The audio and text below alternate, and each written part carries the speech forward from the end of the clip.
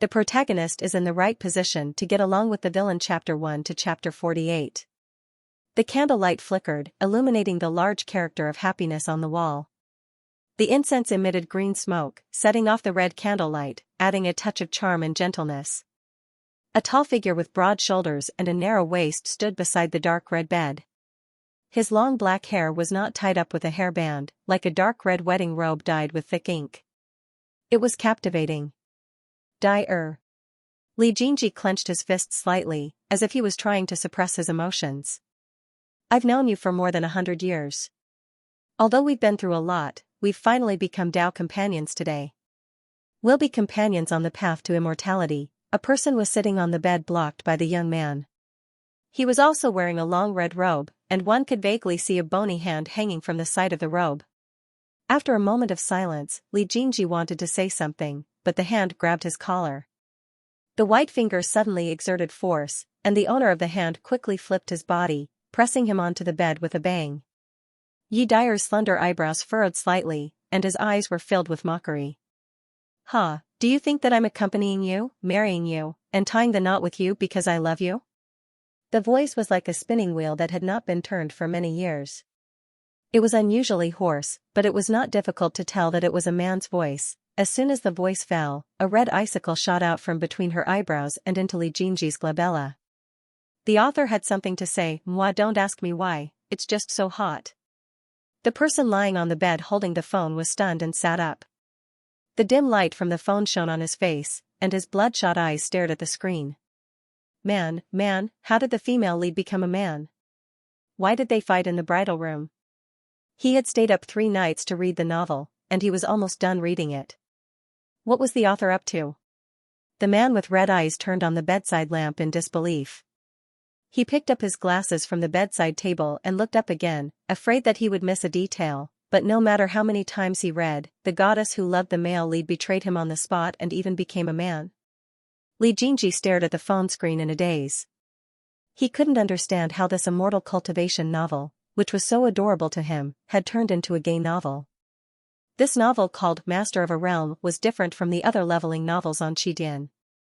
It was not a novel that would make one's body and mind tremble, but this novel had strangely climbed to the top 3 of the gold ranking.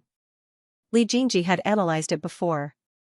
As long as it was still because of the suspense throughout the whole story, such as the male lead's mysterious bloodline, the male lead's family's martial arts, and the places in the arcane realm that had not been set foot in, there were too many fascinating suspense. People couldn't help but want to know the truth behind the story. They couldn't help but want to see the male lead soar to the sky after uncovering the mystery. After all, when Ming was the master of a world, of course, the key point was that the male lead had no lack of various female confidants by his side. They were all reserve members of the harem. Otakus naturally looked forward to the day when the male lead would make his move. When Li Jinji found this novel, he was shocked. Most importantly, the male lead had the same name as him. Seeing his name become the male lead and become the winner of life, it was impossible for him not to be secretly happy. He stayed up for 3 nights to read the novel and finally endured until the male and female lead got together. In the end, what kind of godly development was this? He quickly scrolled down to check the comments. Sure enough, there were many people who were like him. 1L, comment, is the author's brain flooded with water? Do you want me to help you? What the hell? What's going on? Can someone tell me how the mute female lead turned into a man? What's with this thick atmosphere that messes with the novel? Published by Bad Not Love 2L, comment, oh my god, has the male lead been raped? The door to a new world, I'm going to die. Is the author a spy from Jinshui Literature Network? He's hiding his achievements and fame. Master Kogami, come out quickly. Let's talk about life, published by Truth Emperor. Li Jinji scrolled down again. The comments were more or less the same. They were all readers who had been blown away by the godly plot twist. He slowly took off his glasses, leaned against the headboard, and calmly picked up his phone to click on the next chapter. No matter what, he had to see what the author was up to first. Li Jinji looked at the person in front of him in shock. Her eyebrows were still gentle, and her eyes were still familiar. However, he was not familiar with the deep and sharp gaze in her eyes. For a moment, he did not know how to retaliate. In fact, he could not retaliate. His Dao partner had already sealed his dantian when he made his move just now, and he had long let down his guard against her. Are you surprised? The slightly hoarse voice ruthlessly rubbed against his nerves. He saw his Dao partner Yi Dyer slowly take off her wedding dress, revealing a scenery he had never seen before. She had a thin waist, muscular arms, and a body full of masculinity. Yi Dyer threw the robe on the ground. As long as I merge with your Ice Phoenix bloodline, Li Jingji's clothes were torn apart. I can upgrade the Ice Dragon bloodline to the Divine Dragon bloodline. Li Jingji stared at the person in front of him in disbelief. He realized that he had never understood her before. For example, she had the Ice Dragon bloodline. No. Ice Dragon bloodline? You are? The airflow in Li Jingji's dantian suddenly became chaotic. Even when he knew that his Dao partner was a man, he was not this shocked and angry. Yi Qing. In the northern frozen realm, there was only one person who had awakened the Ice Dragon bloodline. That person was his greatest enemy, Yi Qing. Yi Dyer was Yi Qing? The Yi Qing who had annihilated the entire Li family fort. The Yi Qing who had brutally murdered Hu Sisi. The woman who had accompanied him through his youth had died in his hands. Haha, that's right. Yi Dyer, no, it should be Yi Yu's face changed within the white mist. Her gentle and beautiful female features became handsome and full of masculinity. He seemed to be pleased by the anger in his opponent's eyes. After he pried open his opponent's legs, he laughed hoarsely. He held the jade dragon with one hand and pushed his waist forward. The dragon swam into the cave and slapped the wall with its tail. His movements were elegant, but not flirtatious at all. He did it again and again, completely ignoring his opponent's screams and struggles. Ah! Li Jingji screamed in pain from the tearing. The anger in his eyes seemed to be about to burst out. If that's the case, Sisi had no grudge against you. Why did you kill her? This was the person. Since he had killed her, why did he pretend to be Yi Dyer and come here to comfort him gently? To fuse with the Ice Phoenix bloodline, the host of the bloodline must reach the Yuanying realm. Also, haha. Yi Qing's waist swayed at a constant speed. There was no gentleness in his actions, as if he was only after the bloodline in his opponent's body. Both parties must guard their essence. If you have intercourse with someone during the Golden Elixir period, you won't even be able to awaken the Ice Phoenix bloodline. How can you talk about a blood sacrifice? Li Jingji's eyes shone with a bloodthirsty light. So this person was only after the Ice Phoenix bloodline. However, the Ice Phoenix bloodline in his body was only awakened after he entered the Yuanying period. How could this person? The smell of blood filled the entire bed. Li Jingji only felt that the Ice Phoenix bloodline in his body was slowly being extracted. Pop Yi Qing, who had obtained the Ice Phoenix bloodline, slowly pulled out the roaring jade dragon. In an instant, blood flowed out. However, there was no white liquid flowing out. Obviously, the other party was not satisfied. He wiped away the blood on the dragon's head with one hand and stood up. He glanced at the motionless person on the bed and stood up. An icicle shot silently into Li Jingji's dantian and Yuanying. Losing the bloodline meant death. Since he had chosen, he had to be ruthless. End of the article. The author had something to say. The male protagonist was not the male protagonist. The news agency was just that simple. This article was also titled, The Male Protagonist Who Died in Bed. Darling is back. Everyone, stop being mean. Li Jingji stared blankly at the few words of the complete article. He was speechless. When he thought of this ending after staying up for 3 nights, he felt like he was going to die soon. Behind the Door of a New World was the complete article? The third-place novel on the gold list had such a lousy ending? Shouldn't the editor do something about it? Shouldn't the stupid author be whipped? What happened to the cool novel? What was with this déjà vu feeling that the villain was the male protagonist? Moreover, when he saw that Li Jingji in the novel was given a back door, he felt very strange. Haha. Li Jingji wiped the dog blood on the screen and scrolled down to read the comments. 1L, comment, damn. Damn. After reading the novel for half a year, I actually didn't know that Yi Qing was the real male protagonist. No wonder Li Jingji couldn't even get a stud horse. Did he hide all the harem girls? Author, return it quickly. Oh right, did Yiqing take the disguise pill? Publisher, Endless 2L, comment, illogical. Illogical. For the sake of the bloodline, Yiqing could have just forced himself on the male protagonist. Why did he have to pretend to be a woman to cheat the marriage? Even if it was for the sake of the bloodline. He didn't have to do this at all. Is the author's logic still there? This novel is full of bugs. Straight. Find. Spit. Is there anyone who went to Xianxia to flame Master Kogami, this unscrupulous author? Count me in, thank you on my knees. Publisher, Old Monster, author's reply pinned, sorry, my girlfriend found out about my author account. She was the one who posted those 2 chapters. I don't have internet in the countryside, so she took the opportunity to mess around. I'm really sorry. I'll post it again tomorrow. This novel is definitely not finished. Your girlfriend's imagination is too big. But her imagination is quite good. She could actually write such a lousy ending. The villain's counterattack is also so stylish. Dandan's pride. Publisher, Master Kogami, Li Jinji secretly analyzed the current situation in his heart. So this ending was just a prank by the author's girlfriend. This was not the real ending. The female protagonist who accompanied the male protagonist for 100 years was a real woman and not the villain Yiqing? Would tomorrow's wedding night be changed to the correct mode? After thinking through all this, he finally felt relieved. The author's girlfriend was really a godly person. She hid her achievements and fame well. He looked at the time of the author's reply. It was a few minutes ago.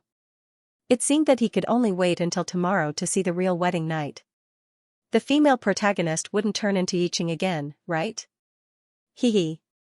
It was really hard to say. He felt powerless to complain. Those who had never had a girlfriend before were not qualified to say anything. He looked at the time. It was already 3:30 a.m.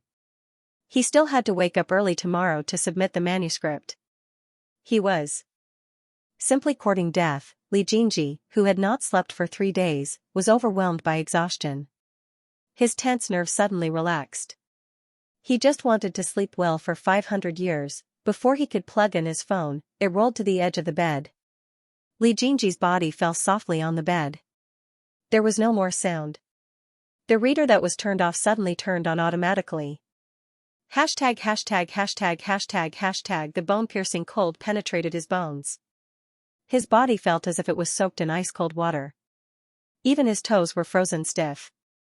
Before he could regain his consciousness and distinguish his thoughts, his limbs were already reflexively struggling frantically. Run away from this damned place. Li Jinji did not even have time to analyze why he was here. Because of his struggle, he choked on a mouthful of ice water. In an instant, even his lungs were soaked by the ice water. He was in a sorry state. His frozen lungs seemed to have stopped working. There was less and less air. The depths of his lungs seemed to be burning hot, but it could not melt the frozen ice. Because of the pain, he suddenly opened his eyes. What entered his eyes was a deep blue. It was ice-cold water. A large piece of ice covered the deep blue. It was ice formed on the surface of the water. Because of the futile struggle, Li Jinji quickly lost his strength. Although he tried to tell himself to calm down, the exhaustion caused him to sink quickly. The ice white was getting farther and farther away from him.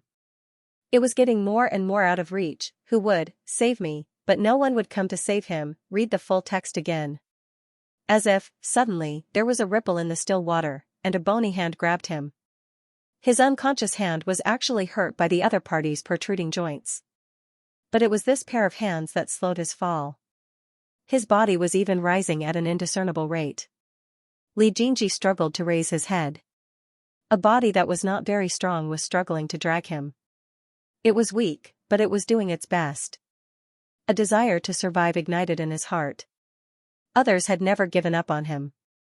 What right did he have to give up on himself? Li Jinji knew that if he continued to be like this, not only him, but also the person who came to save him would be implicated by him. Li Jinji squeezed the bony hand tightly. His frozen limbs suddenly exerted strength. Resisting the discomfort in his lungs, he quickly caught up with the person who came to save him. The other party seemed to be stunned for a moment, but quickly reacted. With one less burden, the two of them struggled to swim upstream. When they got closer, Li Jingji saw that there was a hole in the ice. He had probably fallen through this hole. Biting his stiff lips, the two of them finally got out of the ice cave with the last bit of strength. The dazzling sunlight broke through the water. Li Jingji squinted his eyes in discomfort. The surroundings became noisy, as if there were many people around. He thought of the helpless situation just now and just wanted to sneer. His body was completely exhausted. He no longer had the strength to climb out of the ice cave. His waist was suddenly supported by two hands. Although it was trembling, it was firm.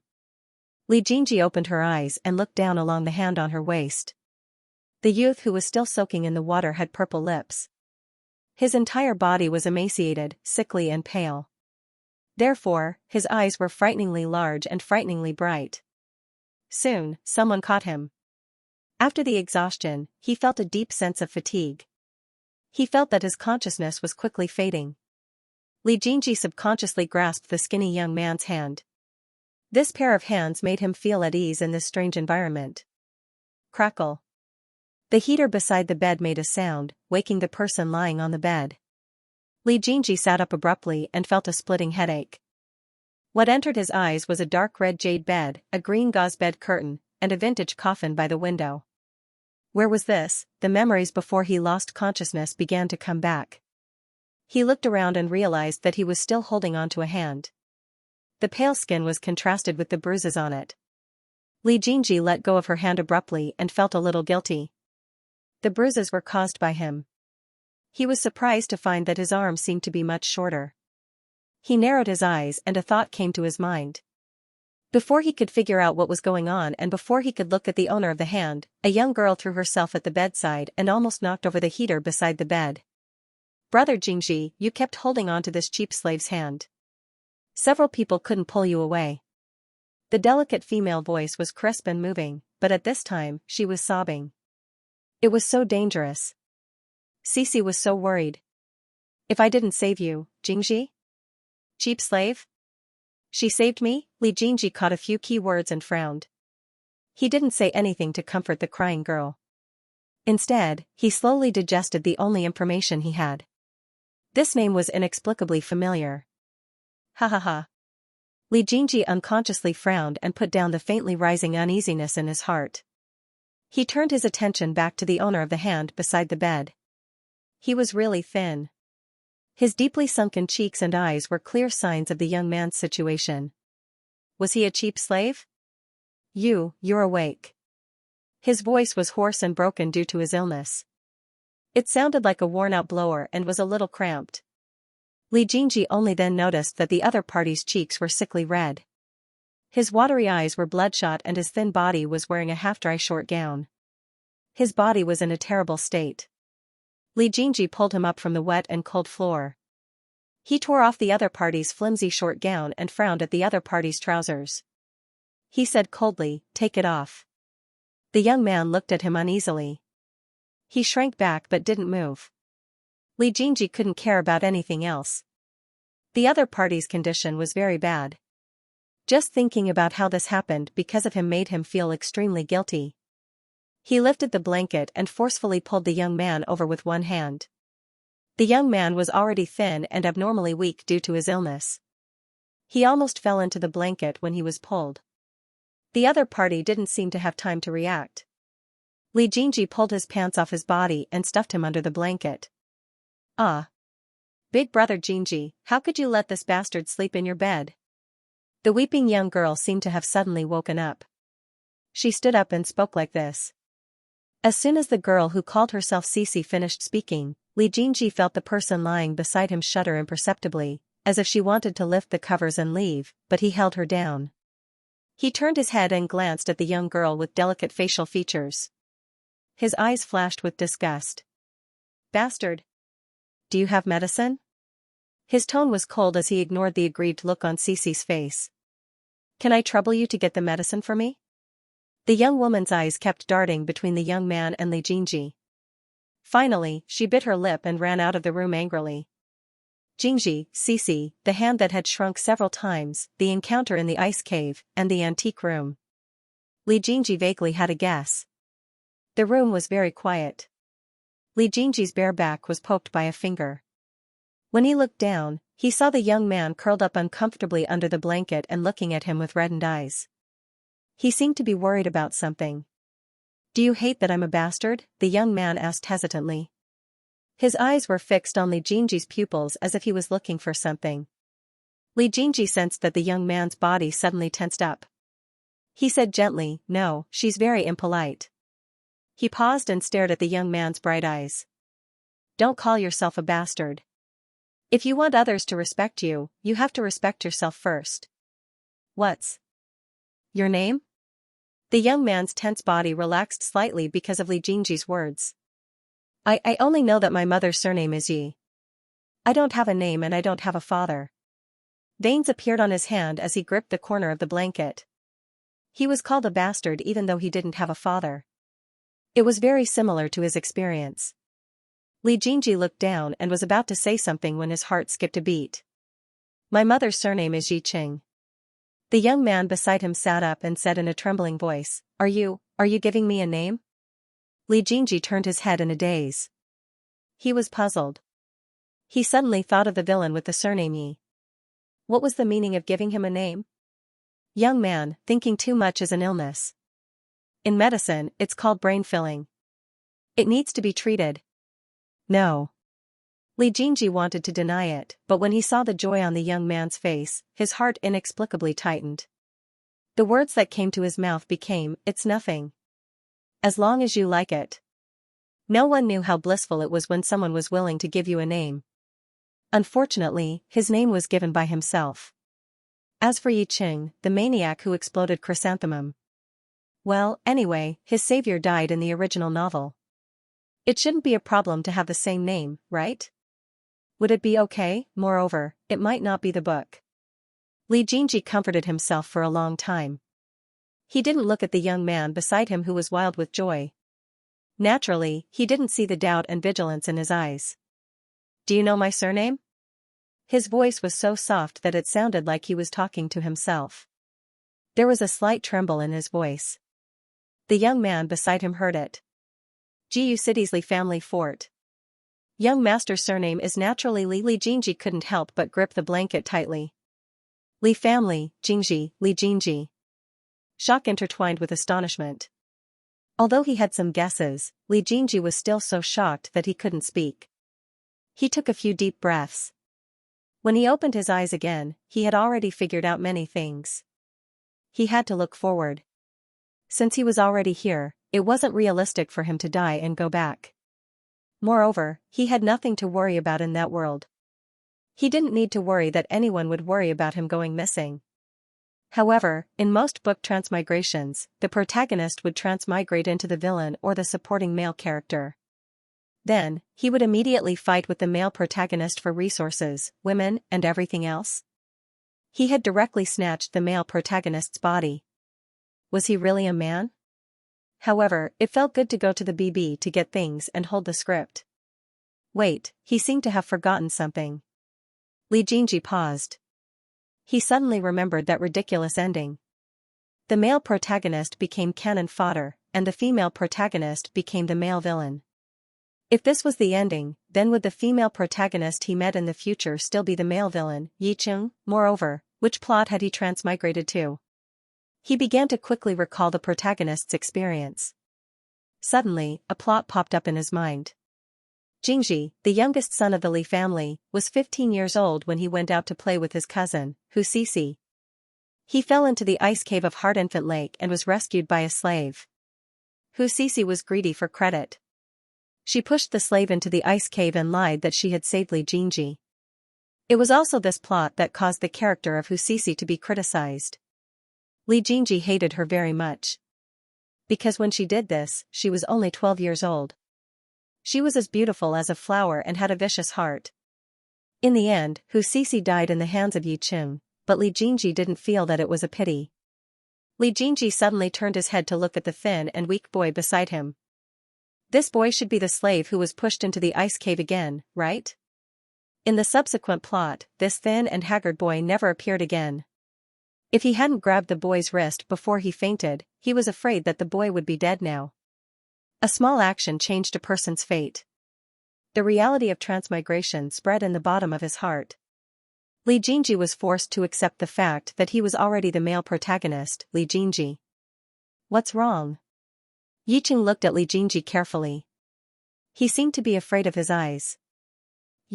Do you regret giving me a name? No, Li Jingji said, do you still feel uncomfortable? He felt a little depressed. No, I don't feel uncomfortable. I'm just dizzy and very hot. Yiqing was asked about his physical condition. He twisted his body uncomfortably. I want to go outside the room. It's cooler there. In the end, Li Jingji stared at him and he didn't say anything. In your current physical condition, being cold will make your condition worse. Li Jingji said with a frown. Knock knock. There was a knock on the door. Jingji, are you asleep? The gentle voice did not fluctuate. Li Jingji sat up with one hand supporting his body. I'm not asleep. He knew who came in. It was the main wife of the Li family's side branch, the protagonist's official mother, Mrs. Liu. He read the novel very carefully. His memory was good since he was a child. Although he couldn't have a photographic memory, he still remembered the characters and plots hundreds of chapters ago. Creak. The wooden door was pushed open, and Madame Liu came in with a bowl of medicinal soup. Cici already told me. Look at you, how could you be so careless? If Cici didn't save you at that time, you would have died. Who is this? The gentle tone was broken by a sharp scream. Mrs. Liu quickly put down the tray in her hand and walked to the bedside with small steps. How can you be so unruly?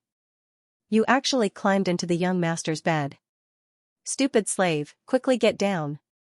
I was the one who asked him to come up. Li Jingji raised his chin and narrowed his eyes at Mrs. Liu. I don't know what Cici told you, but he was indeed the one who saved me. Father always talks about repaying kindness, isn't that right? Mother.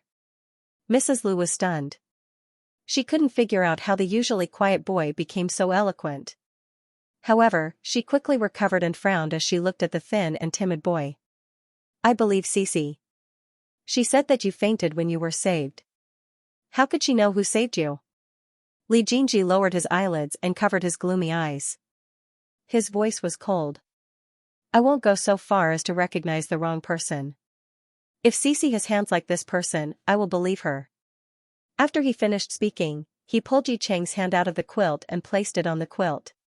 He frowned. Yi Cheng's hand was frighteningly hot. Mrs. Liu looked at the frightening hand, opened her mouth, and turned her head away. I'm here to bring you medicine. Your father asked you to look for him after you're comfortable. Mrs. Liu frowned and looked at the two people on the bed. In the end, she didn't care anymore. She said, you, rest first. Remember to take your medicine. Then, she hurried out the door. Li Jingji stared at the door and couldn't help but recall the situation of the second son of the Li family. After his mother died, he was raised by his wet nurse until he reached adulthood. His father didn't like him.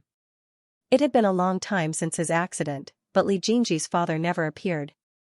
Mrs. Liu's words clearly indicated that Li Jingji's father knew about his son's accident. He really didn't like him.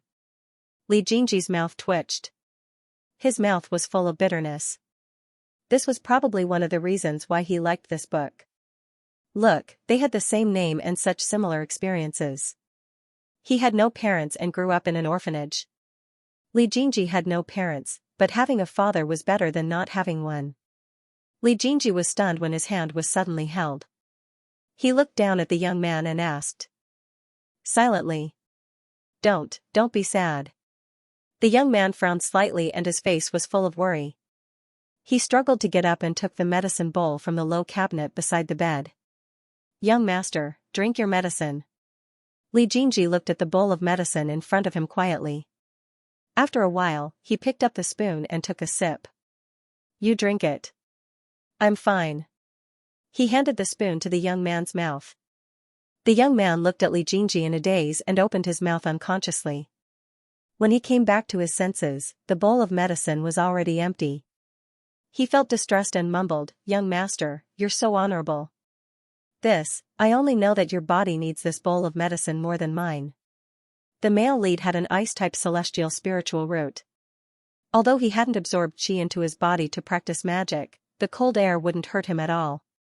He didn't say any lies to comfort the other party. "Go to sleep." After saying that, Li Jingji really did lie down. Not long after, his breathing became long. Yiqing stared at the defenseless person who fell asleep. The caution in his eyes gradually turned into vigilance and a strong sense of confusion. How did this person know the name his mother gave him before she died? He had a name. Before his mother died, she named him Yiqing. But a servant who had been recorded as a lowly servant couldn't have a name. Unless the master gave him a name, he wouldn't be recorded as a lowly servant. But was this a coincidence? The next morning, Li Jingji went to his father's study and asked Yiqing to lead the way. Master Kogami did not specify the location of the study, and Li Jingji was not stupid enough to ask the servants. He could only let Yiqing walk in front of him and followed him to the study. After sending Yiqing back, Li Jingji patted the snow off his body and knocked on the door. "Father. Come in." Li Zhongyin's voice was faint and dignified, but not intimate. Li Jingji pushed the door open and entered. "Father." His expression was very respectful. Before he transmigrated, Li Jingji was a movie screenwriter. Other than watching movies for fun, he also watched movies for inspiration. Therefore, in this situation, he had a good grasp of facial expressions. His experience in the orphanage made him wear a mask all year round. What kind of expression would be more pleasing to the nuns? What kind of expression would get him more food? It was not unreasonable for other children to hate his behavior. However, in front of the boy who reached out to him in the icy cave, he never wore a mask. "Are you feeling better? Why don't you rest for a few more days before getting out of bed?"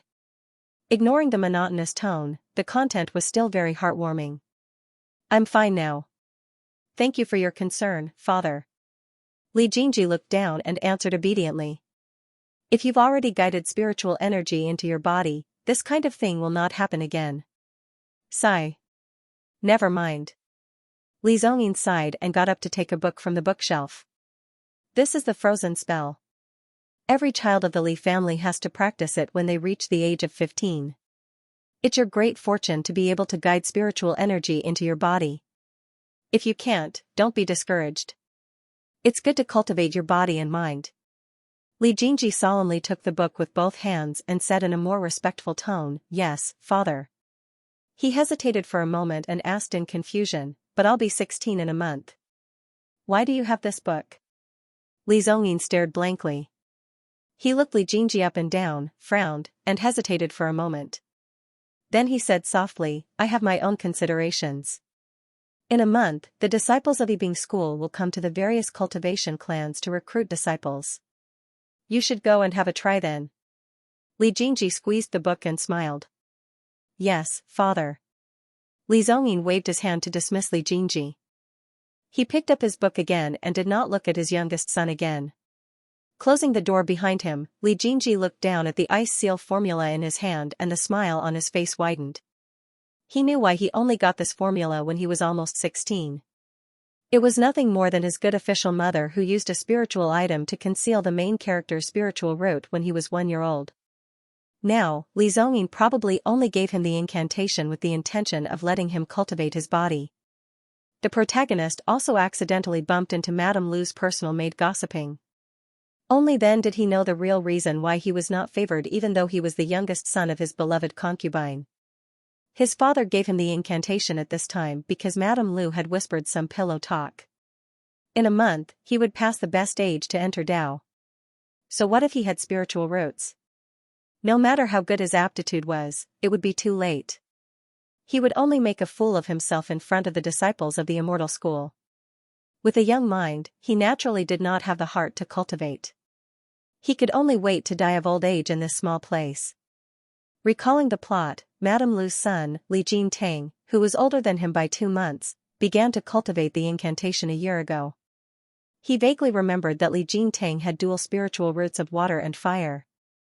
It sounded like he was very talented, but water and fire were placed together. Li Jingji only wanted to laugh. It was not certain who would make a fool of himself. The male protagonist in the novel only entered Dao at the end of the month. Although he did not make a fool of himself, his situation in the immortal school was not satisfactory. This was the worst-case scenario. If he worked hard and knew the cause and effect, he might do better. Suddenly, a hand patted him carefully. Li Jingji, who was still thinking, tensed up and looked at the other party. "Why are you still standing here?" The top of Yi Cheng's head was already covered with white snow. His lips were white from the cold, but his eyes were full of worry. "You gave me a name, so I am Yi Cheng's master." Yi Cheng does not dare to leave without permission. He grinned, his pitch-black eyes faintly shining, and he had a simple and honest look on his face. The footprints on the way here were covered by the snow. Yi Yu is afraid that young master won't be able to find his way back to his room. Li Jingji frowned and retorted, "I know where the room is. Also, I know that you are very excited because you just got a name, but you don't have to use your name in every sentence." Was he afraid that others would not know? The name Yi Cheng made his butt ache. He hesitated and said, "Do you like this name? Why don't I change it for you?" "No, Yi Cheng likes this name very much." The young man took half a step back and answered quickly with a vigilant expression. He was afraid that Li Jingji would say something that would go back on his words. "All right, a gentleman does not take what others like. Take a deep breath and relax your butt. Yes, that's it. Use my character to replace the name." "Yes, I understand." Yi Yu smiled faintly. Not wanting to stay in the snow any longer, Li Jingji went back the way he came. The snow had already covered his footprints. He reached out to catch the falling snow and looked up at the towering ice wall outside the courtyard. The Polar Domain city was located in the north of the Polar Domain. It was separated by a towering natural ice wall. The snow inside did not melt all year round. The snowy scenery was beautiful. However, because of this barrier, merchants from other cities were blocked. The traffic was blocked and the economy was not developed. Even the disciples of immortal sects only came once a year. But who would have thought that the Li family in the Polar Domain would have a thin ice phoenix bloodline? He thought of his experience in the past 2 days. His life was changed overnight. He was in a strange world, but he had to accompany him for a long time. Could he still go back? Li Jingji, who was standing at the door, raised the icebound formula. He frowned and pondered, but soon felt relieved. Since he was here, he might as well take things as they came. He was very afraid of death and cherished his life. If he had the chance to live forever, it didn't matter if it was the scriptwriter, Li Jingji, or the male lead, Li Jingji. However, this time, he did not intend to follow the established path of his life. He was a human, not an animal. All the supporting characters were no longer thin words on paper. They were all people with flesh and blood and thoughts. Since he knew the plot, he had to find a way to do better than the original owner. Even if it turned out to be Zhuangzhou's dream, it was no big deal. Li Jingji heaved a sigh of relief when he felt relieved and the warmth in the room. He took off his cloak and turned to look at Yi Cheng. After the snow melted, he saw that Yi Cheng's body was wet. He was also a troublemaker. Li Jingji frowned and pulled him into the room. When the wooden door was pushed open, he was blinded by the white mist inside. When the white mist dissipated, he saw that there was a square spring inside the room. There were many hot springs like this in extremely cold places. Most of the master bedrooms in the Li family castle had a spring like this. Li Jingji went in by himself and didn't care about Yi Yu, who was pulled over by him. He took off his outer robe and pants and stepped into the pool with only a thin layer of inner clothing. "Come down." He turned to look at Yi Cheng, who looked uneasy. He raised his eyebrows and said, "If you don't take off your wet clothes soon, I'm afraid they will catch fire." Yi Cheng looked at the young man who was shrouded in white mist. His cheeks were red from the steam and his eyes were exquisite. He looked even better than the dolls in the New Year pictures in the ancestral hall. He couldn't help but be stunned. He didn't even care about the uneasiness and awkwardness he felt just now. Li Jingji called him several times, but he didn't hear him. Seeing the young man staring at him, Li Jingji raised his eyebrows and wondered if there was something stuck on his face. He turned to look at the bronze mirror by the spring. Who is this little rascal? Who can chase him away? Li Jingji glared at the bronze mirror. The young man in the bronze mirror also looked angry. Li Jingji tried desperately to recall the plot. He tried to find Master Kogami's description of the male lead's face. What happened to the cool male lead? Where did this exquisite but not cool child come from? After thinking for a long time, there really wasn't much description of the male lead's facial features. There was only one sentence: phoenix eyes, starry eyes, extremely handsome. Okay, the male author of the novel didn't pay much attention to the description of the male lead's facial features. However, it was these two simple sentences that allowed him to successfully imagine an extremely handsome male lead. What dashing eyebrows, eagle-like eyes, high nose, and thin lips. It wasn't his fault for having such a big imagination. If he wasn't good-looking, how could he have a harem and summon a dragon? But could this young man with willow-like eyebrows, round eyes, a delicate nose and red lips really have a harem? Author, are you kidding me? Are you really a man who deceives the readers like this? Li Jingji picked up the towel on the side and calmly rubbed his face. It was soft to the touch. Okay, let's be more open-minded. Actually, his appearance was quite consistent with the description. His slightly upturned eyes were wrapped in pitch-black pupils. They reflected the spring water and were as bright as the stars. Li Jingji turned his head away gloomily.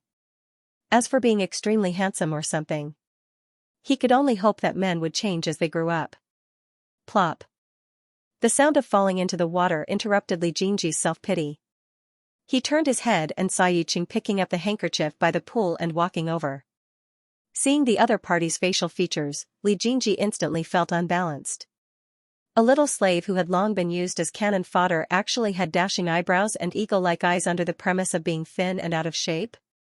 He even had a high nose and thin lips? This was the face of the male lead in his mind, okay? Give me back my face. I'll help you wipe your back. His eyes were fixed on Li Jingji's inner garment that was stuck to his body. His milky white skin was faintly discernible, and pale round beads were protruding out when they met the running water. Sorry to trouble you. I can't wash my back by myself. Li Jingji didn't hesitate. He took off his inner garment, closed his eyes and leaned against the wall of the spring. He said lazily, I'm going to start cultivating from today onwards. You can stay in my bedroom. Yes. Yiqing answered absent-mindedly. In his eyes and mind, there was only the delicate milky white skin left. Yiqing will remember. After saying that, he didn't dare to look at it anymore. He took a Chinese locust and smeared it on the milky white skin a few times. He then changed to rubbing it gently with a bath cloth. Li Jingji seemed to have sensed his panic and turned his head to look at Yu. He saw that Yu's honey-colored skin was propped up by rows of ribs, and his two brown spots were unhealthily curled inwards. His heart ached as he said, "You're too skinny. In the future, you'll have to eat with me." He was too skinny. What a waste of his life. However, since he couldn't get the male lead's face, it was also excellent to fatten it up and look at it. However, he was really too thin. He seemed to be like this when he was in the orphanage. Due to long-term lack of nutrition when he was young, he grew thin and didn't break the 170 centimeters mark when he became an adult. Seeing that Yiqing was about to say something, Li Jingji quickly said, "This age is the time when you're growing.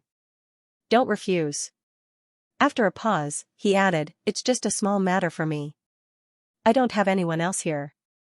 There's no need to follow the master and servant etiquette." After saying that, he lowered his body and immersed himself in the warm and soft water. His long hair rippled in the water. Li Jingji, who was submerged, didn't see that the young man's eyes were dark as he held the bath towel in a daze. A name, a bowl of hot dishes, and a warm room. It seemed simple and ordinary, but no one was willing to give him alms. This was probably the most unforgettable scene in Yicheng's eternal life. A room full of smoke, a pool of sparkling jade spring, a head of black hair that scattered with the waves, and a sour smell that entered his nose along with the white smoke. The place Li Jingji chose to cultivate was very secluded, and its only characteristic was that it was cold. Staying in a cave with ice walls on 3 sides, the temperature was really unbearable for ordinary people. If possible, Li Jingji also did not want to cultivate here. However, he had read the original novel and knew that he had an ice celestial spiritual root. He also knew that cultivating in a place like this where the cold air was stagnant could yield twice the results with half the effort. Li Jinji rubbed his hands and sat cross-legged while trembling. He closed his eyes and sensed the white light spots around him according to the method described in the incantation. The cold air almost turned into a solid mist. Li Jinji quickly found the light in the darkness. Suppressing the excitement in his heart, he carefully guided the light spots over. Suddenly, he felt a chill on his forehead. Li Jinji clearly felt a lump of something colder than the surrounding environment collide into his forehead. The cold air slowly flowed through his meridians and spread throughout his body. Other than the initial discomfort, his body unexpectedly liked this cold air. The cold air slowly converged into his dantian and took root in the depths. As the cold air surged, Li Jinji's eyes lit up. Every blood vessel, acupoints, and meridians were clearly visible. However, his dantian was still pitch black and he could not see anything clearly. Suppressing the joy in his heart, Li Jinji secretly nodded. It seemed that he was still very talented in cultivation. After all, the male lead had just started to draw qi into his body at the end of the month. While he was still happy, he did not know that because of his unintentional action when he first arrived, the butterfly flapping its wings, the plot of the future was completely different. One could not advance prematurely in cultivation. A person who had just drawn qi into his body could not be called a cultivator. He still had to eat 3 meals a day. Recalling the look in Yu Cheng's eyes before he left, Li Jinji pursed his lips and slowly restrained his breath. He got up and stepped out of the ice cave. Stepping on the soft snow, he walked towards his bedroom. However, he was stopped by a voice behind him. "Little brother, where did you come from?" The man's voice was arrogant and frivolous. Li Jinji raised his eyebrows and looked back at the person. The person who came had square eyebrows. At first glance, he looked naive and righteous. Coupled with his frivolous voice, it was really strange. It was the son of the Lu family, Li Jintang, who had dual spirit roots of water and fire. Behind him was the pretty Xianxia. She twisted her handkerchief and looked away with her mouth pouted, as if she did not want him to say anything. Li Jinji secretly pondered. He was afraid that this woman was still sulking because he had brushed her off a few days ago. "Brother, Jinji was just meditating here." He raised his hand and pointed at the small cave behind the rockery. Fangjing's eyes were filled with mockery. He pretended to be surprised as he looked at the small cave. "Tisk, little brother, didn't father tell you that there's a qi refinement room in the Li family fort?" "Father didn't mention it." Li Jinji lowered his eyelids. His tone sounded very sad. Perhaps Jinji's aptitude was not allowed to enter the qi refinement room. He pretended not to hear the two people's taunts and directly ignored Xianxia's words. "Sigh. It's not your fault that you don't have spirit roots." Li Jintang wanted to find an excuse to taunt him and avenge his cousin. He didn't expect that the other party would put on such a heartbroken expression after just a few sentences. It made him feel as if he had stepped on cotton. "Although I don't have the celestial spiritual roots, my dual spiritual roots are still considered to be extremely outstanding. When I enter the celestial sect in the future, I will definitely take care of you." He put on a sorrowful expression on his face, but he couldn't help but feel a little complacent. "Thank you, elder brother. Jinji's stomach is empty. I will go back to my room first." He raised his sleeve and wiped his stomach. His voice was choked with sobs, as if he did not want to stay any longer. Li Jintang smirked. He waved his hand and turned to leave. Once he was out of the garden, he snorted disdainfully. "What a joke." Xianxia's expression was not good. The resentment in her heart twisted her delicate features. She cared most about her face. Last time, he gave her face in front of that lowly servant. Because of that lowly servant, she could not even complete the task her aunt gave her. This time, he completely ignored her in front of cousin Jingtang. Last time, she listened to her aunt and tricked him into going to an area with thin ice. She did not expect that lowly servant would run out and save that person. After that, she wanted to take credit for herself and gain Li Jinji's trust. She did not expect that person to hold on to that lowly servant's hand tightly and refuse to let go, however, humph. Cousin, I heard from Aunt that Li Jingji will also participate in the immortal sex preliminary examination in a month. Her eyes moved, looking very pitiful. If Jingji is cousin. She wanted to say something but stopped. Li Jingtang smiled in understanding. He bent down and whispered in her ear, Mother already added a medicine to that boy's medicine bowl to block out spiritual energy. It would be strange if he could cultivate. Hu Sisi was stunned. Then she smiled and said, then Sisi can rest assured. Li Jingji watched as the other party walked away. The sad expression on his face slowly disappeared. The corners of his eyes were slightly raised. There was no trace of sadness at all. Heh.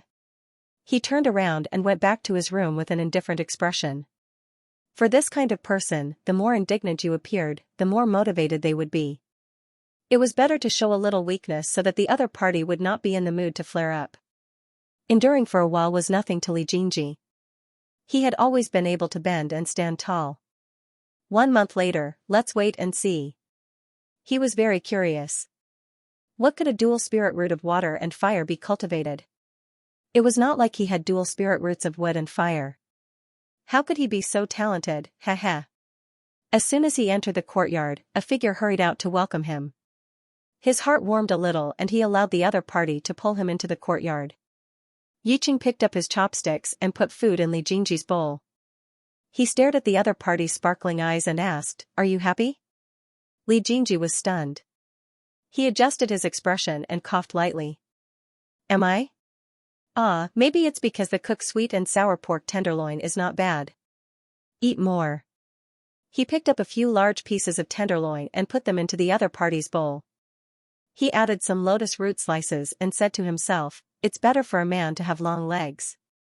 Yiqing looked at the sweet and sour pork tenderloin in the bowl with a complicated expression. He slowly curved his lips. Long legs, Li Jingji ate the meal in a good mood. After ordering the servants to clean up the table, he spread the ice seal formula on the table and started reading it. This was an ordinary qi cultivation technique. There was nothing special about it. It was just an introductory book for the Li family's disciples. Once they entered the foundation establishment stage, they would choose other cultivation techniques to cultivate. The male lead in the original novel also took this path. After entering the foundation establishment stage, he cultivated a superior cultivation technique that he found in an ice cave in the snowy region.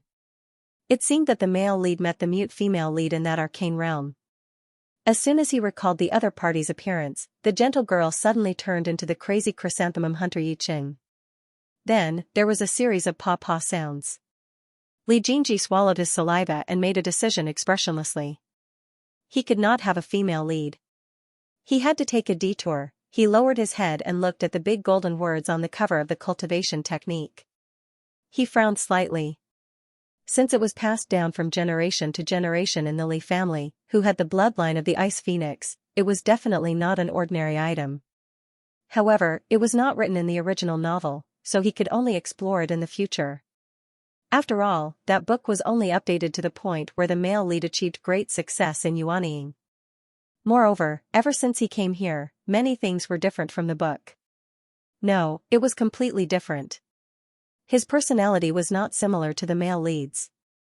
There was no need for him to do things that went against his heart in order to cater to the plot. For example, getting close to Husisi. Disgust was disgust. Only the thick-skinned male lead would treat such a woman as a lover. Although harem girls were desirable, they were still things in the novel. It was enough to feel good when looking at them. If he really brought a bunch of girls with ulterior motives to him, no one would be able to bear it. Moreover, this was the world of cultivators. In a place where people could turn against each other for a magic treasure, taking in a bunch of women who would confide in him was simply courting death. However, later facts proved that some plots were shaken off by the butterfly effect, but the male lead's halo did not fall. For example, the halo of cute girls. No matter how a certain person avoided like a poisonous scorpion, no matter how much he complained incessantly, no matter how a certain person suppressed or blocked him, what should come would still come in an endless stream. What are you thinking about? Harem. Li Jingji held the book and said with a serious face. The voice in his ear became deeper and deeper. Is the harem the emperor's harem? Many women? Hmm? When he realized what he had said, Li Jingji flatly denied it. No, no, no. I was just thinking about the mystery of this book. He stole a glance at the youth in front of him from the corner of his eye. Seeing that the other party's face was full of doubt, he tried to change the topic. Do you want to try cultivating? Maybe you also have spiritual roots. If that's the case, you can go to the immortal sect with me in a month. Although Yiqing still had doubts in his heart, when he heard the last sentence, his attention was indeed attracted. Almost without thinking, he nodded. I'll try. This way, they wouldn't have to separate. This way, he wouldn't be abandoned. Yiqing solemnly picked up the book on the table and read it word by word. Li Jingji looked at the other party's serious expression and his pitch-black pupils constricted. You can read, he said firmly. Yiqing's hand that was holding the book froze. He raised his head with difficulty, his eyes blank. You can read. Li Jingji looked at his face and his tone became even more certain. How can a lowly servant know how to read? He stared at the other party's eyes and asked word by word, What are you hiding from me? No. Yiqing hurriedly denied. His eyes were filled with sorrow. I didn't hide anything from you. He lowered his eyelids and was silent for a while before he said slowly, My mother can read. I lived with her until I was 10 years old. His lowered black eyes were deep and serene. Li Jingji frowned. What happened after that? You don't seem to have mentioned your mother. She's dead. When Yiqing said this word, he was unexpectedly calm. She has some hysteria. She's good and bad sometimes. When she's good, she teaches me how to read. She's quite gentle. When she's ill, she'll. His voice lowered. How does she treat you when she's ill? Li Jingji looked at the other party's expression and his heart twitched. Yiqing lowered his eyes and raised his hand to roll up his sleeves. Li Jingji took a closer look and gasped. He couldn't tell at first, but when he looked closely, his honey-colored arm was actually covered with dense scars. Perhaps it was because it had been a long time, but after the scars faded, it was hard to tell if one didn't look closely. She took that pair of scissors and chased me around the house. I didn't dare to scream for fear of attracting the other servants in the yard. The youth bent his body and trembled slightly. They would drag my mother to the woodshed and lock her up. They wouldn't care about her anymore. Li Jingji opened his mouth and wanted to comfort him, but found that he couldn't say a word. He could only pat the other party's back with one hand to comfort him silently. Does it hurt? He touched the scars with one hand. The uneven touch made his heart ache. No, there are so many wounds that even the pain is numb. Yiqing laughed softly. Coupled with his choked voice, it was a little scary. Working under the sun in summer, sweat seeped into the wounds, swelling and ulcerating them. That's the most painful thing. Li Jingji's hand paused. His chest was filled with an emotion called heartache. It was sore and swollen. His thoughts unconsciously drifted back to the orphanage. He was locked up in the warehouse by the Child King for 2 days. It wasn't until the nuns found that one of the children was missing that they found him, who was almost unconscious. The darkest memory was dug out. Li Jingji found that this experience was not even 1% of what Yiqing went through. He was abused by his biological mother. In addition to his body, he was even more heartbroken. He suddenly regretted testing Yiqing. He regretted that he shouldn't have forced Yiqing to dig out this memory. Everything will be fine in the future. Li Jingji paused. His gaze was gentle but firm. You have me for everything. Yiqing bent over and buried his whole face in the shadow. The warmth of the palm on his back penetrated his clothes and reached his heart. The smile on his face grew wider and wider. In the end, even his body trembled slightly. You said it. His voice was hoarse. Feeling the trembling of his hand, Li Jingji panicked and patted it a few times. Don't cry. I said it. Even if I have to leave temporarily, I will definitely find you. Yiqing nodded and didn't say anything. He avoided the important and dwell on the trivial to gain sympathy. He easily avoided the test. His experience was real. However, he was afraid to let the other party know about his mother's identity and his background. He knew that it was a test, but he deliberately exposed a flaw in order to make the other party accept him completely. Yicheng wiped the corners of his eyes with his sleeve. He picked up the manual that had fallen on the ground and read it. Half an hour later, he sat quietly on the bed in his bedroom. His hands formed a complicated handprint and he tried to draw qi into his body. Li Jingji closed the door for him and walked towards the small dog hole with a heavy heart. Since he had made a promise to others, he had to practice harder and use his strength to fulfill his promise. Half a month passed in a hurry. The ice spiritual energy in Li Jingji's body was already the size of a baby's fist. He was about to enter the second level of qi refinement. Yicheng was more hardworking than expected when it came to cultivating. Other than eating 3 meals a day, he sat cross-legged like this. Li Jingji asked him about his cultivation situation, but he only received silence. Looking at the increasingly handsome Yicheng, Li Jingji's heart sank. He didn't want to see Yicheng wasting his time. It would be great if there was a Dharma disc that could test one's spiritual roots. Li Jingji suddenly remembered that there seemed to be a Dharma disc in the Li family's elixir pavilion. As long as the children in the Li family's elixir pavilion reached the age of 1, they would use it to test their spiritual roots. Let's go to the elixir pavilion with me. He stood up abruptly, pulled Yicheng, and hurried out. After turning left and right for more than an hour, Yicheng finally had to lead the way. After crossing the ice pontoon bridge, they finally arrived at the elixir pavilion. This pavilion was located at the edge of the Li family's castle, leaning against the ice wall. It was obvious that the Li family's castle attached great importance to this pavilion. There was a towering ice tree in front of the pavilion. This tree looked like ice but wasn't ice. It looked like wood but wasn't wood. Its leaves were crystal clear and magnificent. It was a thriving scene. However, Li Jingji didn't look at the crown of the ice tree. Instead, he focused on the roots of the ice tree and the countless black pebbles in the flower bed. What's wrong? Yicheng looked at Li Jingji, who was behind him, and followed his gaze to the flower bed. Li Jingji didn't answer. He walked to the flower bed and rummaged through it. He remembered that the plot seemed to have mentioned this flower bed before. A few days before leaving home, Li Jingji went to the elixir pavilion to collect some elixirs. He found a phoenix-shaped jade pendant in the flower bed of the ice tree. Seeing that its shape was strange, he gave it to the Yi dyer he met later. This jade pendant was one of the suspense left by the author. It was known that it was valuable, but it didn't mention what made it so special. Just by looking at the cultivation speed of the Yi dyer who wore the jade pendant, one could see how extraordinary he was. Li Jingji had a vague feeling that this jade pendant had more uses than this. He had to find it.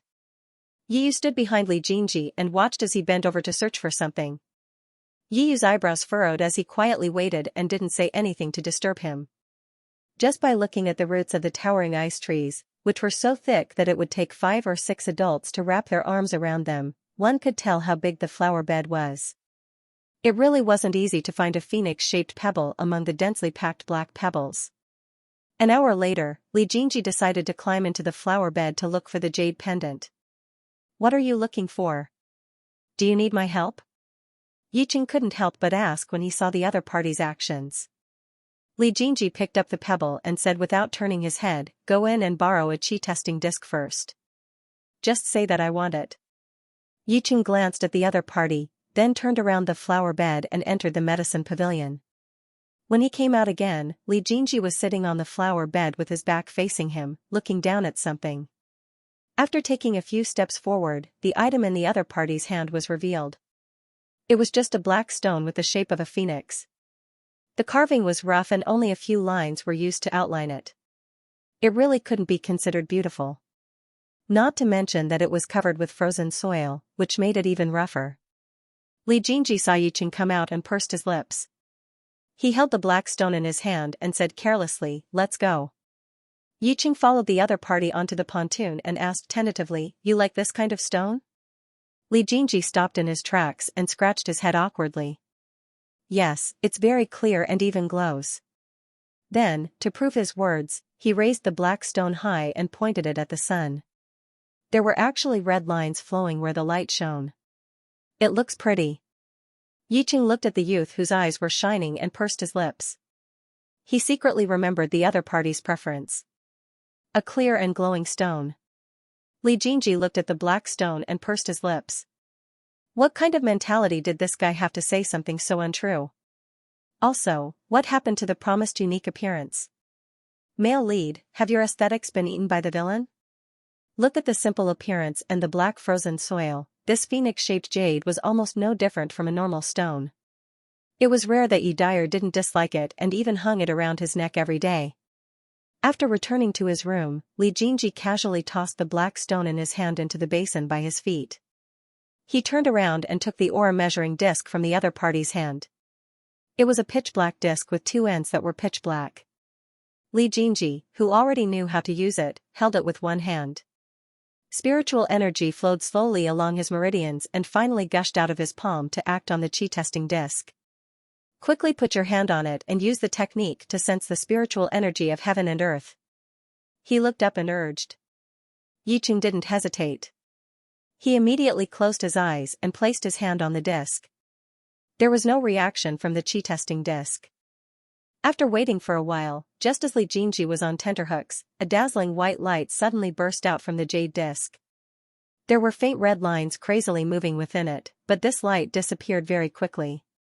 Even Yiqing, who just had time to open his eyes, only caught a trace of the quickly disappearing white light. Li Jingji frowned.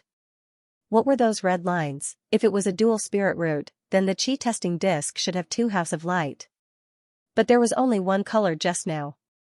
The red lines struggling within were clearly living things. They were like tiny snakes. Try again.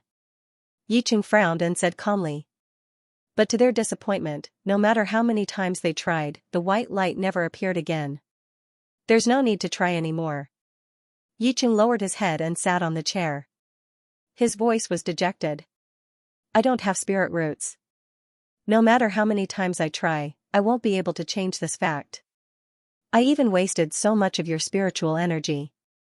Li Jingji didn't say anything. He frowned and placed the chi testing disc on the table.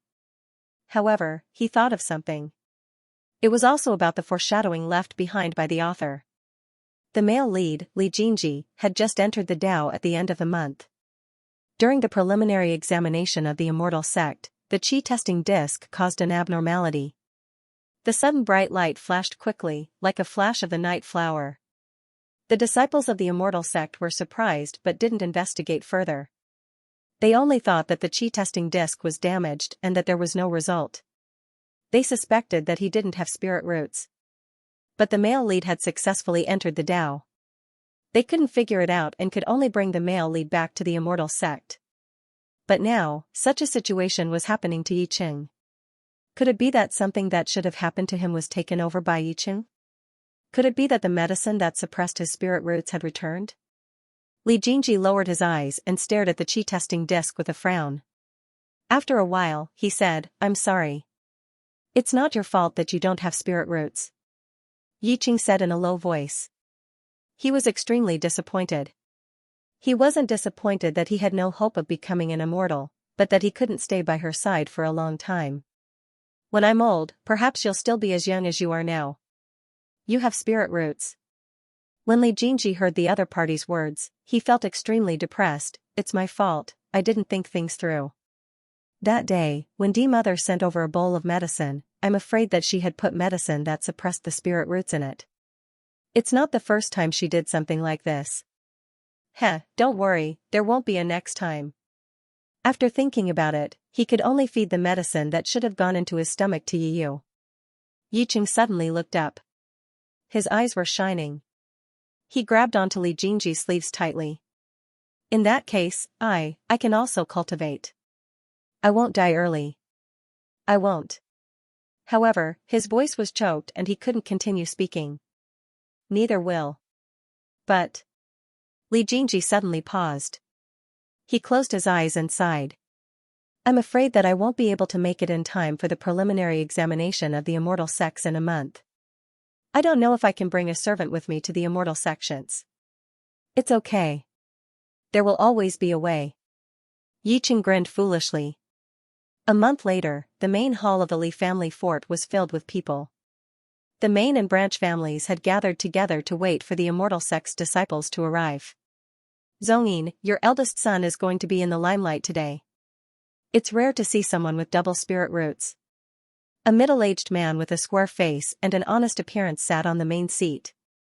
He was the head of the Li family fort, Li Jingji's uncle, Li Zhongmu. You're flattering me. The eldest son of the head of the family is the one who is extremely talented. He also has double spirit roots and has already reached the 3rd level of qi refinement. He's really extraordinary. Li Zhongyin laughed. Although he was praising others, it was not difficult to hear the pride in his voice. Li Jingji stood quietly behind Li Zhongyin, pretending to be invisible. He turned a deaf ear to the flattery of others.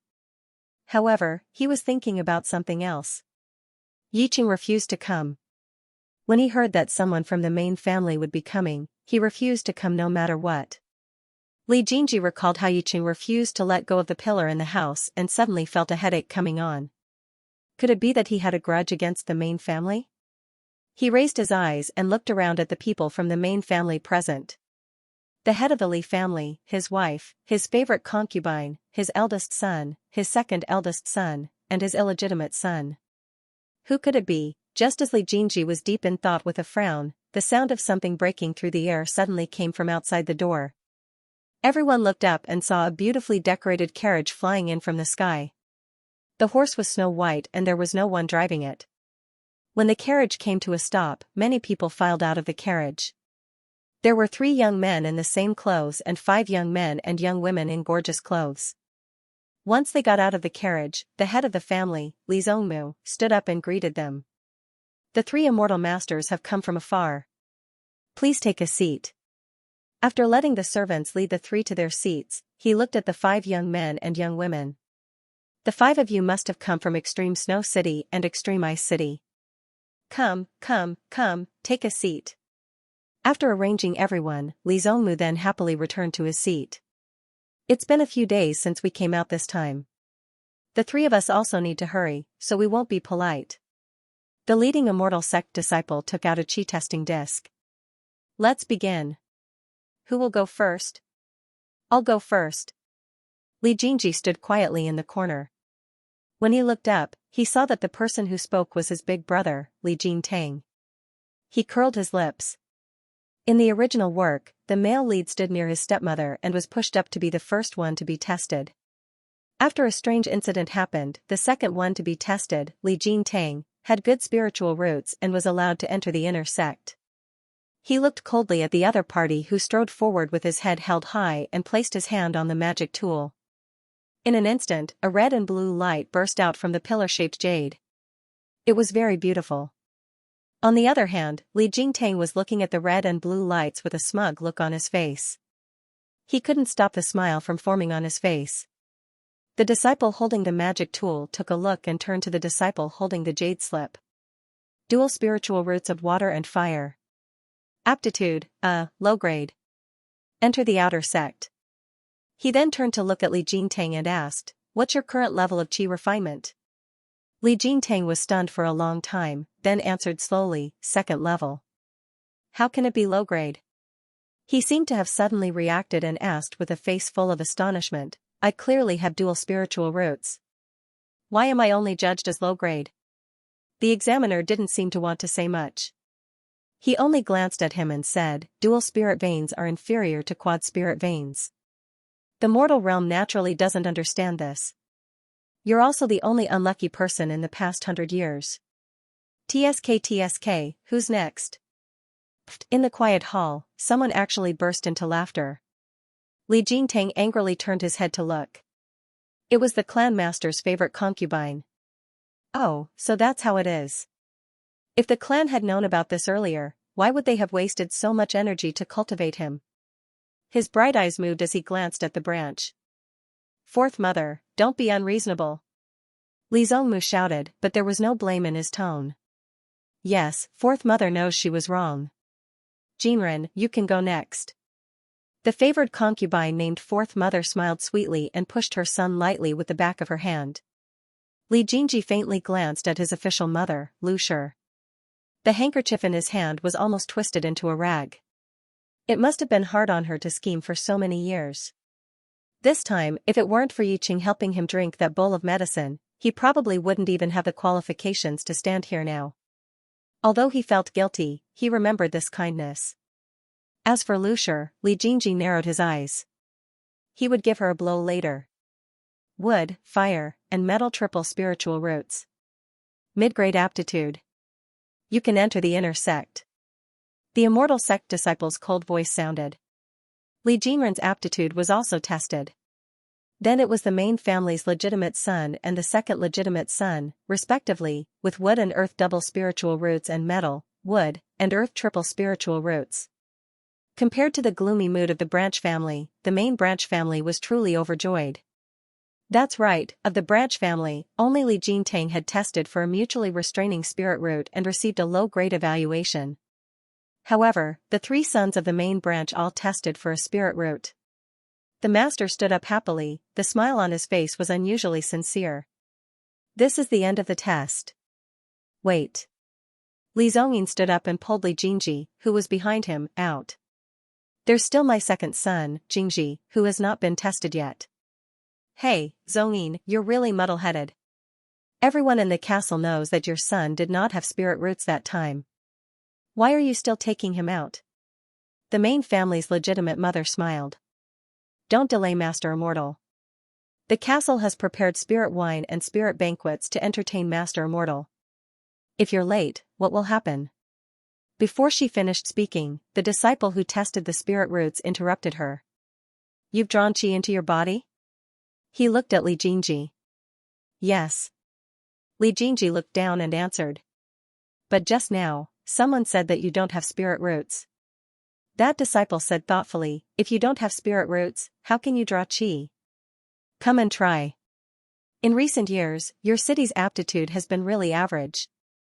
If it's still the same next year, we'll have to come back once every 3 years. Li Zongmu stood up and frowned. His eyes glanced at the 5 youths. I wonder what the other cities' aptitudes are this year. Extreme Snow City Ji Dyer has a heavenly fire spirit root. Extreme Snow City Ji Minor has dual fire and wood spirit roots. Extreme Ice City's Feng Yan has dual fire and earth spirit roots. The other 2 have 3 spirit roots. The testing disciple smiled. If you have heavenly spirit roots, you'll definitely be valued by the higher-ups. You might even become a core disciple directly. Yi Dyer? Li Jingji, who was at the side, trembled. His expression did not change as he quickly glanced at the girl. Recalling the deceptive ending, he felt as if he had been struck by lightning and his chrysanthemum shrank. Female lead, hello. Female lead, why are you here? There was no such scene in the script, however, after thinking about it for a while, he could figure it out. In the original novel, the male lead was the first to test his spirit roots. That Master Immortal did not say those words just now, so naturally, he did not mention the names of the other new disciples present. Little friend? The testing disciple called out to Li Jingji. Let's start the test now. Li Jingji returned to his senses. He took a few steps forward and placed his hand on the magic tool.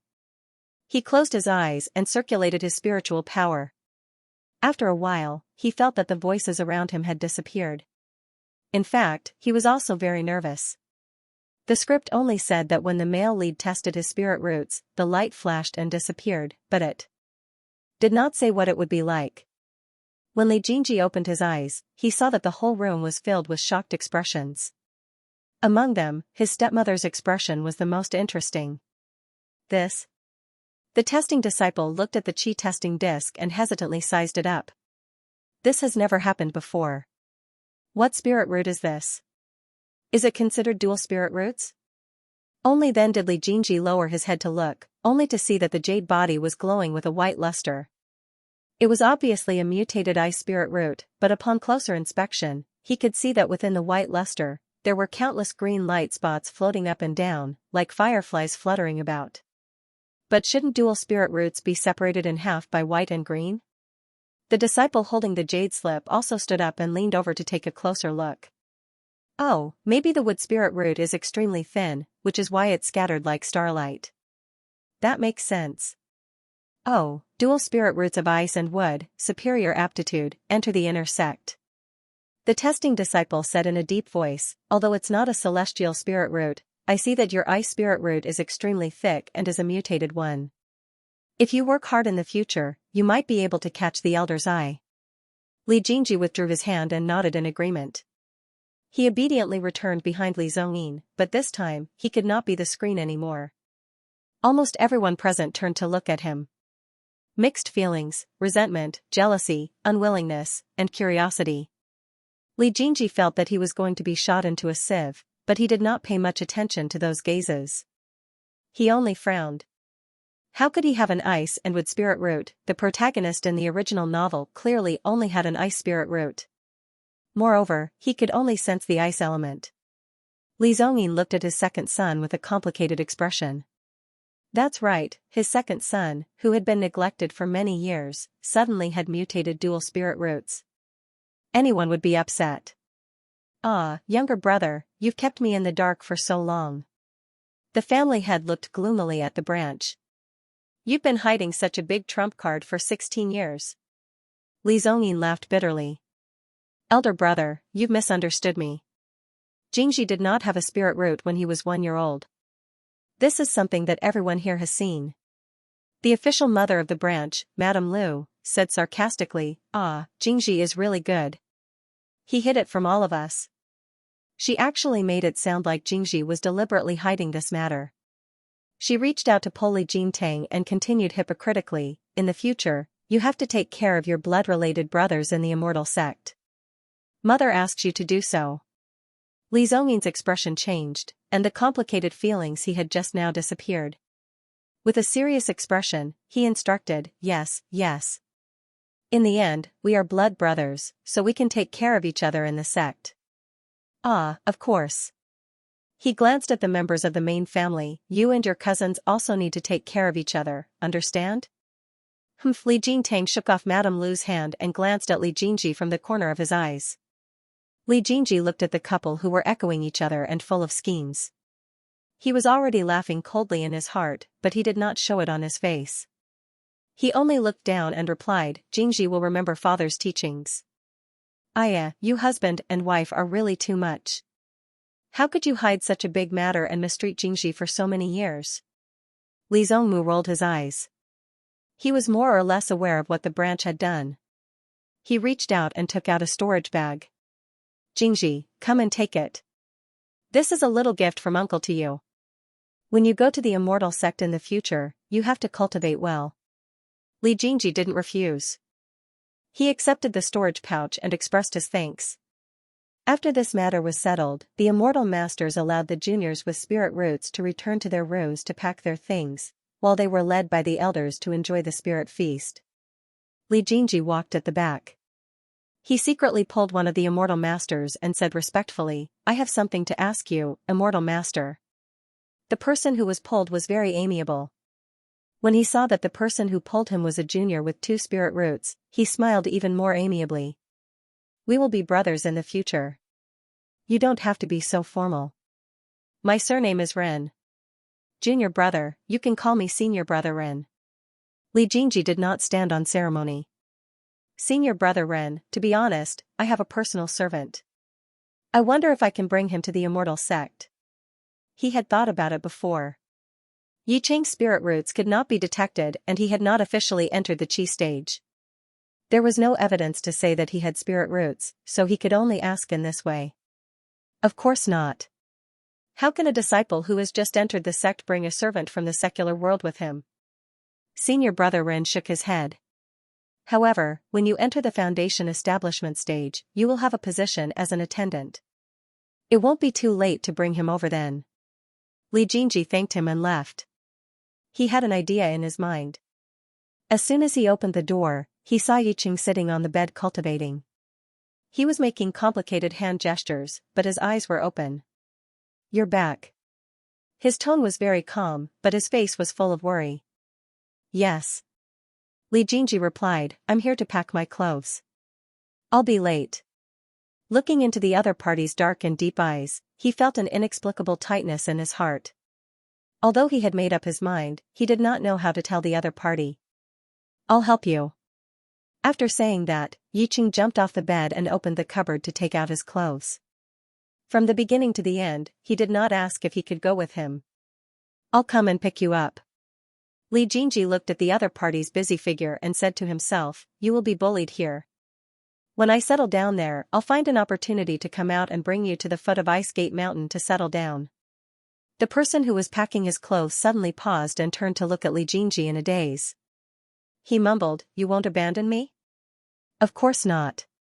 Li Jingji frowned and said solemnly, you saved me in the ice cave and gave me a chance to live. I also promised you that when I enter the foundation establishment stage, I'll bring you to my side. No. However, Yiqing frowned and refused. He lowered his head and chuckled. The young man's voice had a unique elegance. I'll cultivate alone at the foot of the mountain and take the entrance test to meet you. As a man, how can I rely on you for everything? Li Jingji was stunned. For the first time, he looked at the other party seriously. He was not as thin and out of shape as he was a month ago. At the age of 15 or 16, his face was extremely outstanding. At this moment, there was a lofty ambition on his face. He could not help but chuckle. You have ambition. Then I'll wait for you to come and find me. The two of them packed their things. Li Jingji pulled the other party to the main hall, but he was rejected again. I have some disagreements with the main family, so I won't see you out. He pushed Li Jingji out of the door and quickly closed it. His actions were so fast that it was shocking. Li Jingji had no choice but to go to the main hall alone. However, he saw that the immortal master's carriage was already parked in the hall. Other than the main family's first and second sons, everyone else was already there. Li Jingji was used to being the background and did not flatter the immortal master. He stood quietly and no one paid him any attention. After waiting for another 15 minutes, the two of them hurried over. When they got on the carriage, the immortal sect disciple recited a spell and a wave of spiritual energy shot into the carriage. The snow-white colt looked up to the sky and neighed. It kicked its hooves and galloped wildly. Li Jingji looked out through the gauze window and saw a young man standing in the snow in his courtyard, looking up to the sky. The young man's figure gradually disappeared and gradually blended into the pure white snow. The few youths in the carriage were chatting enthusiastically. They were curious about the future, longing for the immortal sect, and fawning over Li Jingnan. Only Li Jingji stared blankly out the window, not joining in the conversation. Li Jingji looked calm, but he was shocked. The female lead could actually speak? The mute female lead who had followed the male lead for 100 years could actually speak clearly? According to Master Kogami's logic, the female lead that the male lead met in the ice cave was the real Yi Dyer, and the one he married was also the Yi Dyer. However, the ending was changed to Yiqing by the author's girlfriend. Thus, it was difficult to determine whether the original author's logic still existed. If the logic still existed, then was the female lead who could speak really the Yi Dyer? But how could the female lead speak? Could it be that an accident happened later? After all, the original plot did not mention that the female lead would appear here. If the logic collapsed because of the change in the ending, then the mute Yi Dyer they met later would be suspicious. On the other end of the carriage, Li Jingji calmly sized up the girl opposite him. Her eyes were gentle, and she seemed to be very modest. Tisk, do you think you're so great just because you have a mutated spirit root? Li Jingji's voice was sarcastic, and he found Li Jingji an eyesore. As a member of the Li family, you actually wear such an ugly jade. The conversation in the carriage paused, and everyone's attention was on Li Jingji. I see that the jade pendant's appearance is simple and unadorned, but it's very pretty. A girl with bright eyes spoke softly. Moreover, he hasn't said a single word. Why do you think he's so great? Another girl covered her mouth and laughed. Does Sister Dyer like this kind of pendant? Of course. Soon, a few more youths joined in the conversation, and it became a lively conversation. That girl had a heavenly spirit root, so there was no harm in making friends with her. Li Jingji lifted his eyes to look at the girl called Dyer. Perhaps because his gaze was too obvious, the girl turned her head, and their gazes collided. Li Jingji felt a little awkward about being caught peeping, but he still nodded and smiled.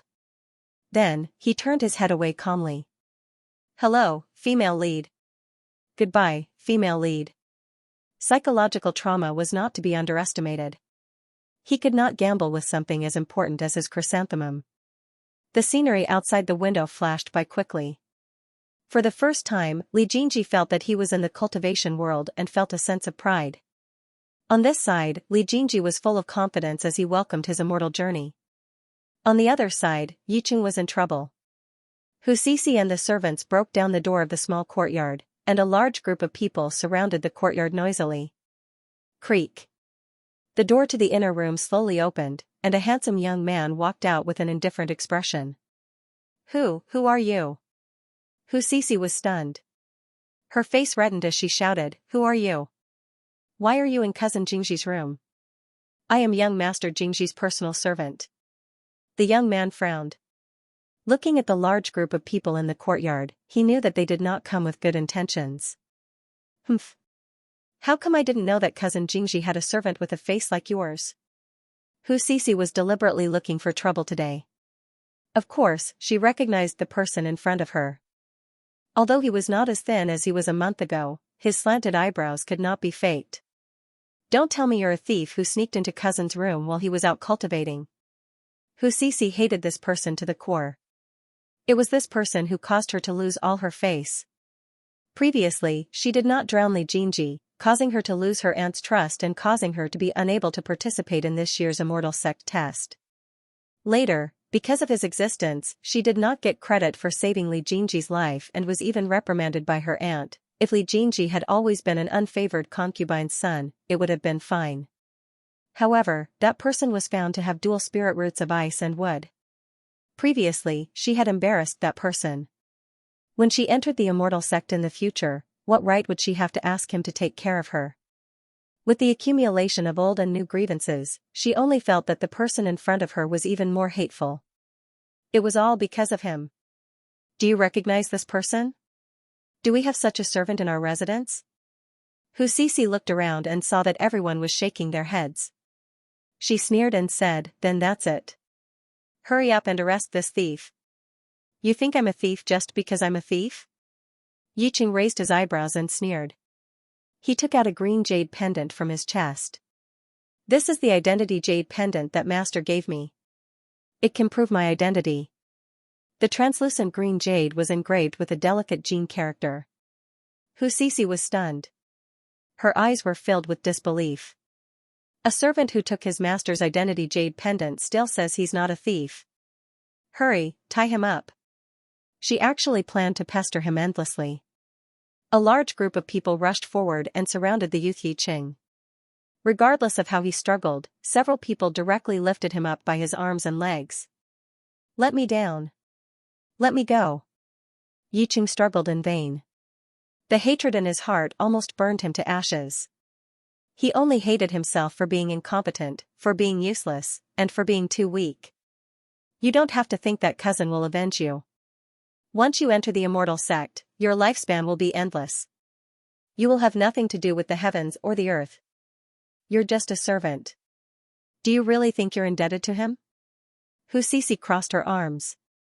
She did not have the bearing of a virtuous lady at all. Her ugly side was completely exposed. Come with me. I want to deal with this thief personally. There's no need to report this matter to Uncle. With that, she smiled charmingly and walked out of the courtyard. The youth who was still struggling immediately gave up when he heard the other party's first sentence. He stared blankly at the falling snow in the sky. From then on, they would have nothing to do with the heavens or the earth. One was a cultivator with endless immortal fate, while the other was a mortal who could be bullied like an ant. Whose eyes were oozing with tears? Whose heart was covered with dust from the snow? The group of people walked mightily to Heart Infant Lake. Hu Sisi ordered people to dig through the ice lake. You ruined my plans here and saved that person. There's a cause and effect. You won't die in vain today. She turned to the two servants and said, Tie up his arms and legs. Hang a large rock on his body and throw it down. Yes. The two servants cupped their fists and smiled obsequiously. When Yicheng was dragged out of the house, he was only wearing an inner garment. When he reached the surface of the lake, he was already frozen stiff. When he heard the other party's words, his eyes widened. Last time, it was you who deliberately lured him here and pushed him down. Humph, so what if I did? If you hadn't interfered, how could I not even be able to participate in this test? Seeing the other party's ferocious expression, Cece took half a step back and said angrily, "Hurry up and tie him up." Yiqing gripped the jade pendant with the word Jin in his frozen hand. He gritted his teeth and glared at the woman. His body was quickly tied up tightly. Several people kicked him and he rolled down the pitch-black ice cave. The cold water instantly invaded his senses. The air in his lungs was quickly depleted. He felt his body stiffen and his head grow heavier. His limbs were tightly bound. He could only squirm and struggle in vain. Unexpectedly, the water under the ice was warmer than above. He gripped the jade pendant that person had left behind tightly in his slightly warm hand. Could he still meet her again? He pursed his lips tightly to prevent the water from flowing in. Scenes of the past flooded his mind. The hardships and helplessness when he was young. His mother's abuse. His blood feud. Was this a warning from his mother? Warning him to forget his hatred. Warning him to indulge in sweet dreams. Warning him to give up on killing his enemy. Would that person be sad? Would it be like what that woman said? Would she step onto the path of immortality? Heaven and earth no longer have anything to do with each other. Then, forget about me. Being dragged down by the boulder, the youth's dim black eyes suddenly turned dark red. His teeth made a strange creaking sound. So hateful, so hateful. If only he was stronger and had power, he wouldn't be so helpless. He wouldn't be trampled into the dust without being able to save himself. His thirst for power roared. He didn't even crave power so much when his mother was killed by that person. Power. Power. The glimmer of the ice cave grew farther and farther away. The speed of sinking increased. Finally, only black water and white bubbles were left. The unconscious youth didn't see his body being swallowed by the light at the bottom of the lake. Sitting in the carriage, Li Jingji had been feeling uneasy since just now. The carriage was warm with frost and snow, but his hands and feet were cold. Junior brother, junior brother? The immortal master surnamed Ren nudged Li Jingji and asked with a frown, "Junior brother, are you feeling unwell?" Li Jingji suddenly came back to his senses. He found that the spirit qi in his dantian was in disorder. "I'm fine. Thank you for your concern, senior brother Ren. I noticed that your spirit qi is leaking. Cultivators need to maintain a calm state of mind. Is there something on your mind?" Immortal Master Ren was full of concern. "Oh, you haven't even entered the sect, but you're already trying to rope people in. You call me junior brother so affectionately." The immortal master who tested the spirit qi raised his eyebrows and said, "Could it be that your master Hua Ming is recruiting new disciples?" The other new disciples on the other side also stopped talking and turned their heads to look over. Immortal Master Ren calmly retracted his hand and said embarrassedly, "I'm just concerned about my fellow disciples." "Senior brother, why are you thinking so much?" Li Jingji lost interest after hearing a few words. He closed his eyes and began to cultivate. Spirit qi flowed slowly along his meridians, pacifying the chaotic spirit qi in his dantian. However, the palpitations he felt just now strangely disappeared. Perhaps it was really because his realm was unstable. With that thought, Li Jingji threw away the distracting thoughts in his mind and focused on meditating to organize his spirit qi. After about half an hour, the sound of the carriage breaking through the air gradually stopped. The carriage seemed to have landed on the ground. Li Jingji opened his eyes and looked out of the window. He saw that the carriage had stopped on a huge piece of ice. At the end of the ice, there was an ice palace with ice-glazed and jade tiles. The cold air was awe-inspiring. "We've arrived. Everyone, please get off the carriage." The leading disciple got off the carriage first. After the few of them filed out, the carriage shrunk and transformed into a palm-sized jade horse. It was actually a flying Dharma artifact. "Please follow me. The elder is already waiting in the hall." The leading disciple put away the Dharma artifact and turned to stride towards the ice palace after speaking in a low voice. Senior brother Ren, who was following behind him, explained in a low voice, "This is the ice palace hall of our ice palace hall. It's used for official business. Don't be nervous when you see the elder later." The main thing is that the heavenly spirit root has appeared this time and the sect has attached great importance to it. In the past, we wouldn't have troubled the elder with such matters. Yes. The few of them replied in unison. Li Jingji followed behind with lowered eyes. He recalled the scene when the male lead came to the Ice Palace Hall. Because Li Jingji's spirit root had not been tested, the carriage ride was slow and he was ridiculed. However, one day, a young girl with a spirit root tried to help him out of trouble. However, her brother was jealous and insulted her character in the hall. Thus, the elder placed her in the outer sect. The outer sect had many errands and she had little time to cultivate. The author did not directly write the girl's name. At that time, many people were curious. Now, it seemed that the girl should be the female lead, Yi Dyer, right? However, a heavenly spirit root. Li Jingji frowned. He had some thoughts in his mind. Of course, he knew that it was not easy to stand out. It was good to be a personal disciple, but there were also many restrictions. The male lead usually wandered around and tried his best to disguise himself as a pig to eat the tiger. He could kill people without being restrained.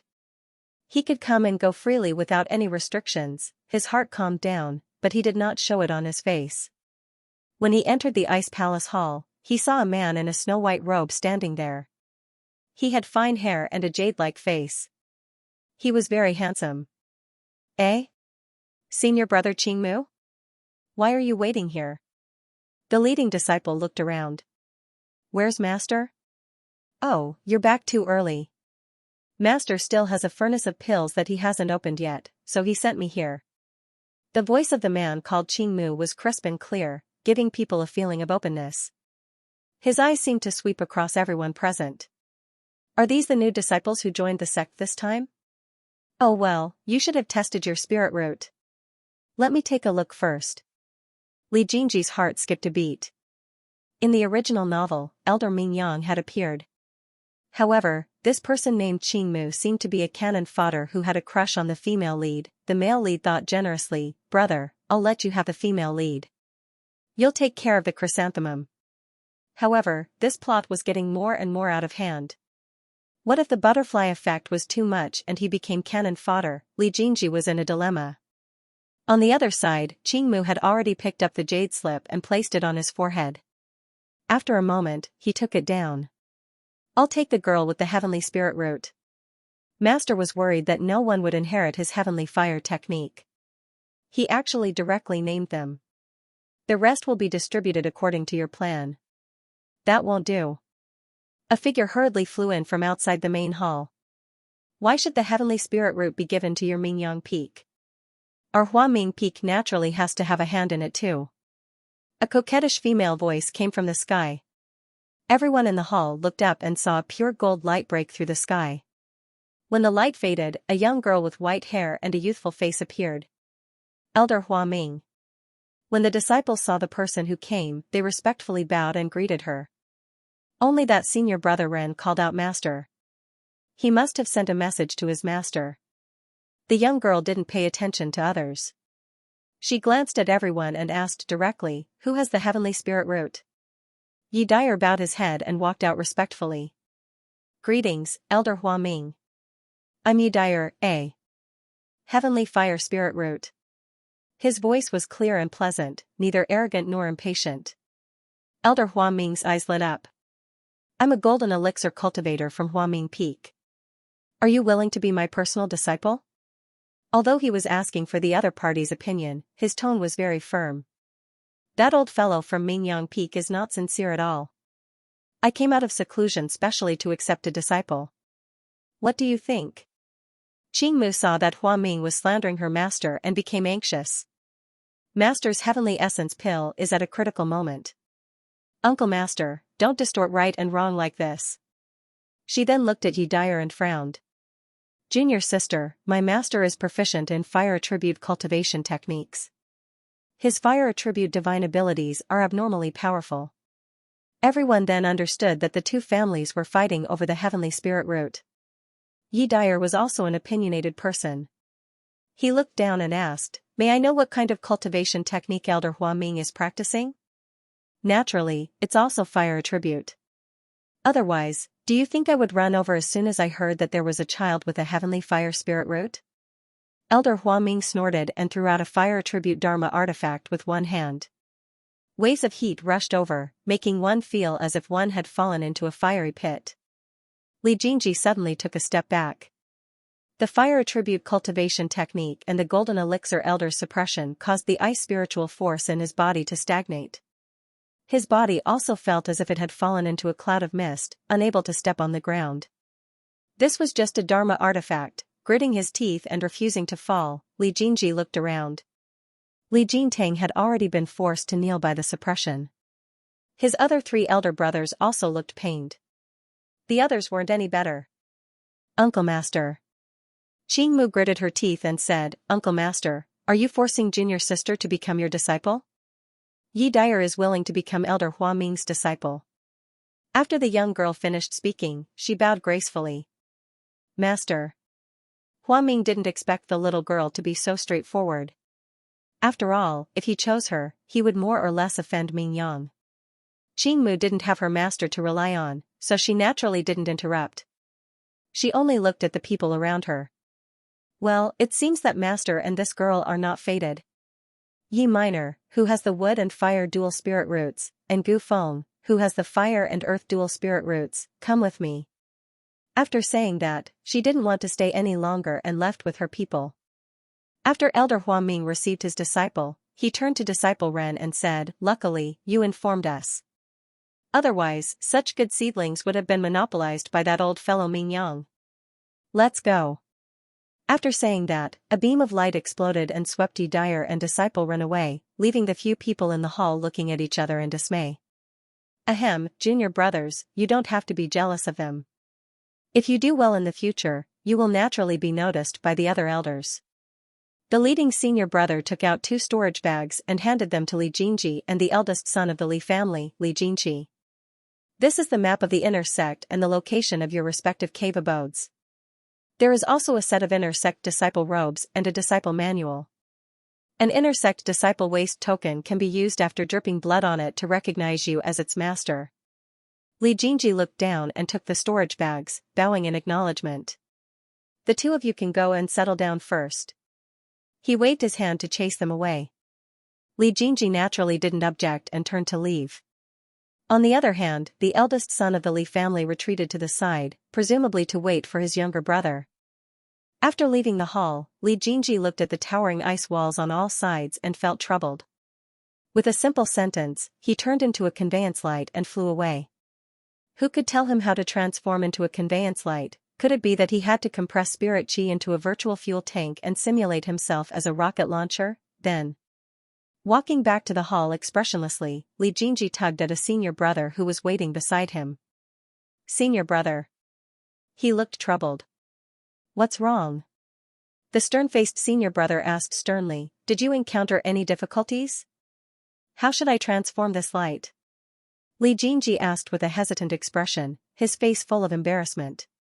The stern-faced senior brother leaned over and whispered, Junior brother, you came from the secular world, so you don't know. You just have to gather your spiritual power and spit it out forcefully. This person will transform into light.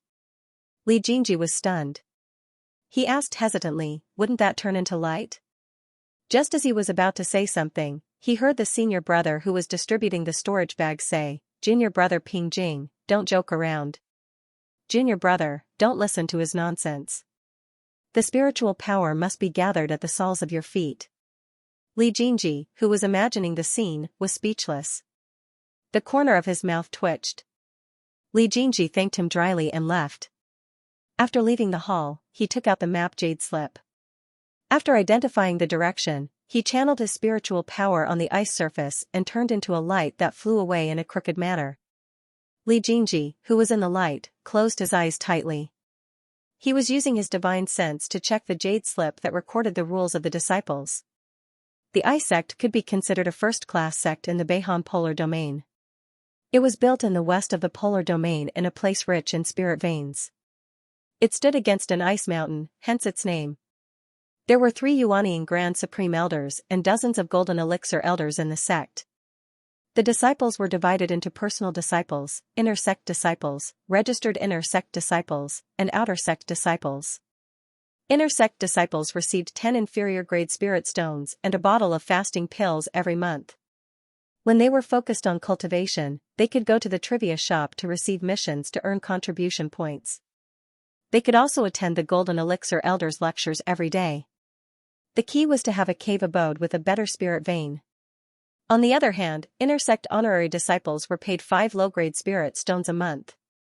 Not only did they have to work a little bit every day, they also didn't get as many contribution points as inner sect honorary disciples. However, they could still attend the Golden Elixir Elders lectures. The two of them lived in the same immortals cave with inferior spirit veins. The most miserable ones were the outer sect disciples. Not only could they not attend classes, but they also had to go to work every day. The work was very tiring, and their contribution points were extremely low. They lived in the periphery where the spirit veins were thin. Seeing this, Xianxia pursed his lips. This was the reason why he was unwilling to follow in the footsteps of the male lead. The treatment determined his status. Moreover, the original novel did not mention any opportunities in the outer sect, so there was no need for him to go. Instead of enjoying the blessings, he chose to be abused. How crazy was he? Moreover, when Yiqing came in the future, he could give up half of the immortals cave to live with him.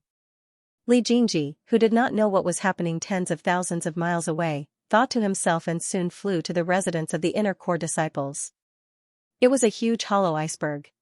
Countless ice caves had been dug in the hollow inner wall of the iceberg, and they were arranged neatly from top to bottom. Xianxia stopped in midair and looked at the immortals cave that was effectively using the spirit veins. He was speechless. His immortals cave was in the center of the iceberg. He stopped on the steps in front of the immortals cave and raised his hand to throw out the array in his storage bag. Although he was not at ease, he had no choice. He was embarrassingly short of money. When he entered, the ice cave was well equipped. There were ice tables, ice chairs, and ice futons. Even Xianxia, who had an ice spirit root, could not help but shiver. After eating a fasting pill, Xianxia sat cross-legged on the ice futon and began to circulate his spiritual power, guiding the ice blue mass in his dantian to circulate around his meridians. Every time it circulated a large circle, new ice spiritual power would be added from the top of his head, and so on. The advantage of having a celestial spirit root was that a single spirit vein could block the influx of other spiritual power, greatly increasing the absorption of spiritual power. The spiritual power was pure, and the cultivation speed was surprisingly fast. After an unknown period of time, Xianxia directly entered the 4th level of qi refinement. After breaking through the shackles of the 4th level, Xianxia suddenly felt that his eyes and ears were sharp, his 5 senses were enhanced, his body was light, and his whole body was relaxed. He was indeed eager to become stronger. He did not want to experience the feeling of being controlled everywhere in the Li family's fortress. Only with great power would he be able to quickly fulfill his promise and bring Yu over. The path of cultivation was about spells, not just the depth of one's cultivation. When fighting with others, one also needed to have life-saving means. Xianxia also knew the disadvantages of working behind closed doors, so he decided to go to class and look for work on the way. Xianxia went out while lamenting that he was embarrassingly short of money. First, he went to the Trifling Affairs Square to receive a task. The Trifling Affairs Square was built on an iceberg. It was a natural cave. As soon as Xianxia entered, he found that it was packed with people. The disciples who were bartering were also gathered here. At the end of the cave, there was a row of counters, and there was a long line in front of the counters. Xianxia held the inner sect disciple card and queued up. Suddenly, someone came up to him. "Yo, I was wondering who this was. Isn't this my cute little brother?" A sarcastic voice came from afar. Xianxia looked in the direction of the voice and saw Li Jintong's silly face and gloomy eyes. Xianxia raised his eyebrows, but did not intend to pay attention to the other party. When Li Jintang saw Xianxia look at him and then turn away as if he did not know him, he gritted his teeth and cursed under his breath. He turned to a handsome man and said ingratiatingly, "Senior brother Hui Yuan, I'll go talk to my little brother." Hui Yuan looked at the junior brother he recognized from the spirit beast pen and could not help but feel disgusted. He did not expect to encounter this thing here. If not for the fact that Li Jintang had a lot of good things from the family, he would not have bothered with this outer sect disciple. Now that he saw the other party take the initiative to leave, he went with the flow and said, "Go ahead." Then he turned and left. Li Jingji saw Li Jintang walking over from the corner of his eye. He tilted his head and asked, "How have you been, big brother?" Judging from the time in the hall, he had been meditating for a month. "Humph, how can I compare to you, little brother? Life in the outer sect is not easy." Li Jintang sneered and said bluntly, "I don't know if little brother has enough money on hand. Can you lend big brother a few mid-grade spirit stones?" Li Jingji was stunned. He did not expect the other party to directly borrow money from him, and it was an exorbitant demand. Little brother has never been valued in the family. How could I have seen something as precious as mid-grade spirit stones? Li Jintang smiled even more gloomily. Oh, little brother took the main family's uncle's storage bag that day. Plus, you entered the inner sect. How could you be short of a few mid-grade spirit stones? As they spoke, it was Li Jingji's turn. The monthly salary of an inner sect disciple is 10 low-grade spirit stones. As far as I know, 100 low-grade spirit stones can only be exchanged for 1 mid-grade spirit stone.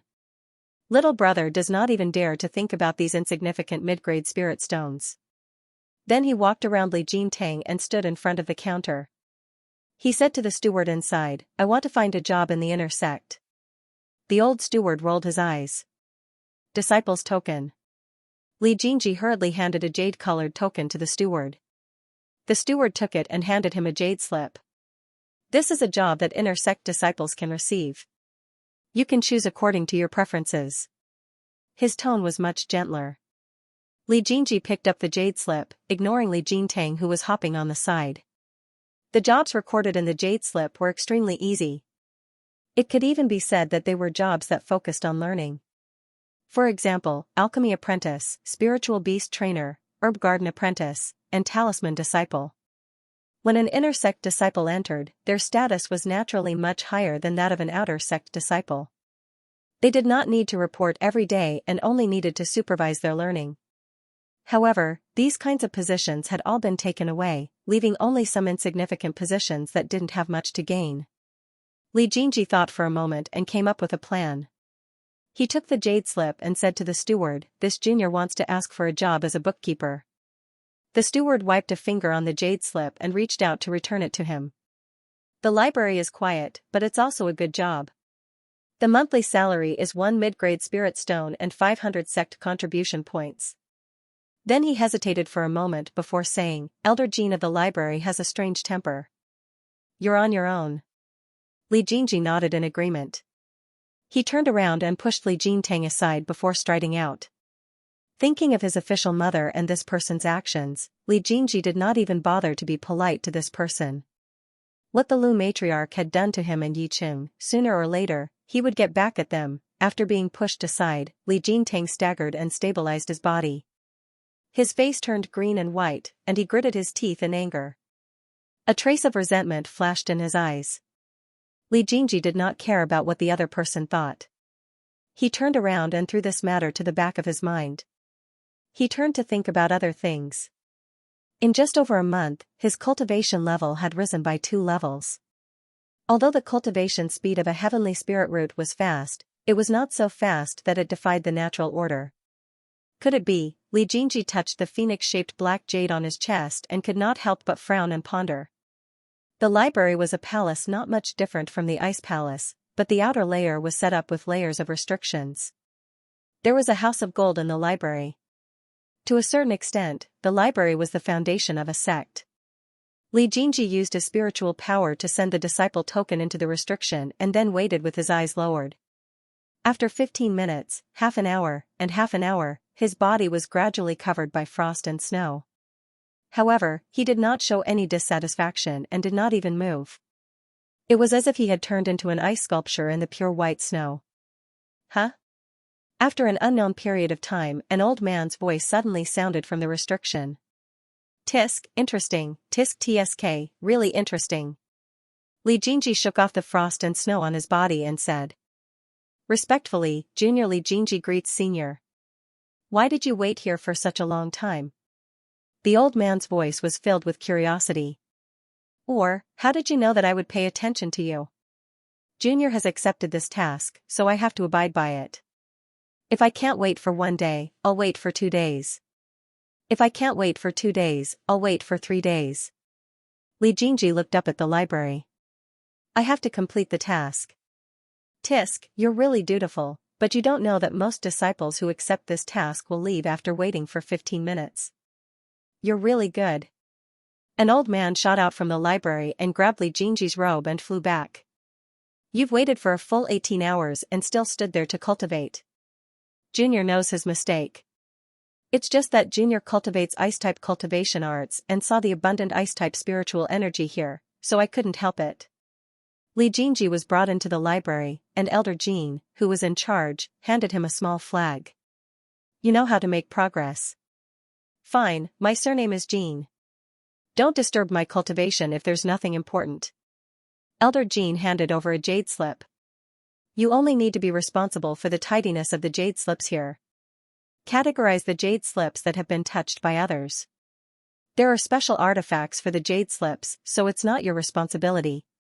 This is the map of the library. As he spoke, Elder Jean put on an expression that said, come here at noon and scram at 5 o'clock. Li Jingji bowed his head and agreed. After watching the other party leave, he looked around and calculated the time in his heart. Noon was 12 o'clock at noon, and it was 4 o'clock in the afternoon. In the morning, he could go to the Jingdan Stage Elders class. Li Jingji nodded with satisfaction in his heart. The male lead in the original work also came here, but the reward was naturally not as much as his. Because the elders here acted strangely, they had a reputation of deliberately making things difficult for the younger generation. Regardless of whether it was the inner or outer sect disciples, they were unwilling to come here. In addition, there was not much profit here. There were neither spiritual herbs to be coveted nor techniques to be learned. Jade slips could be checked at will, but jade slips could be borrowed to make a copy. This little benefit seemed to be of little value. Li Jingji naturally came here for these little benefits. A copy of a jade slip required a piece of low-grade spirit stone, and a higher-level book required more spirit stones. Others who did not need to read so many books would naturally feel that it was of little value, but he urgently needed to read books to systematically understand this world and various fields. If he really wanted to make a copy, he was afraid that he would need to spend a lot of money. In the end, it was a penny that could stump a hero. Of course, the most important thing was that this job was very boring, especially boring. Li Jingji, who felt that he was very idle, began to observe the environment. The bookshelves in front of him were all made of ice sculptures. Against the ice palace that emitted bursts of cold air, it only made people feel cold all over. Rows of bookshelves were engraved with jade slips, medicinal pills, talismans, magic arrays, refining tools, beast training, and spells. The bookshelves were further subdivided into beginner, intermediate, and advanced levels. Li Jingji was not in a hurry to go up and check. Instead, he stuck the jade slip that Elder Jean gave him on his forehead and quickly browsed through the bookshelves in the library pavilion, memorizing the various levels of books in each category. After all, his job was to organize the jade slips, and the classification and names were the most important. After entering the 4th level of qi refining, his memory was surprisingly good. After quickly browsing through the bookshelves, he memorized the names and categories of the books. Because he had wasted 18 hours in the snow, it was almost midnight now. Li Jingji simply sat cross-legged on the futon and began to meditate. When he stopped practicing, he saw the rising sun outside the window. The library pavilion was open to the public in the morning, and there were already a few disciples coming in from outside the gate. Li Jingji was on duty in the afternoon, and he just happened to tidy up the jade slips that were messed up in the morning. The collection and copying of the books in the library pavilion were carried out by the magic tools at the gate. They could even sense if someone stole the jade slips out. Li Jingji's task was really only to tidy up and categorize the jade slips. Almost all the buildings near the ice gate were made of ice sculptures. The snow that did not melt all year round and the sparkling ice houses stretched for thousands of miles. Looking around, the whole mountain was full of lingering cold air, and the charming rays of the morning sun intertwined with the cold air. It reflected the ice and snow world like a fairyland. Li Jinji, who had just stepped out of the library pavilion, was not blinded by the light reflected by the ice houses. He hurriedly covered his eyes with his sleeves, complained about the unreasonable buildings, and confirmed the direction, heading in the direction of the teaching hall. The floor of the lecture hall was filled with praying mats. The public lecture had not yet begun. Li Jinji glanced at the announcement and knew that it was Elder Li's lecture. He chose a corner and sat down, concentrating on circulating his cultivation method. His cultivation method was amazing. Li Jinji felt that he should be awarded the most hardworking male lead award in history. After about 2 small circulations, Li Jinji heard a noise in the hall. He stopped practicing and looked at the door. At this time, many people had already arrived. The commotion was caused by 1 or 2 people who had just entered the hall.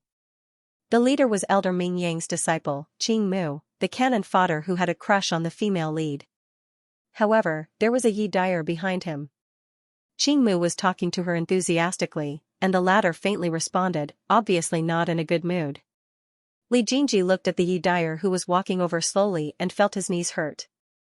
There were almost 1,000 people in the hall. How did the female lead notice him at first glance?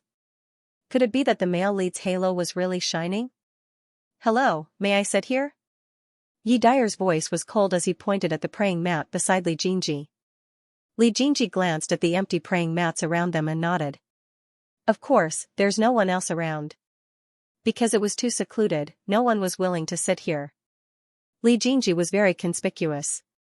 Yi Dyer did not argue. After sitting down cross-legged, he turned to Li Jinji and said, "I haven't seen you since I entered the sect."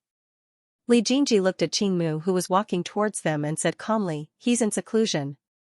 Staying away from the female lead and remaining aloof to the end was Li Jinji's battle strategy when he first arrived in this world. Yi Dyer saw that Li Jinji's expression was calm. He nodded and closed his eyes to meditate. Qing Mu walked in front of Li Jinji and cupped his hands. "Junior brother." After greeting him, he walked to Li Jinji's side and said regretfully, "After we parted last time, I received a notice from an ice-type elder to bring you to see him. But when I went to look for you again, you were already in seclusion. I don't know if that elder is still willing to accept disciples." Li Jinji glanced at Yi Dyer on his right and then at Qing Mu on his left. He did not understand why he was stuck in the middle. "Senior brother Qing Mu, your goddess is on the right." "Thank you." "It's okay. Fate has its own destiny. Jinji will not force it." He looked down and said, "Thank you, senior brother." Qing Mu did not expect him to be so open-minded. He raised his eyebrows and smiled. "Junior brother is so open-minded. I'm ashamed." There was a hint of approval in his eyes. He wanted to befriend this junior brother of his. After guiding him on a few cultivation problems, he suddenly remembered something and whispered in his ear, "Junior brother, senior brother heard some gossip yesterday. It has something to do with junior brother. Does it have something to do with me?" Li Jinji couldn't help but feel curious when he saw how mysterious the other party was. "It does indeed have something to do with you. Originally, I had only heard about it once, but after seeing you today, I recalled it." Qing Mu nodded and said, "Yesterday, I heard from my junior martial brother who was also in the pill room that Li Jinji, the son of a concubine of a branch in Ji Domain City, received a great benefit from an elder of the clan, and his cultivation base advanced by leaps and bounds." Li Jinji paused and asked in a low voice, "What are the benefits? Why don't I know about this?" Qing Mu was momentarily at a loss for words. Her curious expression froze on her face. "This junior brother didn't get any benefits?" Although it was a rhetorical question, her face was full of disbelief. "The rumor is very realistic. It said that you started cultivating a month before you entered the clan. Now." She sensed the spiritual aura around Li Jinji and continued, "I'm afraid you're at the 4th level of qi refining, right? Jinji is the son of a concubine in the clan, and he's not favored. Above him is the legitimate son of the main clan, below him is the legitimate brother of the branch, and below him is the legitimate brother of the branch. My spiritual root isn't the best either. This benefit will never come to me. Li Jingji smiled bitterly. As for my cultivation base, in fact, I can only sense ice attribute spiritual aura. Hiss. Could it be that you're the heavens? Qing Mu's face was full of astonishment. Soon after, her expression became serious and she said hesitantly, if that's the case, it's not impossible.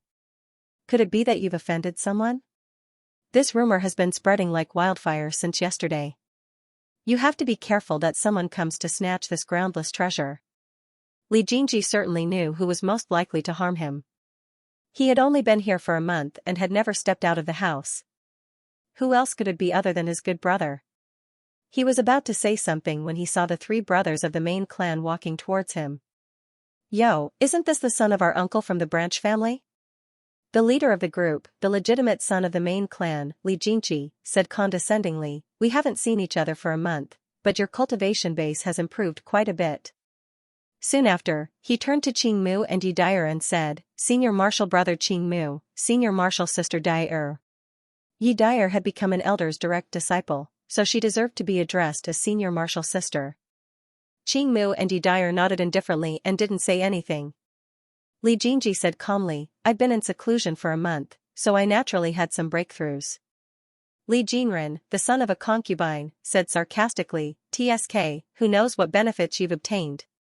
There was a hint of greed in his eyes. Li Jingji silently sized up the expressions of the three people in front of him and understood. Jingji naturally gave all the benefits to his brothers from the main clan. Why would he take it all for himself? Seeing the stunned expressions on the other side, his expression became even more indifferent. Isn't the branch family's existence to help the main clan? Why would Jingji dare to take the initiative? When the three people saw Li Jingji's calm expression, they couldn't help but be a little stunned. When they first found out that the other party had obtained benefits from the elder, they were indeed a little jealous, but now that the other party mentioned it, they became a little more clear-headed. Clans like theirs paid the most attention to the distinction between the direct and concubine bloodlines.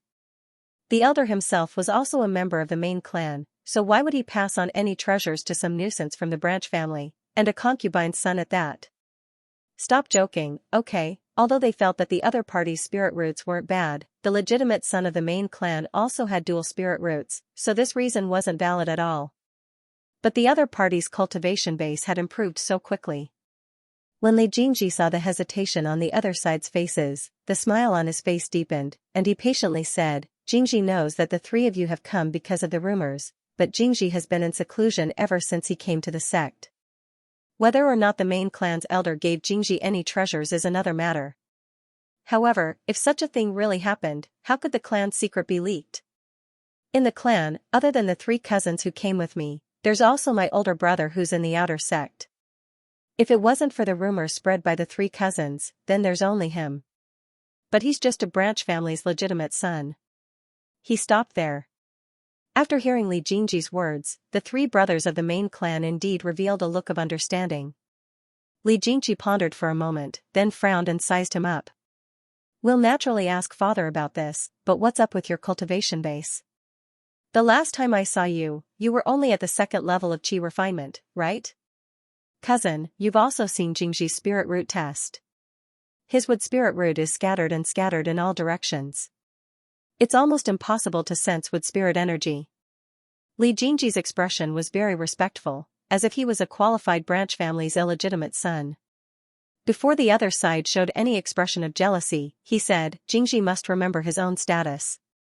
When his cultivation base reaches great success in the future, he'll definitely focus on assisting the main clan's legitimate son and make the clan flourish for generations to come.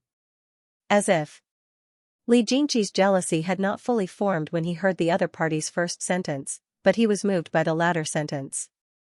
Especially when the other party specifically mentioned that he was a legitimate son, it made his thoughts come alive.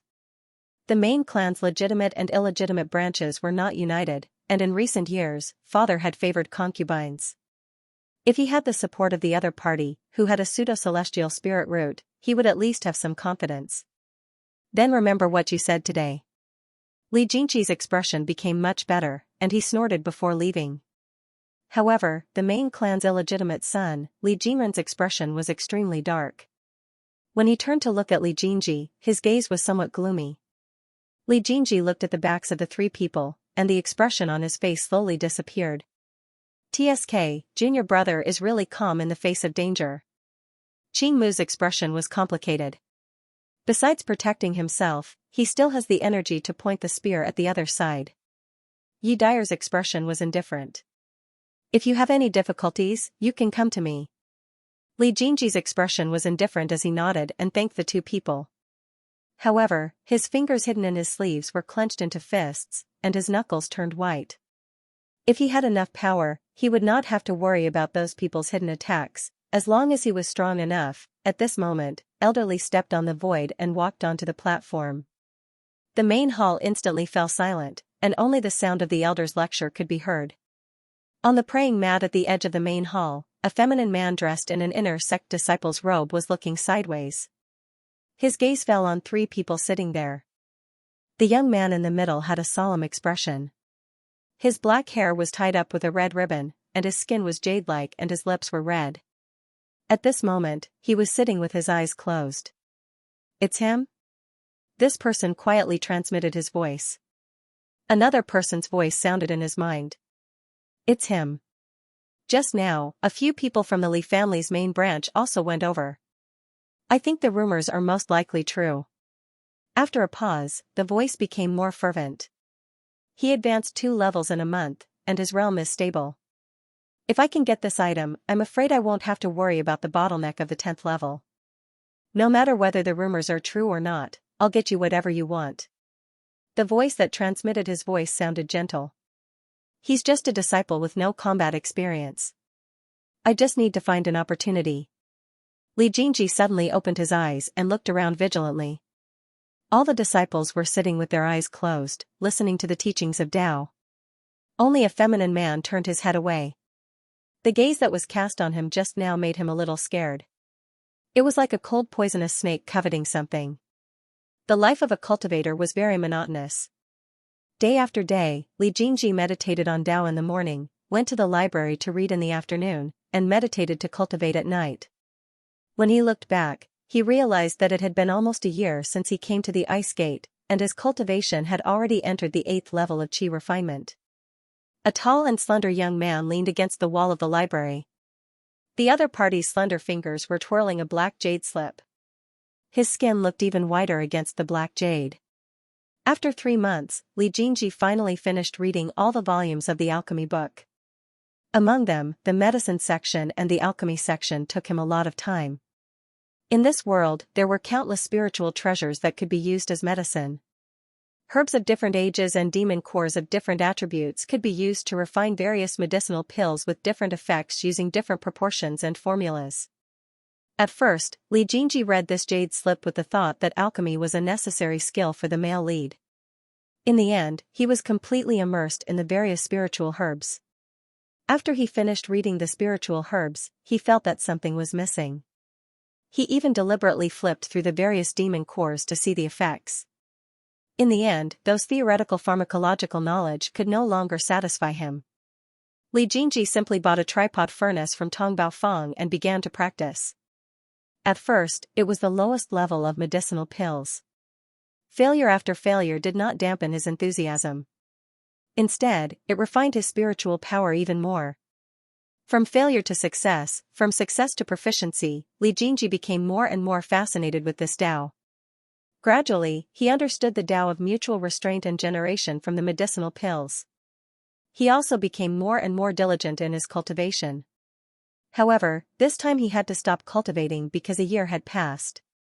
He finally found the opportunity to return to the clan. As soon as he stepped out of the library, he saw a white talisman shooting towards him. After it stopped, a male voice sounded. "Junior brother, I and a few other junior brothers are already waiting in the meeting hall. Come quickly." It was Qing Mu's voice. Li Jingji raised his eyebrows. After confirming the direction, he turned into a light and shot out. The ice platform that was as smooth as a mirror emitted a hazy cold mist, making the entire ice palace look like a fairyland. A gorgeous carriage stopped on the ice platform. The curtain of the carriage was pulled open, and a young man stuck his head out to look. He's still not here. It seems that he doesn't care about the task assigned by the sect at all. The young man muttered, his face filled with dissatisfaction. I've already sent a message to Junior Marshal Brother. He should be here soon. Qingmu looked out of the carriage curtain and said indifferently. Qingmu hadn't seen Li Jingji for nearly half a year. He was very hardworking and his pursuit of power was almost crazy. He didn't participate in the sect's activities and didn't participate in the disciples' entertainment. He really lived up to his reputation as an ascetic cultivator. When he first entered the sect, there were rumors that Li Jingji was able to advance so quickly because he obtained a treasure from a family elder. Some disciples did indeed go to stop him. But what surprised Qingmu was that in the end, these people had a good relationship with Li Jingji. Later, when many people saw the young man's behavior that was close to that of an ascetic cultivator, those rumors gradually disappeared. At least, no one blatantly came to Li Jingji to ask for anything. And the list of teams that went out this time actually included Li Jingji, which was really shocking. This kind of task was voluntarily signed up, and there was a lot of profit in it, so most disciples were willing to participate. But that was only the majority of disciples. In the eyes of an ascetic cultivator, this kind of task could be said to be a waste of time. This was really strange. Qingmu couldn't help but be curious. What attracted this young man to be willing to waste time? Just as she was thinking, an icy white light streaked across the sky like a meteor and finally fell on the ice surface. A young man with a calm face and black hair slowly walked out. Oh, it's a sloppy ghost. He didn't even tie up his hair. The young man pursed his lips and complained in a low voice, what a disgrace to the sect. Does such a person want to represent the sect to accept disciples? Li Jingji had just walked to the door of the carriage when he heard this. He raised his eyebrows and cast a spell with one finger. His waist-length hair fluttered without wind and slowly gathered into a bundle. Finally, a piece of ice crystal silently multiplied and tied his long hair behind his head. Qingmu opened the car door and said to Li Jingji, Junior brother, you're really skillful. You're only at the 8th level of qi refinement, but you've already mastered your spirit qi. Senior brothers. Li Jingji greeted them respectfully and got into the car. Hello, senior brothers. TSK, I can do that too. The young man was unconvinced. As he spoke, he tore off the jade hairpin that held his hair together and began to circulate his spiritual energy. A scorching heat wave instantly filled the entire carriage. The young man's hair was slightly raised, but no matter how red his face was, the bunch of hair was still crooked and could not be gathered together. Qingmu chuckled and tried to dissuade him. Junior brother Su, you don't know. Junior brother Li's move just now looked simple and ordinary, but it's actually very mysterious. She raised her hand and pointed at the young man's scattered hair. Look, this spiritual energy has to be wrapped around the hair from all directions and the spiritual pressure in each direction has to be the same. Otherwise, it won't be scattered like this. The young man glared at Li Jingji. His face was flushed red, and the spiritual energy he gathered was uneven and abnormally chaotic. With a sizzling sound, the messy black hair instantly emitted a burnt smell. The fire attribute spiritual energy had directly materialized and burned the young man's hair. Oh, junior brother, your hair. The young man sitting on the other side reminded him. Ah. The young man scattered his spiritual energy in a panic and pulled his burning hair over to brush it. My hair. My hair. Looking at his smelly hair, he cried out involuntarily. Hey, junior brother Su, cut off the burnt part. It smells really bad. The young man covered his nose and frowned. Fenggu. What do you mean by that? My body, hair, and skin belong to my parents. Is my hair something that can be cut so casually? The young man grabbed his hair and stood up. Su Ming, don't tell me you want to keep this burnt hair forever? You burned it yourself. There's no reason for all of us to suffer with you. Fenggu said with dissatisfaction. Su Ming wanted to say something, but Qingmu spoke up. Okay, junior brother Su, you should be more open-minded. Your body, hair, and skin belong to your parents. It's normal that you can't casually cut it off. However, if you keep this burnt hair, it won't look good when you go out. She smiled as if comforting him. We're going to represent our sect. It won't be good if we lose face for our ice sect. When Su Ming heard this, his expression froze. He hesitated for a moment before sitting down and remaining silent. Junior brother Su Ming, you don't need to be so hesitant. You were the one who burned your hair first. I'm just removing the burnt part. Fenggu chuckled. How about seeing your brother cut it for you? After saying this, he condensed a wind blade and circled around Su Ming. When Su Ming saw the wind blade circling around him, his pupils shrank. Then, he handed over the burnt hair with some fear. He gritted his teeth and said, I'll have to trouble senior brother. As soon as he finished speaking, the wind blade swept over. With a show sound, the hair fell to the ground. However, before it could fall to the ground, it was twisted into pieces by the wind blade and scattered into the air. When Li Jingji saw the burnt hair disappear into the air, his pupils also shrank. The wind blade actually twisted the hair into nothingness in the blink of an eye. The speed and density of the wind blades made one's hair stand on end. The carriage was silent for a moment.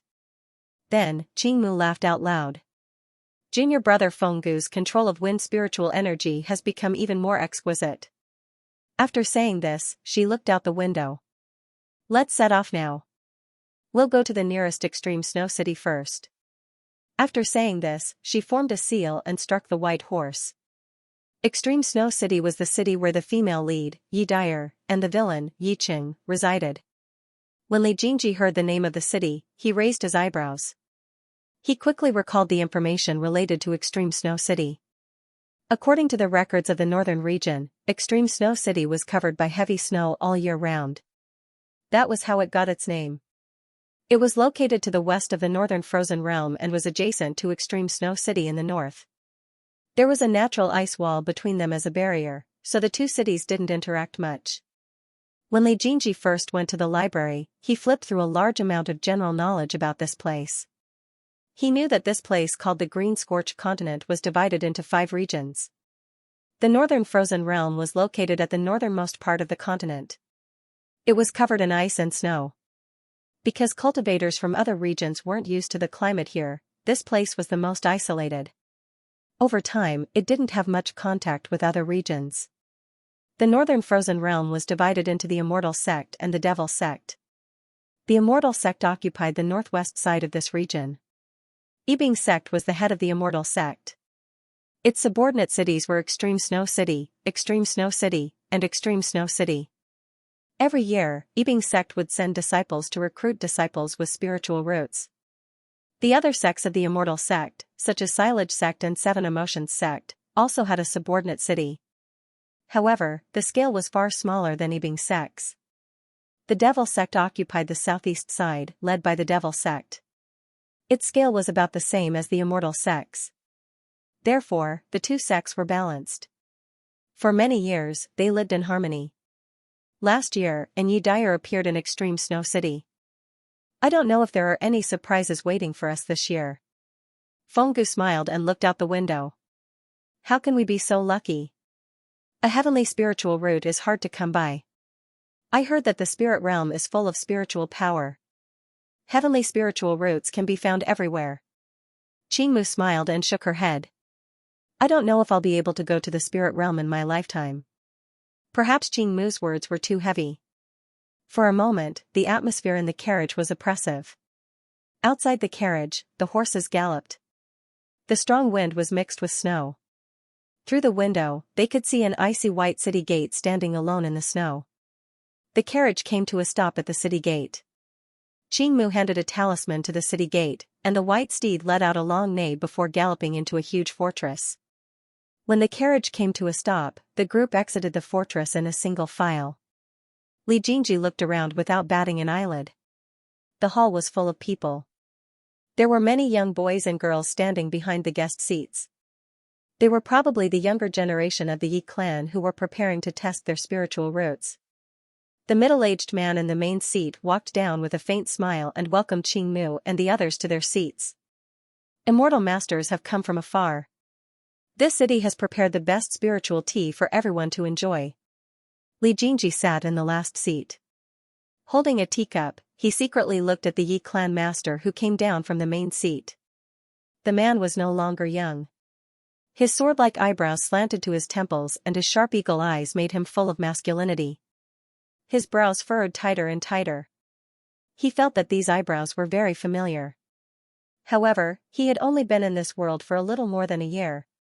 How could he have met the Yi clan master? Who should we start with? Qingmu sat in the main seat and said with a testing plate in her hand. The Yi clan master smiled and said, you go first. The young boys and girls standing in the hall were tested one by one. The highest was only a 3 spirit root.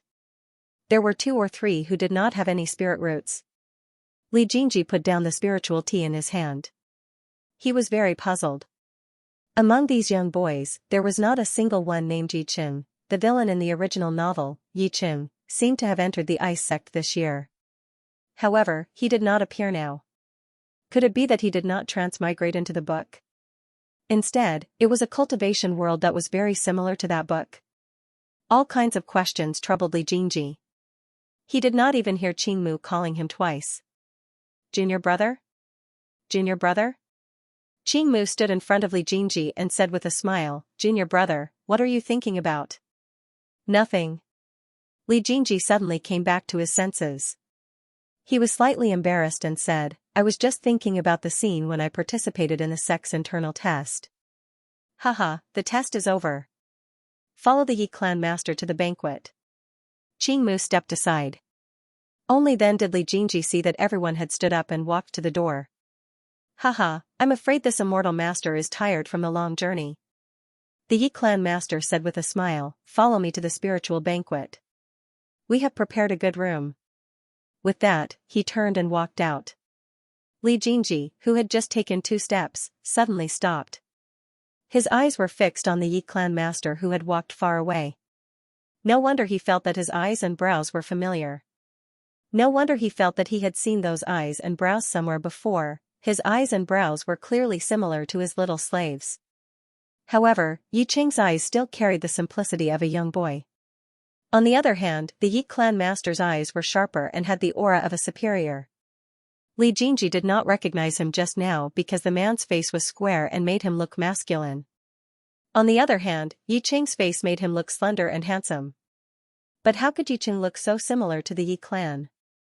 Master, Yi Qing, could it be? No, it can't be. How could the Li clan's Yi Qing be the Yi clan's chrysanthemum-crazed demon?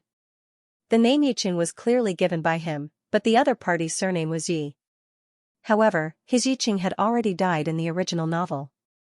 Could there really be such a coincidence in the world that the 2 of them could have such similar lives? Li Jingji held his chopsticks and mechanically poked at the rice. He actually lost his appetite. He just wanted to hurry back to the Li clan's fort and ask Yi Qing about it. Senior brother, which city are we going to tomorrow? Li Jingji tilted his head and asked Qingmu. Extreme Ice City's Feng clan. Qingmu raised his chin. There, Fenggu is the illegitimate son of the Feng clan. Li Jingji pursed his lips and said awkwardly, Senior brother, Jingji wants to go home early. Why don't I wait for you in Extreme Domain City? Of course. Qingmu glanced at Li Jingji's bowl and smiled mockingly. I thought you were restless from just now. It turns out you were homesick. Thank you for your understanding, senior brother. Li Jingji smiled gratefully. After the meal, Li Jingji bade farewell to the 3 of them and turned into a beam of light that shot away. After a few flashes, he disappeared into the horizon. Suming looked at the direction Li Jingji disappeared with gloomy eyes. He pursed his lips and muttered, he actually regarded the sect's mission as nothing. Fenggu lazily leaned against a pillar and yawned. Junior Marshal Brother Li, for you to be so anxious, something must have happened. His eyes seemed to be deep in thought. The white beam of light cut across the horizon. Li Jingji, who was in the beam of light, kept speeding up. The doubts in his mind grew stronger and stronger. 2 pairs of extremely similar eyebrows kept changing and intertwining until they became one. He hoped it was just a coincidence. Half a day later, the white beam of light finally saw Hard Infant Lake. The city gate of Extreme Domain City stood at the end of the horizon, and Li Jingji's beam of light suddenly swayed a few times above Hard Infant Lake before falling straight down. How could there be such a strong spiritual aura fluctuation in this lake? Li Jingji pondered for a moment, then he simply retracted his flying light and stood on the ice. The first time he fell into the lake, he didn't feel any spiritual aura fluctuation because he hadn't drawn spiritual aura into his body. However, when he left the city a year ago and the carriage passed by this lake, he was already a cultivator in the fourth layer of the aura refining realm, but he didn't feel any spiritual aura fluctuation at that time. It's only been a short year, so how did this spiritual aura fluctuation come about? The spiritual pressure was so strong that it could even affect his flying light. The ice wall of the ice lake was very thick, and silver fish occasionally slid through the dark blue water under the white ice. Li Jingji slowly walked on the ice, looking for the place with the strongest spiritual aura. Heart Infant Lake was the moat of Polar Domain City, and it was connected to the natural ice wall to form a natural moat. Its area was extremely wide. Li Jingji closed his eyes to sense the spiritual aura fluctuation and slowly walked toward the place with the strongest spiritual aura. When he opened his eyes at the place with the strongest spiritual aura, he found that he was already near Polar Domain City, very close to the place where he fell into the water. The spiritual aura here was so strong that the spiritual aura in his dantian was stagnant. What could emit such a strong spiritual aura? Li Jingji stared at the dark blue water under the ice and frowned, secretly considering whether he should go down to check it out. If he couldn't deal with it, the danger he would encounter if he rashly went down was unpredictable. Moreover, there was no description of this spiritual aura in the original work. There was no description, which meant that he might not be able to deal with it with his current ability. After weighing the pros and cons, Li Jingji still decided to go back to the clan to find Yicheng first and achieve the purpose of this trip. However, when he stood in his room and looked at the furniture that was already covered in thick dust, panic and anger appeared in his heart for the first time. Not here? The thick dust in the room indicated that no one had lived in this room for a long time. He opened the cabinet and found that Yicheng's clothes were still there. His frown deepened. Since he didn't take his clothes with him, he didn't leave without saying goodbye, nor did he move to another courtyard. But where could he have gone? Li Jingji turned to look at the pageboy by the door and asked in a low voice, "Where did Yicheng go?" This pageboy was usually in charge of delivering food to Li Jingji. "Young master." The manservant's body trembled, and his eyes flickered as he stuttered, "This lowly one doesn't know. When did Yicheng start disappearing?" Li Jingji stared intently into the other party's eyes, not missing a single trace of emotion. He used to be a scriptwriter and was very attentive to the subtle emotions revealed in the eyes of the characters. "Don't try to lie to me." With that said, he raised his left hand in front of him and spread out his 5 fingers. A slender hexagonal icicle spun silently, and a bone-piercing chill instantly spread throughout the room. The icicle technique condenses the spiritual power of the lung meridian of Hantayin in the palm of your hand. The icicle is a slender hexagonal icicle, and there will be no pain when it pierces the brain. The cold poison will spread throughout the brain and eventually condense into an ice body. Li Jingji narrowed his eyes and smiled. "Guess, how does it feel when this thing enters the brain?" The pageboy's trembling legs turned to jelly, and he almost fell down.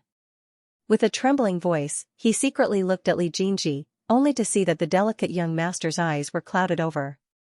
The white icicle in his hand gave him a strange sense of holiness. Li Jingji waited quietly. For a moment, only the hexagonal icicle spun slowly in the room, and the cold fog spiraled up. Yes, Miss Gu."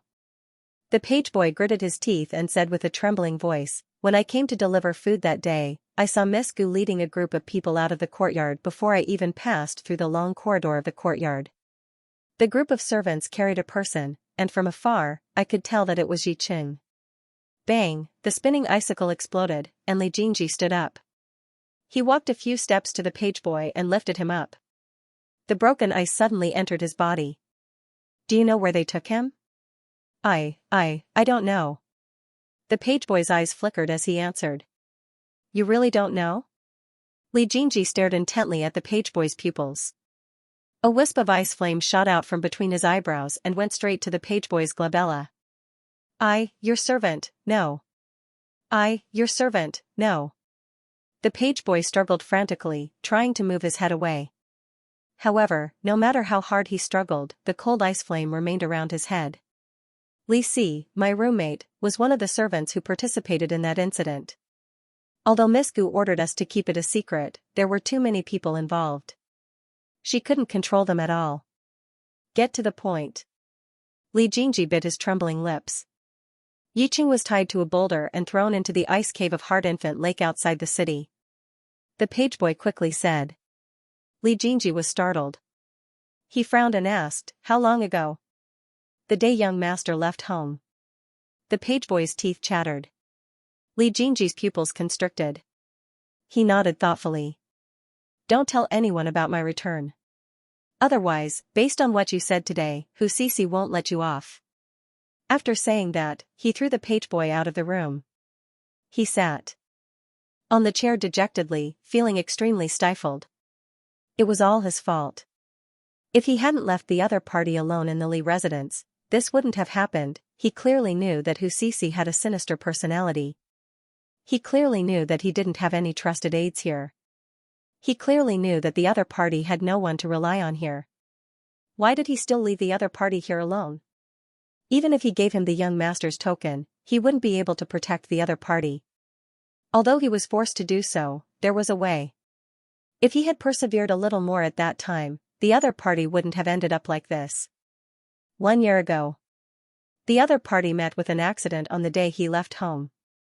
And he was thrown into Heart Infant Lake. In the original work, the slave who saved him also fell into Heart Infant Lake. The one who did it was also Hu Sisi. So, no matter how many times the plot had a butterfly effect because of his arrival, the final outcome would still not change. Li Jingji gritted his teeth. Although he had long understood that the weak were prey to the strong in this world, at this moment, he realized that he was still naive. He had underestimated the sinister nature of the human heart, underestimated the unpredictability of the human heart, and underestimated the insignificance of human life. As a modern person, he had received a modern education. In that era where killing was illegal, people who were educated naturally wouldn't understand the cruelty of this world. Actions were not bound by the law, and human lives were worthless. This year, his life in the sect wasn't as smooth as others thought. His brothers secretly stabbed him in the back, fellow disciples who came to find trouble for the sake of a groundless treasure. One by one, they polished his heart. After sitting for an unknown period of time, Li Jingji suddenly opened his eyes. His dark pupils were gloomy. He pushed open the door. The bright moon was shining brightly outside. It was already nighttime. Under the moonlight, the slender figure suddenly turned into a white stream of light and flew straight towards a house. In a small courtyard in the west of the Li family's castle, there were many gorgeous ice crystals surrounding the translucent ice sculpture. The ice crystals on the tree branches were extremely delicate and beautiful. At a glance, one could tell that this courtyard was where a woman lived. The white light landed silently. Li Jingji stood in front of the door. After listening to the movements inside, he pushed the door open and entered. After a long while, he slowly came out. Standing under the shadow of the tree in the courtyard, Li Jingji was at a loss for a moment. He desperately cultivated and wanted to quickly bring Yiqing back, but now he was suddenly told that the other party had been killed. Even if Hu Sisi was skinned alive, the other party wouldn't come back alive. What's more, he couldn't do such a bloody thing. He hadn't overcome the urge to kill, even if he knew that killing was inevitable in the future. He could only avenge Yiqing to the best of his ability. Li Jingji looked in the direction of the Heart Infant Lake and pursed his lips. How helpless must he have been to be thrown into the lake with a huge rock tied to him? When the ice water poured into his nose, did you ever blame him? If Yiqing didn't die, if there was a medicine for regret in this world, he definitely wouldn't leave his savior alone in the Li family's castle. If he was alive, he wanted to see him. If he was dead, he wanted to see his corpse. He must find him. Li Jingji made up his mind and shot towards the Heart Infant Lake. Above the Heart Infant Lake, Li Jingji stopped on a piece of ice not far from the polar domain city. He condensed a hexagonal icicle with one hand, and a strong cold air spread out. He put the icicle close to the surface of the lake, and the layer of ice on the lake silently melted. Li Jingji lowered his eyes and stood on the ice, looking at the dark lake reflecting the bright moon. A strong spiritual pressure slowly spread from the calm bottom of the lake, as if something was hibernating in it. Yiqing was thrown from here. A layer of sparkling and translucent ice crystals slowly seeped out of his white skin. After the ice crystals quickly spread to his entire body, Li Jingji jumped into the water with a splash. Before the ripples on the surface of the water could subside, the cracked ice surface quickly melted and finally returned to normal. The lake water was quiet and deep, and only the silver fish swam quickly, creating waves. Li Jingji calmly analyzed the situation. Yiqing was tied to a huge rock and thrown into the lake, so naturally, he didn't have the slightest chance of survival. However, because of the huge rock, at least his corpse wouldn't float too far away. Recalling the helplessness he felt when the ice water penetrated his heart and lungs when he first transmigrated, Li Jingji's heart ached. In the end, he still harmed that person. Gritting his teeth at the bottom of the lake, he turned around and swam downstream. Looking from afar, there was a faint flash of red at the quiet bottom of the lake, and the spiritual pressure in the lake was increasing as he went deeper. What was at the bottom of the lake? Li Jingji looked cautious, but he only hesitated for a moment before he gritted his teeth and swam downstream. The dark water was mixed with bubbles. The layer of ice on his body was getting thicker and thicker. The deeper he swam, the clearer the spiritual pressure was and the lower the water temperature was. In the end, Li Jingji found that there was a thick layer of ice at the bottom of the lake, and the red color at the bottom of the lake gradually revealed its true form.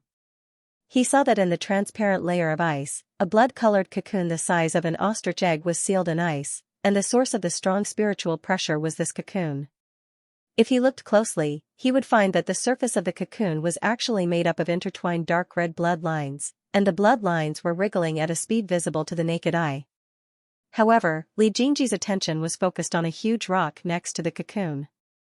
There was a hemp rope tied to the rock, and the knot at one end of the hemp rope was scattered around the blood cocoon, as if it had been tied to something before. While Li Jingji was wandering, the dark red blood lines on the blood cocoon were wriggling crazily like living creatures. Li Jingji was caught off guard by the strong light, and the spiritual power circulating in his body was forced to stop by the spiritual pressure. Even the ice crystal shield on the surface of his body was difficult to maintain, and the cold lake water at the bottom of the lake poured into his nose. Forcibly suppressing the strange feeling in his heart, Li Jingji suspiciously looked at the rope on the stone.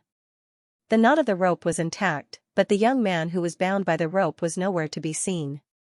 Instead, there was a strange blood-colored cocoon. Caught to the ice layer outside the blood cocoon suddenly cracked, and a majestic spiritual pressure leaked out. The blood cocoon that was sealed in ice gradually shrank and tightened, revealing the creature inside. Bang! The ice layer suddenly shattered, and countless ice crystals burst open.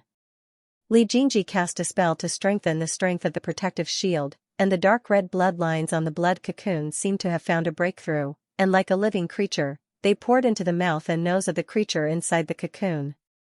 The blood lines dissipated, and a soft, ice-white creature curled up at the bottom of the river. Its scales were dim, its eyelids were closed, and its 4 little claws were holding a square jade pendant. Li Jingji stared at the jade pendant curled up by the ice-white creature and frowned. He immediately rolled up the jade pendant to take a closer look. The word Jin on the jade pendant seemed to confirm all his guesses. Empty ropes, intact knots, strange coincidences, his jade pendant. Just as Li Jingji was lost in thought, the ice-white creature that had its jade pendant taken away began to squirm uneasily, whimpering softly. Its eyes were entangled by the film and could not open. Its little claws scratched around, as if confirming that it had lost the jade pendant. The creature hurriedly spread out its body and circled around in place. Li Jingji held the jade pendant and stared blankly for a moment before returning to his senses. He stared blankly at the long creature that was circling around on the ground. After a moment of silence, he stretched out his hand. "Are you looking for this?" The jade pendant lay quietly in his palm. The little dragon that was circling around suddenly paused. It turned its head, and its little nose moved quickly, as if to confirm the smell. Then, it curled up its body and shot over, entangling Li Jingji's finger. It opened its mouth and bit Li Jingji's thumb. Its seemingly harmless little baby teeth easily bit open the flesh of his thumb, sucking it carefully, and its throat made a soft, pleasant sound. After the slight pain, Li Jingji hesitated for a while, but in the end, he did not force it open. The creature that was wrapped around his hand was about the length of a chopstick. There were 2 small bulges on the mini dragon head, which were dragon horns that had yet to grow out. Water blue patterns flowed on its tiny scales, and there were only 4 hooks on its 4 claws. Ice dragon? Li Jingji allowed the flood dragon to suck the blood from his fingertips. He calmed himself down and became more and more puzzled. Why was this flood dragon egg sealed here? Why was the jade pendant under the flood dragon's egg? Where did Yiqing go? Was he still alive? Since there was no corpse, there was a possibility that the other party was still alive. Li Jingji stared at the knots scattered at the bottom of the lake and felt slightly relieved. Perhaps the other party had untied the rope and escaped. At this moment, Yiqing's background were no longer important. To him, as long as the other party was alive, that was more important than anything else, and he would definitely find him. Squeak squeak. A small sound drew Li Jingji's attention back. Why can I understand non-human creatures? Was it because of the male lead's halo? Li Jingji pinched the creature on his finger expressionlessly, and the long white ice stick instantly stiffened into a stick. Squeak squeak? Don't call me mom. Li Jingji waved it casually. Why can I understand what you're saying? Ong ong, squeak squeak. Its small mouth opened and closed, and its tail swayed in the water. Li Jingji listened to the other party's explanation and nodded. It turned out that the other party had drunk his blood and formed a blood contract. Are you willing to come with me? Since it appeared here, it might have something to do with Yiqing's whereabouts. Naturally, he could not let it go. Squeak squeak? The chopsticks were crooked, and its expression was serious. Meh squeak squeak. Li Jingji hesitated for a while and nodded in agreement. Okay, once a day. I can also let you keep the jade pendant. Squeak squeak squeak. The little dragon wagged its tail happily, and its 4 little claws tightly hugged Li Jingji's index finger, its tail swaying back and forth. I'll call you little chopsticks. Li Jingji pinched the other party's little tail. Be good and wrap it around my wrist. The little chopsticks chirped happily, then closed its eyes and wrapped its tail around his wrist, hiding its figure in his wide sleeves. Squeak squeak squeak squeak. Li Jingji, who was about to turn into a streak of light, paused. Did he feel close to it? Was it because the jade pendant had his aura? After thinking about it for a while, he temporarily suppressed the strange feeling in his heart.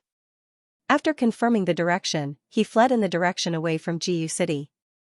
Along the way, he checked carefully, but did not find any clues about Yiqing.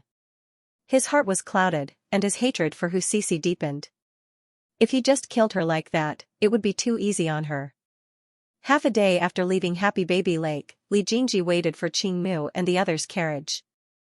There were 2 more girls in the carriage, presumably the new disciples selected from the Hu clan.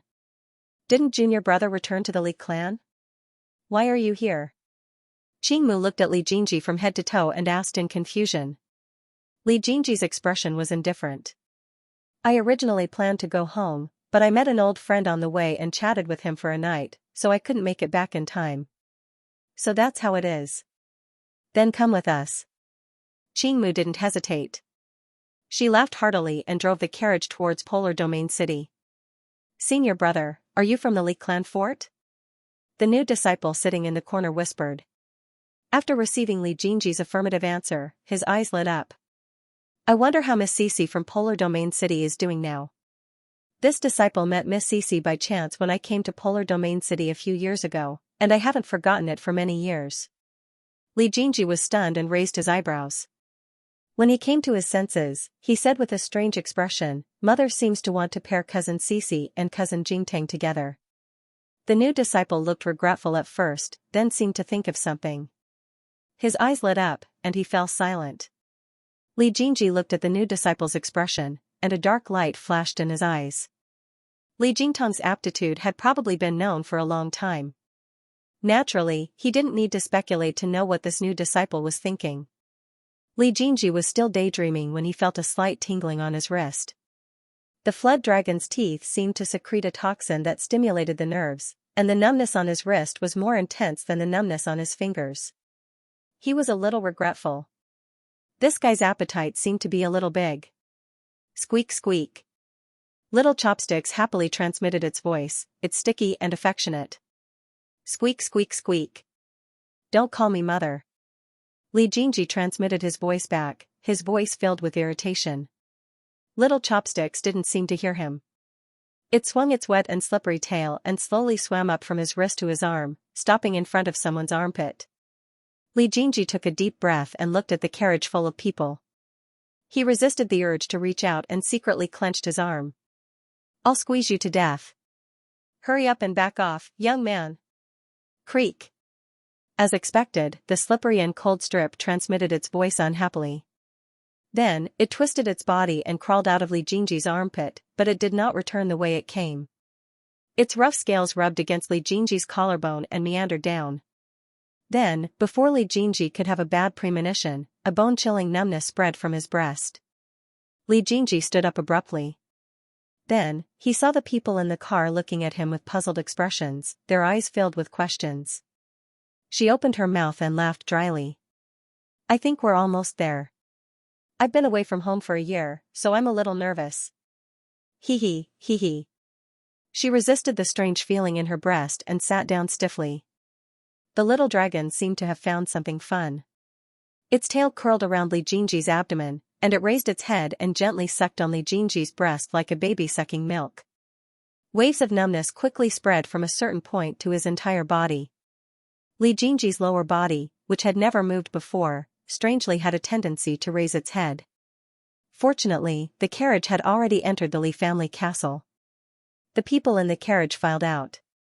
Just as Qingmu was about to get off the carriage, she noticed Li Jingji's strange behavior. "Junior, what are you?" She hesitantly sized up the young man's flushed cheeks. "It's nothing. Senior, you can go ahead first. Jingji can rest here for a while," Li Jingji said awkwardly. "I noticed that Junior's face is flushed, and the rims of your eyes are red. Perhaps it's caused by the chaotic flow of your spiritual energy. You really should rest for a while." Qingmu thought she knew the reason for Li Jingji's strange behavior. She pulled the curtain open and said, "Then I'll get off first. Junior, take care." Li Jingji stiffly watched Qingmu get off the carriage. He pulled open his lapel and pulled out the little chopstick that was calling him mother. However, the little chopstick's teeth were still embedded in the flesh of his breast. He pulled hard, but not only did he not manage to pull the chopstick out, it also affected his wound, and numbness spread all over his body. Blood gushed out. Li Jingji almost fell. Squeak, squeak, squeak, squeak. The little chopstick sent a telepathic message unhappily, and its slender tongue quickly licked the overflowing blood. "Waste? Don't pull you?" Li Jingji almost laughed out of anger. His face stiffened, and he sent a telepathic message fiercely. "Let go." Then, he pulled again. He groaned in pain, and his hand loosened. The half of the stick that was pulled out quickly retracted. Li Jingji's body stiffened. His clothes were messy and his face was flushed. He squinted his eyes and looked out of the car. "It's warm." Qingmu looked embarrassed and doubtful. "I see." She quickly put down the curtain and said to Li Zhongyin, "Junior brother's spirit energy needs to be adjusted." "You're right, Master Immortal," Li Zhongyin said with a smile. Li Jingji wanted to say something, but the little chopsticks in his arms ground her teeth and let go. "Ao may ao ao. Put on your clothes." Li Jingji's face twitched when he heard the little one's possessive words. He quickly pulled up his clothes and wiped his face. "Senior brother, I'm fine now." Qingmu glanced at him through the gap of the curtain. She looked at him questioningly and finally nodded. "Your parents miss you very much. Come down quickly." Li Jingji paused and raised his eyebrows. "Miss me?" Whether it was in the original world or here, it seemed that there was no one who truly missed him. As soon as he got out of the car, he saw many people in the hall. A plump woman rushed over. "Jingji, you must have suffered a lot in the sect this year, right? Did your fellow disciples bully you?" It was the official mother, Mrs. Liu. The woman's voice was full of tears. After she finished acting, she looked around. "Your brother, he didn't come back?" Li Jingji's expression was indifferent, without the slightest ripple. Just a moment ago, when Madame Liu said that her fellow disciples had bullied her, several of her fellow disciples had already shown displeasure. Living in an immortal sect is better than living at home. Qingmu looked at Madame Lu unhappily and then looked at Li Jingji. Li Jintong's mother? Yes. Of course. After crying for a long time, Mrs. Lu felt bored. She wiped her tears with a handkerchief and said with a gentle smile, "This time, you came at the right time. Your cousin Cici will also participate in the exam this time. With a cousin like you taking care of her, mother will feel more at ease." After saying that, she pushed the woman behind her to the front. Cici had grown into a slender and elegant woman. Her facial features were exquisite and her hair was black and shiny. She was beautiful and generous. She greeted him sweetly, "Cousin." She had improved a lot compared to a year ago when she could not hide her thoughts. Li Jingji looked him up and down, suppressing the hatred and disgust in his heart. He replied faintly. Thinking of the arrangement last night, the corner of his mouth inadvertently curled up. The next participant, Cici. Suming held a compass and called out the names. A trace of joy flashed across Cici's face. She bowed to Li Jingji and walked towards the center of the hall. Her posture was elegant and generous. "Thank you for your trouble."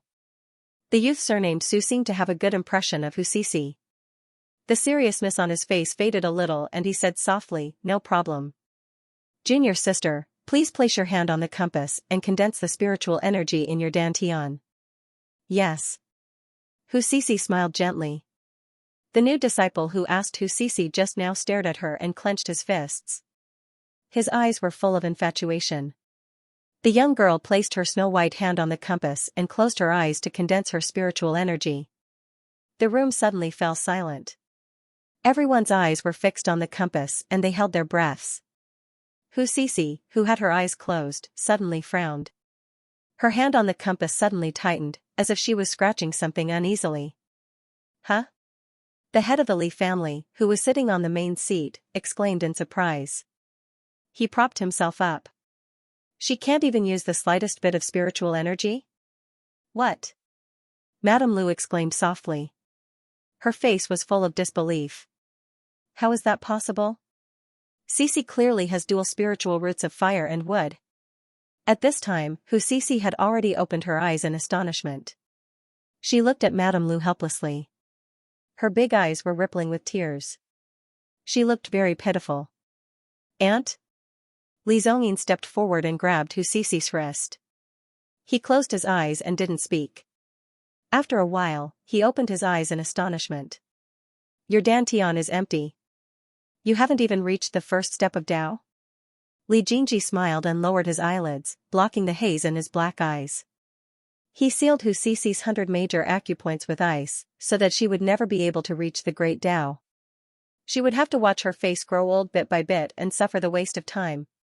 It must be more painful than directly killing her. Before the corners of his mouth could curl up, the joy in his heart was filled with suppressed guilt. Even if he killed his enemy, he couldn't call Yiqing back. His bony hands, his thin body, the young man with a simple and honest smile was his only companion in this world. Because of his wrong decision, he might never come back. Li Jingji was pulled back to reality by a numbing pain. "Stop fooling around." Li Jingji frowned. His fingers hidden in his robe gently rubbed the little dragon on his wrist. "Mama, don't be sad." His voice was soft. Why did he feel even sadder? "Aren't you only able to speak bird language?" "I've merged with Mama's blood, so I can speak Mama's language." The little ice blue dragon in his sleeve rubbed Li Jingji with its head. It had a human-like expression of infatuation on its face. "Mama." "Don't call me Mama." Li Jingji weakly added, "I'm a man. I can't be Mama." "Papa?"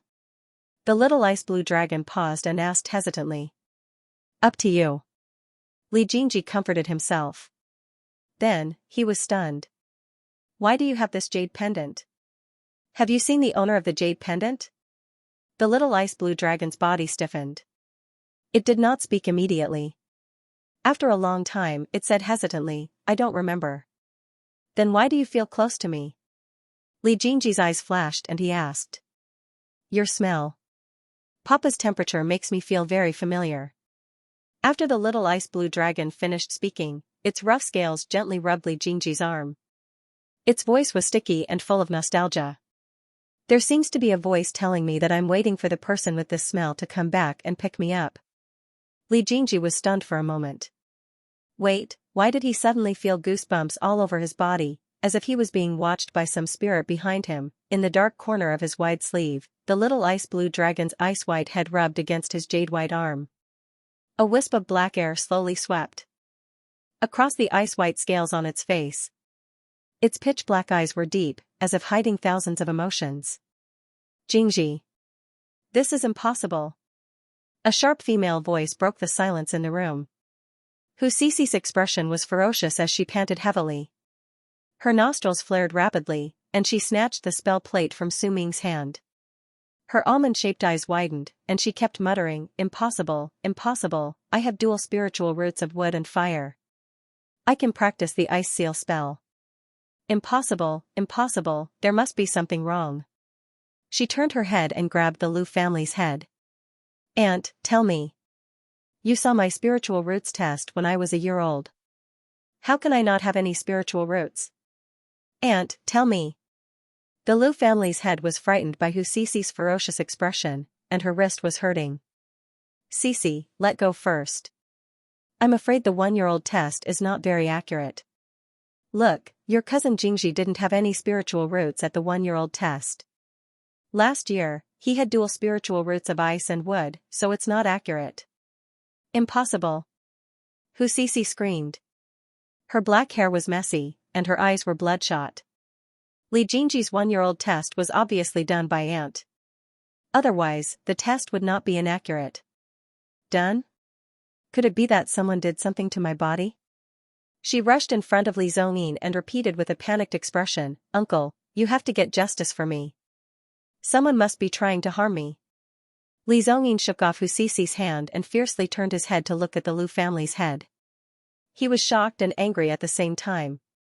His lips trembled for a long time, but he was unable to say a word. You. The Lu family's face turned pale. She frowned and raised her hand to slap Hu Cici's cheek. "Slap. Who told you to talk nonsense? Trash will always be trash. You don't have spiritual roots, but you can't rely on the Dharma plate. Our Li family can't afford to lose face like this. Tomorrow, I'll ask your father to take you back." The Lu family's head was filled with hatred. Her palm and long nails scratched Hu Cici's face. 4 bloody scratches appeared on her skin. "Lian, Li Quan, come and drag this crazy woman out." 2 tall servants rushed in from outside and rudely dragged Hu Cici out. The woman's screams and curses gradually faded away, and the room returned to silence. The head of the Li family looked at the livid Li Zongyin and laughed loudly. "Hey, she's just a distant relative. There's no need to make such a big fuss. Who's going to take the test next? Hurry up, Master Immortal's time is precious." Li Jingji watched the whole farce and couldn't help but feel a little emotional. He thought that the new disciple who questioned Hu Cici in the carriage would speak up for her, but he didn't expect that the other party would just watch the whole farce without saying a word. After thinking about it carefully, he understood that the other party only liked Hu Cici, who was blessed by the heavens, and not a useless shrew with no spiritual roots. Naturally, there was no need for him to help her. It was not worth it to anger his future senior and the Li family for no reason. There was no true love in the cultivation world. After Li Jingji sighed, he silently crossed out the word harem in his heart. After the farce, the whole hall returned to order. The juniors who were waiting to take the test came forward one by one. After half an hour, the whole test was coming to an end. Qingmu declined the head of the Li family's offer to stay the night and led the new disciple back to the sect. Thus, the sect mission that lasted 3 days was officially completed. Li Jingji bid farewell to the other senior and junior brothers on the immortal platform, but Qingmu stopped him. "Junior brother, please wait." Qingmu waved his hand and asked Fenggu to leave with the new disciple. He pulled Li Jingji to a corner of the immortal platform. "Junior brother, I have something to invite you to participate in." Li Jingji nodded. "Senior brother, just say it." "It's like this. Half a year later, the ice cave will be opened. At that time, all the Qi refinement disciples in the entire northern frozen domain will participate," Qingmu said slowly. Li Jingji thought for a moment and understood. Senior brother, you're already in the foundation establishment stage. This kind of grand event naturally has nothing to do with you. Senior brother, you're probably looking for me because of senior sister Dyer, right? He was an inner sect itinerant cultivator who didn't have a sect to rely on. Moreover, he was one of the rare itinerant cultivators who had great strength. The other party was probably trying to rope him in. With a plan in mind, Li Jingji looked at Qing Mu with a strange expression. Trying to shove the female lead to the male lead's side, this guy's heart was about to leak. However, the male lead in the original novel seemed to have met the injured female Li Ji Dyer in the mystic realm. At that time, the Yi Dyer was already mute. If it was in the past, Li Jingji would avoid any plot that might have something to do with the fake female lead.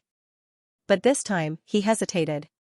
He actually hoped that the mute Yi Dyer was Yi Qing. Perhaps, that way, he could find him and know that he was still alive. Although he wasn't completely sure whether this Yi Qing was that Yi Qing. Qing Mu's ears turned red, but her expression was still calm. Yes, to be honest, junior brother, Dyer is inexperienced. I'm afraid that she'll be in danger in the mystic realm. Therefore, I wanted to invite junior brother and junior sister to go together so that we can take care of each other. Qing Mu smiled shyly. Moreover, junior brother doesn't have a sect to rely on. If you enter the mystic realm alone, even if you encounter an opportunity, I'm afraid that you won't be able to protect it when you come out. Li Jingji was stunned. After thinking for a moment, he made up his mind and said firmly, senior brother is right. If I'm not strong enough, I'm afraid that I'll be forced to hand over the benefits when I come out. Senior brother, you have to suggest that I agree. Okay, I'll tell junior sister now. Qing Mu's face flashed with joy. Then junior brother, go ahead and do your work. You have to improve your strength as soon as possible in the next 6 months. You have to know that there are countless 10th level Qi refinement cultivators in the Ice Maze Palace. Li Jingji nodded solemnly and took his leave. He took the mission card to hand in the mission and returned to the cave residence. The ice room was as empty as before. Other than the ice furniture that he had when he first arrived, he didn't add any new things. Li Jingji sat cross-legged on the futon, but he wasn't in the mood to cultivate. For a moment, he was at a loss. His original obsession with cultivation was to bring Yiqing over. For this goal, he cultivated desperately and strived to reach the foundation establishment stage as soon as possible. However, the other party was missing. If he was alive, he couldn't find him. If he was dead, he couldn't find his corpse. The helplessness he felt when he first came to this damned place quietly emerged again. Squeak. There was a very soft whimper. Li Jingji had no choice but to interrupt his mournful thoughts. He put his hand into his lapel expressionlessly and groped around. He didn't hit the target. The small chopsticks had already bypassed his chest at an extremely fast speed and attacked his back. Helpless, he stretched his hand to his back again. He still didn't hit the target. Be more self-aware. Come out on your own. He threatened. I won't come out. Papa doesn't want to go on a date with a female cultivator. Little Jiao's voice rose, and there was a hint of grievance in its shrill voice. I want to eat her. Papa belongs to me alone. You're a Jiao. Li Jingji calmly corrected it. And that's not a date. It's just an act of mutual help with a purpose and conditions. Then Papa belongs to only me. It hesitated. I'm not only a Jiao. Something seemed strange. Anyway, Papa can't go. The strip-like creature in his lapel tossed up and down. Its small hooked claws scratched randomly, trying to show its dissatisfaction. Li Jingji's face darkened. He pursed his lips and endured. After a certain point was teased by a sharp object, his patience ran out. He stood up, untied his belt, took off his clothes, pinched it, threw it out, and closed the door. Little Jiao, who was thrown out of the room, unexpectedly stopped all its movements. It adjusted its posture and half-squatted on the ground. Its pitch-black mung bean eyes stared at the closed ice door. A wisp of ice-white essence bead was spat out from its small mouth. The small bead spun and emitted cold air. Little Jiao raised its 2 claws and gently lifted the bead. With a bang, the ice fog dispersed. A Jiao that looked exactly like little Jiao appeared in the stone room. The pupils of the little Jiao transformed from the bead were dim. Its eyes were blank, and it quietly lay on the ground. Don't drink its blood. Don't let it have intimate contact with others. There was a satisfied look in the mung bean eyes of the small chopsticks. After giving the order, it looked at the closed stone door, turned around, and walked toward the cave's restriction. It went out in a flash. The restriction of the stone room didn't have the slightest ripple. It was as if there was no mistake. Li Jingji sat on the futon with his clothes in a mess and continued to ponder. What were the chances that the missing Yiqing was the villain Yiqing? The two people in the original work had no connection at all. No matter how he thought about it, he did not think that they were the same person. If it wasn't the same person, where would he go to find Yu, who was nowhere to be found? Should he count on the little dragon at the door? Forget it. Li Jingji pursed his lips and sighed softly. He slowly crossed his legs and faced the sky. He inhaled and exhaled spiritual energy. The ice-cold spiritual energy flowed through his meridians and condensed into his dantian. He did not know how many times he had circulated his spiritual energy, nor did he know how much time had passed. His belief became unusually clear after removing the distractions of his emotions. No matter what, no news was the best news. In this world, no matter where you were, no matter what you did, you had to have the power to take the initiative and protect your brothers. When he opened his eyes again, he had already entered the 10th level of qi refinement. The abundant spiritual energy condensed and accumulated in his dantian, as if it was waiting to condense into water droplets at any time. Li Jingji slowly exhaled a mouthful of turbid air and stretched his stiff limbs. Then, he paused again. Oh no, he did not know how long he had been meditating. He did not know how little chopsticks at the door was. He hurriedly got up and opened the door. The narrow outer room was empty, and the ice-white little dragon was nowhere to be seen. Looking at the intact restriction on the cave door, Li Jingji's pupils shrank. His restriction was bidirectional. Once it was activated, no one could open or close it except him.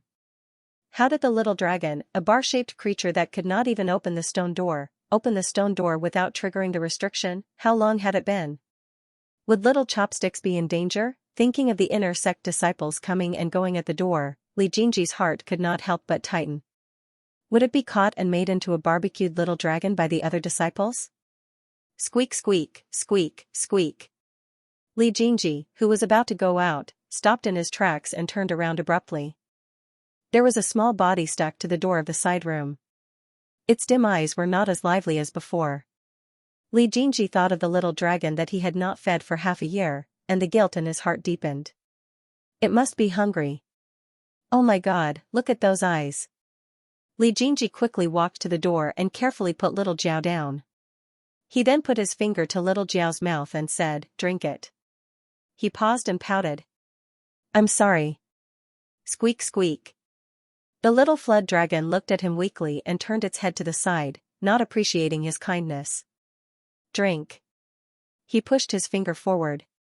Zhi, it tilted its head. "Drink."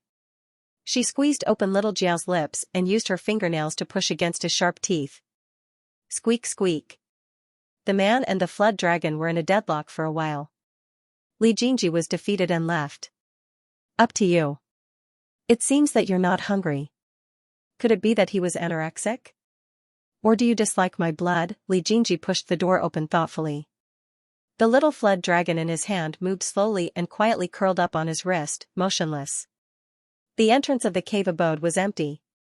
It was not as bustling as it used to be. Li Jingji looked up and down. The cold wind blew past with ice shards. What's going on? Could it be that the ice sect had been breached by the demon sect while he was cultivating?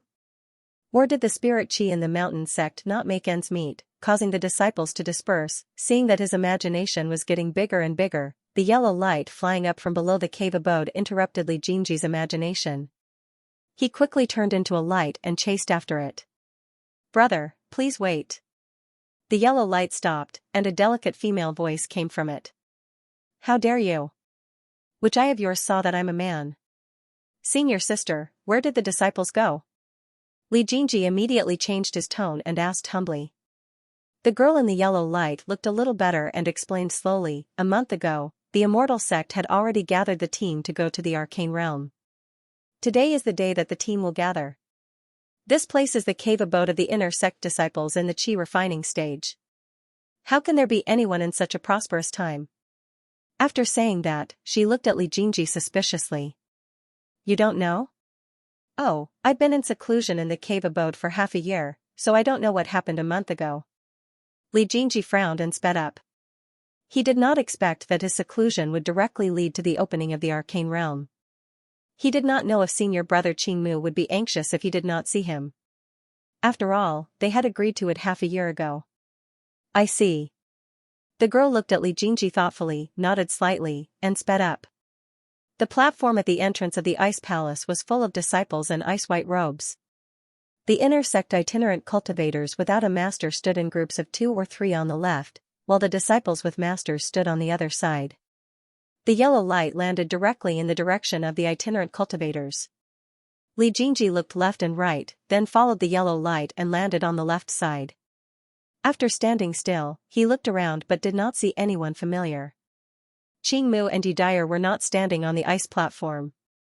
What made him feel even more strange was that the 3 brothers from the main family who came with him, Li Jintang, and the others, were not there. In such a prosperous time for chi refining stage cultivators, these few people with good aptitude should not be absent. But at this moment, these people were not here. It was really strange. At this moment, 2 rays of light, one red and one blue, came from the horizon. When they reached the ice platform, the rays of light disappeared, revealing Yi Dyer and Qingmu. The arrival of the 2 attracted a lot of attention. After all, they were talented and famous in the sect. A few disciples who were familiar with them seemed to want to go up and greet them. When the 2 of them appeared, the little flood dragon hidden in Li Jingji's sleeve moved slowly, its dim eyes gradually turning blood red. Qingmu looked around. When she saw Li Jingji, her eyes lit up. She hurried over and cupped her fists apologetically. Sorry, junior brother. We are late. I just arrived too. Li Jingji looked at Yi Dyer behind her and nodded. Why are you so late too, senior brother? Sigh. Qingmu's face turned a few shades paler. She shook her head and sighed. Her eyes were full of worry. She opened her mouth but did not say anything. Sigh. Yi Dyer behind Qingmu stared at Li Jingji. His eyes were cold and emotionless. He did not have his usual quick-wittedness. Li Jingji frowned. He felt that something was wrong, and it made his hair stand. Junior brother, it's like this. A few months ago, junior sister's cultivation technique reversed. Later, Elder Huamin used an elixir to forcefully preserve her heart meridian. After she woke up, junior sister could no longer speak. We tried everything we could, but it was to no avail. If there was a mirror right now, Li Jingji bet that his expression would be very interesting. Qingmu sighed to herself. Sigh, the spiritual energy in her meridians reversed. Why would it affect her throat? Her face was full of worry. She did not notice Li Jingji's strange behavior. Although the atmosphere was gloomy, Yi Dyer's expression remained the same. He did not even look at Qingmu. He just stood there, stupefied. Eh? Junior brother. Qingmu suddenly thought of something and looked up. Junior brother, why are you here? Didn't I agree to meet you here half a year ago? Li Jingji did not understand. Junior brother, you don't know. 2 months ago, the Li family fort was massacred. Your brothers have already rushed back to the main family. Qingmu's expression was heavy. They didn't inform you? They never mentioned it. Li Jingji's expression was sluggish. For a moment, he could not react. The main family and the side branches were massacred? Who did it? In the original work, the Li family fort was massacred a few years later. Why did it happen so early this time? Qingmu mistakenly thought that Li Jingji's sluggishness was caused by excessive grief. Her face was full of sympathy. I also heard that the killer was a demon cultivator. His face was full of bright silver dragon patterns. No one could escape from his spiritual power shield. It was terrifying. I heard that the Ji domain city is now in chaos. How could no one covet such a big piece of meat? Your brothers did not inform you because they were afraid of your strength. Demon cultivator? Li Jingji suddenly stood up. Could it be that the plot had deviated from the main outline? The person who massacred the Li family fort was replaced by someone else? After all, no matter how powerful Yiqing in the original work was, he was only an ordinary human cultivator. My main family should have an elder in the foundation establishment stage. My father and family should all be in the 7th level of the qi refining stage. Moreover, the protective formation of the family could withstand the full blow of an elder in the golden elixir stage. That demon cultivator massacred the whole family by himself? Li Jingji grabbed Qing Mu's wrist and asked.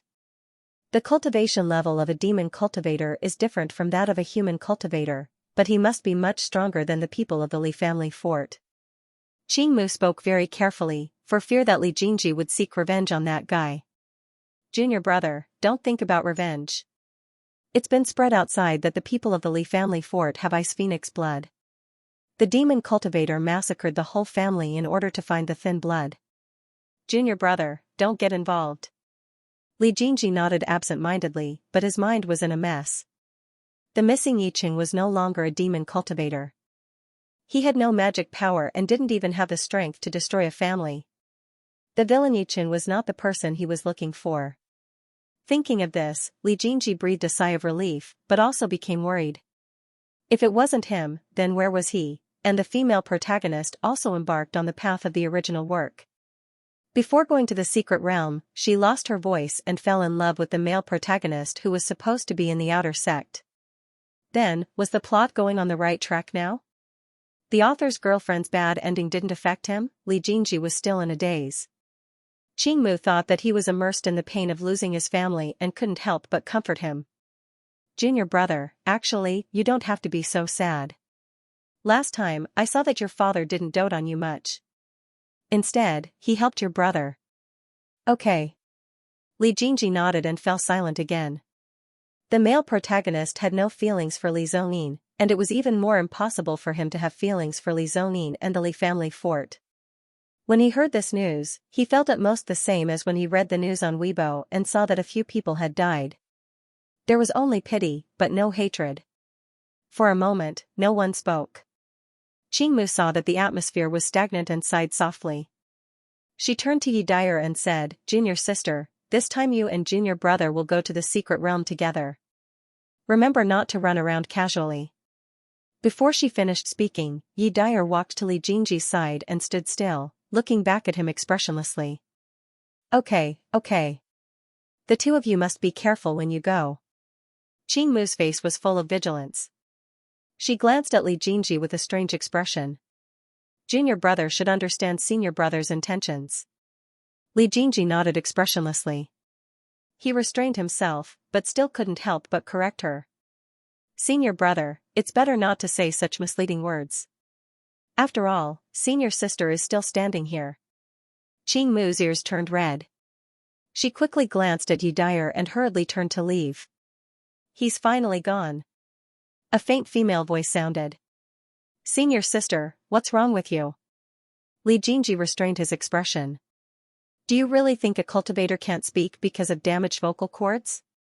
Yi Dyer raised her eyebrows and asked, do you think you use vocal cords to transmit sound? Then you, master asked me to pretend that there's a problem with my cultivation method. She suspects that Qing Mu is trying to get close to me because her master wants to steal her away. Yi Dyer transmitted her voice with an indifferent expression. How many candles must she light for Qing Mu to express her grief for him? Yi Dyer narrowed her eyes and lowered her voice. If you dare to tell Qing Mu about this, I'll crush you in the secret realm. Li Jingji nodded expressionlessly. This has nothing to do with me, and I'm not a gossipy person. I just don't know why senior sister told me this. Do you want me to communicate with you using sign language the entire time? She raised her eyebrows and looked Li Jingji up and down. She sneered. Do you know how to do it? Li Jingji's mouth twitched. This woman has changed so much since the last time they met. Has she been led astray by Elder Hua Ming? What happened to the promised gentle female lead? At this moment, 2 rays of light shot out from the ice palace behind him. 2 young men appeared. They had the same face and the same sword. They were actually a pair of twin cultivators. Everyone, we're the senior brothers leading the team for this trip to the secret realm. The two of them spoke at the same time. The volume of their words was exactly the same. If anyone doesn't abide by the sect's rules and brings shame to the sect, we'll punish them on behalf of the elders. After speaking, the two swords behind them flew out at the same time. They expanded in the wind and intertwined in the air to form a giant sword. The giant sword buzzed and stopped moving.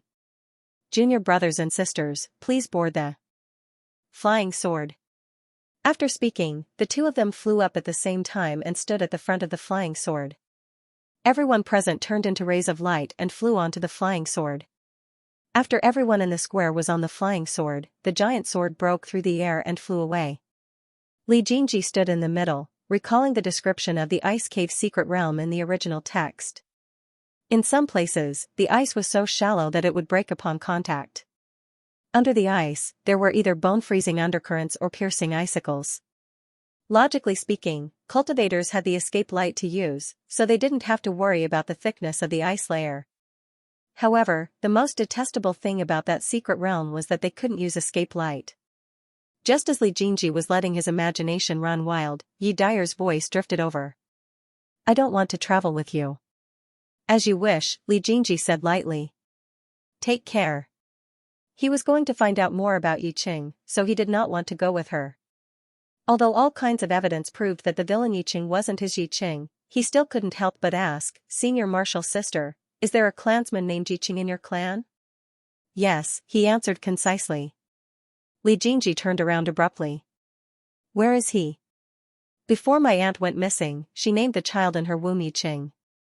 Later on, my aunt went missing, but the child in her womb was still listed in the Yi clan's genealogy, Yi Dyer said coldly.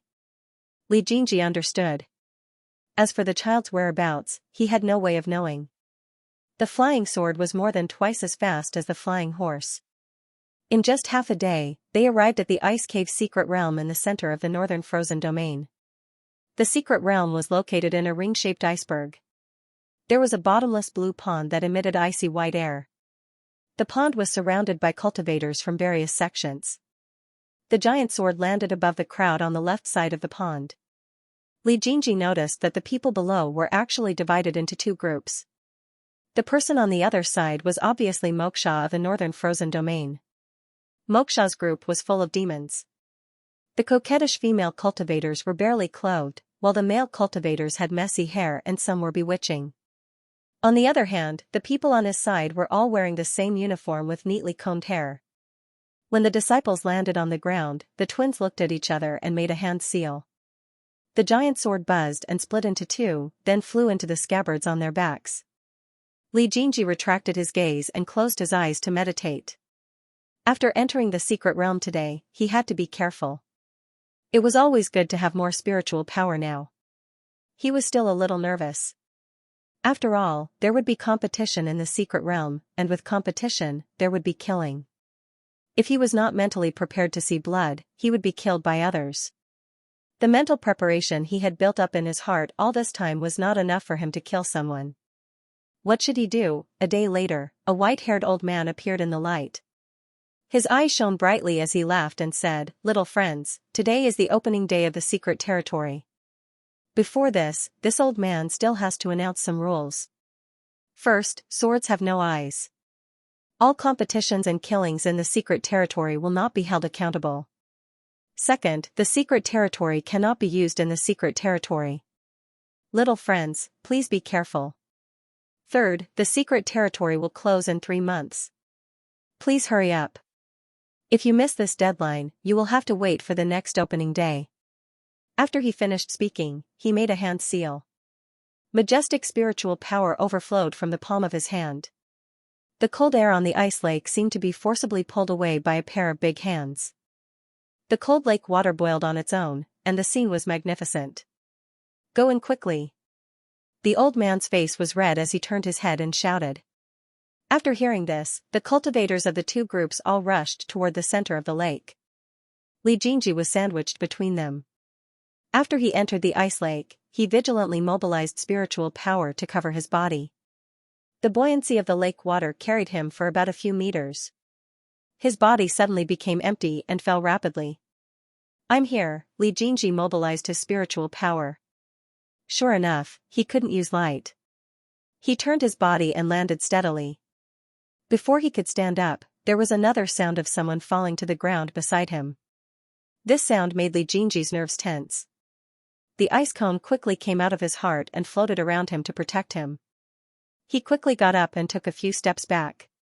After confirming that he was in a safe position, he went to observe the person who fell to the ground beside him. The person was wearing shabby clothes. His face was down like a dog, and he didn't move for a long time. Is he dead? Li Jingji speculated darkly. In the original work, the man who fell with the male protagonist seemed to have seen that the male protagonist's cultivation was quite low, so he left in a hurry without saying goodbye. Now that Li Jingji's cultivation was at the peak of the qi refining stage, the other party's reaction was a variable. Admittedly, his strength was enough to deal with the person on the ground, but he was still a little repulsed by killing people. Wait a little more. The person on the ground moaned and slowly got up. Li Jingji saw the other party's face clearly. The spinning ice crystals around him fell to the ground with a clang. The other party's face was deathly pale, and his clothes were stained with dried dark red blood. Although he had lost a lot of weight, his facial features were still Yi Cheng's. Li Jingji looked him up and down in disbelief. He had already prepared himself to look for him for a long time, but he was completely unprepared to meet him here all of a sudden. The other party's facial features had already matured. Under his slender eyebrows were long and smooth eyeliner. His thin lips were pursed with a hint of stubbornness, and his complexion was a little gray. Li Jingji took 2 steps forward, but did not rush forward. The youth on the ground struggled twice and tried to stand up, but seemed to have exhausted all his strength. He slumped back to the ground, panting heavily. Yi Cheng? Li Jingji went forward and kicked him, asking tentatively. Why did he appear here? And he was seriously injured? Jingji. After saying that, he vomited a large pool of black blood and fell back to the ground. Li Jingji was stunned. Without hesitation, he took out a medicine bottle from the storage bag at his waist. The moment he opened the bottle, the fragrance of the pill filled the air. He squatted down, pried open the other party's mouth, and stuffed the pill in. Close your eyes and meditate. I made the 100 treatment pill half a year ago. It's used to heal injuries. The person on the ground struggled to get up, sat cross-legged with difficulty, and circulated his spiritual qi with difficulty. Perhaps it was the effect of the pill, but Yi Cheng's complexion gradually improved. After a long while, Yi Cheng opened his eyes. There was a dim light under his dark pupils, but this light was quickly restrained. He curled the corners of his mouth and said uneasily, Jingji, thank you for saving me again. He lowered his eyelids. How did you get yourself into such a miserable state? Li Jingji hesitated, choosing his words carefully. Perhaps he was too excited, or perhaps the joy came too suddenly, but he did not know what expression to put on. In the end, he became dazed. Seeing that the other party was still alive, he breathed a sigh of relief. At the same time, many thoughts appeared in his mind. Why was he here? He seemed to have reached the 8th level of qi refinement. The missing Yi Cheng had not even reached the level of Dao. When Yi Cheng heard this, his eyes dimmed and his body trembled slightly. I broke free from the ropes in the hard infant lake and was lucky enough to escape with the flow of the water. Unexpectedly, I was captured by a demon and became a medicine slave for more than a year. This time, I took advantage of the old demon's distraction too. His voice trailed off. Li Jingji was stunned. He grabbed the other party's wrist and sent his spiritual power into the other party's meridians. As it slowly flowed, he found that the other party's body was indeed entrenched in many poisons. If it wasn't cured, it would endanger his life. How? He took out several bottles of medicine from his storage pouch, poured out a pill from each bottle, and stuffed it into the other party's mouth. Don't say any more, I'll protect you from now on.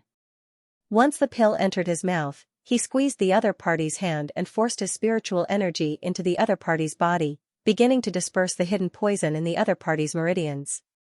Li Jingji, who closed his eyes guiltily, didn't see that the originally pale person's lips curled up, and a smile flashed across the corner of his eyes. 2 hours later, Li Jingji slowly stopped practicing and looked slightly relieved.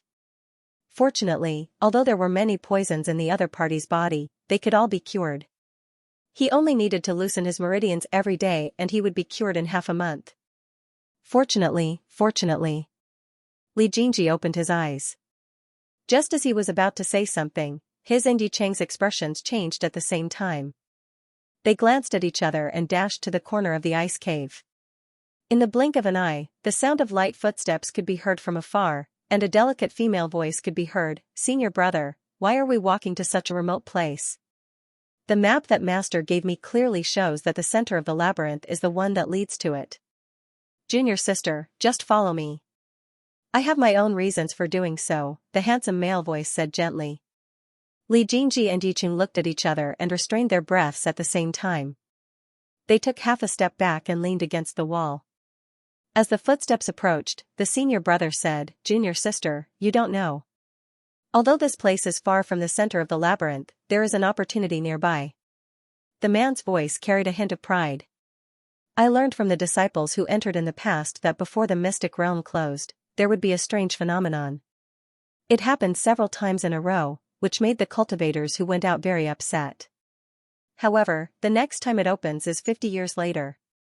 Those disciples can't wait for 50 years without cultivating for some groundless benefit, nor can they save energy by telling others about the opportunity. Senior brother, you're so amazing." The female cultivator's voice was full of admiration and joy. "Sigh, I just don't know where the opportunity is." The man's voice was a little distressed. Li Jingji frowned. It was not because of anything else, but because the original novel did not mention the opportunity here. There was not even a word about it. While the man and woman were still talking, footsteps came from the other end of the labyrinth. "Is that person really here?" a feminine male voice asked. "The tracker shows that he is here. As long as I take the opportunity from him, your chances of successfully building your foundation will increase," the other person replied. Li Jingji was stunned and subconsciously thought that the other person was talking about him. Suddenly, a hand was placed on his shoulder. Yi Cheng's cold voice sounded. "I'm here." His heart warmed slightly. How could such a person like Yi Cheng harm him? Okay. Perhaps only in front of this person would he let down his guard. As for the reason, it was probably because of the bony hand in the ice lake. "It's right in front." The footsteps quickened. "Who are you?" a delicate female voice sounded. Her voice was stern. "Eh?" The feminine male voice hesitated. "Who are you two?" "The two of us are core disciples of the Seven Emotions sect. Xianxia is our master." The senior martial brother laughed loudly, but there was no emotion in his laughter. "May I know who the two of you are talking about is?" His voice had already turned cold. "Oh, so you're a fellow Taoist from the Seven Emotions sect." The feminine male chuckled and explained, "We're disciples of the Ice sect. Because we have some cavities with our fellow disciples, we're looking for them here. I hope you two won't interfere." "Pfft, what kind of high-sounding reason is that?" "Senior brother, and I heard it just now. You have the guts to kill people and steal their treasures, but you don't dare to admit it. Are you a man?" Then he whispered, "So you're a sissy. You." The other man's voice was very angry. The feminine male voice quickly interrupted. "It's okay, I don't care. I'll give you two one last chance. Leave quickly, or don't blame us for being rude." The second half of the sentence was directed at the pair. "I don't like it when they talk about you like that." The man comforted them softly. Then, he said loudly, "Humph, you two have been talking here for a long time. You definitely didn't notice that there was someone else here." "What?" The female voice was shocked. "Senior brother, why didn't I sense anyone else's spiritual energy fluctuation here?" The senior brother seemed to hesitate. "Humph. How can I believe your one-sided story?" "Brother, I used this Dharma disc to track people. The position indicated on the disc is clearly nearby. Look." The footsteps walked up a few steps. It's indeed nearby," the delicate female voice exclaimed. "Brother who's hiding, can you come out and meet us?" The senior brother's voice suddenly sounded. Li Jingji frowned. If he went out now, the pair would definitely join forces with the other two to eliminate him. There was no other reason other than the possibility that he might have heard their secret. Since it was a matter of opportunity, that person had no choice but to do so. He might have to go out and fight, but, if you stay here, they only know that I'm here, but they don't know that there are two people here. Li Jingji quickly transmitted his voice. When the time comes, the mantis stalks the cicada, unaware of the oriole behind. If he was alone, the four people would definitely underestimate him. Moreover, his ice spirit root was the best weapon to restrain the enemy. Have you seen blood before? Yi Cheng's voice was slightly hesitant. He said worriedly, if you haven't, you don't have to force yourself. I have many goo worms of that old fiend. Why don't you? Li Jingji was stunned. See blood? Brother, it seems that you don't want to come out. Then let me ask you to come out. The senior brother was indeed the first to make a move. Li Jingji gritted his teeth. Determination flashed across his eyes. The weak are prey to the strong. After sending the voice transmission, he turned around and left. Sure enough, there's someone here. The girl standing on the left sneered. Her gaze was unfriendly. Li Jingji sized up the male and female cultivators opposite him. They were the senior brother and junior sister pair. The man happened to be at the 10th level of Qi refinement, while the woman was at the 6th level of Qi refinement. However, the other two disciples of Ice Sect looked a little familiar. Ever since he started cultivating, his memory had improved a lot. He had indeed seen those two people before. It was during the public class. The two of you, this person is quite difficult to deal with. Why don't the four of us work together to get rid of him? The feminine man suggested. This is a matter between the three of you. Why should I help you? The senior brother saw Li Jingji coming out and probed his cultivation level. His eyes flashed and he changed his mind. As for the other two people, one was at the 10th level of Qi refinement, while the other was at the 8th level of Qi refinement. They couldn't even take down a 10th level of Qi refinement, right?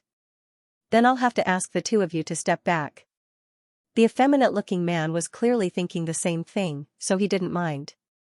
The people opposite him were still deciding Li Jingji's fate. However, they didn't notice that Li Jingji's gaze was getting colder and colder. The way he looked at them had completely changed. Since they see me as a piece of meat, why should I be soft-hearted? This is a world where the weak are prey to the strong. With that thought, Li Jingji's body was covered in thick ice crystals. A wisp of ice flame that was compressed to the extreme quietly popped out. In a flash, it attacked the feminine man's face. Boundless ice spirit chi poured out, and the feminine man's face was suddenly shocked. Obviously, he didn't expect Li Jingji to make a move in advance, so he subconsciously dodged. However, the extremely fast ice flame obviously didn't give him a chance. The light purple ice flame fiercely hit the man's left arm, and in just a few breaths, his arm was already frozen.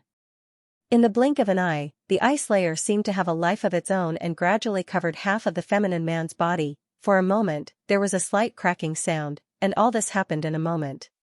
When the people on the other side suddenly came to their senses, half of the feminine man's body was already frozen.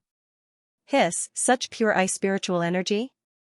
The man standing at the side watching the battle sucked in a breath of cold air, and a hesitant look appeared in his eyes. It would have been fine if this was outside, but the spiritual energy here was thin, and only the ice spiritual energy was extremely rich. Brother Lian. The man next to the feminine man glared fiercely at Li Jingji. I want you to pay with your blood. Li Jingji coldly looked at the reactions of the people on the opposite side, and calmly turned his hand to make a spell. Just now, the other party was caught off guard. Perhaps he thought that he wouldn't dare to act rashly because there were 4 people on their side. However, he had to be cautious when dealing with this cultivator who had reached the peak of the 10th level of Qi refining. Countless slender ice cones condensed in the air, suspended in mid-air, and emitted bursts of cold fog as they spun. The person on the opposite side also made a move. He took out a copper lamp with one hand, and the lamp was lit with a candle flame that seemed to be extinguished at any time.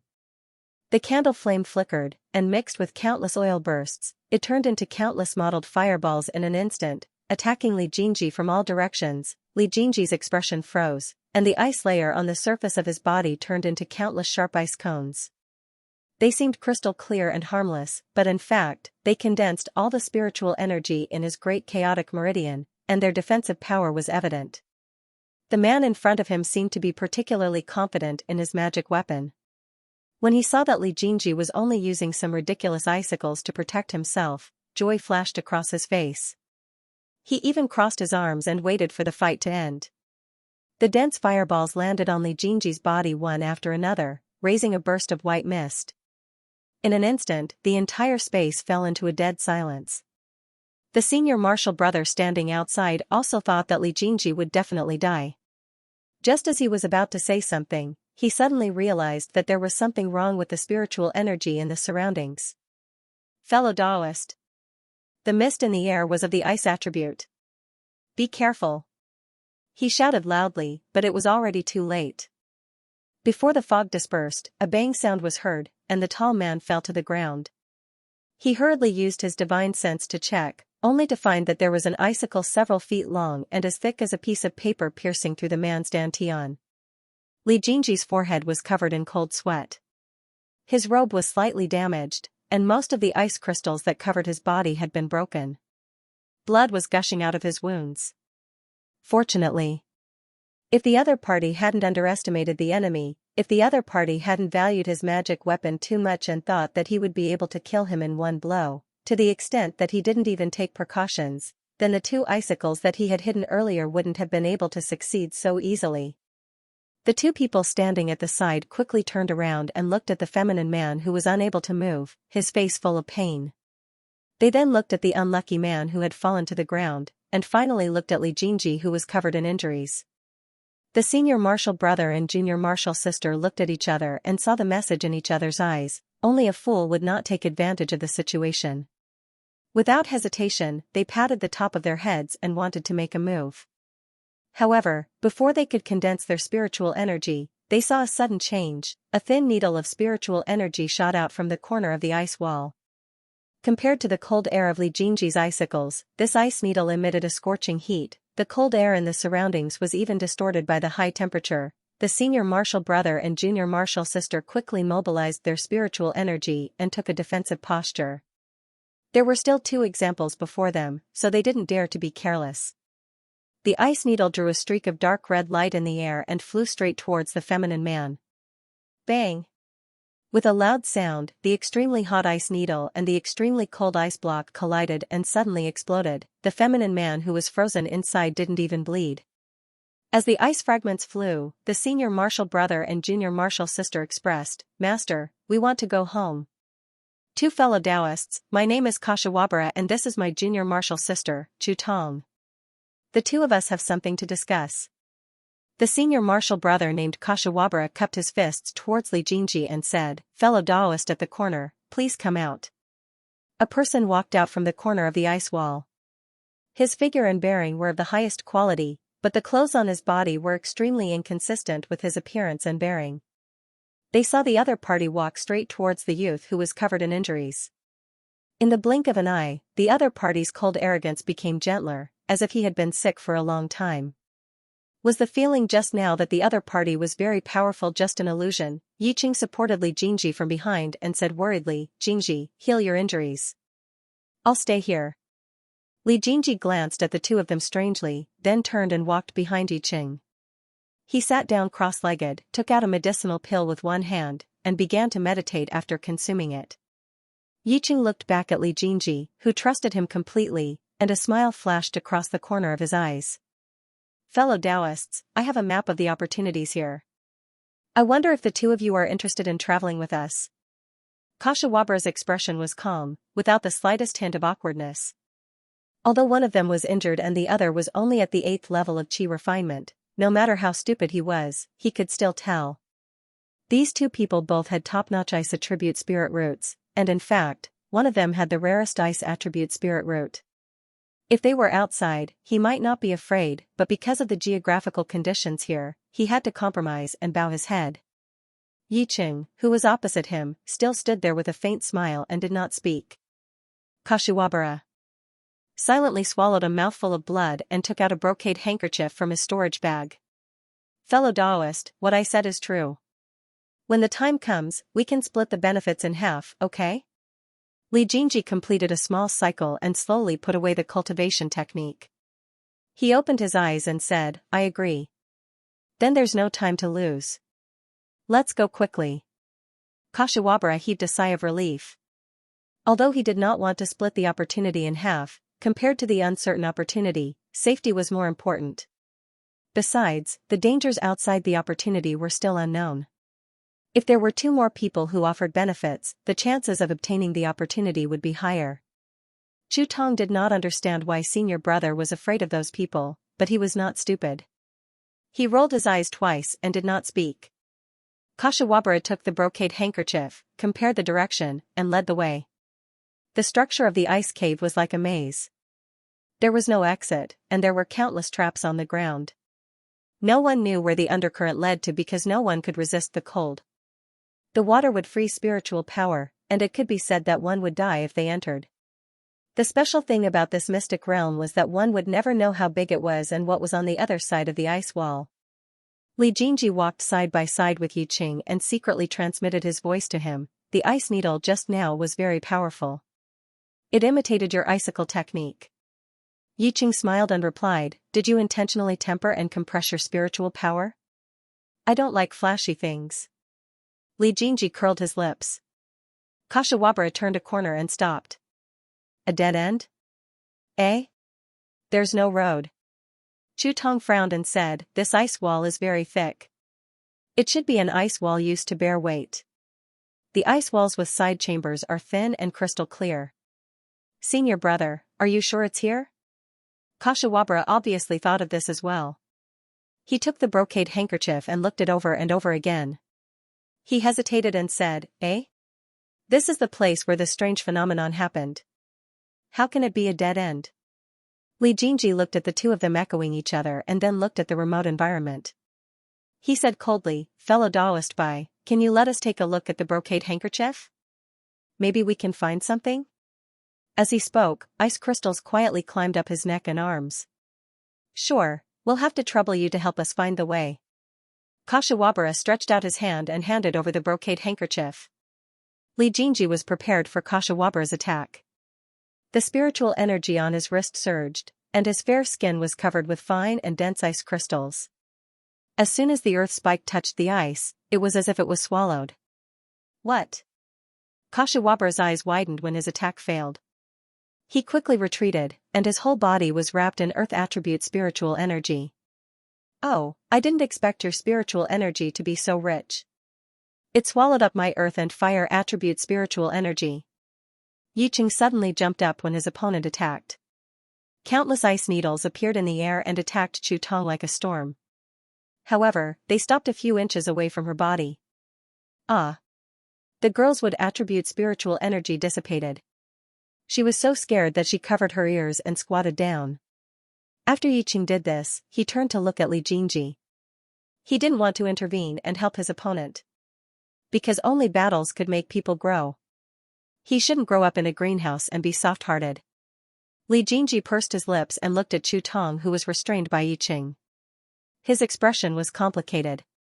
Chu Tong was the protagonist's first reserve harem. In the original work, the girl who kept calling him Jingji brother was actually fighting with him here. Sure enough, the real life was a butcher's knife. Li Jingji touched his cheek. Was his charm not as great as the male protagonist in the original work? Well, their personalities were very different. The male protagonist in the original work was gentle and elegant. He was very tolerant of girls. He was cold and emotionless, so he couldn't do that. He could only worship him. Kashiwabara saw his junior sister being restrained by the ice needles, and then looked at Li Jingji, who was obviously distracted. His expression turned fierce. He bit the tip of his tongue and spat out a mouthful of blood. Then, he made a complicated gesture with both hands. The blood flashed and merged into the gesture. The power of the gesture increased dramatically. Li Jingji suddenly came back to his senses. He made a gesture with one hand and slapped the top of his head with his right hand. A huge ice pillar sprang out in front of him. When Kashiwabara saw Li Jingji's actions, he looked at him with disdain, as if he was looking at an idiot.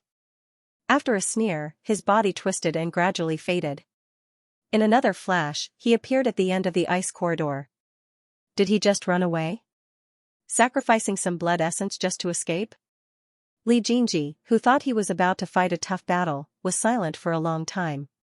He slowly put away the ice wall and walked to Yi Cheng's side. He squatted down and said, "Fellow Daoist Chu, your senior martial brother has left. Do you still want to fight?" The girl looked at Li Jingji with her big, watery eyes, then looked at Yi Cheng, and then looked in the direction that her senior had left. She finally broke down. "Boo-hoo! Don't eat me." Li Jingji, who was squatting on the ground, gulped and looked back at Yi Cheng. He laughed and said, "What do you mean by eat? I want to ask you, do you still want to fight?" Chu Tong sobbed and asked, "You don't want to eat me?" "I've been fasting for many years." Li Jingji nodded. "Then what do you want me to do?" Chu Tong seemed to have thought of this as well. He blushed and pretended to be calm. "What do you want to let me go?" "Just now, you've already seen the contents of your senior martial brother's handkerchief. Take us there and we'll let you go after confirming that there's no mistake." Li Jingji's expression was indifferent, but his voice unconsciously softened. In the original novel, this girl was described as pure and kind, and easy to be deceived. Well, she was considered a female supporting character that he liked. However, this kind of woman could be completely sold out with a little temptation. Admiring her character was one thing, but she really couldn't be his pillow. "It's a deal?" Chu Tong carefully looked at the circling ice needles and said hesitantly, "Can you put these away? These densely packed needles are pointing at me. I'm getting goosebumps." "It's a deal." Li Jingji smiled faintly. "But that arcane realm isn't here. Senior martial brother, Ba, that B*TCH transmitted a message to me. She said that she deliberately lured the two of you to this remote place so that you'd lower your guard so that she could kill you in one fell swoop." Chu Tong said softly, "The real arcane realm is in the opposite direction from here. You'll need to pass through some distance. In fact, it's not far from where we met." Hearing this, Yi Cheng waved his sleeve and the densely packed scorching ice needles disappeared into his sleeve. "You lead the way," he ordered coldly, his eyes dark and bottomless. Chu Tong shuddered and carefully walked past Yi Cheng to walk in front. For some reason, this cold-faced, down-and-out man always gave him a sense of danger. The vibe of a poisonous snake. A strange feeling flashed through Li Jingji's heart. He felt that after meeting again, Yi Cheng gave him a very different feeling. His aura and ability had become stronger. No. It was a big difference. He didn't expect to hear any complaints. He didn't expect to see any resentment. He didn't expect to see any emotions. After the two of them met, they seemed to be trying their best to avoid asking about something. Li Jingji did it out of guilt. He was afraid that he would see resentment from Yi Cheng, so he didn't dare to mention or ask about it. Whether it was avoidance or guilt, he was still by Yi Cheng's side. He wouldn't let history repeat itself. As for why Yi Cheng avoided talking about what happened in the past 1.5 years, he didn't know. "Fellow Daoist, I still don't know your name."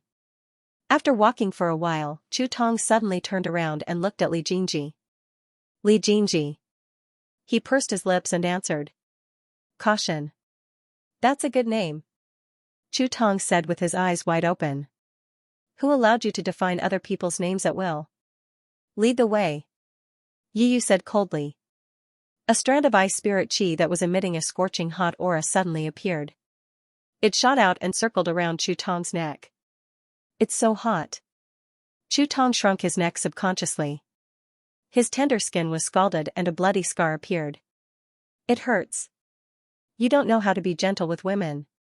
Lead the way," Yi Cheng ordered as he stepped forward and blocked Li Jingji. "Humph. Let's go then." Chu Tong looked left and right. He tilted his head and thought for a while before walking away. "If you play with us like your senior brother, I can't guarantee that I won't do anything to you." Li Jingji poked his head out from behind Yi Cheng and said. Then he looked up at Yi Cheng with dissatisfaction. "Why are you blocking me? I'm afraid that she'll attack you." Yi Cheng's expression didn't change and his heart didn't skip a beat. He silently blocked half of Li Jingji's head. Chu Tong shrunk his neck. He felt that the atmosphere was strange. Li Jingji didn't notice Chu Tong's expression. Instead, he looked at the man in front of him with a strange expression. He discovered that Yi Cheng was actually taller than him by a head. Even though he was wearing tattered clothes, it wasn't difficult to see his well-defined figure under his clothes.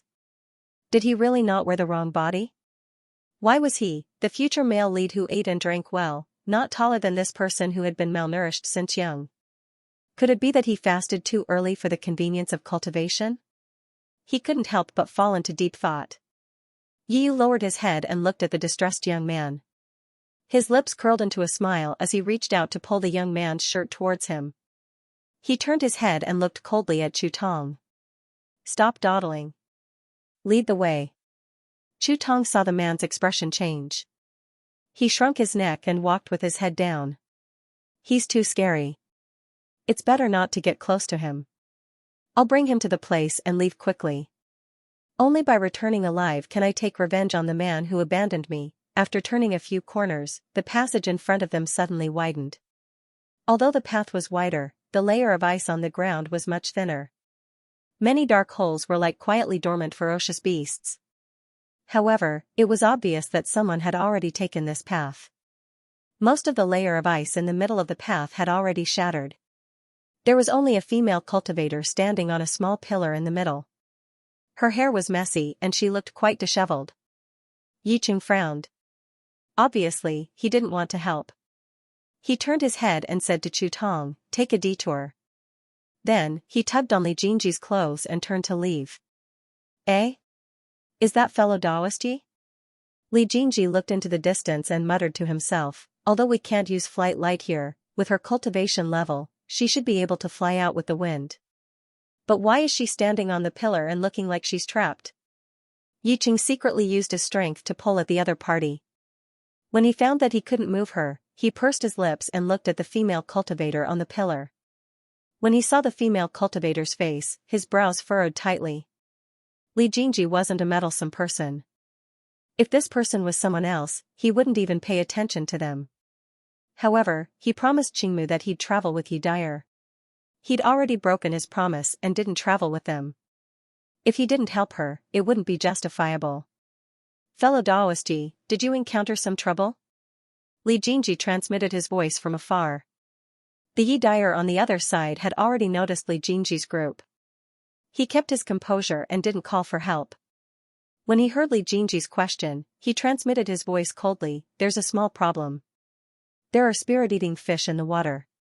Spirit-eating fish? The book on the Tao of Pills mentioned this kind of vicious creature. It wasn't very destructive, but it was ranked 10th on the list of vicious fish. There was no other reason than that cultivators who encountered it couldn't use any spiritual power. As soon as spiritual power left the body, it would be absorbed by it. It could trap people to death, which was extremely hateful. Furthermore, it fed on spiritual power to survive, so its entire body was a treasure. Because it fed on spiritual power to survive, it produced spiritual power beads in its body. The longer it lived, the more valuable it was. The spiritual power contained in 100-year-old spirit-eating fish's spiritual bead was comparable to that of a supreme-grade spirit stone. Although cultivators flocked to it, the number of spirit-eating fish they caught was extremely small. Moreover, they were all young spirit-eating fish, so they weren't very valuable. However, the suction force of older spirit-eating fish was comparable to that of a black hole, which was very powerful. It was also a fated chance. Li Jingji's eyes lit up. He rose into the air and flew towards Yi Dyer, leaving only Yi Cheng and Chu Tong. Li Jingji didn't pay attention to Yi Yu's expression behind him. He walked to the edge of the hole and looked down. The surface of the ice-blue lake was densely packed with spirit-eating fish. They were all fat and strong, and had simple and honest postures. Driven by his own interests, Li Jingji said sincerely to Yi Dyer, "Don't worry, I'll save you." "Thank you, fellow Daoist." Yi Dyer wasn't pretentious. If he couldn't solve it himself, it would be meaningless. Behind him, Yi Cheng had already restrained his expression. Only his dark pupils were still tightly constricted, and blood-red scales could be seen on the back of his neck. Hidden under Li Jingji's sleeves, the little dragon, who hadn't moved for a long time, shifted uneasily. Its mung-bean eyes turned blood-red, and the scales on the back of its neck faintly glowed with a bloody light. Yiqing, come here quickly. There are many spirit-eating fish here. Li Jingji looked back with sparkling eyes and transmitted his voice. The spiritual pearl in its body is very valuable. It can buy you many new clothes. Yiqing, whose pupils were dark, was stunned. He looked at the sweat on the youth's nose and his dark pupils that were shining brightly. His heart seemed to be empty. Perhaps this person was the only one in the world who cared about how he dressed, ate, and lived. Catch him. Break his wings and trap him by his side, so that he could never leave. Let him only have eyes for himself. The red scales flickered, becoming more and more dazzling. In the end, they slowly faded into the skin. If he did that, this person would no longer smile at him, no longer give him warmth, no longer make him worry, no longer make him worry, no longer make him try his best. His mother once taught him that killing the goose that laid the golden eggs was the worst way to get what he wanted. The right way was to plan slowly. Yiqing forcibly suppressed this thought that made his fingertips tremble with excitement. He waved his hand and pinned Shu Tong to the wall with his spiritual power. He calmly walked to Li Jingji's side and stuck his head out to look down. He pursed his lips and said, I want a black robe. Okay. Li Jingji agreed, but his eyes were still fixed on the spirit-eating fish below. But how do we catch them? The spirit-eating fish devoured all spiritual energy. In front of it, magic tools were no different from ordinary pots and pans. As soon as the spiritual energy got close to it, it would be devoured. It was too early for him to be happy, completely forgetting that he was unable to chew on this opportunity. Yiqing stared at the spirit-eating fish below him, frowned, and threw out a long whip made of spiritual power with one hand. The long whip was condensed from the ice attribute and carried a suffocating heat. The long whip drew a round arc in the air and fell down with a strong wind, but it broke inch by inch until it disappeared without a trace. The scene in front of him was almost the same as what was described in the book, so Li Jingji was not very surprised. After a long while, he hesitated and said, if I directly use the storage bag to collect these live fish, can I take them? The storage pouch was a necessary artifact for telekinesis. The storage pouch can't contain living things. Yiqing interrupted him telepathically. Living things will die as soon as they enter the pouch. I don't want them to live. Li Jingji reached for the storage pouch. There's no harm in trying. Yi took 2 steps back and did not refute him. Yi Dyer stood on the ice pillar, unable to advance or retreat. He watched as Li Jingji exchanged glances with an unfamiliar man. After a long while, he took out a green storage pouch. Fellow Taoist Li, how do you plan to deal with such a large number of spirit-eating fish? Yi Dyer could not help but frown and ask through telepathic communication. I plan to collect them with the storage pouch. Li Jingji raised his head, his expression very calm. After saying this, without waiting for Yi Dyer's reaction, he took out the storage pouch with one hand. The pouch moved with his heart, and the spirit-eating fish above the undercurrent disappeared without a trace. Yi Dyer, who was about to criticize Li Jingji for being unreliable, opened his mouth but did not say anything. The storage pouch flew back. Li Jingji had just grabbed it when he suddenly felt a slight vibration from the storage pouch. His expression changed, and he threw the storage pouch toward the corridor far away from the hole. Bang! The storage pouch exploded in midair, and countless spirit-eating fish scattered like flowers. Among them were a magic robe, a jade pendant, a few ancient books, and a few mid-grade spirit stones. The items fell together with the fish. Li Jingji's face flashed with embarrassment. His family's wealth had been exposed. It was one thing to be filthy rich, but unfortunately, he was so poor that it made people's hair stand on end. He was the poorest male protagonist in history, without a doubt. Yiqing bent down and picked up a spirit-eating fish, saying in a low voice, "It's already suffocated to death." Just now, the spirit-eating fish must have swallowed all the spatial spiritual energy in the storage pouch, which caused the storage pouch to explode. He stared at the jade pendant on the ground and suggested, "If you don't have a spare storage pouch, you can leave it with me." The more he spoke, the softer his voice became, as if he was not quite sure whether Li Jingji would believe him completely. After all, a storage pouch was a cultivator's most private item. Li Jingji, who was worried, immediately nodded. Okay. He tiptoed over the fish corpses on the ground and picked up the scattered personal items. Then I'll have to trouble you. When we get out, I'll immediately buy a new storage pouch. Okay. Yiqing took out the black storage pouch and accepted the items handed over by the other party, leaving only the jade pendant. It's mine, he said concisely, asking for the right to return it. Li Jingji fell silent. After a while, he frowned and said, I'm keeping it for a little guy. You gave it to me in the beginning. Yiqing looked at Li Jingji's wrist with an unfriendly gaze. Squeak squeak squeak. A soft sound came from his wrist. Ow squeak squeak. Li Jingji heard this and looked at his wrist in confusion, but still handed over the jade pendant. I promised to give it to you. Yiqing nodded in satisfaction. After putting away the jade pendant, he put away the spirit-eating fish on the ground. Thank you. Without the spirit-eating fish interfering with the spiritual energy, Yi Dyer had already left the ice pillar. At this time, he was standing behind Li Jingji with a look of realization. Seeing the two of them put away the spirit-eating fish, he transmitted his thanks. It's nothing. It's also an opportunity for me. Li Jingji replied coldly. He had never dared to take this female lead lightly. Moreover, her personality suddenly became cold and aloof, which made him even more suspicious. The villain Yiqing was obviously not the weakling Yiqing behind him who was covered in poison. The dragon-scaled demon cultivator who destroyed the Li family fort was most likely the villain Yiqing. The female lead's personality changed greatly in the past 6 months and she lost her voice, so she was still the most suspicious. The female lead could not have. Li Jingji did not dare to forget the maxim of covering one's chrysanthemum and walking around it. Yi Dyer, who did not know that his knee had been shot, nodded and said, not everyone can take advantage of an opportunity. Only you can learn and use it flexibly. After we leave this place, I might have to fight for the position of the library's chief disciple.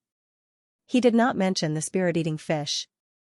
I still have a task that Master entrusted to me, so I'll take my leave first.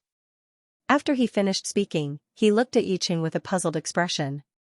You have to pay attention to the demon sect's disciples. Master said that the demon sect's patriarch Shipu is trying to break through to the mid-stage of Yuanying. If he succeeds, the balance here will be broken. Then, he turned and walked away confidently. Li Jingji was stunned when he heard this. Only then did he remember the war between the righteous and demon sects that broke out earlier. It was just that he was distracted by his family's matters and his cultivation, causing him to completely forget about it, and the reason for this war was this trip to the mystic realm. The Moksha had been planning this for several years. High-level Moksha suppressed their cultivation and sneaked into this place to kill the immortal sect's disciples with potential. After this trip to the mystic realm ended, less than 30% of the immortal sect's disciples made it out alive. The immortal sect's disciples were caught off guard. In addition, the demon sect had a mid-stage Yuanying. The immortal sect lost the first battle and was forced to retreat. First, they lost the subsidiary cities, then the Spirit Mountain's mines. In the end, the immortal sect had no choice but to sacrifice the rook to protect the general. The original male lead was the first to be sacrificed as bait. This war directly pushed the original male lead to leave the ice region and head to the Guangyuan desert. It also made the male lead become especially tenacious and cold. But it was also this war that made the original male lead and the female lead go through thick and thin together. When they left the ice region, the original male lead was not alone. And now, before the war started, the female lead who was supposed to be by his side had become a man. Sigh. Compared to the main lead will be angered to death. Don't worry. If we meet demons, we'll kill demons. If we meet ghosts, we'll kill ghosts. I'll always be here. Yiqing interrupted. Li Jingji's heart warmed, but his expression was serious. Follow me. There wasn't much time left. He had to quickly get more bargaining chips and take Yiqing to the Guangyuan desert. He didn't want to get involved in the mess between the righteous path and the demon sect. He also didn't want to spread the story he knew. When he turned back to look for Chu Tong, he found that she had been tied to the ice wall by Yiqing and had fainted. The reason was the high-temperature ice collar around her neck. Yiqing explained, if she sees us, I'm afraid we'll be in trouble. Well done. Wake her up. Chu Tong was tortured to death. In the end, she didn't dare to have any other thoughts and hurriedly brought the two of them to the back and escaped. Today, Li Jingji and Yiqing were left standing alone in front of the crystal-clear ice wall. Kashiwabara didn't come here? Li Jingji was a little surprised. If it were me, I wouldn't have chosen to throw my life away if I knew I couldn't win. Yiqing condensed an icicle with one hand and brought it close to the ice wall. Li Jingji looked at the melting ice wall and the scorching heat in the other party's hand. He praised, in the past, I couldn't figure out what the bloodlines in the chi testing disc were. Now that I think about it, it's the work of this extreme yang ice spiritual energy. Yiqing stared at the icicle in his hand and looked meaningfully at Li Jingji. He said ambiguously, yes and no. Could it be something else? Li Jingji frowned. The strange feeling was getting stronger. At this moment, the ice wall cracked and the thing in the anteroom appeared in front of him. A stalk of spirit herb in the narrow chamber was pulled out of the ice soil by the other party and kept into the storage bag. Li Jingji was stunned for a moment, then immediately reacted. He agilely pulled Yu and leaped into the cave wall. Taking advantage of the fact that the person from before had yet to react, he quickly took action and used his spirit energy to seal the exit of the ice wall. At the same time, Yiqing made a gesture with both hands. An ice film suddenly sprang up and kept expanding in the air. Finally, it completely enveloped the inside of the chamber. The two of them had a tacit understanding. They cast the spell in a moment and caught Kashiwabara, who had snatched the spirit herb and was about to run away. Kashiwabara, who was planning to use the same trick to escape with the secret method, looked at the closed room and circled in place like a trapped beast. He even hit the film with spiritual energy, but it was obviously useless. Don't waste your energy. Li Jingji reminded him kindly, I didn't expect you to really come here. You even waited for us to open the door for you before making a move. Yiqing explained, the ice wall here is unusually thick, and it's against his attribute. It's not something he can shake. Li Jingji nodded in understanding. This man was also desperate for an opportunity. Kashiwabara panted. Knowing that there was no way to escape, his eyes turned red in exasperation. Without saying a word, he threw out 4 magic tools, intending to fight with all his strength.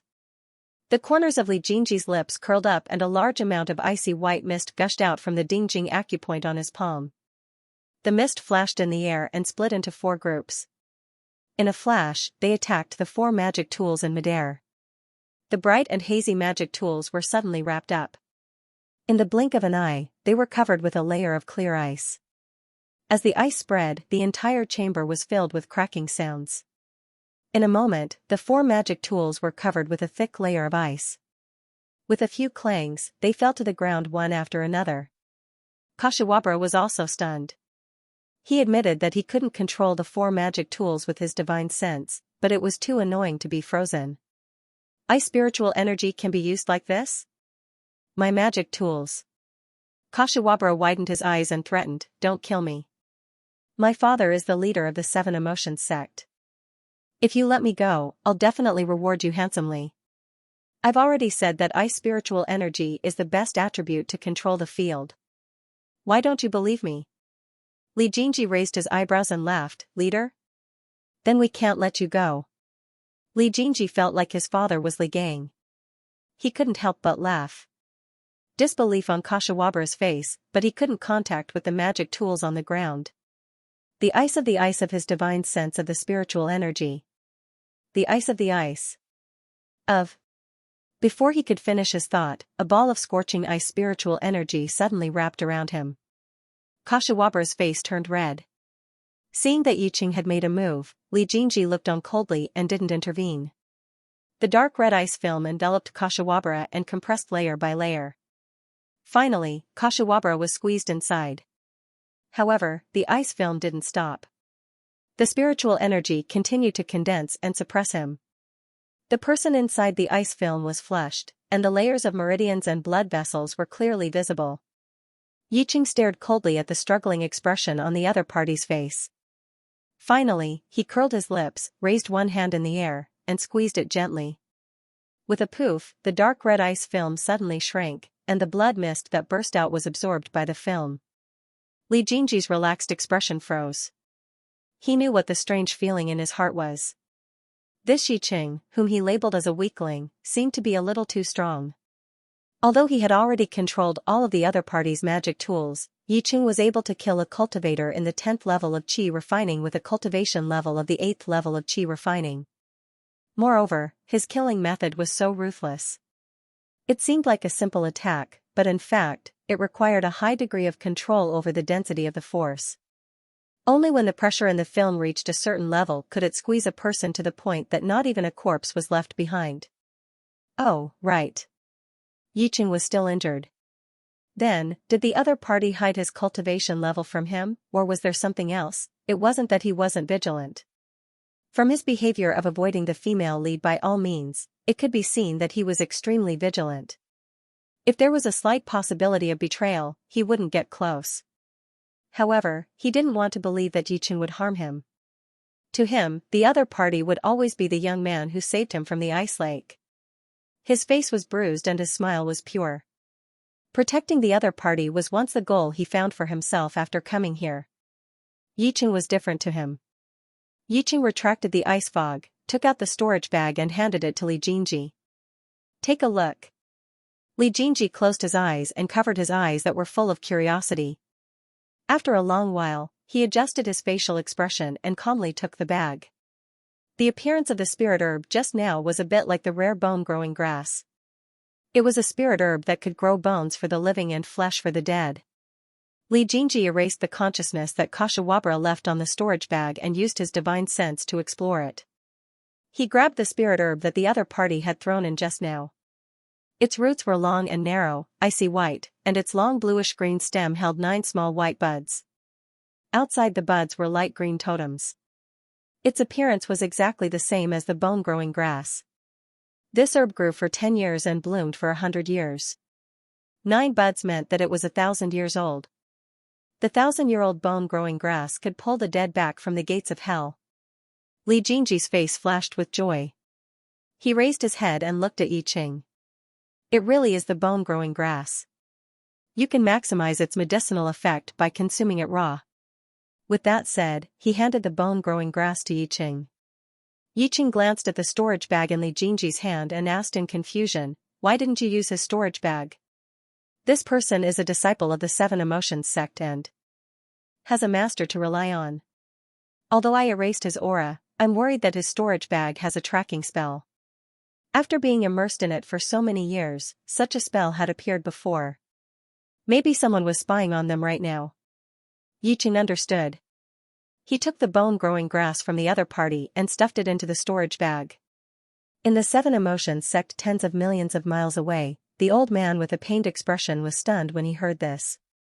His eyes were about to pop out of their sockets. Good. Good. Good.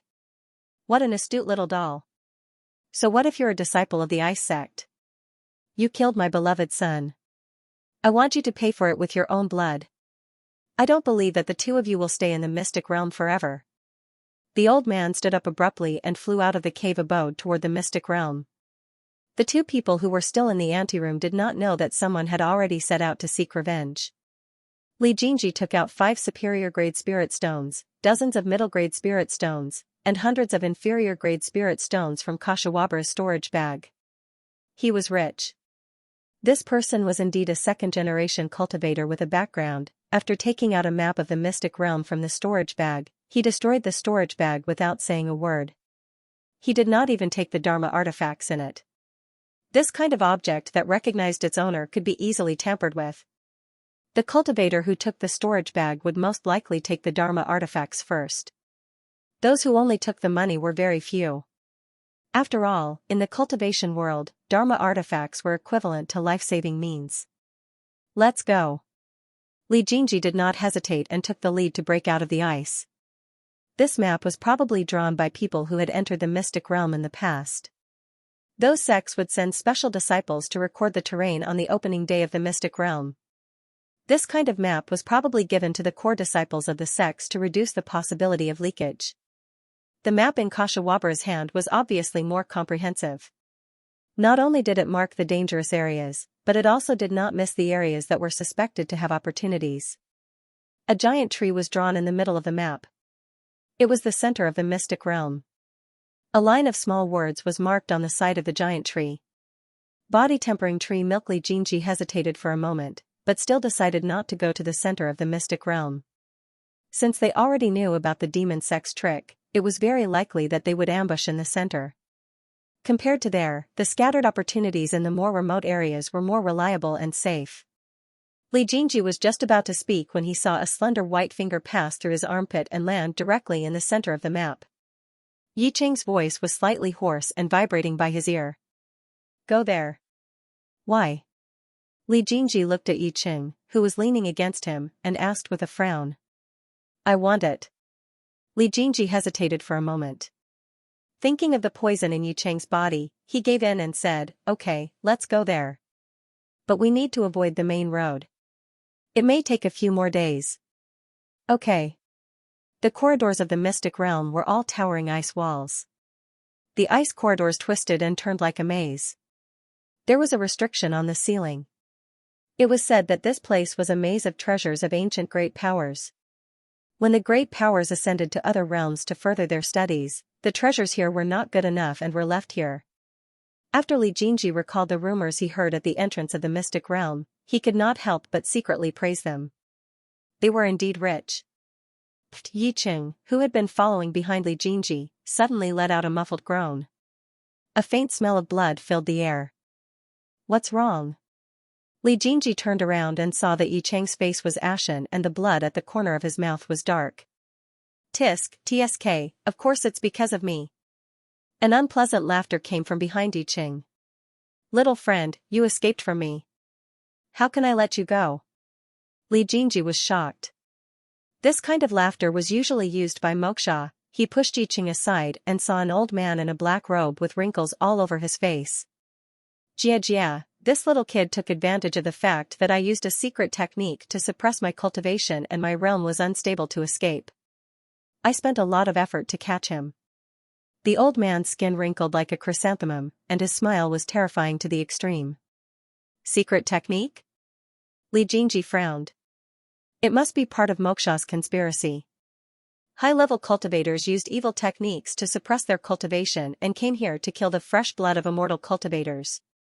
Then this old man who looked like he was only at the 10th level of chi refining was definitely not as simple as he looked. Naturally, it's a secret technique of the Moyan cult. The old man smiled proudly, and the aura on his body surged. He threatened, if you hand over the kid behind you, I may spare your life. Otherwise, don't even think about it. Li Jinji stepped sideways and blocked Yi Cheng.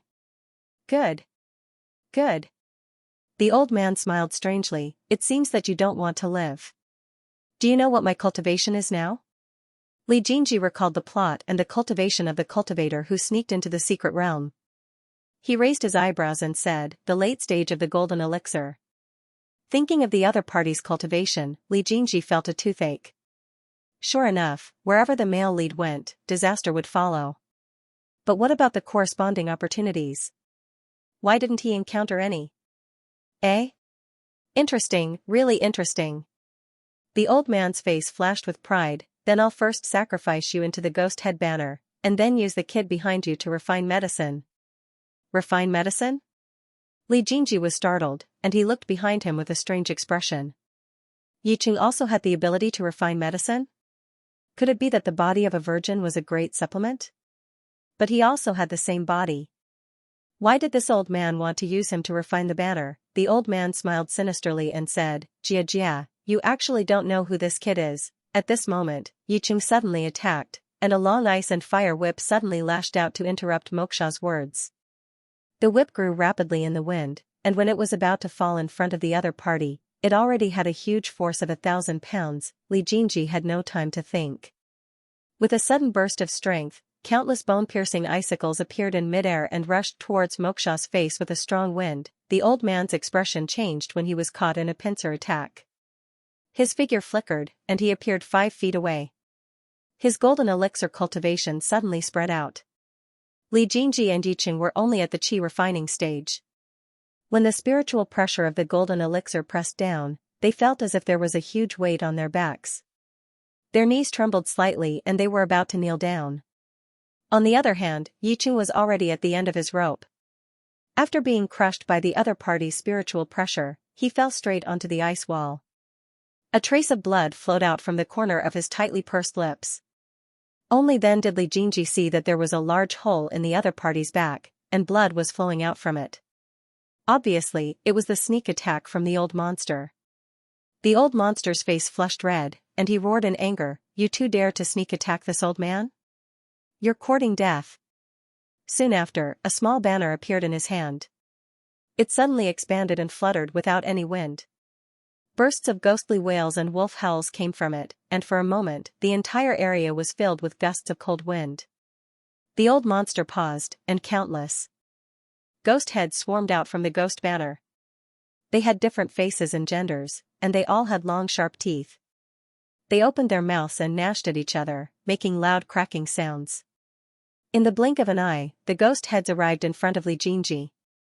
It seemed that the old man was still unwilling to tear apart Yiqing, who was used to refined pills, and had decided to attack Li Jingji. Li Jingji was suppressed by the spiritual pressure of the golden elixir and was unable to move. When a qi refining stage cultivator met a golden elixir, the difference between their cultivation levels was like heaven and earth. He didn't even have the opportunity to fight back. And at this moment, he truly understood the cruelty of this world, the cruelty of the law of the jungle. He tightly clenched his teeth. Perhaps when he woke up, he would return to his bed. Everything in this world, everything he had experienced, would become those thin words on the computer. He was still unwilling. Since he was born, Li Jingji had never surrendered to a tragic fate. How could he be so weak after coming to this world? He was unwilling. Li Jingji suddenly opened his eyes and stared at the old monster's appearance. He carefully looked at every facial feature. Revenge. Revenge. As long as he didn't die, suddenly pushed by someone, Li Jingji staggered and fell awkwardly against the ice wall. When he looked back, he saw the slender youth in his original position. Countless ghost heads were tearing and biting his body. His tattered clothes were stained with thick blood, and large patches of flesh were exposed, revealing the eerie white bones inside. No. Li Jingji's eyes were red and his eyes were about to split open. He tightly clenched his teeth. He had never felt so powerless, never felt so hateful. He only hated himself for being incompetent. Yiqing's ruined body stimulated Li Jingji's bloodthirsty nature.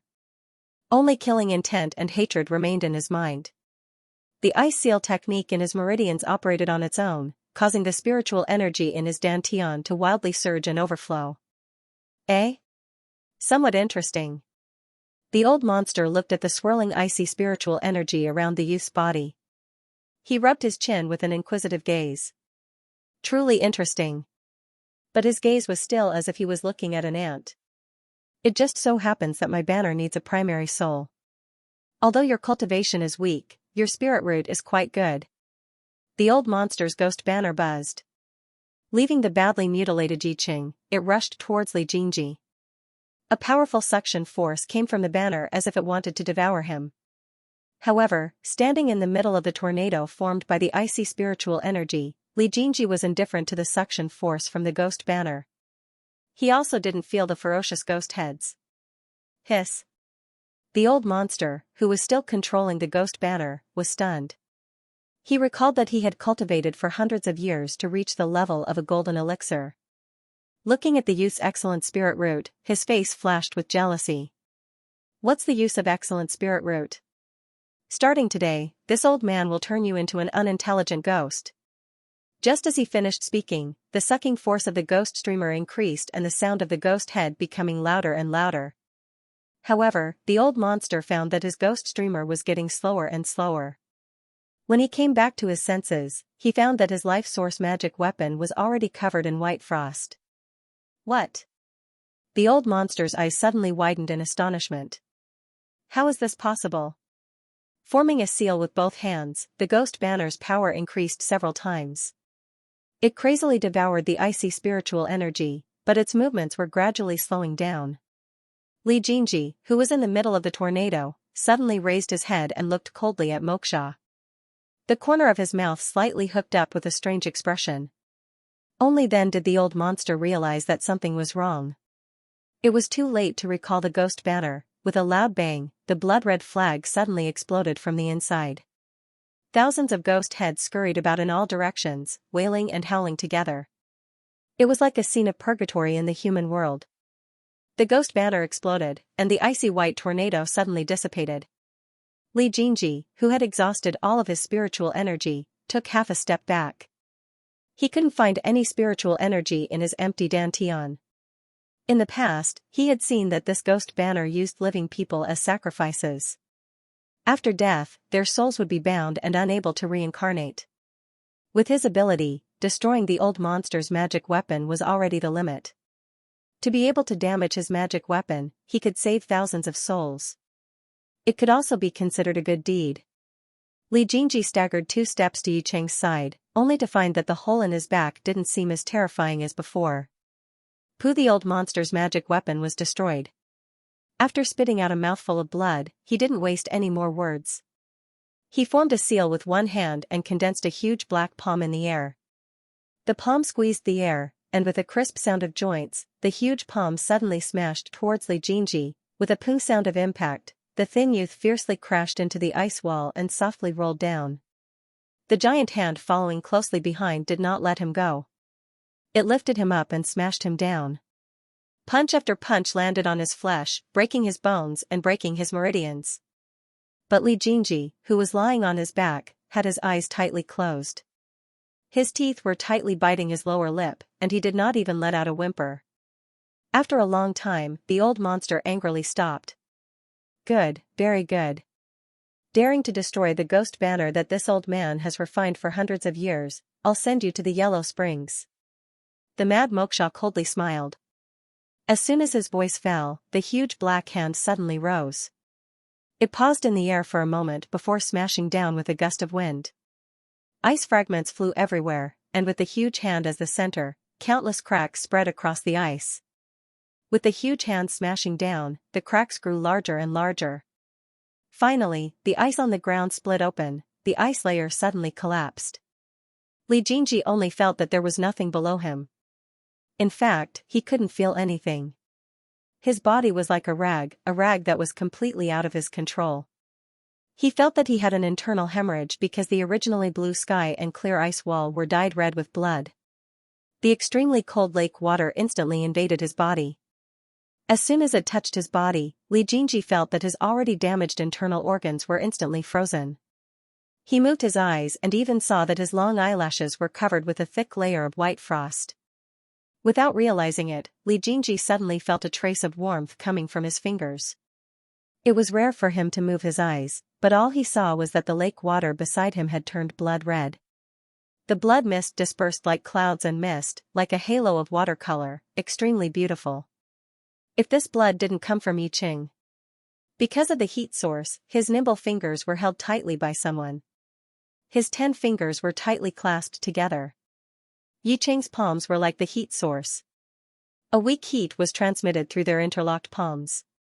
Li Jinji knew that this was the spiritual energy that Yicheng had left. He tilted his head with the flow of the water, but suddenly bumped into a pair of bloodshot eyes. Yicheng saw Li Jinji looking at him and smiled dryly. His mouth opened and closed silently, but Li Jinji understood. Yicheng was saying, "I'm here." With him, Yicheng was probably the only thing he gained from this inexplicable experience.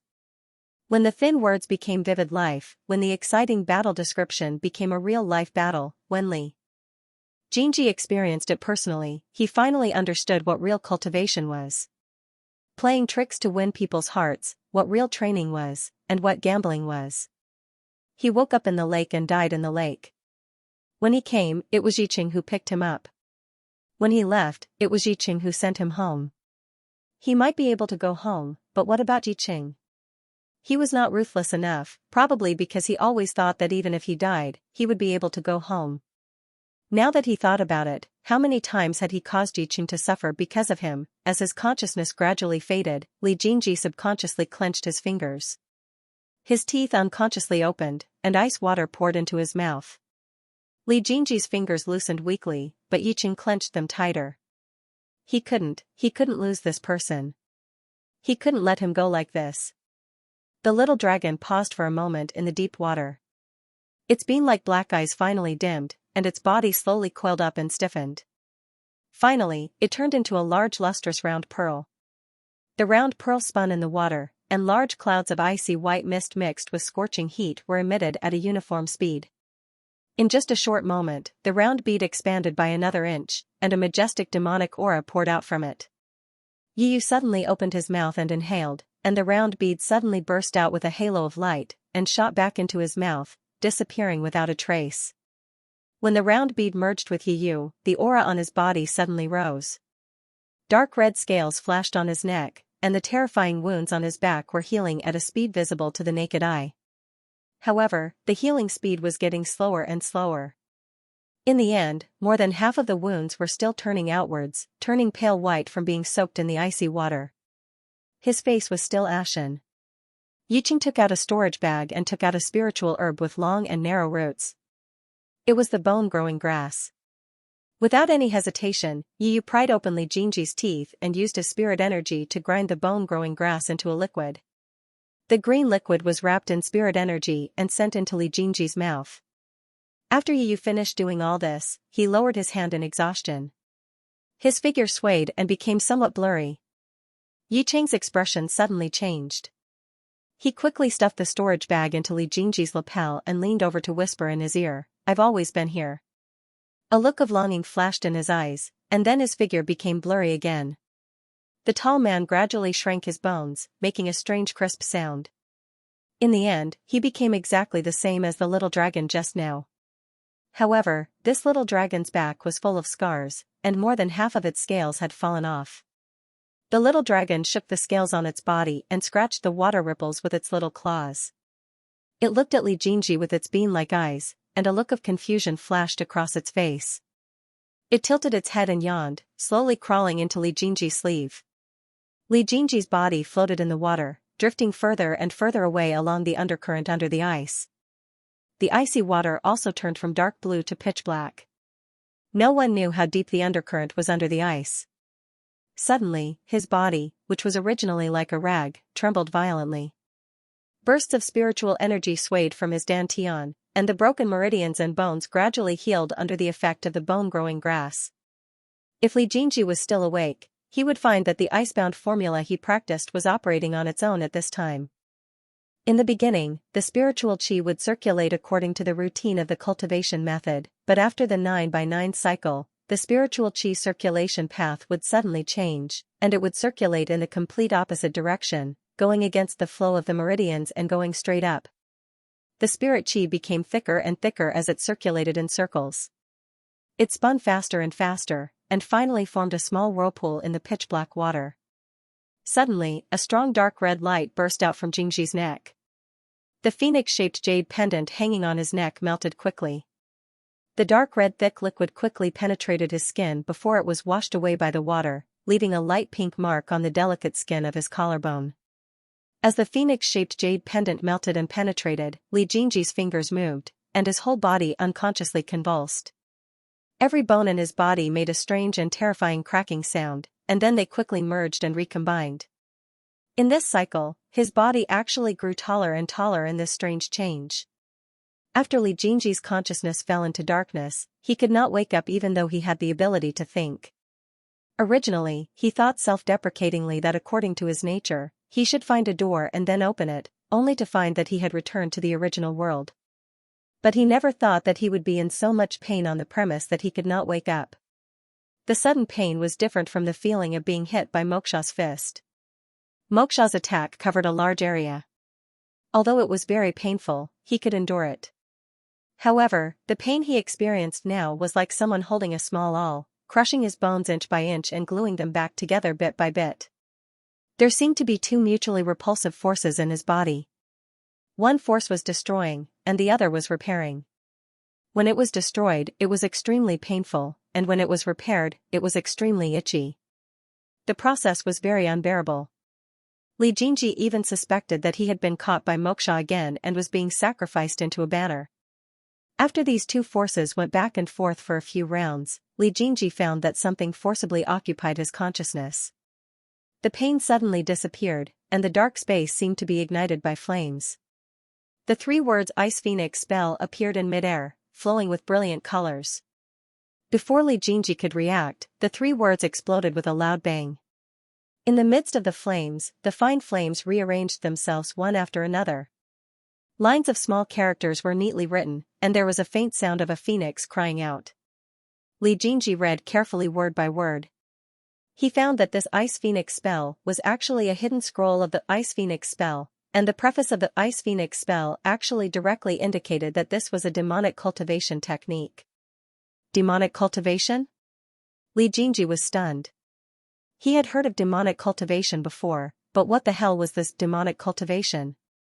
Could it be that demonic cultivation and demonic cultivation were the same? That was not right. Although he had the Ice Phoenix bloodline, he was still a human. Even if his bloodline awakened, he could at most inherit a part of the race's superpowers. The original male protagonist also awakened the Ice Phoenix bloodline after entering the Yuanying stage, and obtained some superficial bloodline superpowers. As for the Ice Phoenix spell that was only suitable for the Qi refining stage, he had stopped practicing it long ago after entering the Foundation establishment stage. So now, there was a Ice Phoenix spell that was meant for demonic cultivation. Was the author playing with him? Li Jingji composed himself and read word by word. The more he read, the more stunned he became. The Ice Phoenix spell was only suitable for Qi refining stage cultivators who had awakened the Ice Phoenix bloodline and entered the Tao through the Ice Phoenix spell. Once they entered the Foundation establishment stage, or changed their cultivation halfway through, they could no longer practice the spell even if they had the bloodline.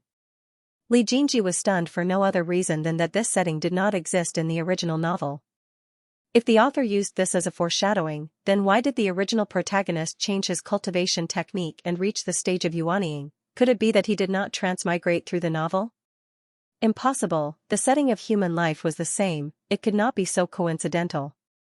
On second thought, perhaps the Ice Phoenix spell was only a passing thought in the author's mind and he did not use it in the end, but the setting of this world recorded his flash of inspiration. However, it seemed that he had not even awakened his bloodline.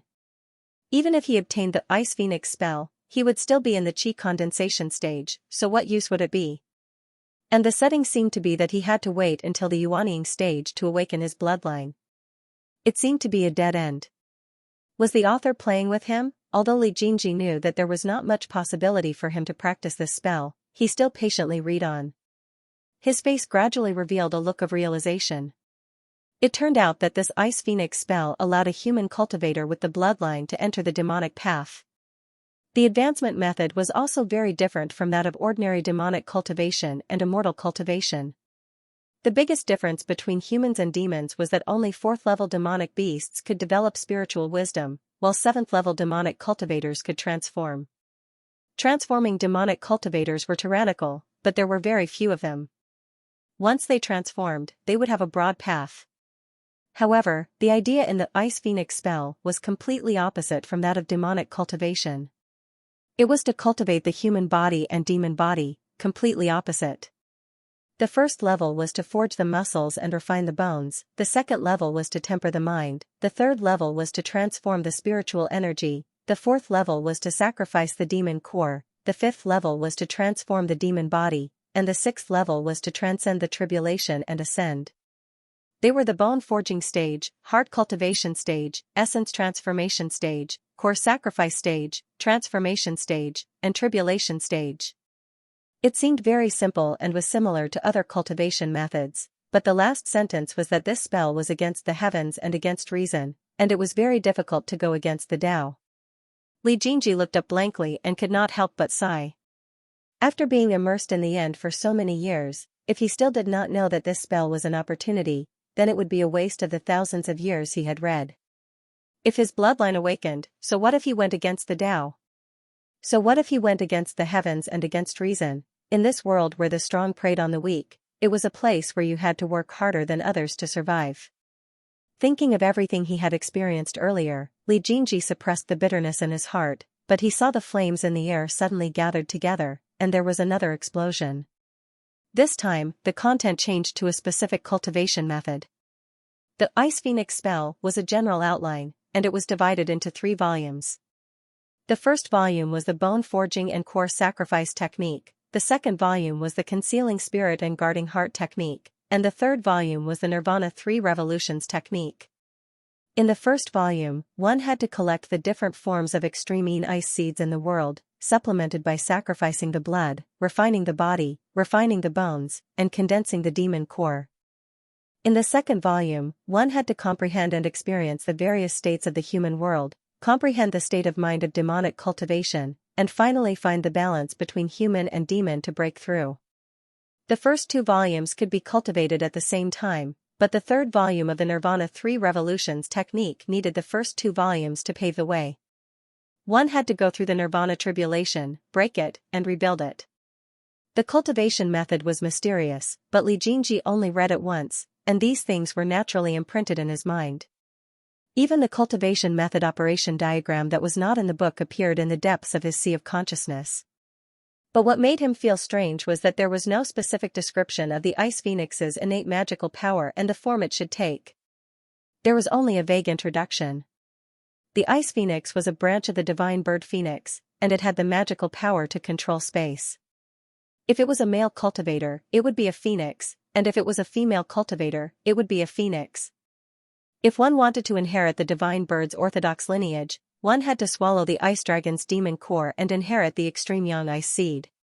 So, it meant that if he wanted to inherit the orthodox lineage, he had to swallow the ice dragon's bloodline, which was the demon core of the villain Yiqing. But this setting, didn't it appear in the ending that was tampered with by the author's girlfriend? Could it be that this setting had really been destroyed? Now that he had received this information, did that mean that the villain Yiqing also knew about it? Junior brother, you'd better not think about taking revenge. The outside world has already spread that the person from the Li family's castle possesses the Ice Phoenix's bloodline. The demon cultivator had slaughtered his entire family in order to find a thin bloodline. Junior brother, you'd better not get involved. Before he left, Qing Mu's words appeared in his mind again. Li Jingji suddenly realized that this demon cultivator must be the villain Yiqing. Moreover, the villain Yiqing's cultivation was at least at the early stage of the golden elixir, and it was very likely that he had already awakened his bloodline. The development of the plot was too sudden. Li Jingji silently swallowed a mouthful of blood. At this point, he was completely sure that the plot had been tampered with by Master Kogami's girlfriend. Even if the plot had not been tampered with, the setting had definitely been tampered with. Otherwise, he would not have met the villain Yiqing so early and become natural enemies due to their bloodlines. The kind that could only be sublimated if you die. And now, his weakness was obvious. His bloodline was about to be exposed, and his cultivation level was low. His entire family had been slaughtered, but he did not discover the Ice Phoenix's bloodline. Yiqing's next step would probably be to find the scattered members of the Li family who were outside. The 3 brothers of the main family and his good brother had already surrendered themselves, so he might be the only one left. If the plot was developing in this direction, then the female lead, Yi Dyer, had either been replaced or was about to be replaced. However, if the female lead had nothing to do with him, then why would the villain, Yiqing, spend so much effort to pretend to be a useless person? If he wanted to make a move, he should have chosen someone close to him. And the person closest to him was Yiqing. Li Jingji shook his head. If Yiqing had been replaced by someone else, he would have been the first to discover it. His Yiqing would not harm him. No, the most important question now was not the villain Yiqing, nor was it the direction of the plot. It should be how long he had been unconscious and how Yiqing was doing. What was with the pain just now? Li Jingji opened his eyes abruptly, only to see a pool of pitch-black ice water. He moved his limbs but did not feel any pain. Suspicions arose in his heart. The pain he felt in the space of consciousness was still fresh in his mind. Why did he feel so comfortable now? Li Jingji clenched his fingers but did not feel any soreness. His broken bones seemed to have healed as well. Li Jingji paused and clenched his fingers again. They were empty. The fingers that were intertwined with his before he fainted had disappeared. All that was left was empty water. Li Jingji turned his head abruptly and looked to his side. All he saw was pitch-black darkness. Where did Yiqing go? Did he get washed away by the current? Or was he taken away by the old demon to be refined into pills? No, it couldn't be. When he fainted, the old devil didn't go into the water. In fact, he couldn't even go down. The undercurrent of ice was notorious for its ferocity. The demonic cultivator must have predicted that the two of them would die if they fell down, which was why he threw them down. However, he did not expect that Yiqing and he both had ice attribute celestial spiritual roots. The colder it was, the more advantageous it was for them. Furthermore, Yiqing had extreme yang spiritual roots. Extreme yang spiritual roots? The last sentence of the Ice Phoenix formula appeared in his mind. It required him to devour the ice dragon's Yao core to inherit the extreme yang spiritual roots. Yiqing happened to have extreme yang spiritual roots. How could it be so coincidental? In fact, Li Jingji did not want to suspect him. However, if he thought about it carefully, he could find many clues. First, Yiqing and the master of the House of Yi had very similar eyebrows. Second, an ice dragon that was close to Yiqing appeared at the place where he disappeared. Where did the ice dragon bloodline come from? Third, when Yiqing disappeared, the Li family fort was massacred. The attribute of Yiqing's spiritual roots was very similar to the ice dragon's extreme yang spiritual roots. Ice dragon? That little dragon that did not exist since he came out of seclusion might be the biggest clue. Li Jingji's eyes suddenly widened. He fumbled around in his sleeves and pulled out a slender little dragon. He was stunned before he even started his interrogation. The little dragon's eyes were closed, and it was lying on his hand, dying. It seemed to feel that someone was moving it, and it raised its eyelids slightly, revealing a pair of extremely dim mung bean eyes. When it saw that it was Li Jingji, it closed its eyes again, and its little head gently rubbed against his fingers. Li Jingji felt as if there was a fishbone stuck in his throat. He looked at the scales that had fallen off the little dragon's back. The tender skin and flesh that had bloomed were glowing with a pale color. There was no more blood flowing out. Only the white bones could be faintly seen. It was not difficult to see that these wounds were caused by sharp teeth. The scene of Yiqing falling to the ground and being bitten by the ghost head was still vivid in his mind. If Yiqing hadn't pushed him away, he would have been the one bitten to the point where his flesh was lacerated and his bones were exposed. A sour feeling welled up in his nose. All his guesses, suspicions, and deductions were thrown away when he saw the wounds on the little dragon's body. He shouldn't have doubted Yiqing beside him. Even if he was the villain Yiqing, the other party had never harmed him so far. So what if he was the villain? Who said that the protagonist and the villain had to fight to the death? If the villain treated you sincerely, how could he still be called a villain? Would the real villain save you with his life? Would the real villain not abandon you in times of danger, as for the destruction of the Li family? Sorry, those people, even Li Jingji himself wanted to kill them. He was not an actor, but a living person. Even if he had transmigrated to become the protagonist, there was no need to act according to the plot of the script. The trajectory of his life should be determined by himself, and not by the author standing in the perspective of God and deciding his life with a few words. Moreover, Yiqing didn't know the plot, nor did he know that he was the villain. He only treated him with the most sincere heart. Even if the other party might know that he needed to devour the Ice Phoenix bloodline to evolve, he didn't do anything to him. As for whether he would do anything in the future, then he would wait until the future to decide. There was no need to torment the present for the future. Besides, he believed in Yiqing. Moreover, if Yiqing was really the villain Yiqing who had awakened his bloodline, then the little dragon that he picked up at the place where Yiqing went missing was very likely to be Yiqing himself. Looking at the wound on the little dragon's back, Li Jingji resisted the sour feeling in his nose and put his finger close to the little dragon. Drink. The little dragon opened its mouth weakly. Its two fangs lifted weakly and then slid away. It didn't bite through. Li Jingji's heart softened. He bit his finger and handed it over. The little dragon moved its nose a few times, then opened its mouth wide and sucked in the wound on his finger. A fine and dense numbness followed. Li Jingji noticed that his blood seemed to be particularly useful. The wound on the little dragon's back slowly healed. Its skin and flesh regenerated, and its tendons and bones connected. In the end, it formed a light pink skin and flesh, but it was very different from the surrounding ice-white skin. The large scales that had fallen off did not regenerate. It was bald just like that. After the little dragon drank its fill, it released its finger and fell asleep again. Li Jinji carefully kicked it into the sleeve of his robe and put it away. He was now almost certain that this flood dragon was Yiqing. Although he couldn't quite understand how the tall and long-legged Yiqing turned into a mini chopstick, Li Jinji was certain that it might have encountered some unspeakable opportunity. Thinking of the blood cocoon when he first saw it, Li Jinji was certain of his thoughts. In this way, the little dragon's familiarity with the jade pendant and aura could be explained. Thinking of how the little dragon addressed him at that time, Li Jinji pursed his lips and made a judgment. The little dragon didn't have memories of when it was Yiqing. Li Jinji breathed a sigh of relief. He suddenly noticed a protrusion on his chest. He touched it and found that it was a storage bag. It was Yiqing's storage bag. He used his divine sense to explore inside and found that the bone-growing grass had disappeared. There was only a large pile of spirit-eating fish, some items that belonged to him, and some items that belonged to Yiqing. His chest was full. It was obvious who ate the bone-growing grass.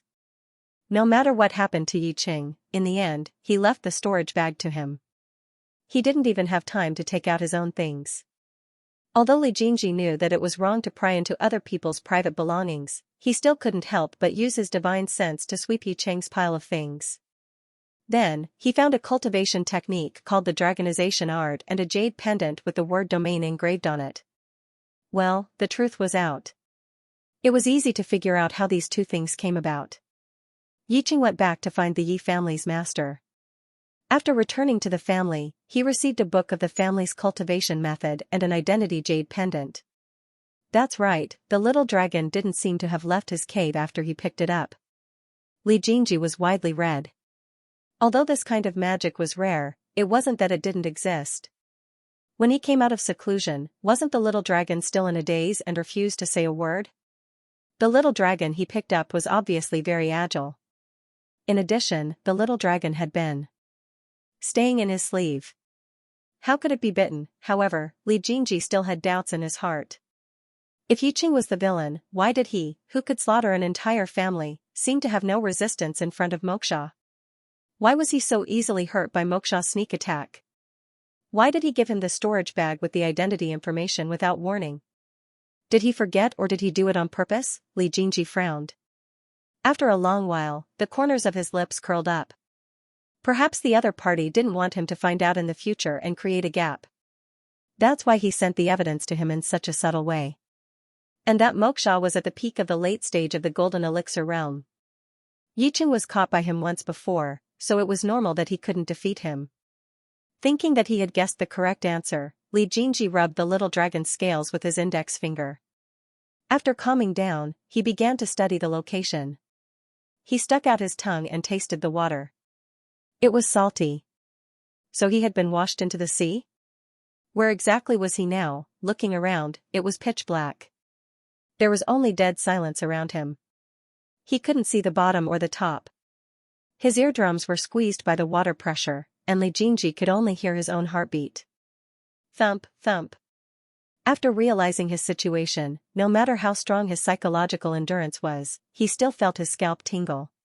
His chest felt stuffy, and his limbs were stiff. After living for so long, he discovered that he had deep-sea phobia for the first time.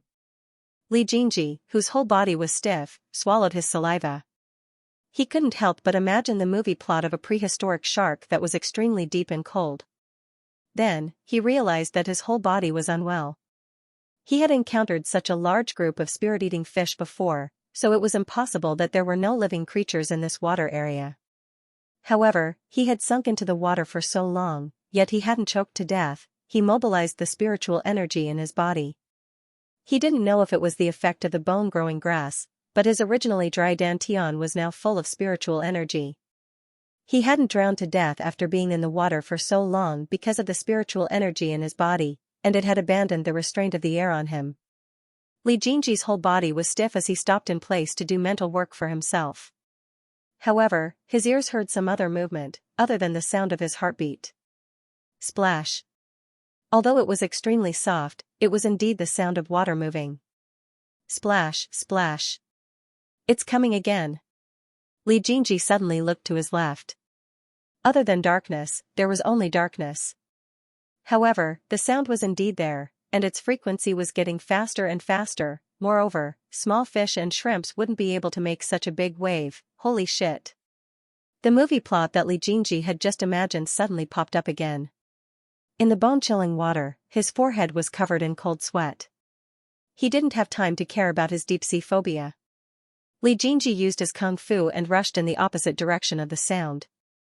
His speed was unprecedentedly fast. There was no sense of direction in the pitch-black water. He just walked based on his feelings. The splashing sound behind him was getting louder and louder, and the frequency was getting faster and faster. Li Jingji didn't need to look back to estimate the size of this thing. Big, it was an extremely large underwater creature. Moreover, it used 2 wings to paddle. Listening to the vibration of the sliding sound, one could tell that the 2 wings were very big and soft. Li Jingji calmed down from the fright just now and quickly recalled whether there was any underwater creature that matched the description in the Dan Dao. An animal that made the soles of his feet move like the wind appeared in his mind. In a moment, Li Jingji's speed doubled again. The tiger-skinned sea rabbit was one of the ferocious beasts in the sea. Although its name had the word rabbit, it sounded very docile and well-behaved. In fact, it was not. Its mouth was long and sharp, and it had a huge poisonous sac on the top of its head. Its 2 fat ears were used for paddling. The tiger stripes were its skin, and its body was comparable to a giant whale at the bottom of the sea. It belonged to the category of ferocious beasts in the sea. Its demon core was extremely cold and mean, and its skin was very hard. Its buttocks were the door of death. However, very few people who saw this ferocious beast survived. After recalling the original description in the Dan Dao, Li Jingji had already escaped for nearly 100 meters. The sound of water paddling behind him was getting closer and closer. No, if he chased after the beast like this, not only would he not be able to shake it off, but he would also be caught by it because of the depletion of spiritual energy. Although going down was not a good decision for people who had a phobia of the sea, Li Jingji had no choice but to make this choice. In this empty and boundless place, there was no doubt that it was the other party's specialty. It swam freely, preyed on, and hunted creatures, causing this area to be devoid of grass, fish, and shrimp. If he went up, he might be able to leave the water, but he didn't know how deep he had sunk. Maybe if he went up for tens of thousands of meters, there would still be an empty and boundless sea, or maybe he was still under the secret realm. If he swam up, there would be a thick layer of ice, and he couldn't get out. If he went down, there might be craggy rocks for him to hide in. Li Jingji didn't know how many kilometers he had gone down, but the sound of water behind him suddenly stopped and quickly turned away. It actually stopped chasing, and his spiritual energy was about to dry up. The water pressure around him was almost several times higher than above, and the temperature was even more bone-chilling. If a cultivator of other attributes was here, they would definitely be frozen into a popsicle. Even Li Jingji, a cultivator with the heavenly ice spirit root, had to condense a spiritual energy shield on the surface of his body to accelerate the breathing of ice spiritual energy. Covered in a thick layer of ice crystals, Li Jingji looked at the surrounding environment. He didn't dare to relax his nerves in the slightest, for no other reason than that the tiger-striped sea rabbit left too quickly. It chased him for thousands of meters without giving up, but when he entered this area, it turned around and left.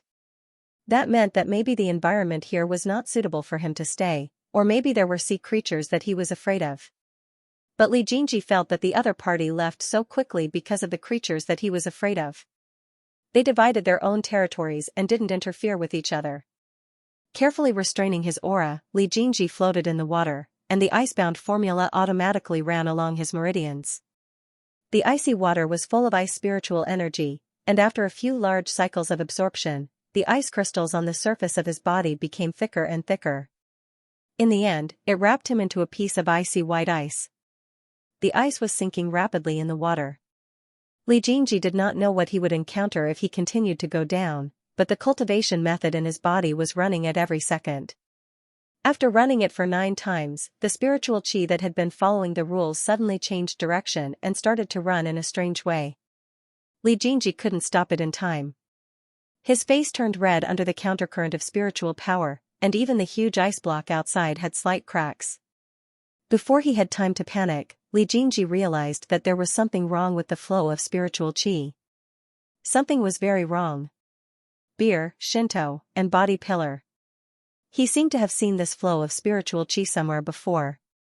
With a flash of inspiration, Li Jingji suddenly remembered the meridian diagram of the bone refining and elixir sacrificial formula. Starting from the Lingtai meridian, it passed through the divine path, the body pillar, and finally entered the Baihui meridian. But wasn't this book only available to those who had awakened their bloodline? Why did the spirit chi in his body start cultivating without any warning? Li Jingji looked inwardly at the meridians in his body. The spirit chi was running in an orderly way, and there was no sign of it going out of control. Although he couldn't figure out the reason, it was not a good time to think about it. Since there were no side effects, Li Jingji did not forcibly change the direction of the spirit chi, because this set of cultivation method absorbed spiritual chi several times faster than before. The ice was sinking rapidly, but Li Jingji's nerves were getting tighter and tighter. The fluctuation of spiritual chi around him seemed very strange, sometimes strong and sometimes weak. His sixth sense told him that there was a dangerous creature hibernating here. He restrained his breath to the lowest level, and the absorption of spiritual chi slowed down to the lowest level. Only a few wisps of cold air came out with each breath, and this kind of spiritual chi fluctuation was completely covered by the dense cold air emitted by the ice. After sinking about a few hundred meters, a large shadow suddenly appeared at the end of the originally dark sea on the left side of his body. Although it was all dark, the visual effect of having something and not having something was different. Li Jingji suddenly closed his eyes and quietly stopped the circulation of spiritual chi. Just like that, he quietly integrated his mind into the ice, as if he was a piece of hard ice. The shadow gradually approached and enlarged. Li Jingji carefully probed with a wisp of divine sense. The scene that appeared in his sea of consciousness made him break out in a cold sweat. Only a few meters away from him, a huge bloodshot eyeball was staring at him. The eyeball's owner had soft skin and fine patterns. His divine sense probed down for nearly 10 meters before he saw the eyeball's owner's huge tentacles. It was an octopus. A deep-sea octopus with an eyeball much bigger than Li Jingji's entire body. There was no record of a similar demonic beast in the Tao of Dan. It was a demonic beast whose danger and weakness were completely unknown. God knows how much willpower Li Jingji used to not open his eyes. He forced himself to calm down, and cold spiritual chi overflowed from his body. He turned his body into ice and hid his breath. The huge eyeball stared at him for a while and finally lost interest. After turning around, its tentacles stretched out and slowly swam away, gradually turning into a black shadow. Li Jingji finally breathed a sigh of relief, but his heart was filled with doubts. He fell into the water from the ice corridor of the ice maze.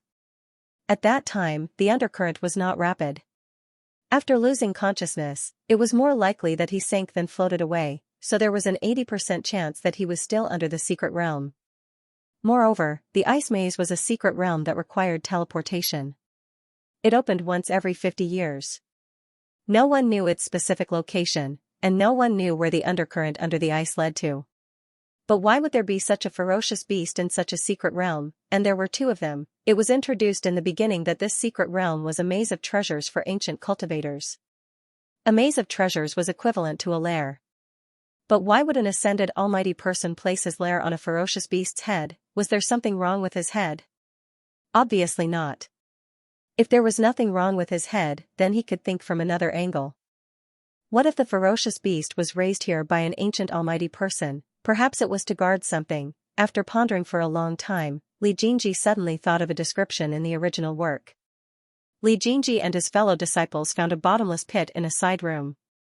They threw stones to explore, but there was no response. Their divine sense was also swallowed up. A bold companion jumped in to seek an opportunity, but was shocked to find that the hole could consume spiritual power. The original male protagonist had no choice but to give up entering in the end. He planned to enter in the future when his cultivation level was high. Therefore, this pit became a foreshadowing. At that time, Li Jingji himself was very curious about what was inside. He faintly had a premonition that the secret of the pit might be below, in the depths of the sea. After a slight hesitation, Li Jingji still chose to continue diving. The opportunity was close at hand, and there was no reason to turn back. Moreover, he still had the protagonist's halo. Only by grasping absolute power could he be worthy of the title of protagonist. The original author deliberately buried this place as a foreshadowing. Who had ever seen a protagonist who did not advance but retreated after encountering an opportunity? Moreover, go back? What if he encountered the tiger-striped sea rabbit again? After making up his mind, Li Jingji no longer hesitated. He controlled the ice to quickly descend along with the flowing water. He did not know how long he sank before he landed. The scene at the bottom was beyond his expectations. He originally thought that there would be no other monsters in this abnormally cold water. Especially when the deeper he went, the colder it became. It was even more impossible for there to be any living creatures. When he went all the way down, he indeed did not see any monsters. However, everything in front of him was extremely subversive.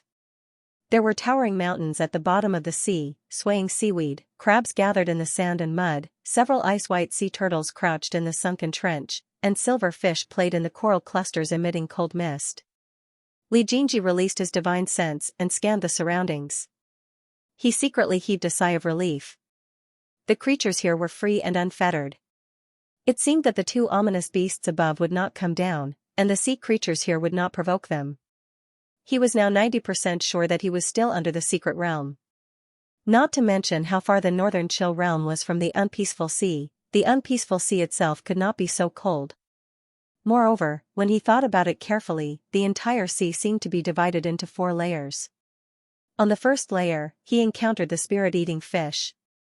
Although they were not very lethal, if they imprisoned a cultivator's cultivation, the cultivator would not be able to withstand the temperature underwater and would be frozen to death. Therefore, the water here was labeled as a place where one would die upon contact. On the second layer was the tiger-striped sea rabbit. It followed the scent and chased after him. Li Jingji did not think that his small body and thin spiritual energy could fill the gaps between the other party's teeth. If the other party was not chasing him for food, then what was it for? To be kicked around like a ball by Tuan Tuan. Compared to the first 3 layers, the 4th layer was simply a fairyland. Looking at the harmonious scene of fish and shrimp, Li Jingji landed on the ground. The bone-piercing ice used as a disguise slowly turned into liquid and flowed into his body. In the end, Li Jingji's body was only left with a thin layer of ice crystals to protect his body. Li Jingji, who stepped on the ground, breathed a sigh of relief. The long-suppressed feeling in his chest disappeared. Only now did he have time to observe the condition of his body. Why was there no hindrance in cultivating the Ice Phoenix secret art when he did not awaken his bloodline?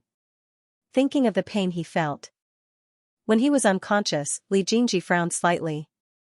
Then he remembered another detail. The original male protagonist also cultivated the icebound secret art when he was in the chi refining stage.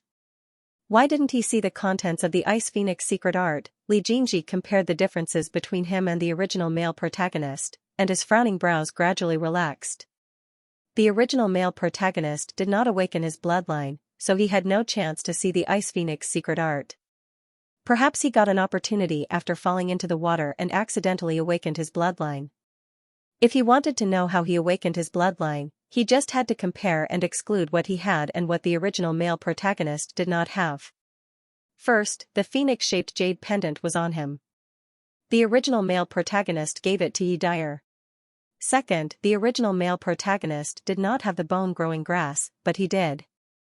Third, he had Yi Chung, but the original male protagonist did not.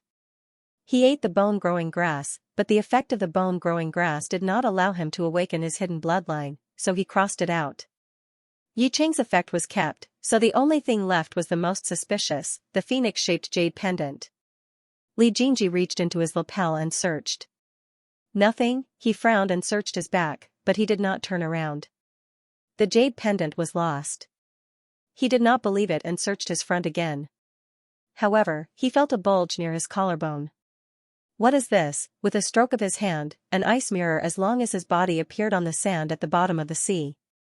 Seeing the young man who appeared in the mirror, Li Jinji, who was slow to react, suddenly took half a step back. His face was full of disbelief. Shockingly handsome. Li Jinji stared straight at the ice mirror. His expression changed from shock to sluggishness, and finally returned to calmness. A very handsome man was reflected in the ice mirror. He had a tall figure and a jade-like face. His indifferent black eyes were scrutinizing as he stared straight at himself in the mirror. He knew that he couldn't pin his hopes on a man changing 18 times between childhood and adolescence. If he looked like that when he was young, how could he have sharp eyebrows and eagle eyes when he grew up? The man in the mirror looked very handsome at first glance, but could his peach blossom eyes be exchanged with Yi Cheng's eyes? His tall nose was handsome enough, but not fierce enough. His thin lips were cool and sexy, but why was the color so ambiguous? Were you sure you didn't make the wrong color, author? Did you think of this face when you were portraying the male lead? Or was the author's girlfriend involved in the design of the male lead's appearance? Li Jinji pursed his lips and squinted his long and elegant eyes. He took a deep breath and comforted himself. A man shouldn't be so picky. He should be thankful that he didn't have a silky face. Besides, handsome men were the mainstream of today's society. He wouldn't envy Yi Cheng's sharp eyebrows and eagle eyes, his face was too annoying. Li Jinji decisively put it aside and pulled open his lapel to take a closer look at the ice mirror. The place where the jade pendant was originally hung was now empty. On the jade white chest, an inch above the nipple, there was an additional pattern. The silvery white ice phoenix raised its neck and seemed to be crying loudly. Its 2 wings were angrily spread out, and the 6 narrow and long feathers formed an attractive arc in the groove of the collarbone. It looked like a golden finger, but there was a silver phoenix tattoo on the man's body. Whether looking at it horizontally or vertically, Li Jinji felt awkward. Just as he was about to pull up his lapel to block the totem, Li Jinji found that his robe had shrunk by a lot. Because of the previous encounter, it was still a little damaged. He took out the spare clothes from the storage bag, but found that it had also become a 3/4 sleeve. His consciousness swept around the storage bag, but found an icy white robe in the corner. He took it out and compared it. It seemed to be the right size. Li Jinji pursed his lips and a trace of struggle flashed through his black eyes. This robe was Yi Cheng's. He carefully took the little dragon out of the robe sleeve. The other party was still in a deep sleep. Only when he got closer could he see that the other's thin eyelids were trembling, as if he had fallen into some kind of dream. Li Jinji carefully touched the dragon's tail with his fingers. He couldn't wear it now anyway, so he could buy a few black ones for him when he went out. In any case, Yu had been living and eating together with him since a long time ago, so Yu probably wouldn't mind. Clothes are 2. Clothes make the man, and the saddle makes the man. The man in the mirror was even more handsome. Li Jinji felt that he shouldn't stay here for too long. Under the calm surface, there might be danger lurking everywhere. He put away the ice mirror and carefully put the dragon into his robe sleeve. But then he thought, this was a wide-sleeved robe. What if he moved too violently and threw the dragon out, hold it in his hand? It was very inconvenient. He looked around and decided that it was best to keep it in his robe. The ancient people kept silver notes and other valuables in their robes. There must be a reason. At least it was safe and wouldn't be easy to lose. Li Jinji put the little dragon and the storage bag into his robe. He looked around and then shot toward the iceberg at the bottom of the sea. The water temperature at the bottom of the sea was bone-chilling.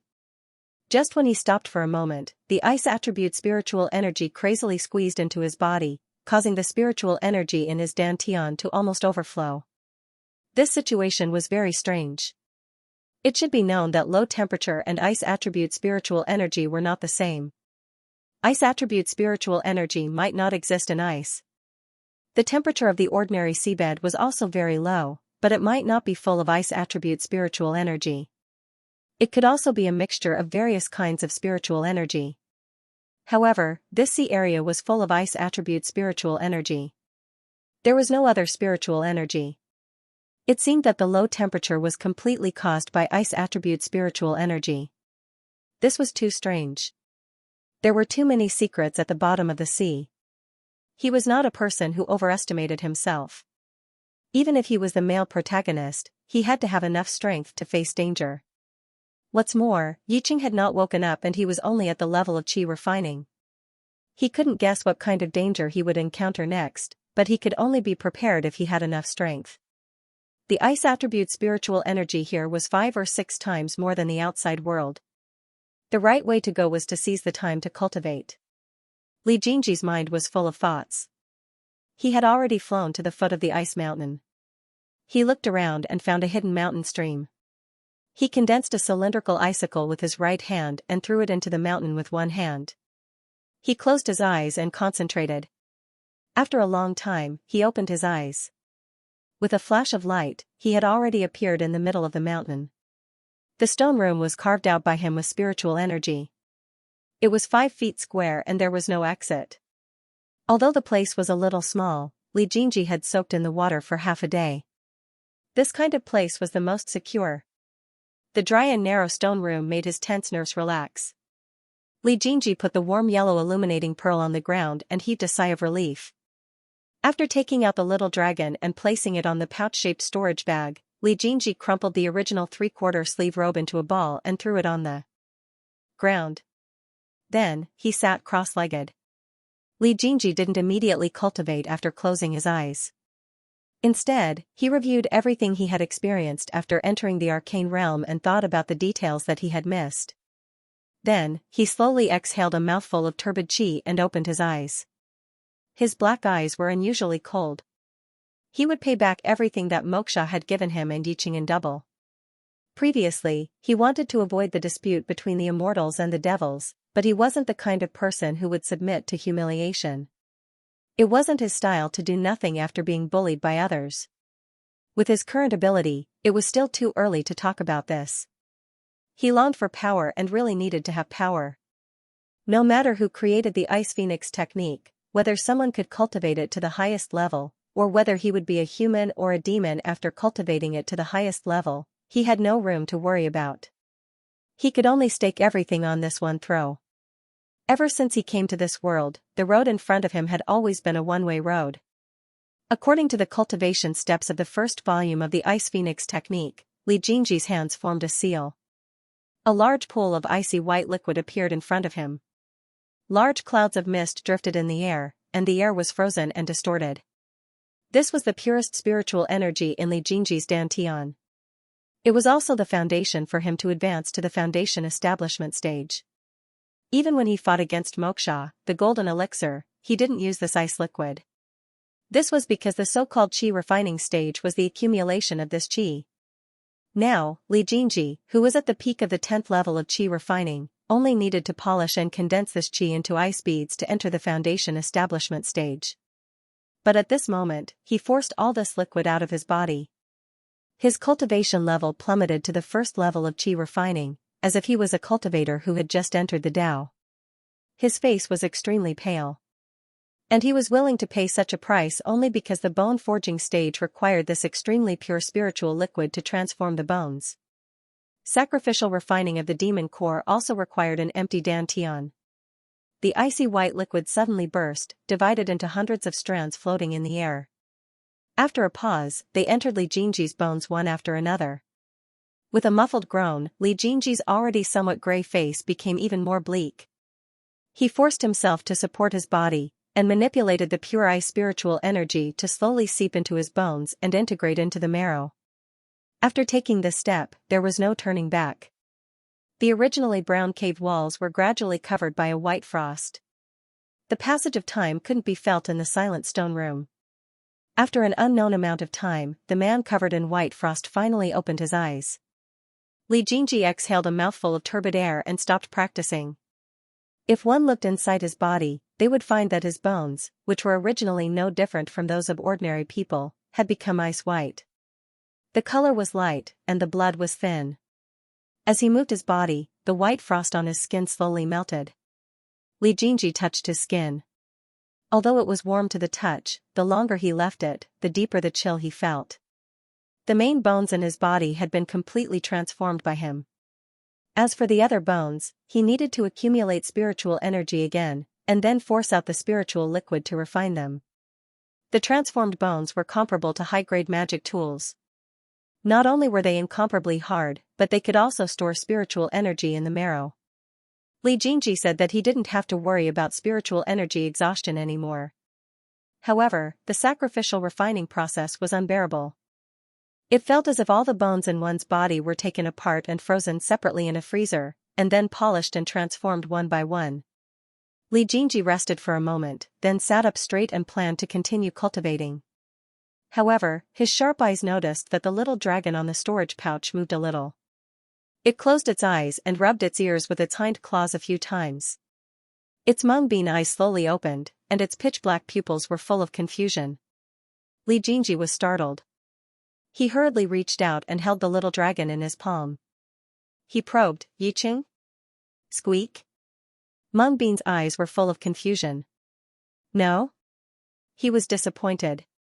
It seemed that the little dragon really didn't have the memory of Yiqing. Squeak squeak. Mung-bean's eyes were even more confused. Hearing the other party's firm denial, Li Jingji frowned deeply. His heart couldn't help but beat like a drum. He was just guessing before. If the little dragon wasn't Yiqing, then where did the real Yiqing go? He sighed and reached out to touch the other party's little head. He put it back on the storage pouch, closed his eyes, and muttered to himself, "Then where did he go?" After saying that, he paused and curved his lips slightly. "If you're not him, then there's no need for me to bring you along. I still need to cultivate in seclusion here for a few years, so you can leave on your own." After saying that, he pretended to cultivate and stopped talking. In fact, he secretly released his divine sense outside his body to carefully observe the little dragon's movements. The little dragon's entire body stiffened. A trace of panic and struggle flashed through its pitch-black eyes. Then, it moaned and curled up into a ball. It hugged its head with its two chubby front paws and rolled on the ground. It really looked like it couldn't bear the burden and was in extreme pain. Li Jingji forcibly suppressed the urge to reach out and touch it. He continued to watch. The little dragon rolled on the ground for a long time, but that person didn't show the slightest bit of pity. The rolling movement hesitated for a moment, then rolled twice hesitantly. The little dragon sat up with one paw supporting its forehead. "Oh, where am I?" 26 Li Jingji sat as still as a mountain and ignored him. He knew that Yiqing was hiding something from him. It was about his identity, bloodline, and hatred. If he did not make things clear, there might be a gap between them forever. If it was someone else, he would not care whether it was a gap or a natural chasm. However, Yu couldn't do that. Yu was someone he treated as a comrade and someone he could trust. Therefore, it was useless to act cute. He had to make things clear. He shook his head with his chubby paws and peeked at Li Jingji through the gaps between his paws. Jingji. You're all right?" He sounded surprised. "Yes." He ignored him. "You've changed so much. How long have I been sleeping?" His eyes darted around as he looked around. The room fell silent. Li Jingji opened his eyes and stared at the little dragon on the ground. The warm yellow light shone on his pupils, making them look like tiny stars. The little dragon raised his head. His eyes were filled with Li Jingji. There was a hint of panic in his eyes.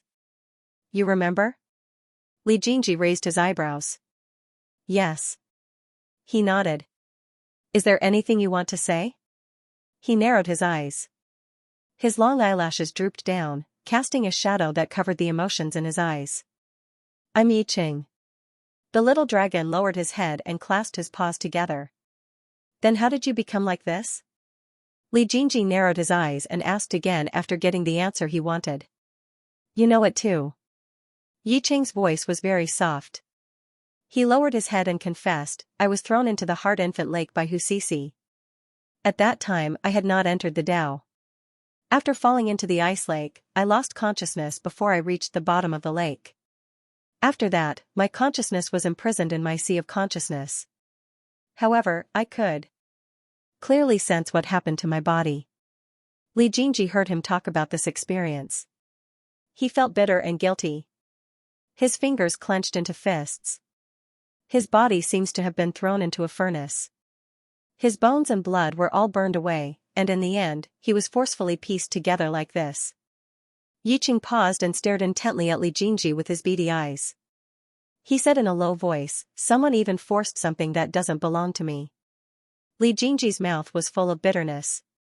He opened his mouth and said dryly, "Why didn't you say so earlier?" "Say?" Yiqing chuckled softly. "Say what? What should he say? Saying that I've become something that's neither human nor demon? Or should I say that I slaughtered all 126 members of your Li family for personal revenge?" After saying this, his body bent even more. If I didn't say anything, perhaps you would still accept me. But now, he stole a glance at Li Jingji's expression, only to see him frowning as if deep in thought. Yiqing twisted his body, turned his head, and slowly walked towards the wall of the cave. He squatted in the corner with his back facing him. Li Jingji saw his actions and frowned even more. "Where are you going? You don't want me anymore." Li Jingji's eyes lit up, and his voice sounded even more pitiful. "Come back. Tell me clearly what you mean by neither human nor demon." Li Jingji pulled him over and straightened him. His gaze slowly moved down between his legs, but he didn't see his penis. "What are you doing?" Yiqing tried to clamp his legs together, but he couldn't move.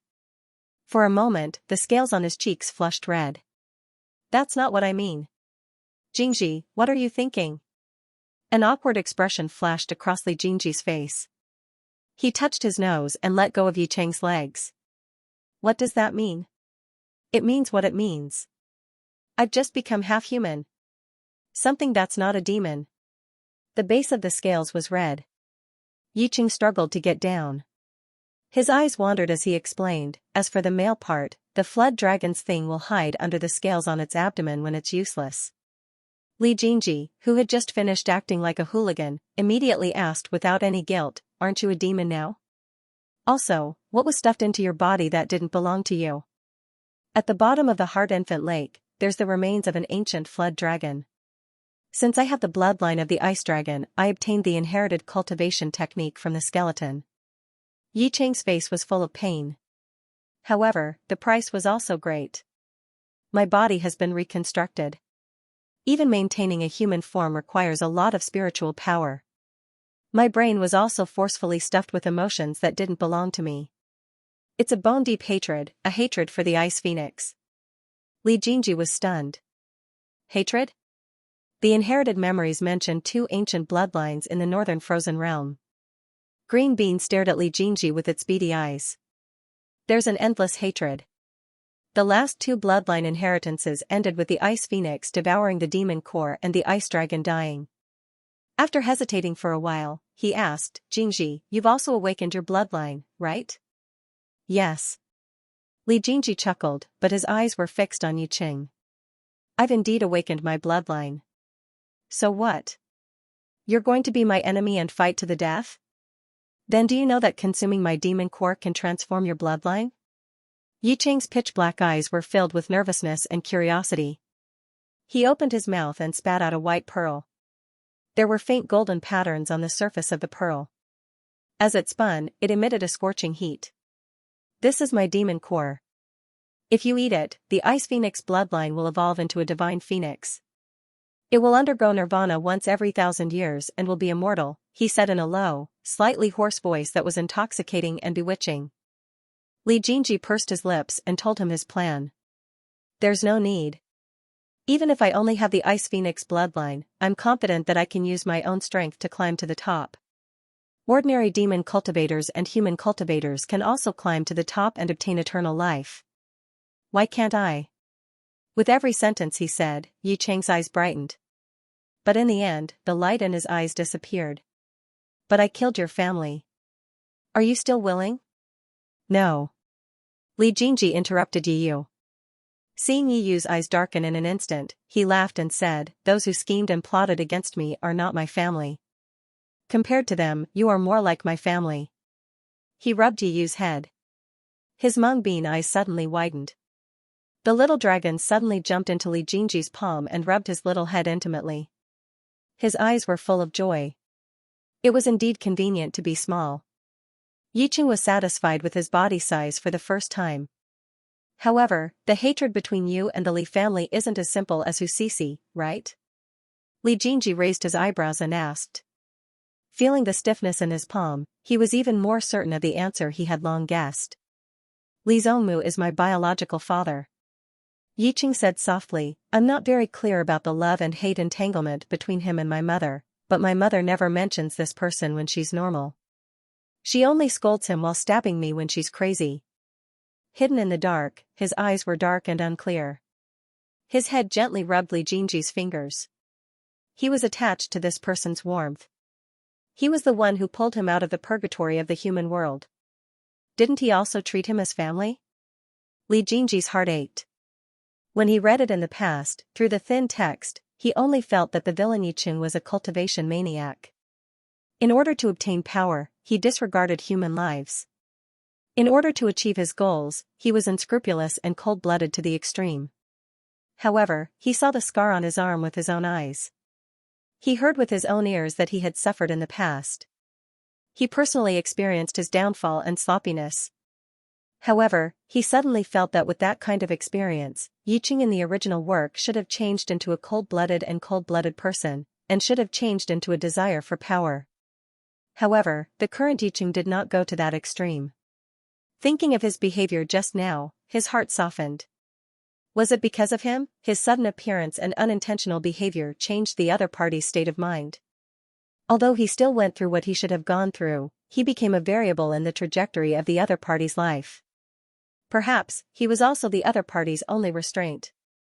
Later, because the demon core was with you, my strength was greatly reduced and I couldn't maintain my human form. I happened to be hit by Moksha who was passing by.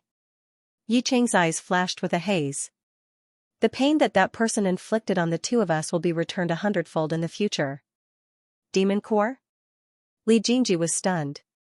After thinking for a while, he understood.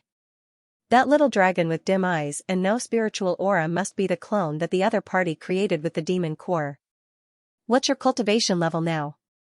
Although most of the people who were able to kill more than 100 people of the Li family were mortals, there were Foundation establishment stage elders among them. If he could kill these people with a cultivation level of Qi refinement stage 8, then the villain's golden finger would be thicker than his. These days, wasn't the villain's treatment a little too generous? It's only equivalent to a human cultivation level of Qi refinement stage 10. Yiqing whispered, at the beginning, there was a large wave of demon power that I inherited, but I was eager for revenge. He realized that when he spoke in this tone, Li Jingji would pat his head. It's also a good thing to end the karma. Wasting some spiritual power is a waste, we can just cultivate it back in the future. However, our current situation is a little bad. Li Jingji slowly recounted what he had seen, heard, and guessed after waking up. In the end, he smiled bitterly and said, the maze has been open for 3 months. 5 days have passed before we met the Moksha. We were unconscious for a few days.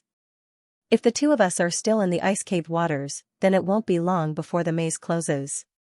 I'm afraid the two of us will have to face each other day and night for 50 years. Yiqing was stunned. His eyes flashed with ecstasy, but his tone was extremely worried. We don't know how deep this place is now. There's the giant octopus and the tiger-striped sea rabbit above us. Our cultivation levels are only at Qi refinement stage. I'm afraid 3 months won't be enough. Indeed. Li Jingji didn't look worried. So what if we can't get out?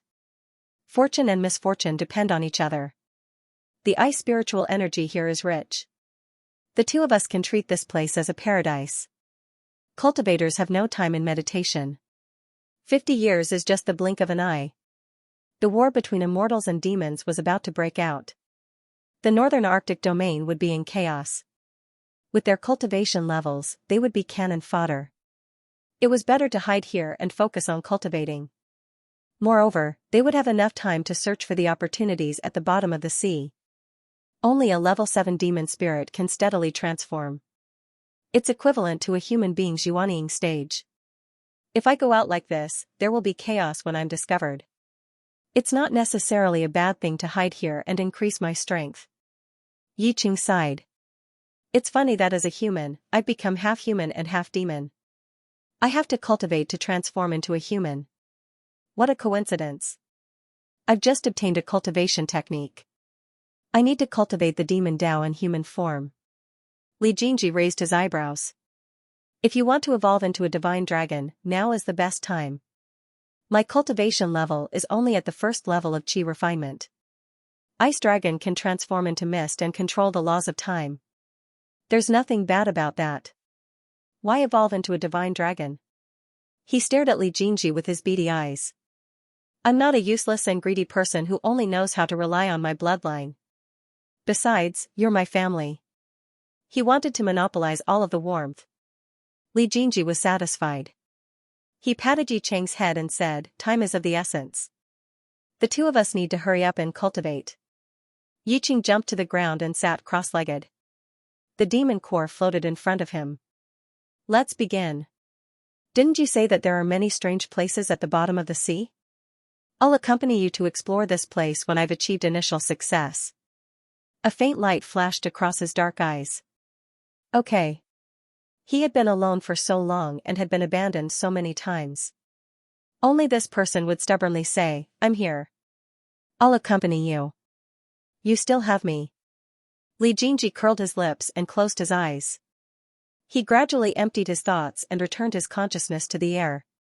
He allowed the technique to operate and the spiritual energy to enter his body. After a cycle, his dantian was finally filled to the brim. The technique did not stop.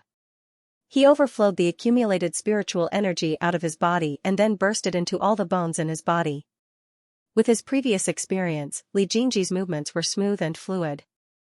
The pure spiritual energy slowly refined his bones. Finally, there was a soft sound. Li Jingji's bones were preliminarily refined. Then, he had to transform his blood and meridians. Because his blood vessels were too thin right now, and the Ice Phoenix bloodline was extremely cold and abnormally violent, if he rashly introduced the bloodline accumulated in his dantian into these blood vessels, the tragic scene of his body exploding and dying was absolutely imaginable. The meridians had to be able to withstand the absorption of the ice seed of extreme Yin in the future. If the meridians were frozen and turned into popsicles as soon as the ice seed was introduced into the body, it would be a big joke. When Li Jingji opened his eyes again, he did not know how much time had passed. Yi Cheng, who was beside him, still had his eyes closed. However, his body size was bigger than before. He had changed from a pair of chopsticks to a rolling pin.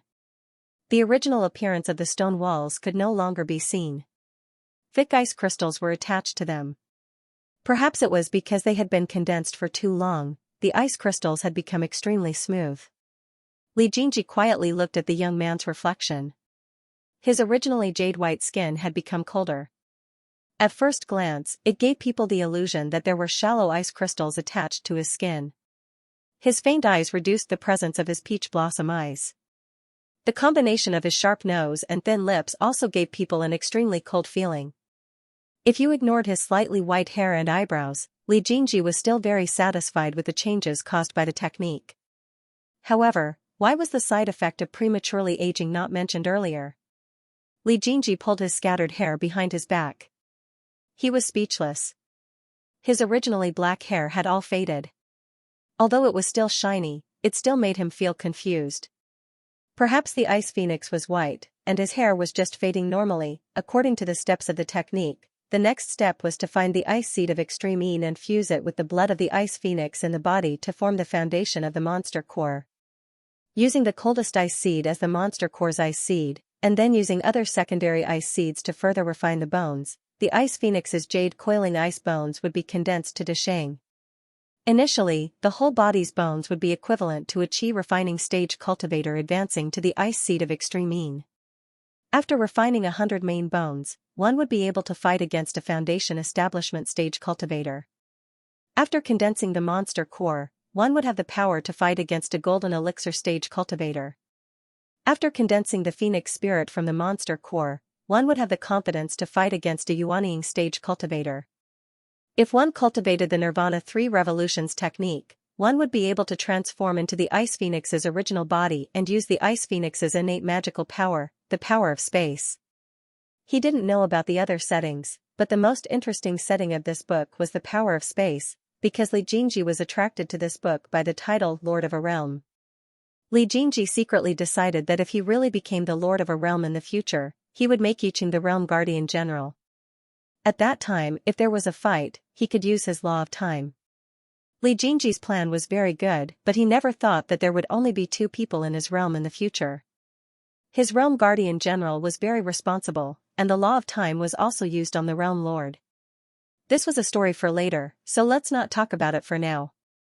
Yiqing didn't wake up, and Li Jingji didn't make a sound either. After slowly closing his eyes, he entered meditation and began to organize his memories, the past, the future, and the present. The more he recalled, the more peaceful and relaxed his state of mind became. Although he was the protagonist after transmigrating, he was down to earth. He didn't try to reach the sky in a single step, nor did he deliberately look for the opportunities in the book. After that, he embarked on the path of demon cultivation. He walked against the Tao and faced many difficulties, but he never flinched. Whether he was a human or a demon, he would not regret it if he maintained his original heart when he entered the Tao. The more he meditated, the longer Li Jingji's breath became. After throwing away distracting thoughts and worries, his heart of cultivation became more determined, and his heart of gains and losses became lighter. When he opened his eyes again, his light-colored pupils were like an ancient well without any ripples. They were neither sad nor happy, but unusually firm. When he looked down, he found that Yiqing was staring at him with his eyes wide open. After a long while, he smiled. "Your cultivation has reached a bottleneck. Go out?" "Yes." Li Jingji pondered for a moment and also felt that it was useless to continue meditating. He nodded and said, "It's time to go explore." The mysteries accumulated in the bottom of his heart always had to be solved.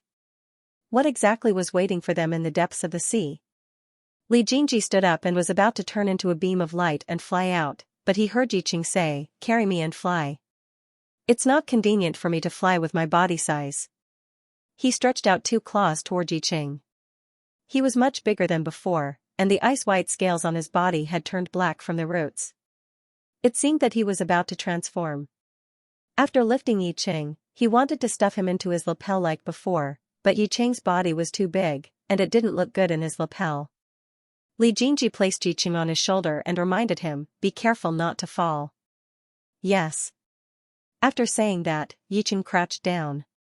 His front claws tightly hooked the collar of the robe, and his back claws pinched the collar. However, his tail quietly curled around the back of Li Jingji's neck. The beam of light flew out, and the iceberg gradually became smaller and farther away behind him. Li Jingji wasn't looking in a random direction. He found that the ice spiritual energy at the bottom of the sea flowed from left to right. And he wanted to go to the source of this spiritual energy and find the reason why the sea ice spiritual energy was so strong. Generally speaking, for there to be such rich ice spiritual energy, it was either a high-level Dharma treasure or the birth of an extremely cold heavenly treasure. But no matter what it was, it would be of great benefit to cultivators like him and Yiqing, who had ice attribute spiritual energy. Li Jingji's mind was full of twists and turns. He had already flown thousands of miles away. The sea was vast and boundless. Li Jingji released his divine sense, but he suddenly noticed that something was wrong. He withdrew his flying light and looked at it with a solemn face. "Something's not right." Yiqing got down from Yiqing's body, and his face was also full of vigilance. "You noticed it too?" Li Jingji looked around the environment again. A few meters below, there was an endless oceanic trench. The trench was surrounded by ice-white crystals, and the middle of the trench was so deep that he couldn't see the bottom. "The sea beasts from before have disappeared here." Yiqing quickly sniffed and said very quickly, "The ice spiritual energy below is abnormally rich." Li Jingji raised his eyebrows when he heard this. Rich ice spiritual energy? Could it be that his perception just now was wrong? The source of the spiritual energy wasn't the sea on the left, but here. He extended his divine perception to the left and also felt a rich spiritual energy. Obviously, he was heading in the right direction. The source of the ice spiritual energy in the sea had not yet arrived. Li Jingji only hesitated for a moment. After turning his head to look at Yiqing, he saw the interest in the other's eyes. At the same time, he turned into a beam of light and shot down into the oceanic trench. After entering, he felt unusually comfortable. This oceanic trench was very deep, and the mouth was slightly curved, forming a natural moat that naturally blocked the spiritual energy. After entering, he found that the spiritual energy here was extremely hot, but when he sensed it carefully, he found that it was of the ice attribute. Li Jingji's heart flashed with surprise, and an incredible idea popped up in his mind. Then, he used his divine perception to explore thousands of meters, but there was no end. However, he could feel that the deeper he went, the richer the spiritual energy. What exactly was down there? Go down?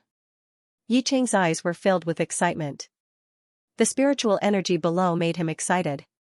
Because he was a cultivator of the extreme yang ice spiritual energy, even ordinary ice spiritual energy had never made him feel so carefree.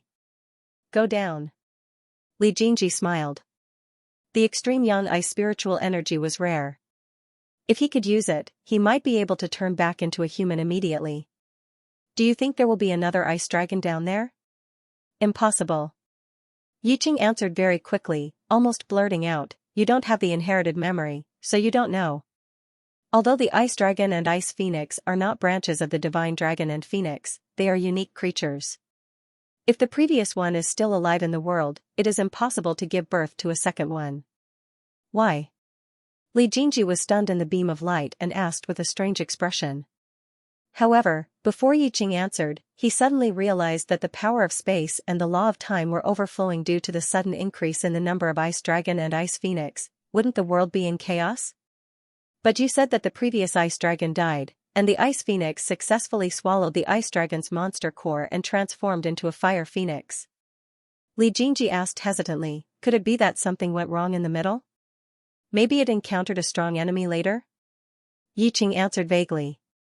In fact, even he himself was not very clear about this question. Logically speaking, if it successfully transformed into a fire phoenix, it only needed to experience 1,000 years of nirvana, and it could be reborn without any major mistakes. It was the same even if it was injured to the point of death by a strong enemy. But the other party was dead. Could it be that something went wrong in the process of swallowing the monster core, causing it to fail to transform and sublimate? Have you ever thought about it? Li Jingji in the ice-white beam of light slowly said in a flat tone, have you ever thought that this is a scam? Yiqing was stunned and asked in confusion, what do you mean? A scam that has been going on for countless years. Li Jingji's face flashed with mockery. Every time the ice dragon and ice phoenix awakens their bloodlines, they will get a tempting path, a path that will open the prelude of their endless battle. You mean? Yiqing was stunned and frowned tightly. The two of them were now thousands of meters into the trench. It seems that one of them will survive, but it has been going on for thousands or even tens of thousands of years. Why do the ice dragon and ice phoenix still awaken their bloodlines in pairs? Li Jingji paused and asked, have you ever thought about where the one who survived before went? That's right. If the battle continues for hundreds of years, and one of them dies, why do the ice dragon and ice phoenix always awaken in pairs? Yiqing followed Li Jingji's train of thought. If one dies and the other survives, this is the only outcome of the battle. The divine dragon can be reborn in blood, and the divine bird can be reborn from nirvana. As long as these bloodlines are awakened, they won't die easily. But why? Why do they always appear in pairs? Control the number. Li Jingji's furrowed eyebrows gradually loosened, and his eyes suddenly became clear.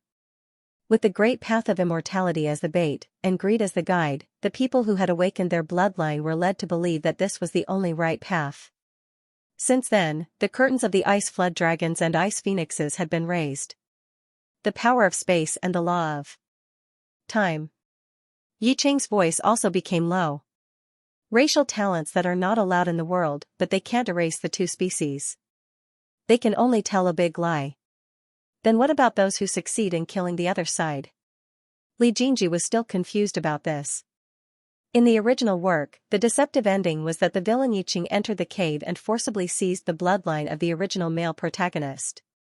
It was fine if he didn't think about it, but if he and Yiqing were put in the same situation, Li Jingji felt terrible.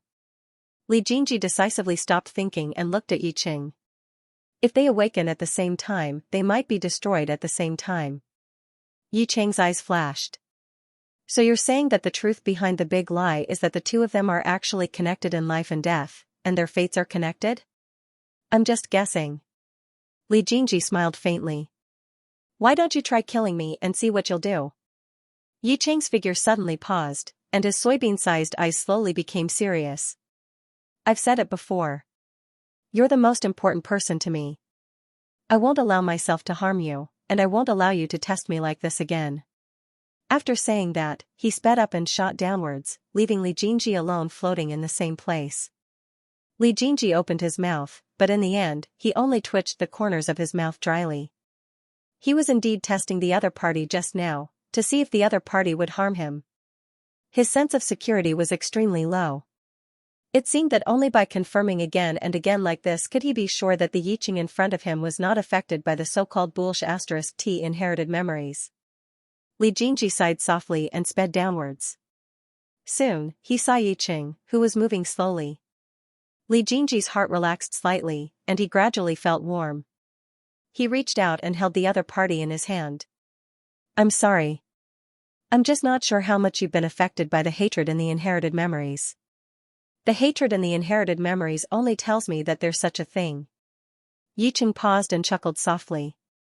I can tell which part is mine, and which part is just their memories. It's fine as long as they don't mix with each other. Okay. Li Jingji wanted to say something else, but he realized that the spiritual energy in the surroundings had suddenly become denser. At the bottom of the pitch-black water, the icy white spiritual energy that was tinged with red condensed into a light pink jelly. It was incompatible with the seawater, so it floated faintly like this. There must be something down there.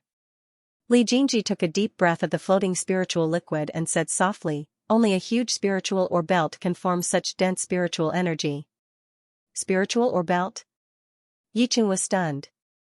He frowned and asked, is it the kind of spiritual or belt that I know of? Yes. Li Jingji's eyes sparkled. He kept recalling the records of spiritual or belts in his mind. 100-year-old spiritual or belt would be formed by large clouds around the mountain. 1,000-year-old spiritual or belt would form dense cloud dew. A 10,000-year-old spiritual or belt would form dense cloud dew. A 10,000-year-old spiritual or belt would form dense cloud frost. No matter how good his composure was, when he thought of the opportunity he would encounter later, his heart burned with passion. He pulled Yiqing and flew downwards. The lower they went, the thicker the cloud frost became. I want to pack these up. Yiqing was placed on Li Jingji's shoulder. He seized the time to breathe in the spiritual energy. These are all small things. Let's get the things inside first. It's not too late to talk about the things outside. Li Jingji stood on the wall of a trench with red mountain rocks. He condensed an ice-white long blade with one hand. As soon as the long blade touched the dark red mountain rocks, it was quickly scraped away as if it was cutting through tofu. The object inside was exposed, and scorching heat poured out. The seawater that intersected with this object began to boil quickly. The thick cloud frost did not have high temperature, but the boiling seawater seemed to have ignited it. The high temperature spread, and for a moment, the entire trench was shrouded in high temperature. Li Jingji was pushed back by the high temperature. Fortunately, he was not boiled into a human jerky. He quickly condensed an extremely low temperature shield on the surface of his body. He breathed a sigh of relief. He faintly felt that the blood in his body was boiling. Yiqing did not seem to be afraid of the high temperature here. He quickly turned around in the water. The scales on his body seemed to have opened slightly because of the comfort. Finally, he circled around in a circle and stopped in front of the mountain that Li Jingji had cut open. The layer of soil was scraped away, revealing an ice-white transparent crystal. There were even dark red threads flowing quickly in it. Yiqing swung one of his claws and grabbed the seemingly hard crystal. The flowing dark red threads could not escape before they were forcefully pulled apart and imprisoned. Yiqing pinched the crystal. His nose quickly closed a few times, then he turned around and handed it to Li Jingji. I'll dig it out. You keep it. Li Jingji tilted his head and looked at the boiling seawater and the exposed crystal. His discomfort overcame the shame of being lazy. He nodded and said, then I'll have to trouble you. Yi Cheng's eyes lit up. It's not difficult. The spiritual energy environment here is very suitable for me. He turned around and continued to work, waving his claws together. Li Jingji stood behind him. He took out an illuminating pearl and carefully observed the spirit stone in his hand. He saw that the color was pure and dense. There was a faint dark red light flowing and struggling in it. Middle-grade spirit stone. Li Jingji put away the spirit stone. He looked up and found that Yiqing had already crawled into the hole. The spirit stones that were dug out had piled up into a hole. At a rough glance, the fist-sized spirit stones were actually all middle grade. And this was only the outermost layer of the ore. If he went to the core area, would he encounter spirit stones? Low-grade spirit stones only contained thin spiritual energy. Middle-grade spirit stones could see shallow souls. High-grade spirit stones could produce spiritual beings without intelligence. And supreme-grade spirit stones contained spiritual beings with intelligence. They could escape on their own. The spirit stones that were commonly circulated in the market were mostly low-grade and middle-grade spirit stones. High-grade spirit stones were very rare. Moreover, they contained spiritual beings without intelligence. They were quite ornamental and collectible. Generally, cultivators who obtained them would rather keep them than exchange them.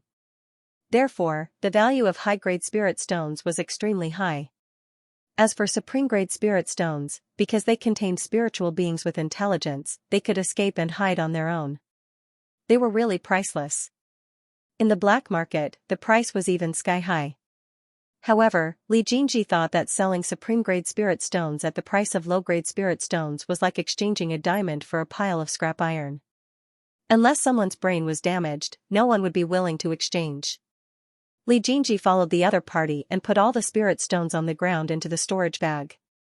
When he saw Yicheng's speed, he frowned. "You're too slow. Watch me." As soon as his voice fell, dozens of icy white cold blades condensed in the boiling water. As they spun, layers of cold ice mist spread out. The icy white long blades paused and then suddenly flashed into the crystal.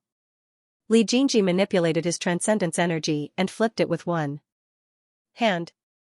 Several cracking sounds were heard. The ores on both sides of the body were cut into dozens of square bricks of the same length and fell together. "It's not like you're using it to build houses. Why are you cutting it so neatly?" Yiqing glared. "I'm not showing you the shape. I'm showing you the speed." As soon as his voice fell, the ice blades circled and danced again. Another wave of square bricks. "As for the shape, it's all up to you." He stared at Yicheng's claws with disdain. "Otherwise, with your speed, I'm afraid we'll have to stay here for several years." Yicheng was silent. His cheeks puffed up slightly. He turned around in a huff and waved his 4 claws together. His speed was several times faster than before, leaving only a few after-images. Li Jingji's eyes flashed with a smile. It seemed that with the other party around, even the most boring thing became interesting. However, Yicheng's performance in front of him really couldn't be linked with the image of a cold demon cultivator who slaughtered his whole family. Perhaps the other party didn't disguise himself with indifference in front of him. The two of them dug hundreds of meters into the ground. The spirit stones piled up almost half of the storage bag. Fortunately, Yicheng's storage bag had a larger capacity. If it was Li Jingji's storage bag that collapsed earlier, it would have been stuffed to the brim. Li Jingji turned his head and stopped in his tracks. He transmitted his voice to Yicheng, who was in front of him. "Be careful. High-grade spirit stones have appeared here. Don't be careless and destroy the unintelligent spiritual objects inside." Yicheng flew back slowly. He lay on Li Jingji's shoulder and rubbed his cheek. "I absorbed too much extreme yang ice spirit chi just now. The demon core's spirit chi can't bear it. I'm afraid I'm going to advance to the 5th level." Li Jingji's face turned serious. He placed the other party on the ground and sat cross-legged. "I'll guard you.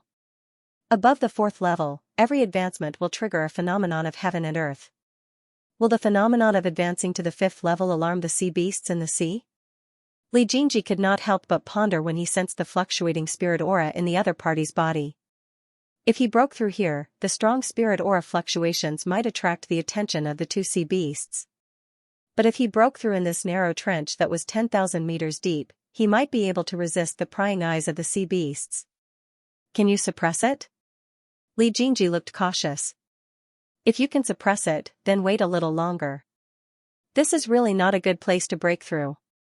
Yi muttered to himself for a while, then finally nodded and said cautiously, spirit chi impacting the meridians can expand the meridians by several times, and I can also condense and refine the spirit chi until it is pure. At that time, the chances of successfully advancing will be higher. I will meditate here, and you can collect the spirit stones here first. Okay.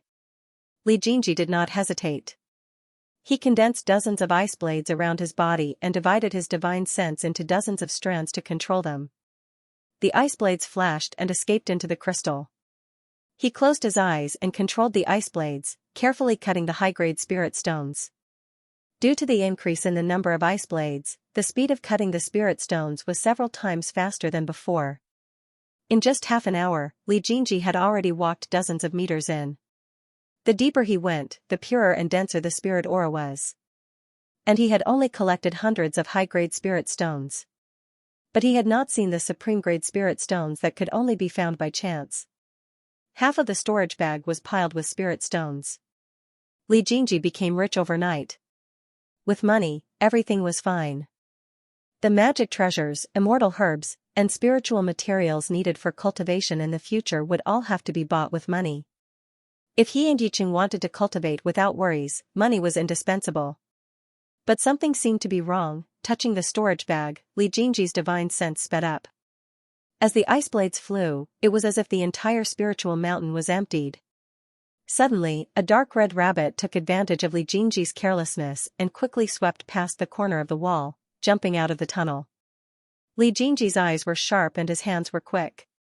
He stretched out his hand and flicked out an ice-white membrane. The membrane expanded against the wind and in the blink of an eye, the extremely fast rabbit was wrapped in it. The rabbit was tied up. As it struggled madly, strands of Yang's spiritual energy leaked out. However, Li Jingji's spiritual energy was extremely cold, which happened to be this silly rabbit's nemesis. The longer the rabbit was bound, the dimmer the red light on its body became. In the end, it fell to the ground with a puff, just like a neatly cut spirit stone ice brick. The ice-white brick was even more translucent than the spirit stone from before. It was like a piece of crystal tofu. There was a small rabbit jumping back and forth in the middle of it. Its red eyes were staring at Li Jingji. It was quite lively. Li Jingji pinched the milk-like spirit stone and took out a top-grade spirit stone to compare. The two spirit stones were the same size. The little monkey in the top-grade spirit stone was dull and lifeless, but the rabbit in the spirit stone was unusually lively. A trace of ecstasy flashed in his eyes. Li Jingji was sure that there were top-grade spirit stones produced in this mine. He put the two milk-like spirit stones into the storage bag and used his divine sense to control the ice blades faster. Li Jingji's blades were precise, and each crystal was the same size and strength. He divided his attention to pay attention to the surroundings, for fear that the top-grade spirit stones with spiritual intelligence would run away. As Li Jingji's excavation work went deeper, more and more spirit stones came out from the depths of the spirit mine. In the end, there was even a huge tiger. The intelligence of these spiritual creatures was not high. When they realized that there was danger, they would choose to escape. Li Jingji took advantage of this characteristic and forced them out. When the last spirit stone was put into the storage bag, Li Jingji flew back the way he came, only to see Yicheng's whole body wrapped in red silk into a ball. It was the blood cocoon he saw at the beginning. It seemed that the other party was releasing Reiki, forming an alternative cycle with the Reiki inside and outside the body. Li Jingji did not want to spy on the other party's skills, so he carefully lifted the blood cocoon and flew towards the entrance of the cave. When he returned to the trench, he found that the extreme yang cloud ice around him was gradually dispersing. It must be because he had excavated all the mineral veins here. Flying deeper into the trench, Li Jingji sped up several times, only because the blood cocoon in his hand was becoming more and more unstable. The red threads scrambled to emerge like living creatures, and it seemed that the person inside could no longer suppress the Reiki. After flying down for about a few thousand meters, Li Jingji looked up at the dim top of his head and could no longer see the way he came. Feeling that the depth was enough, he manipulated the ice blade to break the stone, and a long tunnel was opened in the inner wall of the trench. Li Jingji escaped into it and headed deeper into the sea. It was related to Yi Qing, so Li Jingji did not dare to be careless. If the sea monsters felt the fluctuation of Reiki, this trench would become the most natural barrier. The position just now was still too shallow. Li Jingji was not sure if the tentacles of the deep-sea giant octopus could reach there, so he chose this position to be on the safe side. Walking into the depths of the tunnel, Li Jingji suddenly turned around and escaped in a different direction. This time, he did not use the ice blade to break the soil layer.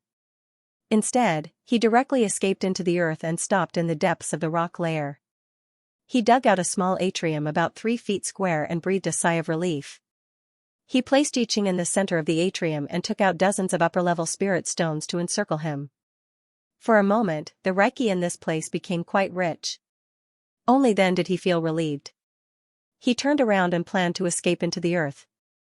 Usually, when a cultivator broke through, they did not like to have others present because it was an extremely dangerous thing. If someone with evil intentions was present and took the opportunity to sneak attack, it would not be an exaggeration to say that the cultivator would die. Although Li Jingji would not harm Yi Qing, it was not appropriate for him to stay here, so he chose to go out and wait. Unexpectedly, before he could use the earth escape technique, Yi Qing's voice came out of the small blood cocoon. "Where are you going?" "Go out and wait." Li Jingji was puzzled. "What's the problem?" "Stay here." Yi Qing's tone was firm, and then there was a hint of grievance and questioning. "Didn't you say just now that you would abide by the law for me?" Li Jingji was indifferent. "Yes, I did. But it was safe now, wasn't it?" "Then stay here." Yi Qing did not speak after saying this. The Reiki around his body surged, and the blood cocoon's blood veins surged like red waves. As they expanded and contracted, the red line quickly spread and filled the entire small atrium in the blink of an eye. Li Jingji, who was warmly urged to stay by the countless red lines, could only sit down silently. Although his face was expressionless, the corners of his lips had already revealed his joy. Yi Qing was using his own way to express his trust in him, exposing his most vulnerable self in front of him just because he trusted him. The red lines kept surging, and at the center of the blood cocoon, the faint cries of dragons and phoenixes could be heard. In the time it took to drink a cup of tea, the Reiki in the air gradually turned into a vortex, gathering above the blood cocoon from midair. Seeing Yi Qing advancing in the way of demonic cultivation, Li Jingji seemed to have understood something, and he also closed his eyes to breathe in and out Reiki. 3 months had passed, and today was the day that the ice maze would close. However, Yi Dyer's mood was not as relaxed as it was when he first arrived. Her delicate lips were tightly pursed, and she carefully restrained her breath and hid in the atrium, waiting for the final moment.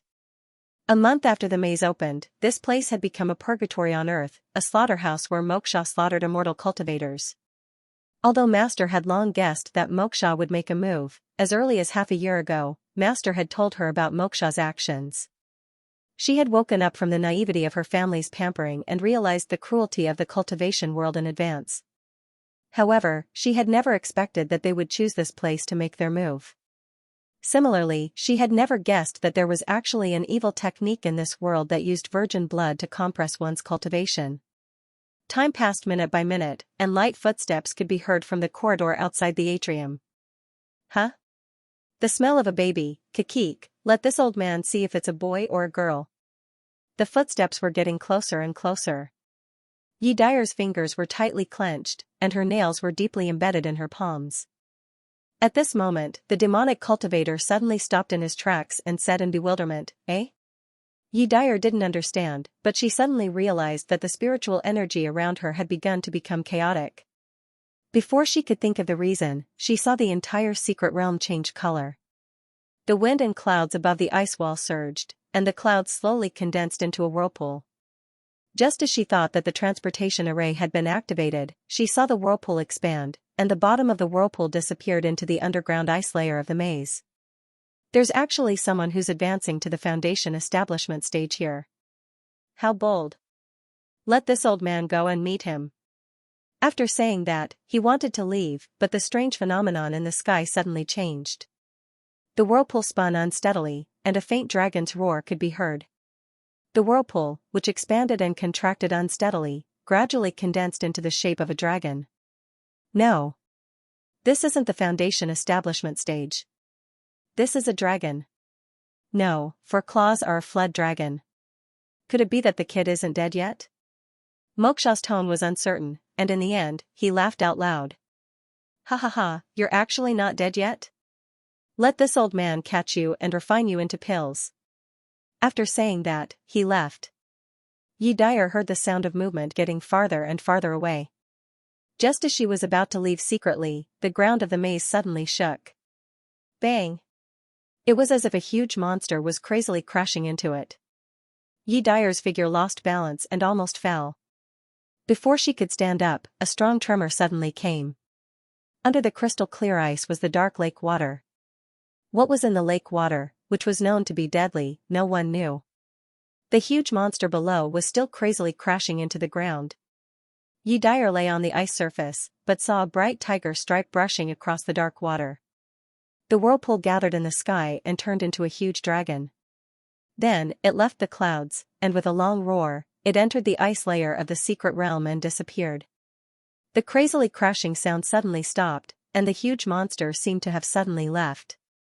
Yi Dyer looked at the sky that had returned to normal, and secretly guessed the connection between the strange phenomenon just now and the huge monster. At this moment, the power of space came, and the secret realm was about to close. Yi Dyer's heart relaxed. After he got out, he would definitely tell his master about Moksha's evil deeds. When Yicheng advanced, the spiritual aura of heaven and earth filled the entire narrow space. Yicheng's absorption speed was not slow, but there was still a lot of spiritual aura that could not be absorbed. Li Jingji, who was in the same space, was being squeezed by the spiritual aura and felt uncomfortable. Imagine, this feeling was like being squeezed by countless balloons filled with qi, and the whole body felt like it was going to explode. Li Jingji finally understood why there was no one around when cultivators advanced. Trust was one thing, but the most important thing was that he would be squeezed to the point of exploding. Although his face was red from the squeezing, Li Jingji tightly closed the hundreds of major acupoints in his body, because he was worried that absorbing this spiritual aura would affect Yicheng's advancement. Li Jingji did not hold on for long, because he found that the spiritual aura around him had increased by another level. If he held on like this, his body would be crushed by the high pressure and he would become the most ridiculous male protagonist. After weighing the pros and cons, Li Jingji still decided to go out. No matter what he promised Yicheng, the current situation did not allow him to make a choice. Unexpectedly, as soon as this thought appeared in his mind, the red threads wrapped around his body began to move, but they did not loosen. Instead, they wrapped around his whole body through his clothes, layer upon layer. Yicheng's spiritual aura was obviously scorching hot, but these red threads were cold. As they slowly slid, they were like poisonous snakes coiling around his body. It felt strange to the touch. When the red threads slid past and wrapped tightly around his manhood, Li Jingji almost jumped up. But because the red threads were too tight, he only trembled violently. He could only simulate the action of jumping up in his mind. For some reason, Li Jingji had a strange idea that these red threads were Yicheng's hands. Just as he was about to ask Yicheng to loosen his grip, these red threads began to circulate with majestic spiritual aura, connecting the hundreds of major acupoints outside his body. They went in and out of his body and connected all the acupoints in his body into a large circle, forcing him to circulate the spiritual aura. Of course, Li Jingji now understood Yicheng's meaning. He no longer hesitated and loosened his major acupoints. The bone-forging secrets began to circulate crazily. The two large circles outside and inside his body alternated, and his cultivation speed increased by leaps and bounds.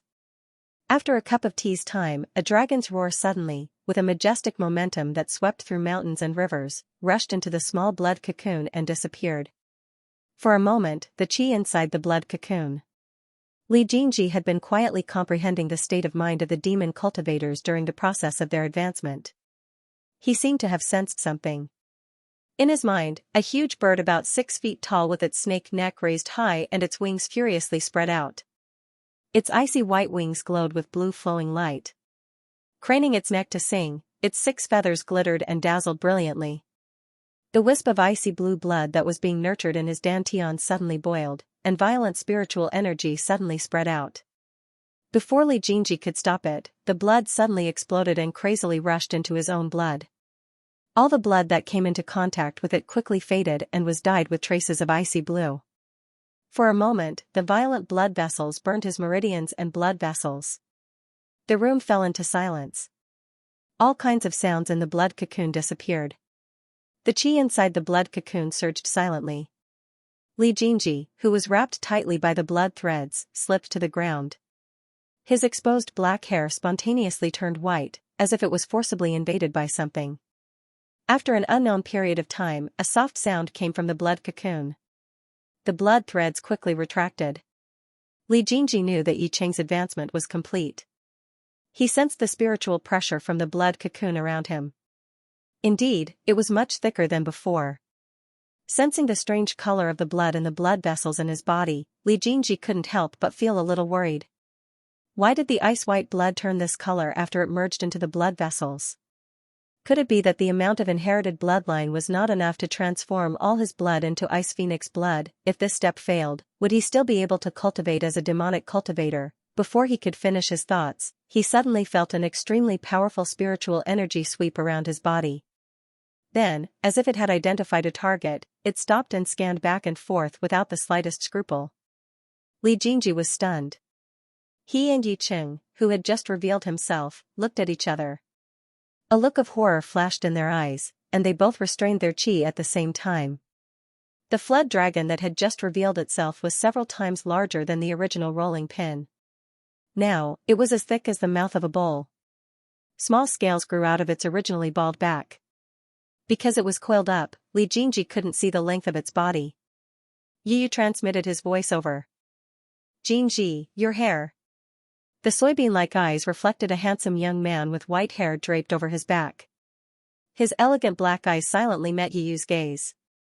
His thin, light-colored lips opened and closed soundlessly as he transmitted his voice over to Yi Yu. Prematurely aging. So that's the case.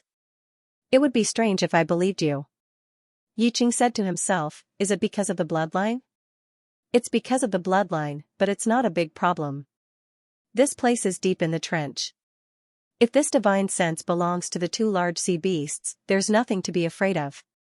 Li Jinji paused. His eyes were full of certainty. Anyway, they can't come down. As soon as he finished speaking, a huge tentacle suddenly plunged from the top of the ear chamber. With a loud bang, it plunged straight into the ground, forcibly separating Yi Cheng and Li Jinji. The deep-sea giant octopus was mocking Li Jinji's ignorance with its actions. Stupid human. Li Jinji and Yi Cheng were frightened. They reacted quickly and escaped into the ground at the same time. After meeting up, they hurriedly ran to the left. However, the deep-sea giant octopus didn't want to let them go at all. Several tentacles plunged down at the same time, stirring up a cloud of dust. They chased each other for a long time. Li Jinji only felt that the cold air around them was getting thicker, as if the direction they had just fled in was the source of the ice spiritual chi. The further they went, the colder the soil layer became. In the end, the soil became frozen and couldn't be easily penetrated. Then, the countless tentacles that were originally chasing the two were suddenly retracted. Li Jinji used his divine sense to check, but he only saw the deep-sea giant octopus that was far away. Its back view that left quickly reminded him of the tiger-striped sea rabbit from earlier. It fled in panic. Was there something in front that made him afraid? Li Jinji was a little scared. He evaluated his and Yi Cheng's strength comprehensively. They couldn't even defeat the deep-sea giant octopus. If they encountered something that even he was afraid of, would they have a chance of winning? His destination was in front, but now that he saw the giant octopus's behavior, he was surprised and doubtful. While he was hesitating, Li Jinji suddenly found that Yi Cheng's divine sense was tightly glued to his body, and it covered all aspects. He looked at his body in confusion and was suddenly stunned. Then, even if he had good self-control, he couldn't help but feel his ears turn red. Yi Cheng's divine sense was tightly locked on Li Jinji, and he couldn't help but sweep up and down. The other party was naked from the waist up, and there were 2 magnificent points on his snow-white skin. It was so eye-catching that he couldn't look away. Li Jinji's expression was distressed. He was only wearing a strip of clothing. The robe that Yi Yu had taken off was still in the anteroom. Thinking about this, he couldn't help but fly into a rage out of humiliation. He questioned, "Why did you take off my clothes for no reason?" A trace of darkness flashed in Yu Cheng's eyes, but he answered very helplessly, "I just wanted you to breathe in spiritual qi, but I couldn't open my mouth, so I temporarily formed your meridians with the original spiritual touch." The reason was so good that he couldn't refute it. Okay. Li Jingji wanted to take out the robe with 3/4 sleeves from the storage bag, but he found that the storage bag was not there either. "I'll go back for a while." The storage bag still contained all the wealth that he had just received. If he lost it, he would be poor again. Li Jingji couldn't accept it. Storage bag? Yiqing tilted his head and sent a telepathic message. He opened his mouth and a storage bag floated quietly in the air. "I took it when it was smashed open just now." "Smart." Li Jingji praised. "Then are the two of us still going to the source of spiritual qi?" Li Jingji asked about his concerns just now. "What if it's an extremely dangerous place?" Yiqing laughed softly, staring at Li Jingji with his beady eyes. He didn't answer directly, but asked in return, "Do you think the two of us have other options?" Li Jingji paused for a moment, then the corners of his mouth slowly curled up, and his eyes were filled with determination. He was the one who was obsessed. The path of immortality was slow, and going against the current was a place where luck, hard work, wisdom, and all kinds of other things were tested. Only a fool would miss out on an opportunity like this. Li Jingji took out the 3/4 sleeves robe from the storage bag, rolled up his sleeves, and said with a determined expression, "Let's go. Let's go." Yiqing looked at Li Jingji, whose sleeves were too short and exposed a large part of his arm, and a smile flashed across his eyes. This person's willpower, temperament, and perception had never disappointed him. The two of them rose again and headed toward the place with the densest ice spiritual qi without hesitation. Li Jingji didn't know what was waiting for them. As they traveled further and further, their eyes suddenly lit up. The seawater flowed backwards, but it was still pitch black in front of them. However, Li Jingji suddenly sensed that something was blocking their way. Li Jingji released his divine sense and carefully probed forward. However, the scene he detected stunned him. It was an ice wall. An ice-white ice wall blocked his divine sense.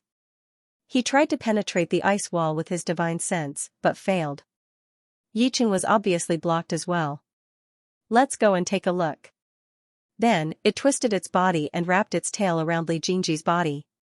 Its front claws grabbed his shoulder, and its entire body hung on Li Jingji's body. Li Jingji didn't stop it.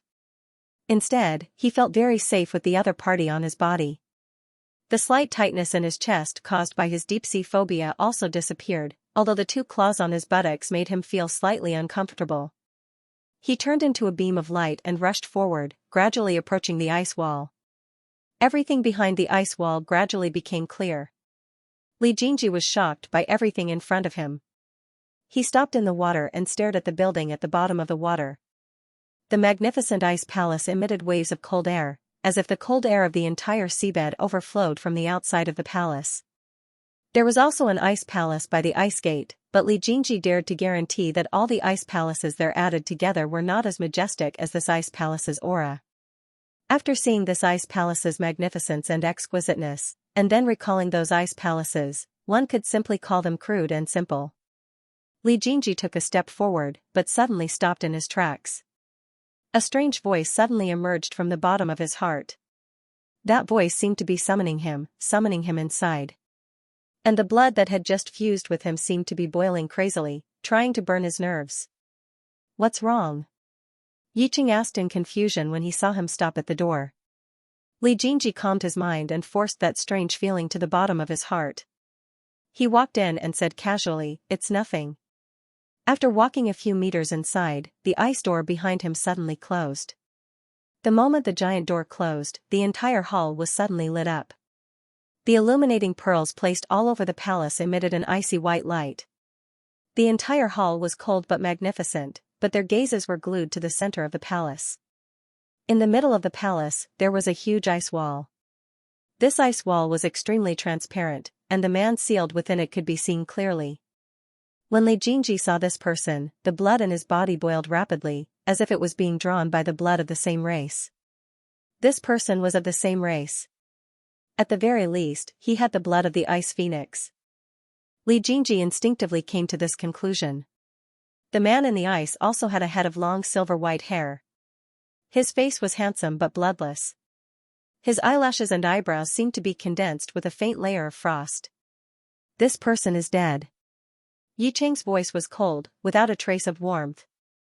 Li Jingji tilted his head, puzzled. How can you tell? There's no power of the primordial soul. And in the inherited memories, this person is the last ice phoenix to awaken his blood. Looking back at the other party, there was no emotion in the soybean-like eyes. Then, his face was full of sorrow. I never thought that the two of them would both die in the end after fighting for each other's blood for hundreds of years. Li Jingji was stunned. His thoughts turned quickly. He vaguely felt that his earlier guess had been confirmed. The Ice Phoenix had obtained the Ice Dragon's demon core and should have obtained an immortal body. But now, he had died alone here. Then his previous guess about the scam was more likely to be verified. If this person was already dead, then why was his body frozen here? Then was he the master of the Ice Palace? Or perhaps, the master of the Reliance Ice Maze? The two of them remained where they were, bewildered. Suddenly, the ice wall exploded with the speed of a thunderbolt. The fine white ice crystals turned into a whirlwind and swept towards the two of them, directly hitting their faces. Li Jingji's first reaction was that he had been ambushed. This person was not dead. Reflexively, he dashed towards the corner of the palace and quickly threw out a layer of ice curtain behind him in an attempt to block the ice crystals that were shooting towards him. At the same time, Yi Cheng suddenly rose into the air and released a white flame dragon with extremely high temperature in midair. As the flame flickered, countless ice crystals were completely devoured. When the ice crystals collided with Li Jingji's ice curtain, the thin ice curtain broke upon contact with the ice crystals without any resistance. Although Li Jingji dodged extremely quickly, the ice crystals that leaked out were also extremely fast. In the blink of an eye, they had pounced towards Li Jingji. However, his speed was not slow either. The protective shield around his body suddenly sprang up and turned into a silver-white flame. As it burned fiercely, there was a loud crackling sound.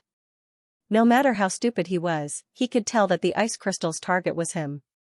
The ice crystals went straight around Yi Cheng, who was blocking in front of them. The moment the ice crystals came into contact with the silver-white flames, they melted into nothing.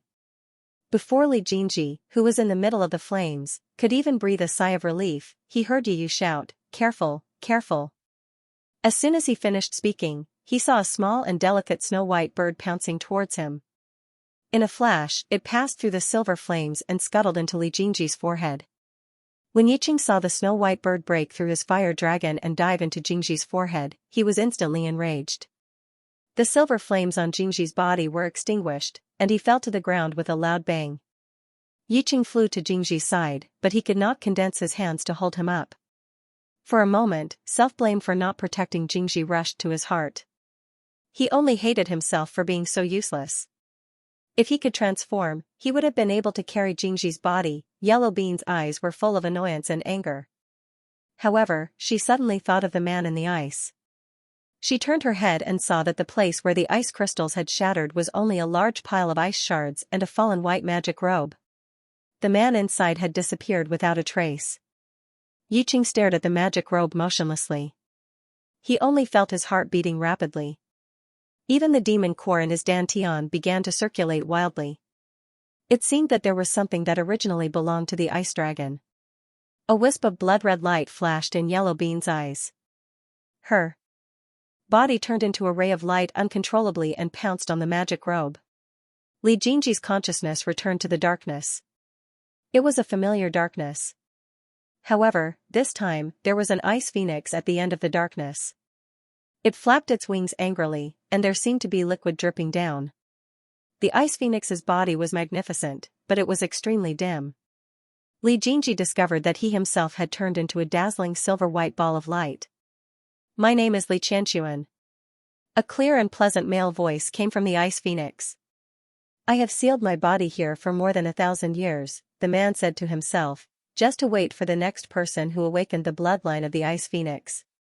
"Senior, are you the last person who awakened the bloodline?" Li Jingji asked with a frown. "Yes." Li Xuanwan's voice sounded a little self-deprecating. Li Qianxuan, the 56th eldest son of the Li family fort, had a single element of the ice spiritual root. He was extremely talented and had the hope of becoming a powerful person. However, there was no news of him in his 20s. Our family members are very sad, Li Jingji said. How do you know? The ice phoenix let out a long cry and suddenly rushed forward. Are you a member of the Li family? Yes. I've seen this description in the genealogy, but I don't dare to jump to conclusions after hearing your name. Li Jingji's tone was calm, but his heart was beating like a drum. Naturally, he hadn't looked at any genealogy. This description appeared in the original novel. The original male lead was once in the library, and saw the main family's genealogy, so he took it for reference. The author deliberately wrote this paragraph about a past genius of the Li family fort. I am Jingji, the second son of a branch of the Li family. Li Jingji remained calm and collected. He could not figure out the purpose of the other party's appearance here. What was the purpose of being frozen for 1,000 years? Also, was the other party dead? Therefore, before this, he could not show the slightest hint of panic or flaw. So you're a descendant of the main family. The ice phoenix chuckled. That's great. Senior, why did you seal your body here? Li Jingji inquired cautiously. Of course, it's to find another body to fulfill my long-cherished wish, Li Qianxuan said casually. Since I'm a member of the main family and also a branch of the main family, I'm sure Jingji wouldn't be unwilling to accept it, right? Li Jingji was stunned. How thick-skinned was the other party to make such a bold statement about seizing his body? As long as you offer me your primordial spirit, I can inherit your body, your will, and bring your body to the top of the cultivation world. Before he finished speaking, Li Jingji, who had turned into a strong light, suddenly pounced towards the other party. Without saying a word, he opened his mouth and bit down. If he still couldn't tell that the other party wanted to steal her, then he was really stupid. Li Jingji was not a reckless person. The reason why he made the first move in such a ruthless manner was that he had analyzed the ice phoenix's strength. If the primordial spirit hid in the body of a dead person for 1,000 years, it would not be intact even if it used a secret method. If the primordial spirit was damaged every year, it would be almost gone after 1,000 years. The ice phoenix was caught off guard and was completely fused with by Li Jingji. Its left wing was completely engulfed by Li Jingji, and silver liquid flowed out. It immediately let out a wail and pounced toward Li Jingji in a flash of silver light. After swallowing the other party's left wing, Li Jingji's silver light shone even brighter. He knew what the silver phoenix was made of. The other party actually stored its primordial spirit in the blood. No wonder the blood just now could ignore the ice flame. It was originally made of the same blood. After obtaining the blood essence of the left wing, Li Jingji's silver light ball faintly emitted a phoenix cry. The ice phoenix without a left wing had rushed in front of him and opened its beak to bite him. Seeing the color of the other party's body, Li Jingji knew that the other party had stimulated all the primordial spirit in its body. It was just an arrow at the end of its flight. He did not fight it head-on, but turned and fled into the distance. How could the ice seal let him go? It screamed and chased after him. As they chased each other, the silver light emitted by the ice phoenix became dimmer and dimmer. It knew that it had been fooled. With a flash of ruthlessness in its eyes, it suddenly stopped and chanted a spell. Its body also turned into a ball of light, but the brightness was still dim. The liquid in the ball of light expanded and contracted as if it was accumulating power. Li Jingji knew that the opportunity had come. He suddenly turned his head and opened his mouth to bite, swallowing more than half of the white ball of light. If you let me go, I can help you get the monster core of the ice dragon outside. The white ball of light offered a condition, as if it was very sure that Li Jingji would agree. It did not panic at all. Li Jingji ignored it and continued to swallow. He would never be soft-hearted to those who wanted to harm him. This time, the white ball of light was completely anxious. I can also tell you the location of the magic tool that controls this ice palace. Otherwise, with your cultivation, don't even think about getting out. Li Jingji paused, and then swallowed even more. The white ball of light finally disappeared, and Li Jingji's light ball shone brightly. Burp. The primordial spirit was full, and the bloodline inheritance in the body seemed to be thicker. Li Jingji should have been happy, but he was silent. After swallowing someone's primordial spirit, he could explore part of the person's memories that he could never forget. The reason why Li Jingji had sunk was none other than because he had seen why Li Jingji had disappeared and how he had died. The reason for the disappearance was very simple. The owner of the Ice Dragon bloodline captured him before he awakened his bloodline and trapped him on Mount Kanglin, waiting for him to be swallowed after he awakened his bloodline. However, in the end, the Ice Phoenix counterattacked. It was a melodramatic story. As for the cause of death, Li Jingji thought that it was indeed the case after he read it. Swallowing the bloodline, swallowing the monster core, it was just a shocking scam. The Ice Phoenix fought the Ice Dragon on the snowy peak of Mount Kanglin. The Ice Phoenix successfully pulled out the dragon's tendon and dug out the dragon's core. After that, it hid in the ice palace of the secret realm and swallowed the monster core. It was only waiting for its nirvana to become a phoenix and enjoy the fate of immortality. However, after swallowing the monster core, the Ice Phoenix realized that something was wrong. His dantian exploded, his blood boiled, and spiritual energy rushed out of his body. He could not even swallow the monster core. In the end, when it was about to die, it was unwilling to give up. It forced the inherited bloodline out and merged its primordial spirit, which was about to disappear, into it. It sealed its body in a layer of ice. After that, it could only wait. Yicheng's body was enveloped by a pitch-black halo, and the power surging out of it was extremely majestic. Li Jingji stood in the same place and did not move forward. He could roughly guess what had happened to Yicheng. Li Jingji recalled Li Qianxuan's memories and the monster core that he had not refined in time.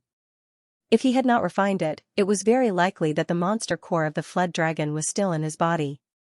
But now that he had turned all his blood and bones into a mass of blood essence, his body naturally turned into nothingness. But if the monster core did not dissipate, it would not have dissipated along with his bones and blood essence. Naturally, it would have fallen. Although he was worried, there was nothing he could do. Yicheng had obtained the monster core. Whether it was an opportunity or a crisis depended on his own luck.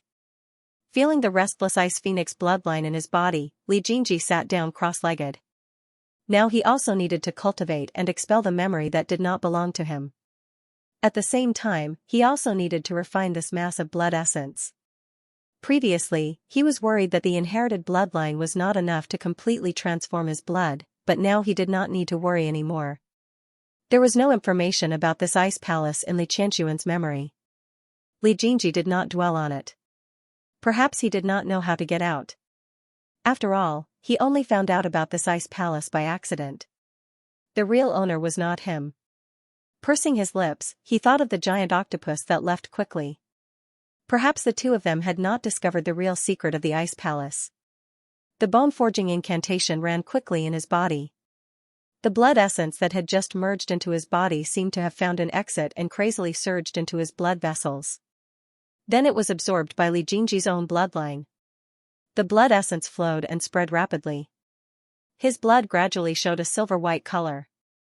After the transformation of his blood, his bones also faintly emitted a white luster. Li Jingji threw all of Li Qianxuan's memories out of his mind, leaving only a few useful pieces of information. Time passed little by little. The transformation of his blood was completed. His dantian was also filled with pure spiritual aura. He only felt that his soul was blessed and a leisurely vast aura flowed into his sea of consciousness. He was about to break through. Unlike the breakthrough in the qi refining stage, this breakthrough allowed him to sense the qi between heaven and earth. Although it was not very rich, it did exist. He carefully guided this qi into his dantian and fused it with the pure spiritual mist that was swimming in it. The two qis collided with each other and tested each other. In the end, they condensed into a clear picture of a yin-yang fish. Head to tail, the two fish swim faster and faster, finally mixed into a ball. At the entrance of the secret realm, dozens of immortal moksha cultivators were locked in battle. All kinds of magic tools and talismans floated in the air. The immortal team was led by 2 golden elixir early-stage cultivators, while the moksha team was led by 2 golden elixir late-stage moksha cultivators. However, it was clear that the number of immortal cultivators was much smaller than that of Moksha, and they all looked tired. The two teams had obviously been fighting fiercely for several days. Both teams were ruthless, and among them, the immortal cultivators were the strongest. They had been besieging Moksha for several days. Those cultivators who died here had their soul banners refined by an old Moksha on the spot. Seeing that even the souls of their compatriots could not escape, if they fell into the hands of this person, the consequences would be unimaginable. The two immortal cultivators with the same face were the senior brothers who were leading the team by the ice door. Right now, the two of them were working together to control a huge sword to fight against the enemy. However, the two who were exhausted could not resist the pincer attack of many Moksha. With a bang, the huge sword shattered. The two of them spat out blood at the same time and were on the verge of collapsing. The few Moksha cultivators looked at each other and saw the excitement in each other's eyes. Just as they were about to follow up with another attack, a strange situation suddenly occurred. The sea of clouds began to churn from the horizon like rolling waves. The clouds gradually gathered above the ice lake. Lightning flashed and intertwined, and the cry of a phoenix could be heard. Everyone below looked at each other, not knowing what was going on. Someone was ascending? Didn't they see that they were fighting fiercely? Moreover, the Foundation establishment stage only attracted the light purple clouds. The golden elixir only attracted the red clouds. Only the Yuanying stage would be visited by the thunder tribulation. Then, was someone below advancing into the Yuanying stage? It did not seem like it. The Yuanying cultivators attracted the golden clouds. The lightning surged but did not fall. One of the Moksha said in surprise, "Could it be that this thunder tribulation is extremely dangerous and is accumulating power?" As soon as he said this, the cultivators were shocked and turned into conveyance lights to escape. If they were hit by the thunder tribulation, death would be considered a light punishment. The clouds rose and the phoenix cried. The dark clouds seemed to contain a majestic spiritual pressure. Looking from afar, the escaping cultivators felt that this was not a cultivator's advancement. It was more like they had angered the heavens and would be punished by the heavens. In the end, the thunderbolt finally fell. The one leading the thunderbolt was the divine bird condensed from spiritual chi. Its huge wings flapped angrily as it flew down. Its whole body was wrapped in light blue lightning. In a flash, the bird disappeared into the mouth of the lake. The clouds in the sky did not disperse. The immortal cultivators did not hesitate and turned to escape in the direction of their sect. It had been a few days since the secret realm closed, but they were being pestered by the Moksha. If they did not report the Moksha's conspiracy early, there would be endless trouble in the future. Just as the immortal cultivators were escaping in all directions, an old man with a sorrowful face stared gloomily at the clouds in the sky. Li Jinji, who was cultivating, did not know that the thunder tribulation was coming. He was still meditating and condensing the chi of heaven and earth. The overflowing spiritual energy in his dantian had been polished into a perfectly round pearl. However, this pearl was lustrous but lacked color. It seemed to lack some spiritual energy. But at this moment, a clear and melodious phoenix cry came from above the ice palace. Li Jinji opened his eyes and saw an ice phoenix full of electric light rushing straight towards him. Thinking of the lack of spiritual energy in the round pearl, Li Jinji's eyes flashed with a fierce light. He opened his mouth and spat out the round pearl that had just formed. The round pearl expanded in the wind and met the flashing lightning ice phoenix head-on.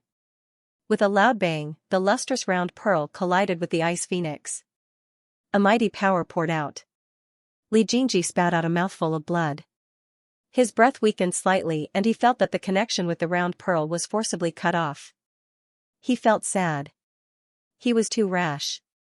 He actually tried to use the ice phoenix formed by the thunder tribulation to light up the little bit of spiritual energy in the demon core. He was too naive. Looking inside his dantian, he saw that it was empty. Suddenly, a slight tie came from the air. Although it was weak, it was real. He opened his eyes abruptly, only to see that there was only a damaged round bead left in the middle of the explosion. Although it was broken, the spiritual energy that was originally missing was replenished. What made Li Jinji stunned was that the round pearl was wrapped in a layer of dark blue lightning. The lightning jumped out, faintly carrying a terrifying aura. Although he was surprised and didn't know if this gift of lightning would have any effect on the demon core, fortunately, the demon core was intact. Li Jingji heaved a sigh of relief and reached out to recall the demon core. The round pearl stopped in the air and flew towards Li Jingji.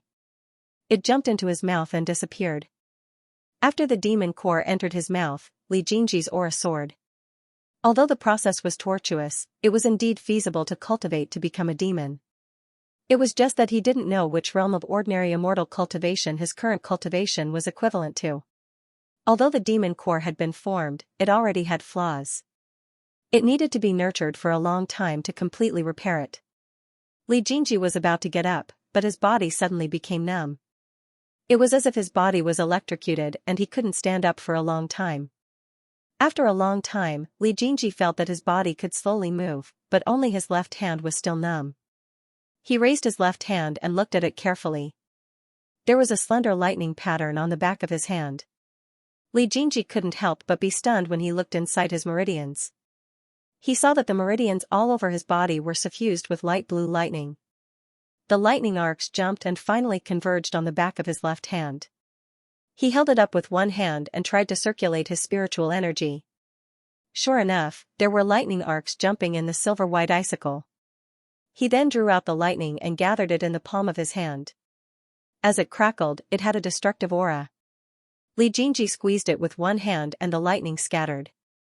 He exhaled a mouthful of turbid air and stopped the technique. The destructive power of lightning was extremely great.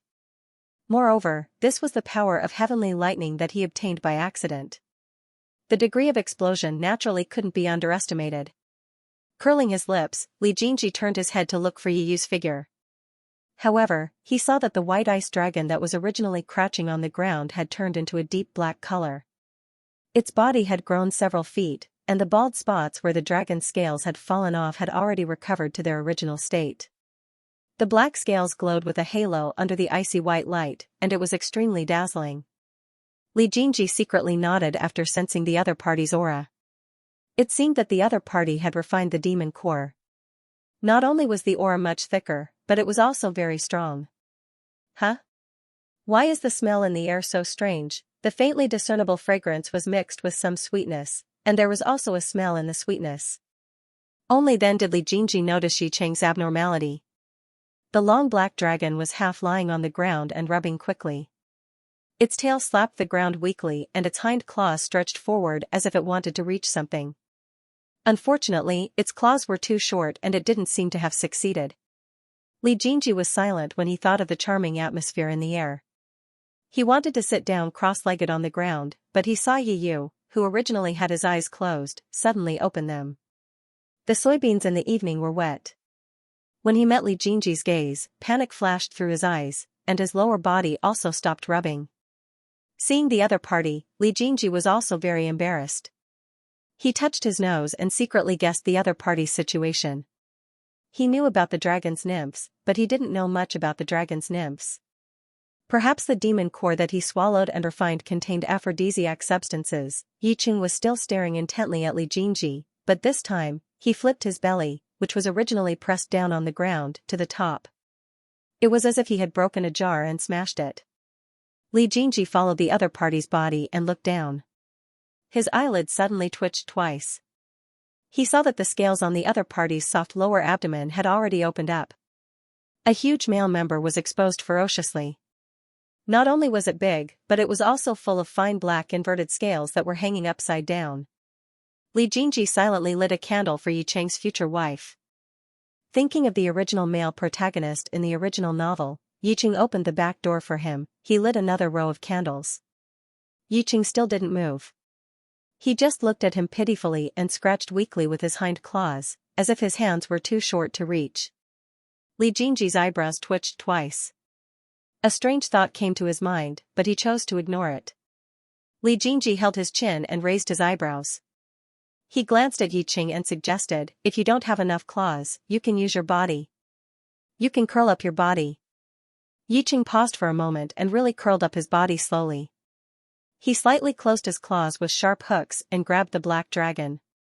He slid his claws up and down, but the sharp hooks pierced the black dragon's skin. Black-red blood quickly flowed out. However, Yicheng was completely unaware of the hideous wound on the black dragon. He continued to slide his claws randomly. The wound became denser and denser, but he didn't seem to want to release it. Li Jingji could clearly see that the other party's claws couldn't completely wrap around the black dragon, and Yicheng didn't get any pleasure from sliding his claws around. The sweet smell in the air became thicker and thicker. Li Jingji's cheeks were a little pale, and his lower body was about to lift up. Sensing that something was wrong, Li Jingji hurriedly used spiritual energy to seal his mouth and nose to avoid direct contact with the sweet smell. Feeling that his manhood was gradually lowering, Li Jingji heaved a sigh of relief. Then, he suddenly looked up at Yicheng. Even he, who was standing so far away, could be affected. How torturous was Yicheng at this moment. The black dragon spewed out a sticky liquid. The fine reverse scales on the side were inverted, and the wound was hideous. Yicheng's gaze became more and more helpless, and he gradually let out some whimpers. Then, something happened that made Li Jingji's jaws drop. The scales on the belly of the black dragon slowly split open. A black dragon with the same reverse scales spat out dew and stood up shakily. Seeing the two hideous black dragons standing side by side and roaring angrily, Li Jingji couldn't help but take a step back. He actually hit a spare tire. He silently lit an ice palace candle for Yicheng's future wife. As soon as this black dragon appeared, Yicheng's mouth seemed to open uncontrollably, and some uncontrollable tears seeped out of the corners of his eyes. "Help me!" Li Jingji was stunned. He subconsciously didn't want to help, but the sweet smell in the air was getting thicker and thicker. Even if he sealed his mouth and nose with spiritual power, he could still smell it. "Help me!" Yicheng's voice was hoarse. If it hadn't dragged on for so long, that root wouldn't have appeared. Once it appeared, I wouldn't be able to solve it myself. He didn't know what side effects the sweet smell had. If it was left undecided, it might have some effect on the other party's body. Li Jing stared at the crisscrossing wounds on the black dragon's body, then at the forbearance in the other's eyes. He sighed softly and finally went up. "Benra Lamp!" Yicheng roared in a low voice. His tail was tightly wrapped around Li Jingji's waist, and his abdomen was shaking faster and faster. The huge thing caught in his opponent's hand was unusually sticky and slippery. Finally, it shudders out. Li Jingji looked at his hands that were covered in and could not help but sigh. What was going on? Just as he was about to wipe off the thick liquid on his face, he saw that the liquid quickly dried up and disappeared, as if absorbed by something. And that something was obviously himself. Looking at his meridians, Li Jingji was shocked to find that there was a long milky white belt flowing in his body. It did not fuse with the spiritual energy, nor did it enter his dantian. The milky white belt just wandered freely in his meridians, and it did not seem to be a problem. He looked at Yicheng in confusion, only to see that this guy was looking at him with watery eyes. He seemed to be a little shy. Li Jingji controlled himself and asked, "What's going on?" This person actually did not refine the ice dragon's demon core. "I can't control my own consciousness, so, I'm asking you, how did your N get into my body?" After asking, Li Jingji felt that something was wrong, so he changed his words. "Oh, I'm asking why it was absorbed by me." It seemed that something was still wrong. Yicheng looked at Li Jingji with watery eyes. He twisted his head for a while and said with a little embarrassment, "That's my first essence." "Get to the point." Vital Yang supplement. Yicheng twisted his body and moved closer to Li Jingji. "Do you feel anything?" Li Jingji looked at the other party's eyes and felt his scalp tingle. He pursed his lips and turned his head away. "No." After saying that, he stood up. "This place is very dangerous. We can't stay here for long. Get ready, we have to leave quickly." Yicheng, who was lying on the ground, stared at the other party's back. His heart and eyes seemed to be filled with the other party. Thinking about the trembling just now, the soybean eyes lit up slightly. Li Jingji was checking the door of the ice palace when his back suddenly stiffened. He turned around and saw that Yicheng's entire flood dragon was hanging on his body. Thinking about what happened just now, Li Jingji's scalp tightened, but he was even more curious. He braced himself and asked, "Why do you have two?" "Flood dragons and dragons are of the same species, so there are two of each." Yicheng rubbed his head against Li Jingji. His eyes were full of dependence. If the desire is shallow, the second flood dragon will not appear. If the desire is strong, the second flood dragon will appear. Li Jingji felt his hair stand on end when Yi Cheng stared at him. What was with this déjà vu feeling that he was Yi Cheng's woman after taking his vital yang essence? Li Jingji's arm was sore, and the other party was hanging on his body. He frowned and said, "Don't hang on me. My vital yang essence has just leaked. I don't have any strength left," Yi Cheng said weakly. Li Jingji had no choice but to take the other party along. After confirming that the door could not be shaken, Li Jingji began to observe his surroundings. The main hall of the ice palace was empty except for an open ice door at the end. After weighing the pros and cons, Li Jingji walked towards the door. Li Qianxuan had mentioned the magic weapon of the ice palace earlier. Although he did not mention its location, he had revealed that this ice palace was a magic weapon. What was a magic weapon? As long as he had the spell plate, he could control and subdue this ice palace and keep it in his storage bag. No matter where he went in the future, he could bring a house with him. As long as he had a place to stay, he could settle down. Li Jingji, who was like a rootless duckweed, felt extremely safe. It might even be a defensive magic weapon, so he had to get his hands on it. Unfortunately, Li Qianxuan's memory only contained some stubborn thoughts. He did not remember anything about the ice palace. Therefore, Li Jingji had no idea what was in the ice palace. Li Jingji stood at the entrance of the inner door and stopped.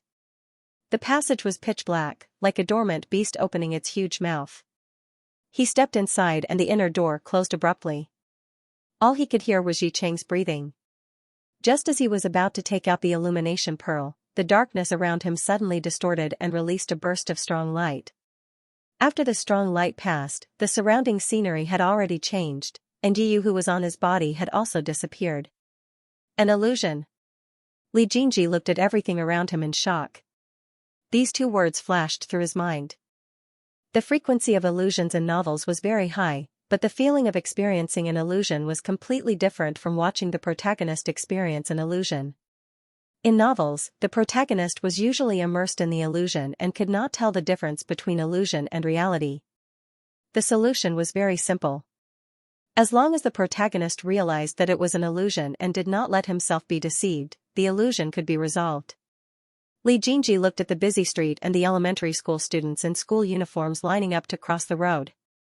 He then looked at his well-ironed suit and the silver hair behind his back. It was fake, it was all fake. Then what? The loud honking of the big truck seemed to be mocking his ignorance. Li Jingji turned his wrist. Electric arcs danced on the back of his hand and his silver hair fluttered behind his back. If he was not wearing a suit, he would really look out of place. He squatted down. Li Jingji was depressed. What should he do now? When he was watching, he felt that the illusion was easy to resolve, but he had no clue. He looked up and glanced at the elementary school students opposite him. Suddenly, he saw a familiar scene. A tall child stopped a thin and weak child. He stretched out his hand as if he was asking for something. Then, the two of them pulled. The tall child smiled evilly and pushed him fiercely. The thin and weak child fell backward in panic. Behind him was the crowded street. The horns of the big trucks were blaring crazily. The leading teacher turned around and screamed with her hand covering her mouth. Li Jingji stared blankly, the veins on his forehead throbbing. In his confusion, he suddenly thought of a book he had read in the library, A Brief Introduction to Illusions. In it, there were records of the differences and solutions of various illusions. Among them, there were illusions about memories. Cultivators who encountered such illusions would often return to their memories of the past, and the memories were the most negative emotions in their hearts. If they were driven by anger, they would stay in the illusions forever. Li Jingji stared at the thin and weak child, but he had no intention of helping him. Because that child was himself. He knew that the truck would stop, and he also knew that the child with the worn-out school bag would be scolded by the teacher for his disobedience. At that time, he was angry, but as he gradually grew up and had a successful career, his resentment towards the teacher and his classmates gradually faded. In addition, at that time, the tall child had become the dregs of society, so there was no need for revenge. But he didn't expect that this memory would be captured by the illusion. However, since he knew that the illusion wanted to draw out his anger, it would be stupid to take the bait. So Li Jingji stood still and watched until the group of teachers and students crossed the road. The thin and small child with the worn-out schoolbag fell behind. He looked back, and Li Jingji's familiar forbearance and tenacity in his dark pupils. The surrounding scene suddenly changed. Li Jingji, who returned to darkness, breathed a sigh of relief. He then went to check on Yu Cheng's situation, only to find that the other party had also entered the illusion. Li Jingji was about to sit cross-legged and wait for the other party to come out of the illusion when he heard Yu Cheng's clingy voice. After shouting Jingji, the dragon's tail wrapped around Li Jingji's waist tighter and tighter. Li Jingji's back stiffened, and he couldn't help but hold his forehead. What kind of illusion did Yu Cheng encounter? Why was his reaction so strange? Li Jingji habitually squinted his eyes, only to see the dark night covered by a curtain of rain. A woman ran to the door of a private Christian orphanage, holding a small swaddling cloth in her hands. Li Jingji, who was originally expressionless, suddenly opened his eyes wide. He leaned forward slightly, trying to see the woman in the rain. The woman's clothes were disheveled and her hair was disheveled. She placed the swaddling cloth in her hand at the entrance of the orphanage, ignoring the heavy rain and the baby's loud cries. She turned around and walked back the way she came without looking back. Li Jingji could even see a trace of joy in her eyes. He recognized the church that had the words "Love Orphanage" written on it. He had stayed there until he was 16 years old. However, he didn't recognize the woman just now. If he ignored the somewhat familiar nose and lips, he didn't think he would know her. He suddenly closed his eyes and took a few quick breaths, forcibly suppressing the urge to question her. This was an illusion. He didn't have a mother. Even if he did, she was already dead. So many years had passed, but she hadn't appeared even once. He suppressed the sorrow in his heart and opened his eyes again. Li Jingji had already calmed down. He stood in the rain and watched the woman leave expressionlessly. The dark scene changed again and Li Jingji returned to the corridor. He waited for a long time, but no new illusions appeared. He finally felt relieved. He looked at Yu Cheng beside him and saw that his eyes were tightly shut and his brows were tightly knitted. He seemed to be experiencing an extremely painful memory. He took out the illumination pearl and lit up the surroundings. Everything in the ice corridor was reflected in his eyes. He saw that the two ice walls were respectively carved with a hollow ice phoenix and a four-clawed flood dragon. The phoenix head and the dragon head were both facing the end of the corridor. Li Jingji didn't move. He closed his eyes and meditated, waiting for Yu Cheng to wake up. Li Jingji kept circulating the cultivation method in his body, but the doubts in his mind grew bigger and bigger. The only two ancient bloodlines in the northern frozen realm had been enemies for a long time, but the ice walls here were engraved with the ice dragon and the ice phoenix respectively. Indeed, there was a saying that dragons and phoenixes were auspicious. However, the ice phoenix and ice dragon of this world could not possibly be auspicious. The possibility of both of them being auspicious was very high. Exhaling a mouthful of turbid air, Li Jingji threw away all distracting thoughts and slowly entered a meditative state. Since the monster core was formed, he could now comprehend the power of space. According to the introduction of the Nirvana 3 Revolutions technique, the power of space is first to touch, feel, and touch. Next is to fuse, blend, merge oneself into space, into nothingness, and then tear apart. After circulating the cultivation method 3 times, Li Jingji tried to use his divine sense to touch the void. It was empty. He retracted his divine sense and slowly released more of it. The blood in his body slowly flowed into his dantian, nourishing the monster core. The woodshed was small and shabby. Many strips of different lengths were drawn on the dilapidated walls. A teenager with bloody holes all over his body was lying on the firewood. He didn't moan or cry. He just stood there, motionless.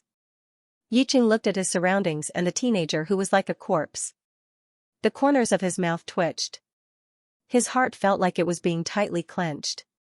He hadn't felt this kind of suffocating feeling for many years.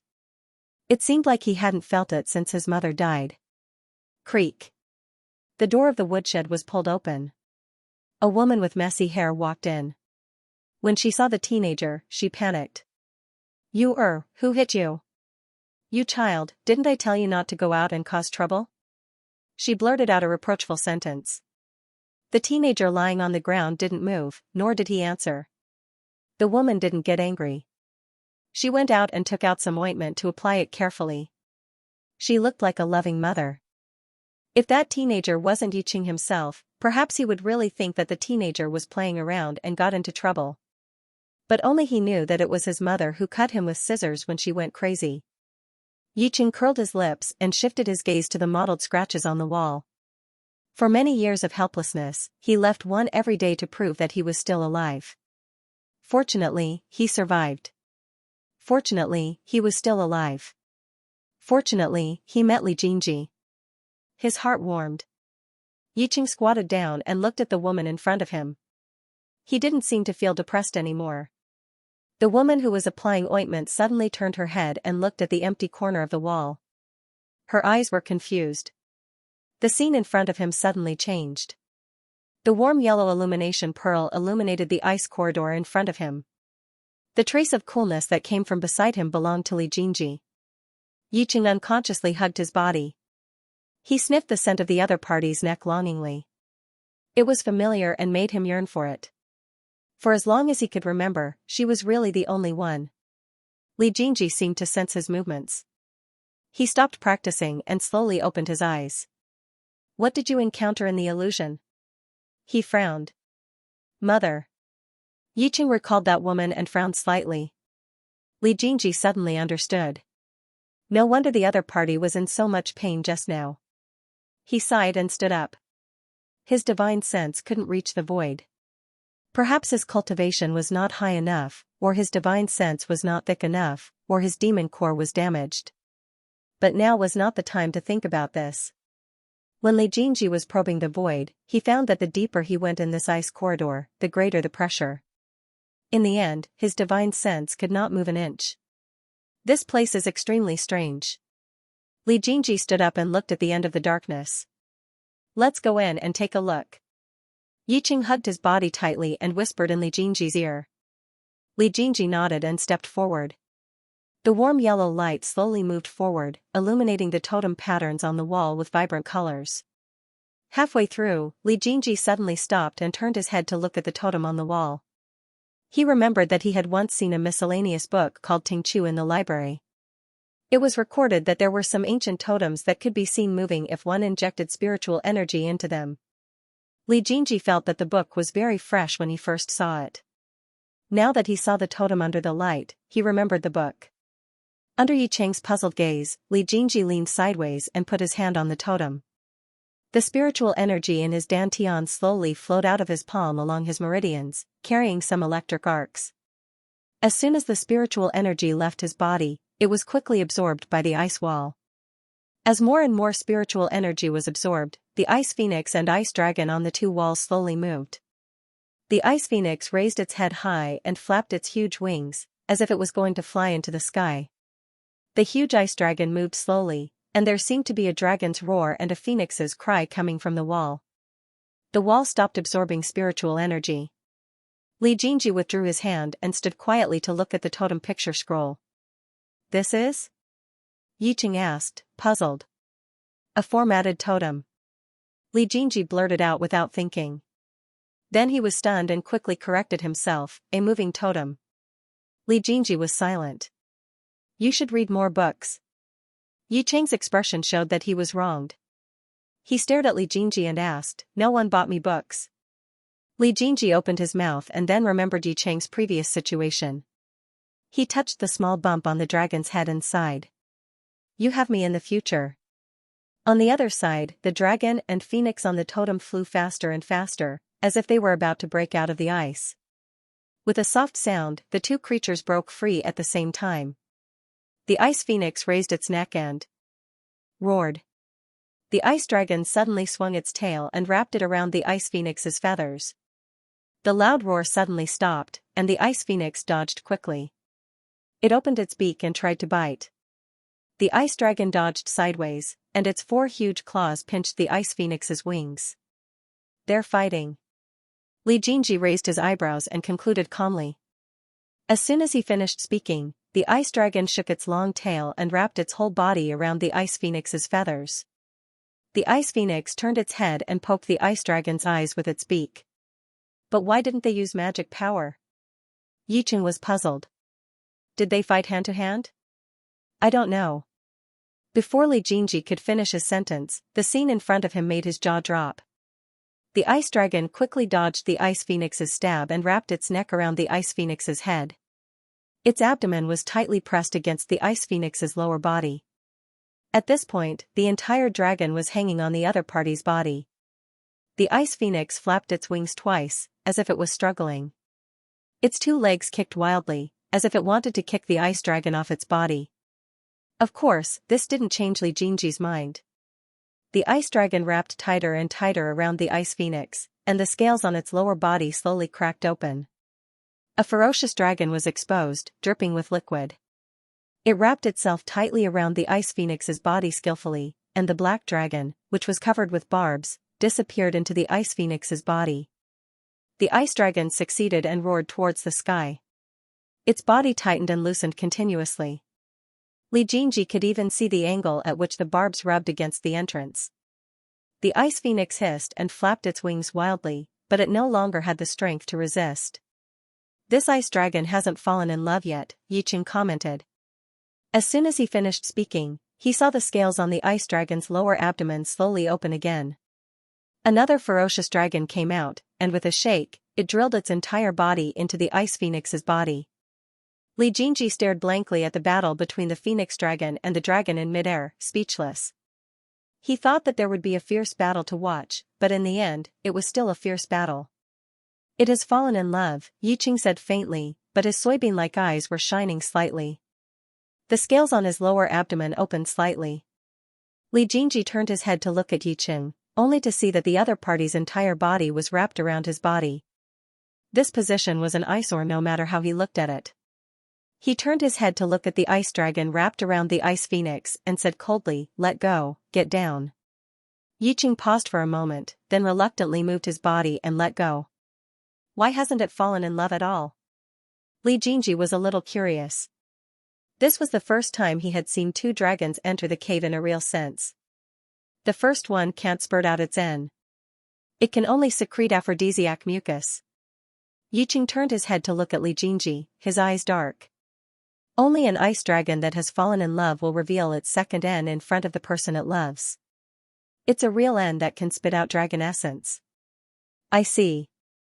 Li Jinji nodded as if he had understood something. He felt a little strange, but he couldn't figure out what was wrong. After pondering for a long time, he continued to watch the fierce battle in midair. He couldn't help but fall silent. Who was the master of this ice palace? Why did she draw such a totem here? Was the purpose of these two ice phoenix and ice dragon to compete for each other's bloodline? But Yicheng clearly said that the ice dragon would only show its second sex organ to the person it liked. If it was just to compete for the bloodline, why did it have to do this?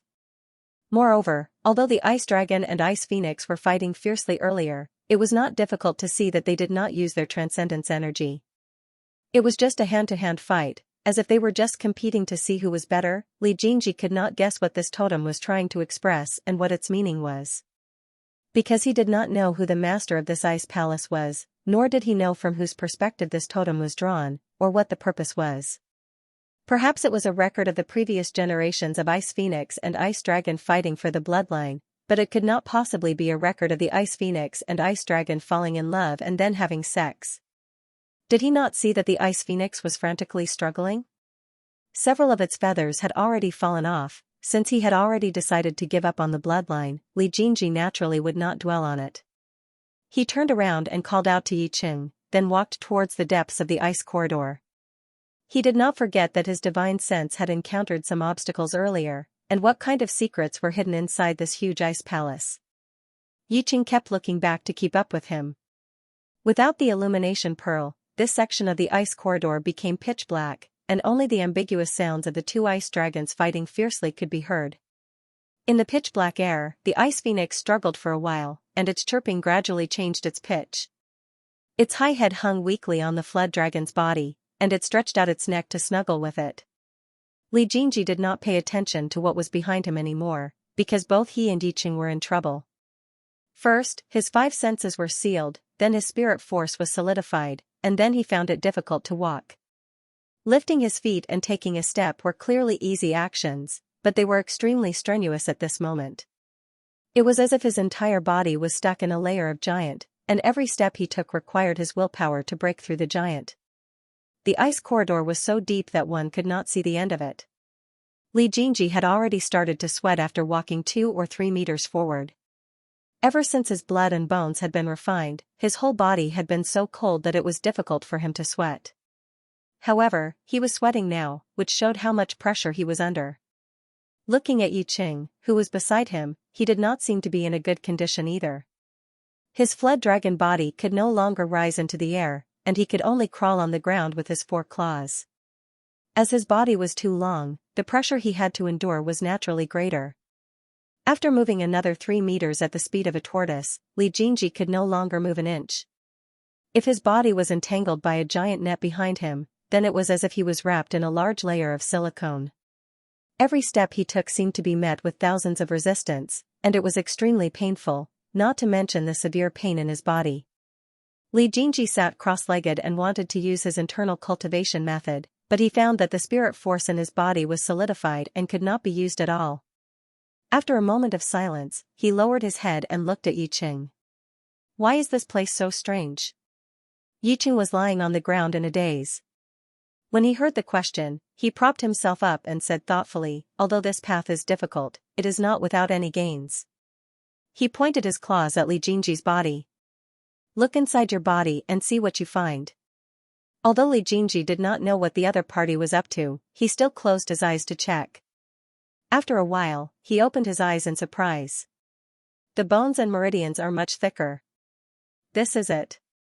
Yiqing stared at the corridor with his soybean eyes. He said in a low voice, "Nowadays, most of the cultivation methods are focused on attacking spells, but there are very few cultivation methods that strengthen the body.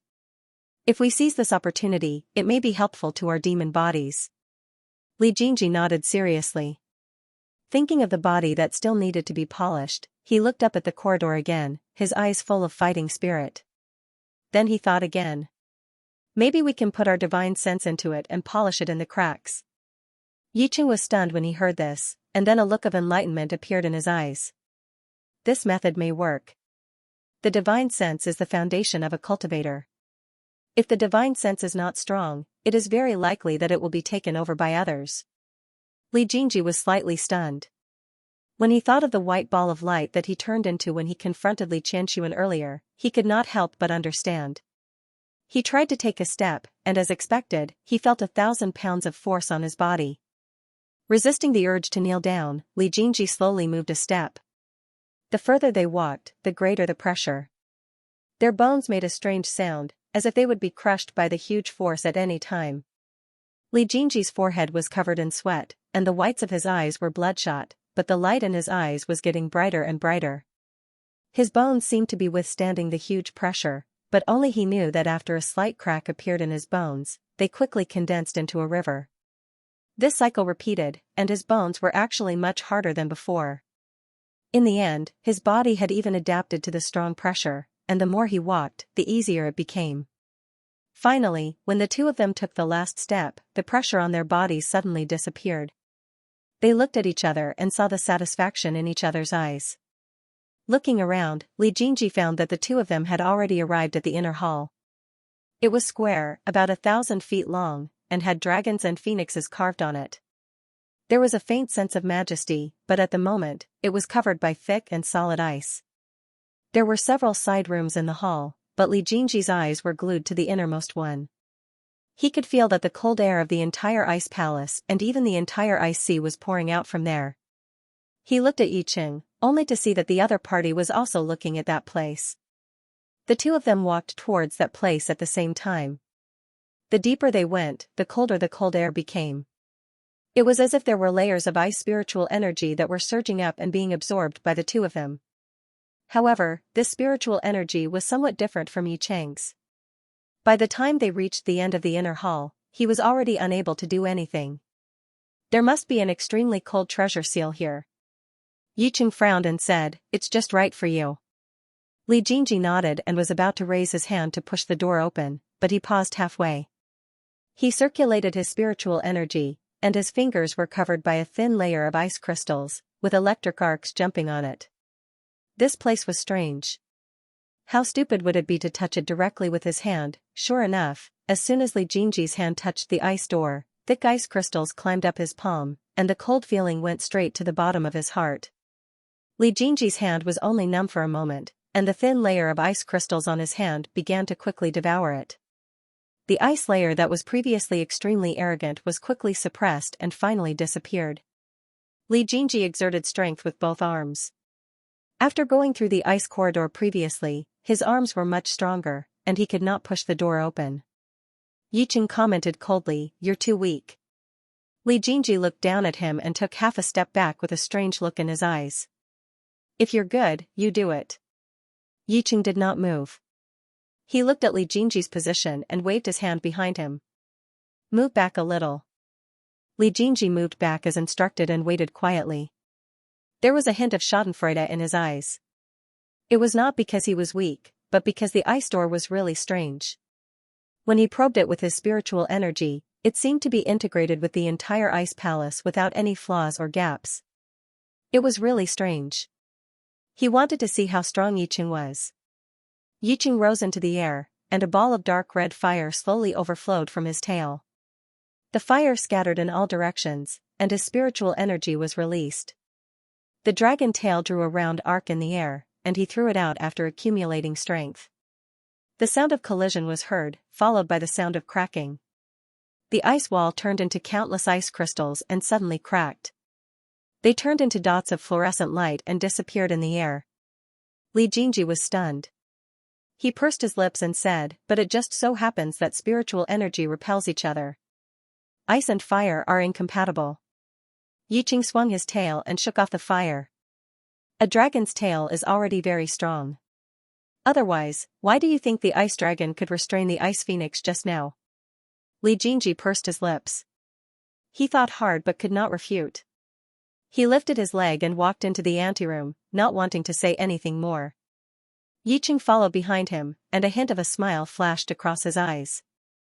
The icy spiritual energy in the anteroom was even thicker, like a thick fog. A pool of blue spring water was shrouded in the fog. The spring water was not transparent, and they could not see what was at the bottom. "Shall we go down and take a look?" Li Jingji's blood was a little stagnant, but he could not ignore the excitement in his heart. The secret of the entire ice palace seemed to be at the bottom of the lake. "No, I won't go down." Yi furrowed his brows and refused, "I'm not compatible with this spirit chi. I've already reached my limit." Li Jingji turned around and saw that the surface of the other party's body was covered in frost. He looked extremely cold. "Okay, then wait for me here." Li Jingji nodded and did not insist. Yicheng sat down, and a layer of red fog appeared on the surface of his body. "I will abide by the law for you, and at the same time, I can feel the state of mind when I advanced." Hearing this, Li Jingji nodded and turned around to jump into the blue spring. However, he suddenly discovered that the water in the ice lake was actually sticky and frozen. The bone-chilling cold invaded his body. Li Jingji shook his body and actually felt extremely comfortable. After diving down a few meters, the icy spiritual energy became thicker. Li Jingji suddenly stopped and a trace of ecstasy flashed in his eyes. He saw that in the depths of the spring, there was an icy white lotus quietly blooming. Large blossoms of icy white fog slowly spread out. The rich icy spiritual energy was emitted by it. Li Jingji quickly recalled the introduction of the types of ice seeds in the bone-forging secrets. The third ice seed was in the shape of a lotus, the demon lotus ice seed. The demon lotus ice seed was extremely mean. It was shaped like a lotus and liked to devour ghosts in the world. It was gentle and had disappeared from the world. After Li Jingji recalled the description, the joy in his eyes grew. No wonder the icy spiritual energy in the sea of the ice palace was so strong. It turned out that the demon lotus ice seed was the most ice seed. Just when Li Jingji was secretly excited, the quietly blooming lotus slowly rotated, and a burst of icy spiritual energy suddenly spread out. In the blink of an eye, a strange change suddenly occurred. The icy white lotus flashed and flew in the direction of Li Jingji. He was inevitably restrained in the ice spring and could not dodge in time. The ice lotus succeeded. The ice lotus flashed and jumped into the space between Li Jingji's eyebrows. His whole body was stunned, and a thick layer of ice spread out from his skin. Finally, he turned into an ice sculpture standing still in the spring. The layer of ice outside the ice sculpture became thicker and thicker. In the end, the entire ice spring quickly froze, and there was a loud crackling sound. Yiqing, who was curled up outside the ice spring, suddenly looked up. He saw that the ice spring had already been sealed. He quickly threw out a ball of burning ice flame. The ice flame expanded in the air and quickly rushed toward the ice spring. However, the moment it touched the ice spring, it turned into specks of fireflies. Yiqing was shocked. He hurriedly used his divine sense to explore the bottom of the spring. What made him even more shocked was that his divine sense was bounced off the surface of the spring and could not penetrate it. Yiqing calmed down and quietly looked at the changes on the surface of the spring. He saw that it was indeed a little strange. The water on the surface of the ice spring seemed to be dropping little by little. Realizing this, Yiqing sighed in relief. He thought that Li Jingji must have gained something from the bottom to cause such a commotion. When the ice flame left his body just now, the surface of his body was quickly invaded by the cold air. The surface of his black scales was covered with thick frost. Yiqing exhaled a breath of white air and slowly curled up. It was too cold. In the ice sculpture at the bottom of the spring, Li Jingji's eyes were tightly closed. His consciousness was completely immersed in his body. He saw that the demon lotus ice seed was wandering around the meridians of his body. It was unrestrained and carefree. As long as it passed through the meridians, it would be sealed by a thick layer of ice and become an ice pillar. There was also a half-white frost on the outside of the translucent bones. Li Jingji could not move. His divine sense could not expel the demon lotus. He could only watch as the meridians of his body were frozen. Huh? A small voice came from the meridians. The demon lotus quietly spun and did not move forward. Why aren't you shouting? Li Jingji was taken aback by this sudden voice. Then, he realized that it was the demonic lotus that was speaking. It turned out that this thing had already gained sentience. After hesitating for a while, Li Jingji replied, "Shout what?" The demon lotus thought for a while and said in a strange voice, "Master Demon, don't. Master Demon, I will not disturb your sleep in the future." After a pause, the demon lotus seemed to be very satisfied with this shout. He concluded, "It's like this." Li Jingji was speechless. What was going on with this kind of déjà vu that was full of elegant butterflies? Seeing that Li Jingji did not speak, Evil Lotus began to move forward again. The speed at which his meridians were freezing increased. It looked like he was going to turn this place into an ice cave. Li Jingji secretly gritted his teeth, and the thunder arc hidden in his meridians suddenly shot out. The meridians that were originally frozen suddenly thawed, and the demon lotus that couldn't dodge in time was completely exposed. Flustered and exasperated, it suddenly exploded, turning into countless ice flames that scattered in all directions. The meridians in the path were quickly sealed, and finally condensed into the body of the demon lotus in the dantian. "How dare you sneak attack your master demon?" Yao Lian said angrily. "Today, Master Demon will kill you." Then, he turned his head and disappeared into Li Jingji's dantian. Li Jingji saw that the other party had entered his dantian, but he did not panic. Instead, he calmly started to circulate his martial arts. All the spirit chi in his body was gathered in his dantian, tightly sealing the demon lotus inside. The demon core spun quickly, releasing layers of ice power, and using his blood as a guide. The demon lotus that was originally flustered and wantonly destroying the earth gradually quieted down, as if it was sleeping quietly in his dantian. Li Jingji's martial arts did not stop, and the frozen meridians slowly thawed. Just as they were thawed, they were quickly frozen again. This cycle repeated, and the meridians in his body had already widened by several times. "How dare you? How dare you sneak attack your master demon?" Evil Lotus violently trembled, as if wanting to escape. "If you come with me, I will let you sleep in my dantian." Li Jingji threw out an olive branch. "Master Demon won't go with you." Evil Lotus retorted. Li Jingji raised his eyebrows, not angry. It must be very boring to sleep here alone.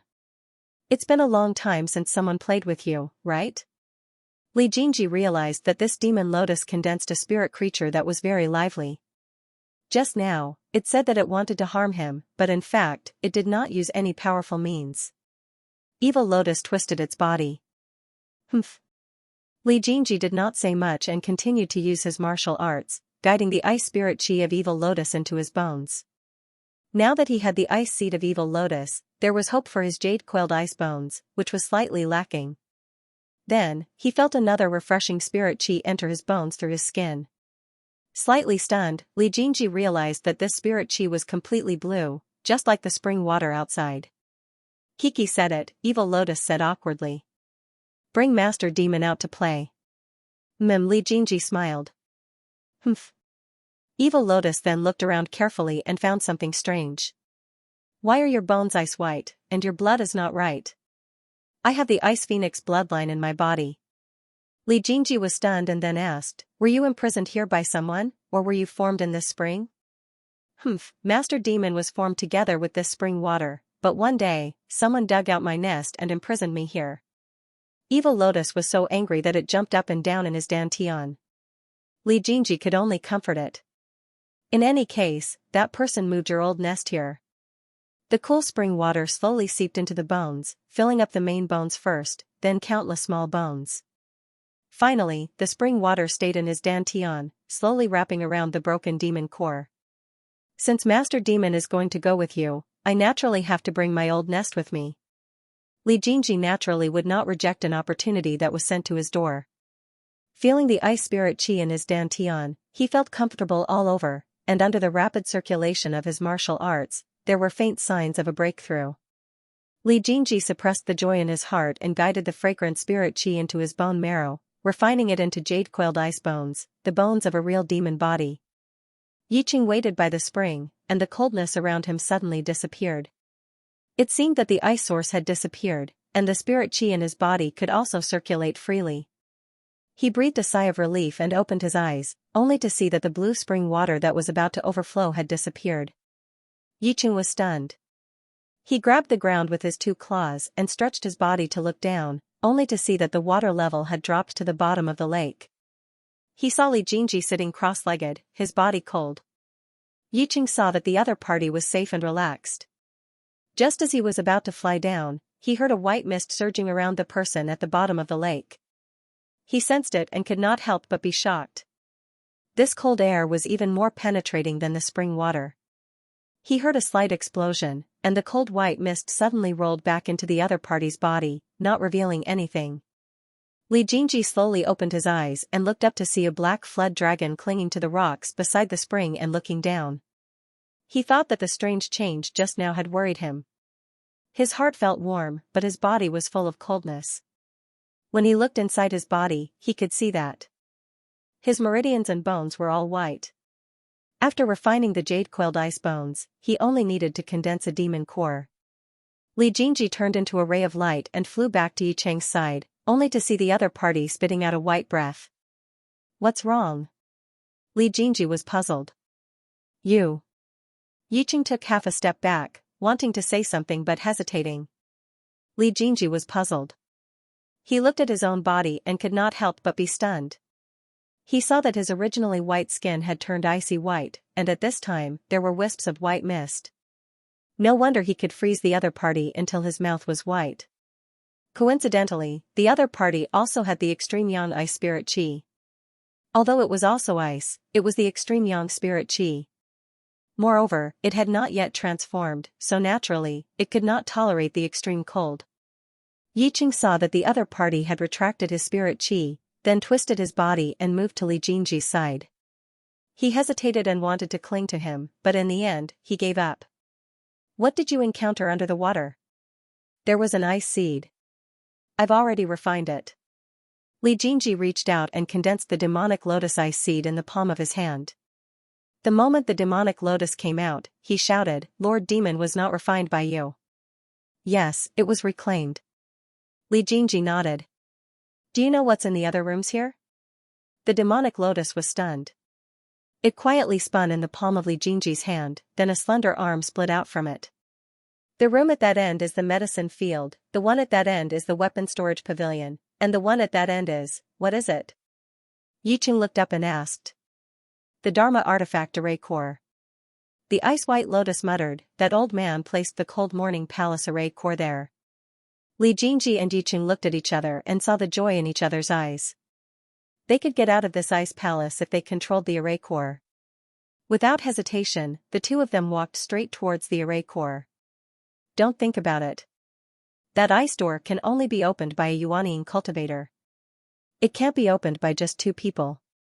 Humph, the demonic lotus said coldly. Stop daydreaming. Li Jingji restrained himself and asked, who is the old man you're talking about? He's a demonic cultivator who has already ascended to the upper realm. Lord Demon doesn't care who he is. He doesn't look like a good person. Then the two of us have to cultivate until we reach Yuaniing here? Yiqing frowned and shook his long beard. Li Jingji poked the small bump on the other party's head. Do you think that if you enter the cultivation world with your current body size, you will be skinned alive? Will you be cramped? Will you be blown up into a dried flood dragon? Yiqing was speechless. He couldn't refute. The ice dragon had an ancient bloodline and was extremely rare. There were rumors that the entire body of a flood dragon was a treasure. Its skin could be used to make armor, its scales could be used to make weapons, and its core could be used to make medicine. Besides, if the mystic realm closes, the two of us might be trapped for 50 years. Li Jingji squatted down. What can we do if we don't cultivate? Yiqing was startled and nodded. Yuaniing is equivalent to a 7th grade demonic beast. It's indeed enough for you to transform. The level where the demonic core transforms into a phoenix is equivalent to Yuaniing. Then it's decided. The spirit chi here is not weak. Li Jingji was startled. Only then did he realize that the extreme cold in the spirit chi here had already dissipated. You swallowed it. The demonic lotus scurried and said in a somewhat complacent tone, the extreme cold here was deliberately exposed by Lord Demon. Now that Lord Demon has decided to move, the extreme cold here is gone. Let's go check out the herb garden. Li Jingji put the demonic lotus back into his dantian and turned around.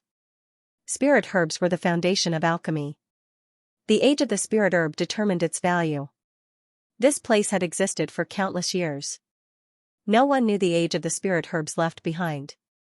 Herbs took 10 years to become spiritual, 100 years to become a treasure, 1,000 years to become supreme, and 10,000 years to become sentient. However, the lifespan of a chi refinement cultivator was 125 years. With the continuous absorption of essence energy, a foundation establishment cultivator's lifespan could reach 200 to 250 years, a golden elixir cultivator's lifespan could reach 400 to 500 years, and a Yuaniing cultivator's lifespan could reach 1,200 to 1,400 years. A soul formation cultivator could ascend to immortality. However, no cultivator had ascended to immortality in this world for thousands of years.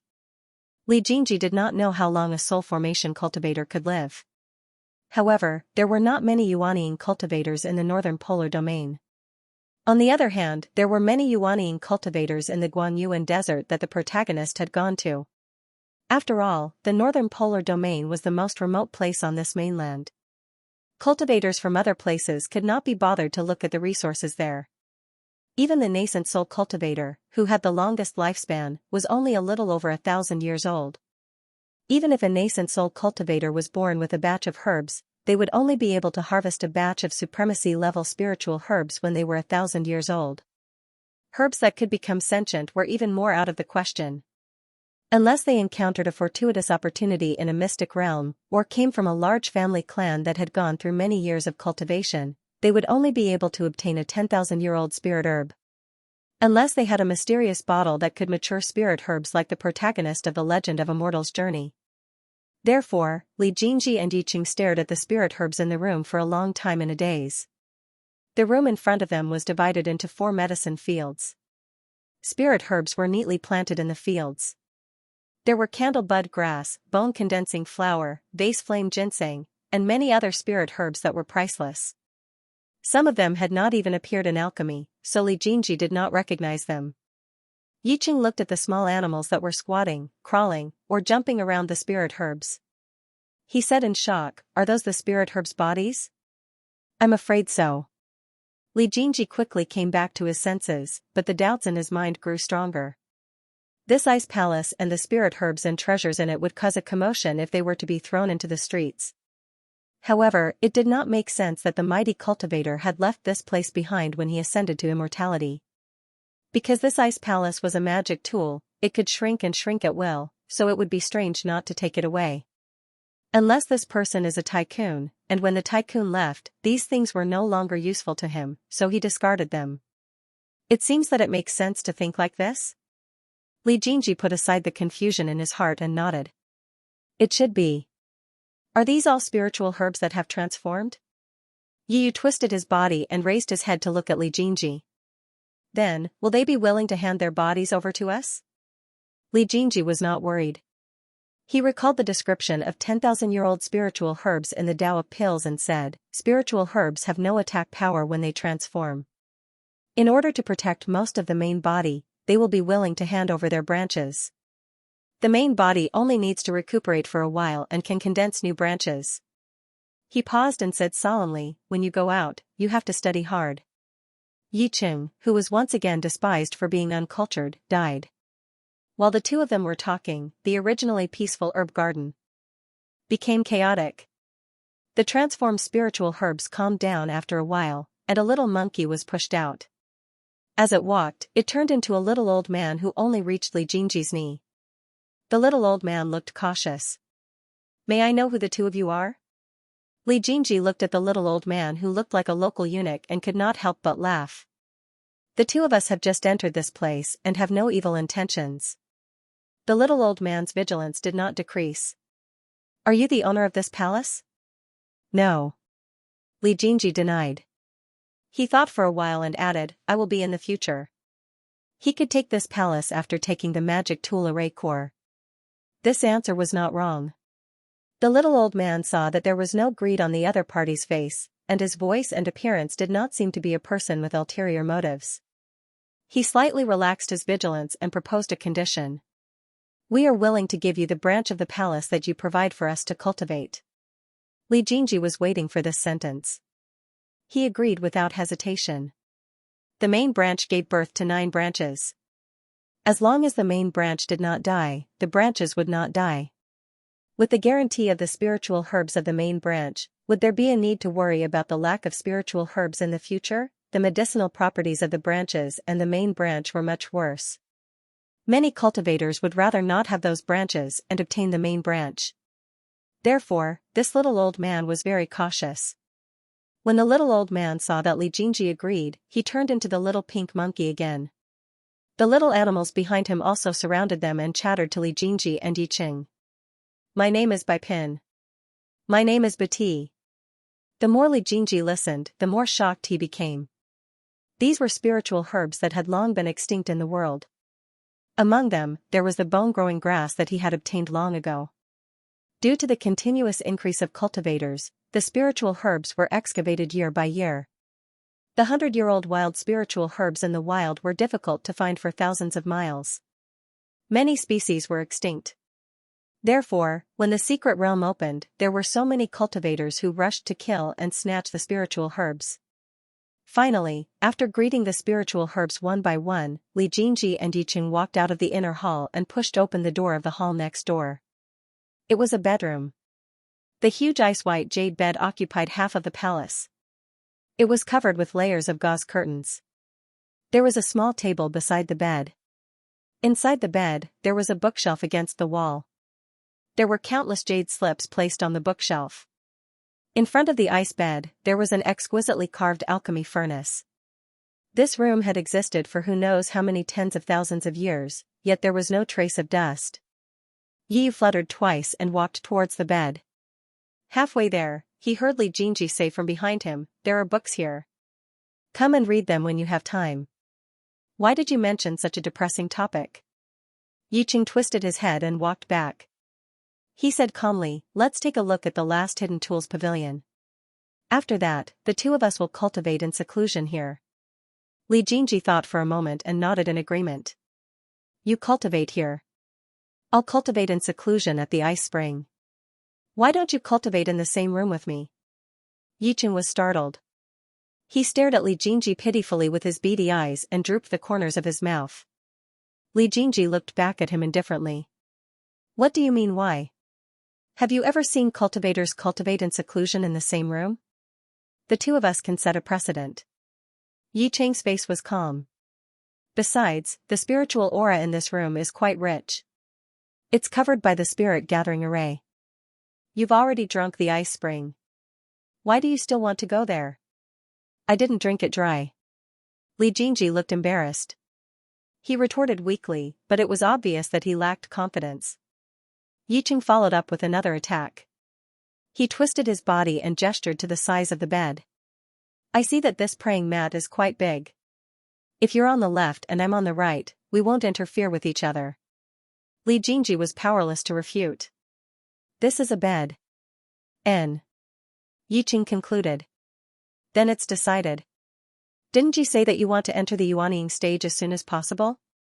Why are you still so wishy-washy at this time? After saying that, he turned and walked out of the bedroom. Li Jingji, who was accused of being wishy-washy, had a complicated expression on his face. Everything in the Hidden Tools Pavilion confirmed Li Jingji's earlier guess. Perhaps this palace was really left behind when cultivators ascended because its grade was too low. Although the magic weapons in the Hidden Tools Pavilion were ancient magic weapons, their styles were simple and their functions were unknown. However, they were all used by cultivators in the Foundation Establishment stage and the Golden Elixir stage. If these things were placed in the outside world, people would fight over them. However, if they were placed in front of cultivators who ascended to the deification stage, they were somewhat insignificant. The spiritual herbs next door were probably not old when they were planted, so they were left behind. However, when they arrived, it was already 10,000 years later. However, the little bit that was left behind by De Zhang became a precious treasure in Li Jingji and Yicheng's hands. Li Jingji was caught by Yicheng's tail and forcibly pulled back to the bedroom. He only let go when he reached the bed. When he placed his hands on the ice bed, he realized that this bed was a bit strange. It was warm and soft to the touch, but cold to the touch for a long time. The rich spiritual aura disappeared into his body. When he looked at his dantian again, he saw that the wisp of spiritual aura was already quietly hovering. This bed was actually a magic weapon that assisted in cultivation. In that case, it wouldn't be difficult to enter the core sacrifice stage, which was equivalent to yuanying, as soon as possible. Now that he had formed his demon core, he should be at the yuanying stage. His demon core was equivalent to the golden elixir of an ordinary cultivator. The two of them sat on opposite ends of the bed, closed their eyes at the same time, and operated their cultivation methods at the same time. After 2 large circulations, the two of them stopped their cultivation methods at the same time and looked at the person opposite them with eyes full of shock. Li Jingji's heart was filled with shock. There was no other reason other than the fact that this bed was indeed strange and abnormal. Just now when he was operating his secret art, he actually faintly felt the existence of another slightly warm spirit chi. It seemed that using the bed as a medium, the spirit chi and his spirit chi reflected each other, forming a strange spirit chi circulation route. Moreover, there was no sense of harmony at all. This bed is quite strange. Yicheng sat cross-legged on the bed and stared at Li Jingji with his soybean-like eyes. The roots of his scales were slightly red. You actually forced us to do dual cultivation. When Li Jingji heard the words dual cultivation from Yicheng's mouth, he was slightly embarrassed and corrected him. It's just connecting our spiritual auras and extending the circulation route to increase the speed of cultivation. After thinking for a while, he explained, when spiritual aura enters the body, it usually needs to circulate 9 large circulations before it can be purified and enter the dantian. However, if the circulation route is extended, it can enter the dantian in just 3 circulations. When Yicheng heard this, his eyes flashed. It was unknown what he thought of, but his body twisted even more. What are you thinking? Li Jingji asked expressionlessly. Then doesn't my spiritual aura have to circulate in your body? Yicheng looked at Li Jingji with watery eyes. Facing those eyes, Li Jingji couldn't find the words to refute. Then, he pretended to be fierce. Why do you care how many rounds your spiritual aura circulates in my body? It's fine as long as it can advance quickly. Hurry up and transform, lest we get caught by that old man to refine elixirs. After saying this, he closed his eyes and began to circulate his cultivation method. When Yicheng heard this, the anticipation in his eyes slowly faded, and a cold glint flashed by. He would take back everything that Moksha had given them. For a moment, the room was silent. The two of them circulated their cultivation method at the same time. Ice-white spiritual aura converged from the bed under the two of them and combined to form an ice-white band of light with a hint of red. It was like an aurora, beautiful beyond compare. Li Jingji quietly sensed that his cultivation speed was several times faster than before. He immersed his mind into his sea of consciousness. His primordial spirit condensed and evolved into the shape of an ice phoenix countless times. The spiritual aura in his dantian quickly condensed and compressed. As it expanded and contracted, the faint cry of an ice phoenix could be heard. The spiritual aura in Yicheng's body similarly expanded and contracted. The Yao core condensed and contracted, and the small fled dragon swam continuously between changes. Time flew by. Cultivators in meditation had no concept of time. After an unknown period of time, the surface of the two of them was covered by a thin layer of ice. The aura around their bodies soared several times, and their hair and eyebrows were covered with frost and snow. The spiritual aura connected to the ice under their seats faintly condensed into a solid form. Kara. The ice layer cracked, and the spiritual aura around the two of them expanded and shrank. Yicheng, who was originally covered in dragon scales, was shrouded in a layer of black mist, and the roar of a dragon was heard. In the black mist, his figure was constantly changing between a human and a dragon, and the spiritual aura in the narrow room was surging. Li Jingji quietly felt his full dantian, in which a white and translucent demon core was quietly rotating, and a steady stream of spiritual aura was converging towards his demon core. There was a faint sound of a phoenix crying from the demon core. Li Jingji calmed down and guided the spiritual aura into it, but his divine sense touched a barrier in the void. He was slightly startled, but he didn't have time to guide the spiritual aura. He released a little more of his divine sense and carefully touched the barrier in the void. As soon as his divine sense touched the barrier, the air rippled slightly like water ripples. It was a space barrier. Li Jingji's heart skipped a beat, and he released more of his divine sense to touch and feel the barrier. A mysterious sense of affinity slowly flowed through the tentacles of his divine sense, and he never felt so relaxed. However, his divine sense accidentally touched another divine sense in the void. He was slightly startled, and then realized that it should be Yicheng's. Yicheng's figure was still wrapped in the black mist, but a layer of human silhouette could be faintly seen. His divine sense was also touching something in the void, and probing. Li Jingji's divine sense had already gradually merged with the void barrier, quietly comprehending the mysterious power that had appeared in his divine sense. It was as if his body had been melted into the air, into another void environment, where he seemed to be the only one there. The temperament of the two of them suddenly changed, and the round demon core in Li Jingji's dantian seemed to be poured into something. It trembled and suddenly melted. The blood in Li Jingji's body began to flow faster, and slowly condensed to the bright silver totem on his chest. The icy white color blended into the hollow totem, and the details of the ice phoenix were slowly drawn. The details slowly condensed, and the lines finally condensed into the frozen eyes. When the eyes were formed, an icy white glimmer suddenly appeared. The demon pill in Li Jingji's dantian buzzed, and suddenly turned into the cry of a phoenix, stretching its neck and singing. Once the elixir spirit was formed, Li Jingji gained a deeper understanding of the spiritual energy between heaven and earth. The laws of heaven and earth were faintly engraved on the beer. However, when he probed with his divine sense, he felt that Li Jingji's position was empty, as if there was only nothingness, but also as if he had merged into nothingness.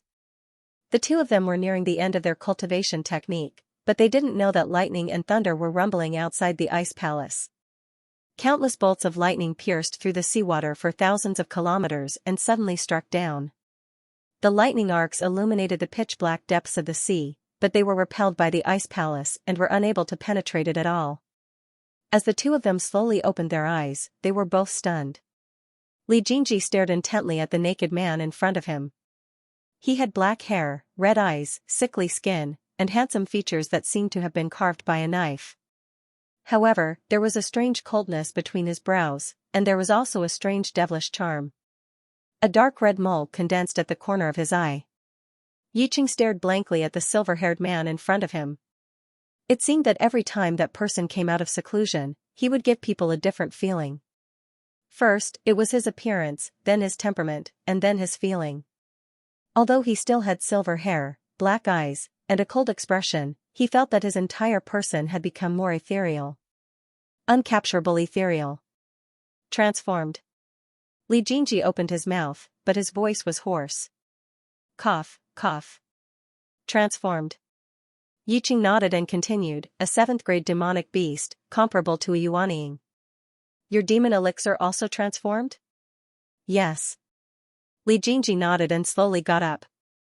Did you sense the power of time? Not bad.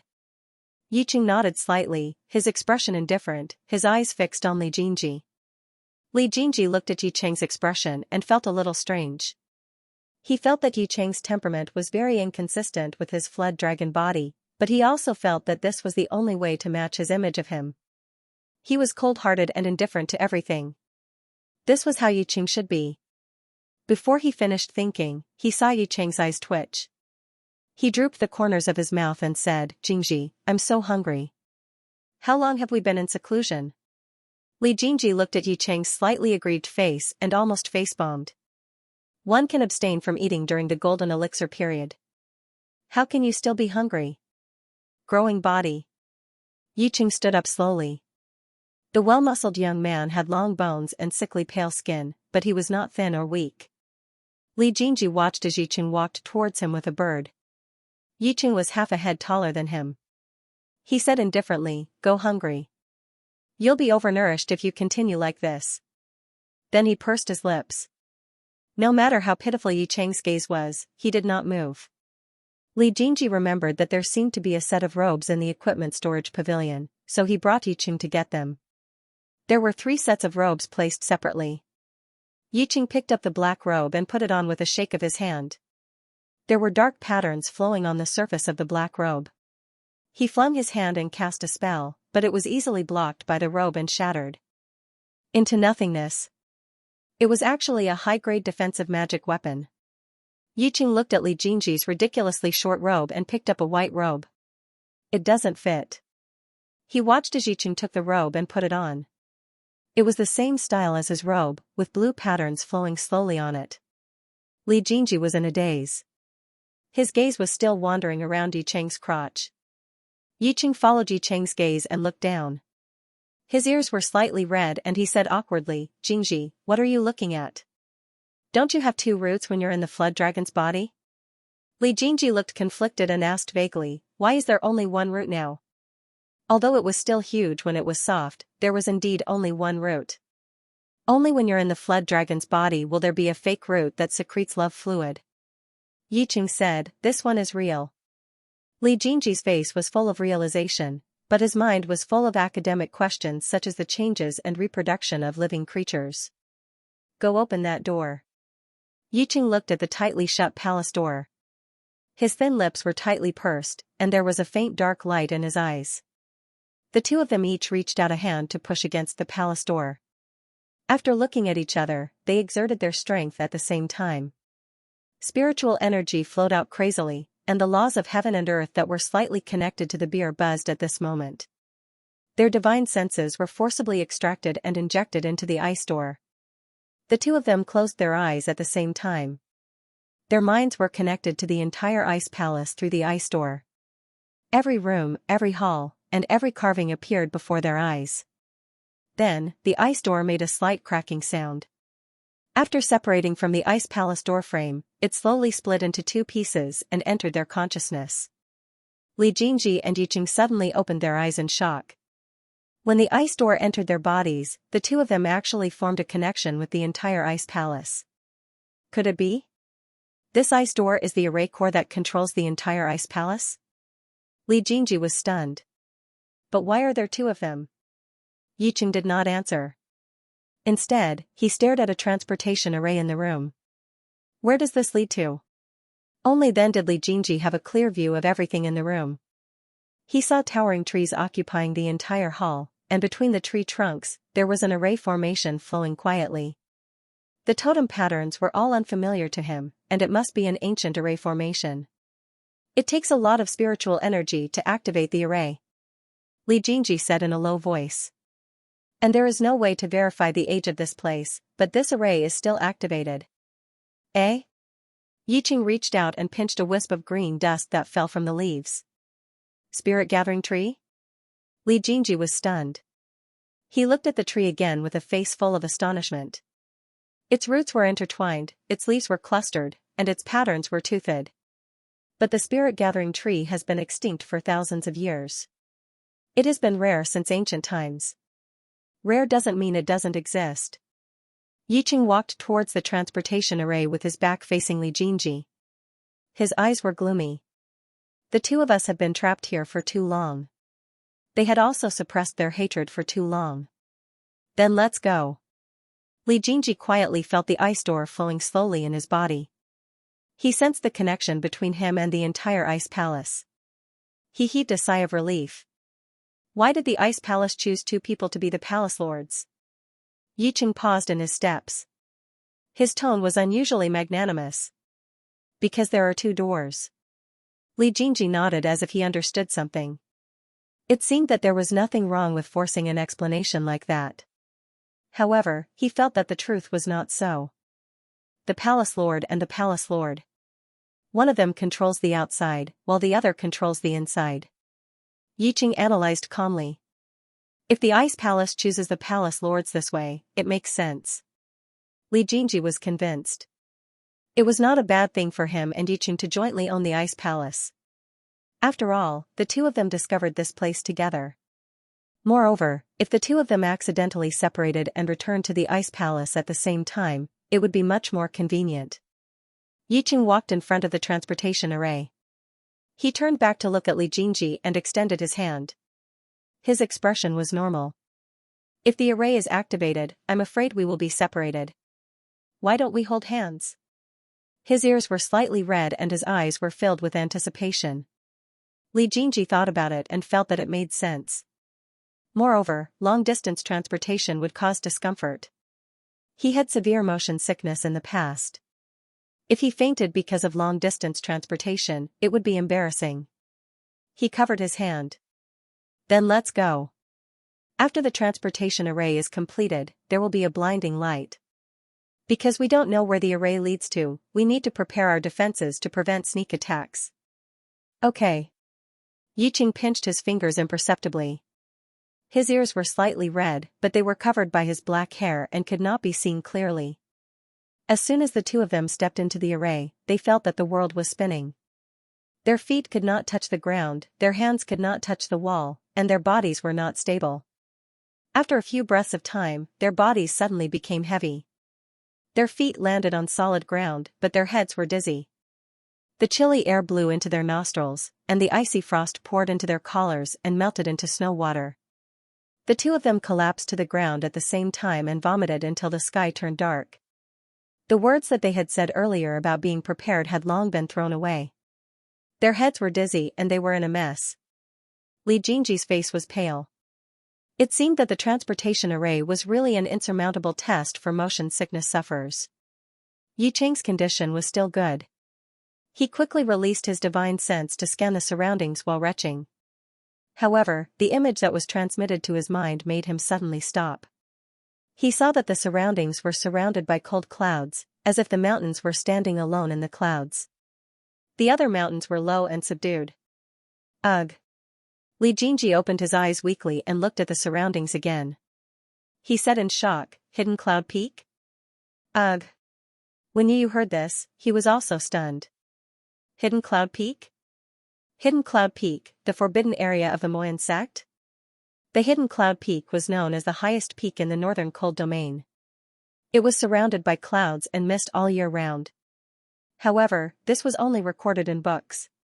No one had seen it with their own eyes because the Hidden Cloud Peak was a forbidden area of the Demon Extension sect. Since it was a forbidden area, what was inside was a mystery. The Hidden Cloud Peak was also covered by a veil of mystery. Yiqing frowned. Dharma arrays are two-way Dharma arrays. If one end of the Dharma array is on the hidden cloud peak, is the owner of the ice palace on the other end from the demon extension sect? Li Jingji squatted on the ground and put his hands on his forehead. The demon extension sect rose 2,000 years ago. The ancient Dharma arrays are also one way. Yiqing nodded expressionlessly and looked behind him. It was empty. There was no teleportation array. Li Jingji finally caught his breath. He stood up and swayed. I wanted to put the ice palace in the bottom of the sea and use the Dharma array to travel back and forth. If the teleportation array's side effects are so severe, we should put it back in our spiritual seas and carry it with us. Okay. Yiqing did not object. Although it was safest to put the ice palace in the bottom of the sea and no one could covet it, he was more inclined to carry it with him. It was his home with Li Jingji. Li Jingji turned and saw Yiqing's strangely red ears among his fluttering hair. The two of them closed their eyes at the same time and sensed the ice door in their spiritual seas. Their spiritual senses sensed everything in the ice palace. With a thought, a fist-sized ice palace appeared in their spiritual seas. It was surrounded by icy mist and cold qi. We can't stay here for long. Li Jingji opened his eyes and said in a low voice, the two of us were trapped in the sea for many years. We don't know what the current situation is like. If they had been trapped for too long, their immortal cultivation sects might have abandoned their roots and joined the immortal cultivation sects in Guangyuan. Revenge, Yiqing said concisely. I had the same idea, but we have to find out the situation first. The two of them identified the direction and flew toward the west. At this level of cultivation, the two of them naturally couldn't be mentioned in the same breath. In the blink of an eye, they had already reached the horizon and disappeared in the blink of an eye. After flying for about half a day, the two of them did not see even half a person's shadow. Even the immortal cultivator market that they had passed by earlier was empty. It seems that the immortal cultivators have been retreating. Li Jingji frowned slightly. Yiqing was just about to say something when he suddenly stopped and quietly restrained his aura. Li Jingji was stunned.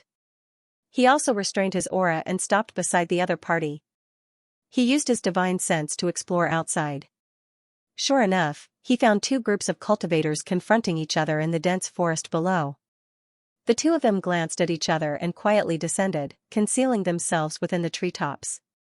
There were a total of 7 cultivators below. 3 of them were dressed in immortal cultivator attire while the other 4 were dressed in moksha attire. But it was clear that moksha had the upper hand in the standoff. If the 3 of you hand over all your treasures to us, we might spare your lives, a black-robed cultivator with a face full of scars said maliciously. Huaiji, don't scare my beauty. Another thin man with heavy eye circles interrupted unhappily. Then, he said to the 2 men and 1 woman opposite him, if the 2 of you hand over this little beauty to me, I'll let the 2 of you go. The female cultivator's face darkened. She took out her Dharma artifact and wanted to fight, but she was stopped by the man beside her. Junior sister, don't be rash. We're outnumbered. Don't be angered by these people's words. The purple-robed man beside the female cultivator hurriedly stopped her and advised. Why are you being so long-winded with these lowly things? If you want to kill me, then kill me. I'm not afraid. But you. The beautiful female cultivator turned her head fiercely. You're stalling for time. Don't tell me you really want to hand me over in exchange for a chance to live? Junior sister. The man was stunned. Otherwise, the 3 of us will die here. Sure enough, the sect is a coward. No wonder you were abandoned by the sect. The female cultivator kicked the man away. Get lost. Don't dirty my eyes. The other male cultivator's face was cold. He didn't say anything, but he stared coldly at the man on the ground as if he was looking at a dead object. He should be killed. Fairy's temper is so fierce. How refreshing. Moksha with dark circles licked his lower lip, his eyes shining. Li Jingji and Yiqing hid close to a tree and communicated with each other through divine perception. Maybe we can get the information we want from them. Save them? Yiqing frowned inadvertently. He instinctively didn't want to get involved. Yes, but we need to hide our cultivation level. Li Jingji's face was full of caution. As soon as he finished speaking, his aura decreased layer by layer. When he scanned with his divine perception, he only thought that he was a cultivator at the peak of Foundation establishment. The average level of the cultivators below was at Foundation establishment. Yiqing immediately suppressed his cultivation level to Foundation establishment. He lowered his body and crouched on the tree trunk. The fight below had already started. The female cultivator took out a magic weapon to attack Moksha with dark circles. She shouted, and the colorful handkerchief expanded in the wind. A hazy halo sprayed out from it. In a flash, it wrapped Moksha opposite her. The cold-faced male cultivator beside her also took action. A talisman was taken out. With a flash of light, the talisman turned into a small golden mountain. The small mountain spun and turned into a huge mountain, attacking the four Moksha in the light screen. Moksha was shocked and angry at the same time, but he was shocked to find that the reiki around his body was frozen. The cultivator with dark circles made a strange hissing sound. Strange crawling insects drilled out from the soil, spitting venom. For a moment, the hissing sound was loud. The man with a face full of scars smiled coldly. The muscles all over his body suddenly swelled, and his body size increased several times. The huge mountain smashed down. Moksha with the scar met it with both hands. Bang! With a loud sound, the soil and rocks shattered. The huge mountain was broken. The soil layer dispersed. The four Moksha each used their own magical powers. They were unharmed. Is this all you've got? One of the one-eyed Moksha asked indifferently. Then it's our turn. The bloody light around him surged. For a moment, the air was filled with a faint bloody aura. Li Jingji and Yiqing, who were crouching on the tree, looked at each other. They no longer concealed their aura. Moksha below was stunned. He raised his head and looked at the top of the tree. Who are you? Why do you have to be so secretive when you've come here? As soon as he said that, the atmosphere became even stiffer. The expressions of the cultivators on the opposite side became even more serious. It was still unknown whether the cultivator on the top of the tree was a friend or foe. If another Moksha came, then they would really be outnumbered. Li Jingji and Yiqing flew to the ground together. Everyone's eyes gathered on them. When the two groups saw the newcomers, they were stunned. Although these two people were rare beauties in the cultivation world, their voices and appearances were strange. The silver-haired man's pupils were slightly white, and his eyebrows were covered with white frost. He was clearly 10 feet away, but the cold air around him was still bone-chilling. It was hard to imagine what it would feel like to be closer. The black-haired man was sickly pale. His strange red eyes were emotionless, revealing a demonic aura. His beautiful facial features were sharp and cold. Fortunately, he was only in the Foundation establishment stage. Moksha and the cultivators did not go up to win him over. Instead, they looked at the two people suspiciously. If the two of them were immortal cultivators, their demonic eyes and strange aura showed that they were not good people. If the two of them were Moksha, they did not emit any demonic aura, as if they were just ordinary cultivators. Fellow Taoists, my name is Xianxia. I am a disciple of the Silage sect with junior sister Yuan Long. May I know? The cold-faced man said tentatively, but only introduced his and the female cultivator's names. He did not mention the immortal cultivator from before.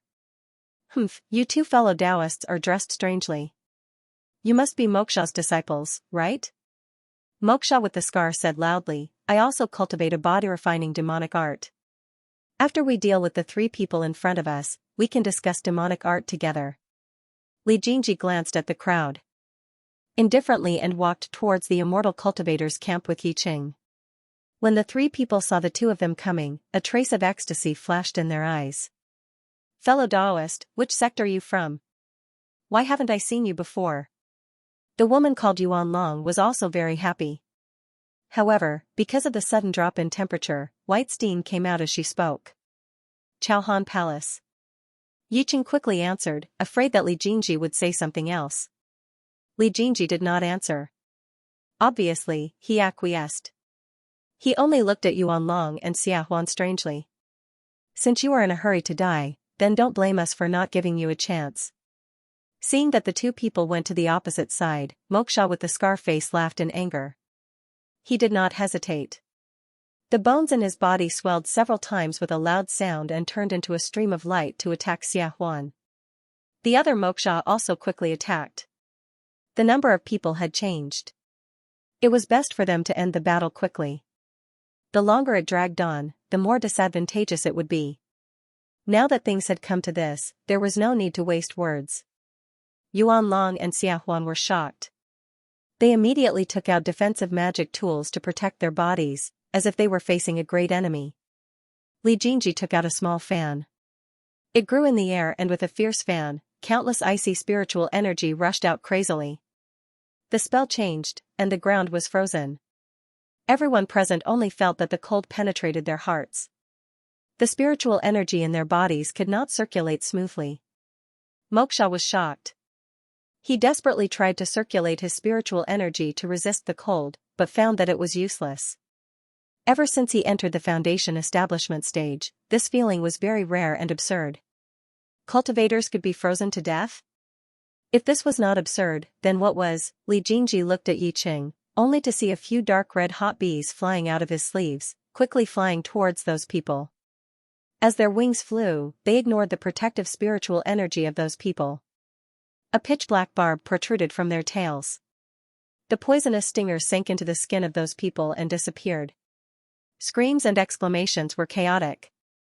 The magic tools in front of Yuan Long and Xia Huan fell to the ground with a clang. Their faces were full of astonishment and disbelief. They saw that the four arrogant moksha had turned into 4 pieces of soft skin at this time. Their faces fell, as if they were just broken skin. Fellow Taoists, what a powerful skill.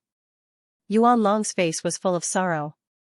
May I know which sect this Cold Dawn Palace belongs to? How come I've never heard of it? Xia Huan asked hesitantly. The sect has declined. There are only 2 of us in the sect. We have been in seclusion for many years. This time, we found that moksha ran rampant. I wonder if you can tell us about the current situation? Li Jingji looked indifferent. What year is it now? Oh, so that's how it is.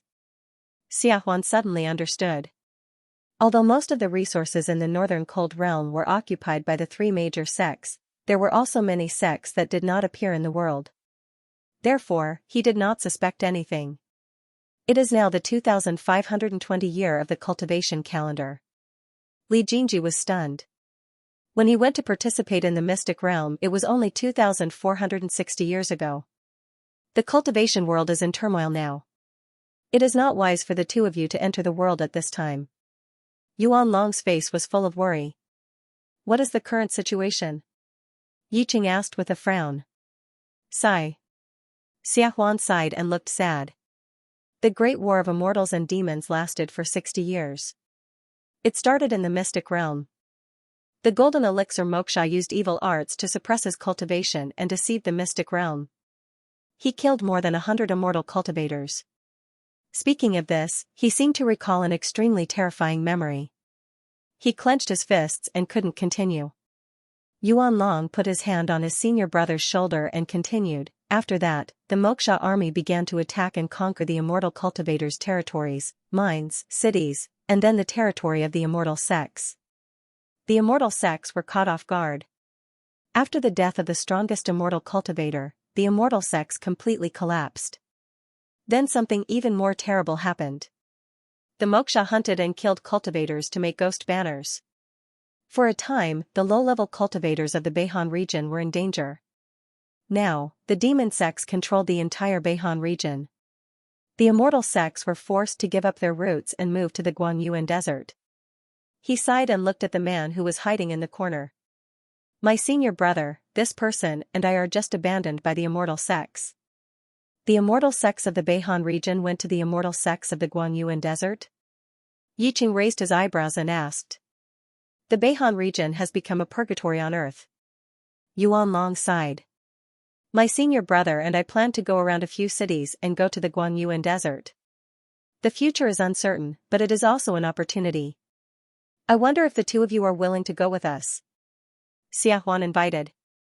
We have the map of the underground cities and the information of the sects in the Guangyuan desert. If these 2 people's cultivation techniques were strange and their abilities were not weak. Yiqing refused without thinking. He spoke quickly as if he was afraid that Li Jingji would agree. No need. Li Jingji looked at Yiqing and didn't understand why he was so against going with others. But he said, my junior brother and I have something to do. We can't leave here for the time being. Yu silently turned his head to look at Li Jingji and transmitted his voice, junior brother? Aren't you a disciple of Chao Han Palace? Li Jingji looked back at him indifferently. I'm 2 years older than you. What's wrong with me being your senior? Yiqing turned his head away. After a long while, he turned his head back. His red eyes were sparkling as he sent a voice transmission. Senior brother. Li Jingji nodded, and the corners of his mouth curled up. When Lu Huan heard the other party's answer, he was inevitably disappointed, but he quickly adjusted his mentality. After exchanging a glance with Yuan Long, he said, in that case, since we can't travel together, my junior sister and I are willing to carve a copy of the map of Guangyuan and give it to you as a reward for saving our lives today. Li Jingji did not decline. His original plan was to settle the grudges here first, then go to Guangyuan Desert with Yiqing to take a look. The northern chill polar domain was only at the edge of the Green Liao continent. It was separated from the central continent by the vast Guangyuan Desert. The author used the protagonist's perspective to slowly unveil the mysterious veil of this continent. As for whether there were other continents besides the Green Liao continent, Li Jingji did not know. After the initial psychological adjustment period, he had already rested his thoughts. Instead, he was faintly looking forward to what would be waiting for him and Yiqing in the future. The original male protagonist brought Yu Dyer and met Yuan Long and Lu Huan, who were also abandoned. The 4 of them formed a team and went to Guangyuan Desert. The plot seemed to have changed, but it was mostly the same. The 2 people also sent him an invitation, but the person beside him became Yiqing. In his opinion, immortal cultivation was a personal matter. Only in novels would there be protagonists who asked their relatives to bring their friends to adventure. Although he was the protagonist, he did not intend to take this path because he could not grasp the hearts of people. He could not be sure that others would not abandon him in times of danger. However, he could be sure that Yiqing would not. Even if he was the villain set up in this book, the 2 of them had gone through several hardships together, and the other party had never left. In his heart, it was no longer the same. Lu Huan engraved a jade slip and handed it to Yiqing. He said to the 2 of them, this is the map of the underground city of Guangyuan. The terrain there is complicated. If fellow Daoist goes there, I'm afraid it will be difficult to move without a map. Yiqing took the map and said to Li Jingji, senior martial brother, let's go. Then let's part here. Take care of yourselves. Lu Huan obviously did not want to stay here any longer. Those moksha are the lackeys of the Moyan sect. Maybe there are many of their accomplices nearby. Hey, wait. Li Jingji stopped the 2 people who were about to turn and leave. He asked, which sect does the moksha who refined the ghost streamer belong to? If the moksha who refined the ghost streamer was their enemy, then he deserved to die. If he was not their enemy, then the ghost streamer who refined the soul of a cultivator also deserved to die. That guy is the guest elder of the Moyan sect. Now he has the cultivation of the early stage of the Yuanying sect. Why are you 2 fellow Taoists asking about this? Lu Huan was puzzled. Taking souls and refining them. Heaven and earth do not tolerate it. Yiqing said coldly. So, that person's streamer is quite powerful. After all, it is a soul-type magic weapon. Other magic weapons can't stop it at all. Ordinary spiritual power can't do anything to it. Buddhist treasures may be useful, but Buddhist cultivators are in the southernmost part of the Green Liao continent. They are far away from here. What's more, those Buddhist cultivators will not lend it. Yuan Long sighed, his face full of worry. Do you know where the base of the Moyan sect is? Li Jingji continued to ask. The Moyan sect occupies the 3 human cities that originally belonged to the Ice sect. Now, except for mortals, there are no immortal cultivators to be seen. Yuan Long said. Thank you for your answers, fellow Taoists. Let's part here. Yiqing nodded, tugging Li Jingji's sleeve and wanting to leave. Li Jingji followed 2 steps and looked back. He saw that the cultivator from before was following behind the two people, anxiously explaining something. Whether the two people would bring this person along had nothing to do with him. Yiqing saw Li Jingji looking back and pursed his lips. Changing his cold indifference, he reached out to block the other party's eyes and said softly, "Senior brother, are we going to take revenge on that person?" Li Jingji looked back at him. "Don't you want to see an old friend?" "Who?" Yiqing was puzzled, but his eyes were vigilant. In his heart, all the feelings that he acknowledged belonged to one person. How could there be an old friend? "Who Cece?" Li Jingji raised his eyebrows. "She's dead," Yiqing said with certainty. "She's not." The corners of Li Jingji's lips curled up as he stared into the distance with gloomy eyes. "At that time, I destroyed her spirit root, and she was sent back to the Hu clan. Your large-scale massacre left her out. You spent the time it took to brew a cup of tea to digest this news." After a while, he said with a gloomy expression, "So, that hateful woman who wanted to steal my credit might still be alive?" "Steal your credit?" Li Jingji was stunned and asked in confusion. Yiqing paused and chose to skip this question. "She's still alive? Let's just go and take a look." Li Jingji did not dwell on the question just now. Yiqing's grudge with that woman was just a small matter. After all, he was also one of the parties involved. As for Moksha, disguise. Yiqing took out 2 black cloaks from his storage bag. "I took them from the Ice Palace. They can conceal the overflowing spiritual energy around the body." Li Jingji held the cloaks in his hand and was speechless for a moment. He turned his head and asked, "Then why didn't you take them out just now?" Yiqing's eyes drifted into the distance. "I forgot." Li Jingji saw the other party's evasive gaze and couldn't help but laugh. He put on the cloak and half of his face was covered in shadow. The spiritual energy around him was also blocked by the cloak. It was impossible to tell whether he was an immortal cultivator or a moksha. Satisfied, Li Jingji suddenly thought of something. "How did the bees formed by your spiritual energy instantly devour those people?" The scene at that time was really strange.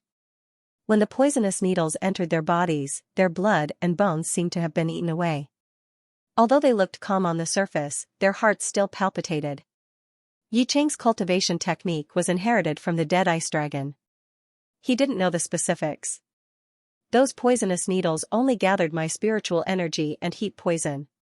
If you hadn't frozen those people's spiritual energy dancings earlier, my poisonous needles wouldn't have had such an effect," Yiqing explained. Li Jingji thought about it and felt that it made sense. Moreover, they had already reached this realm.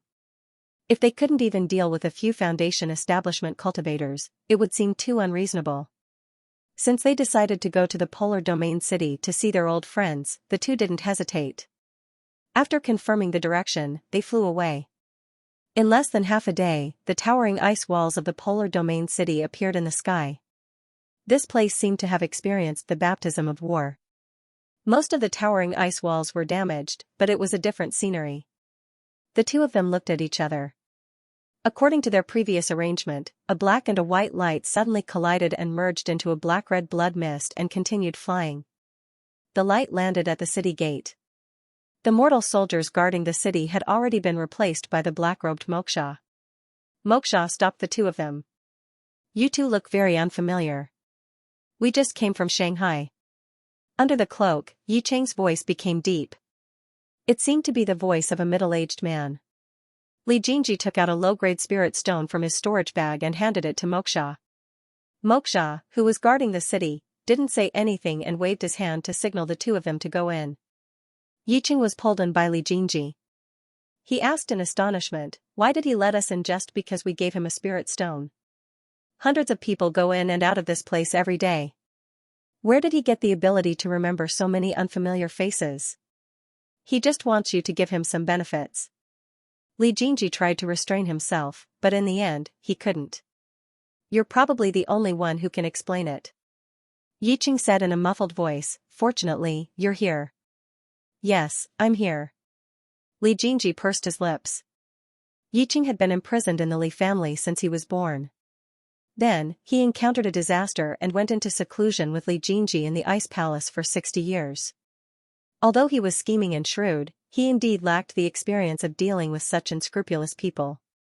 This city was still the same as in his memory. The great immortal demon war didn't seem to have affected the mortals. There were only a few ordinary people without spirit roots standing on the streets. Li Jingji stopped someone and asked about the location of the Hu family. However, he was told that he didn't know. He asked a few more questions, but the answer was still the same.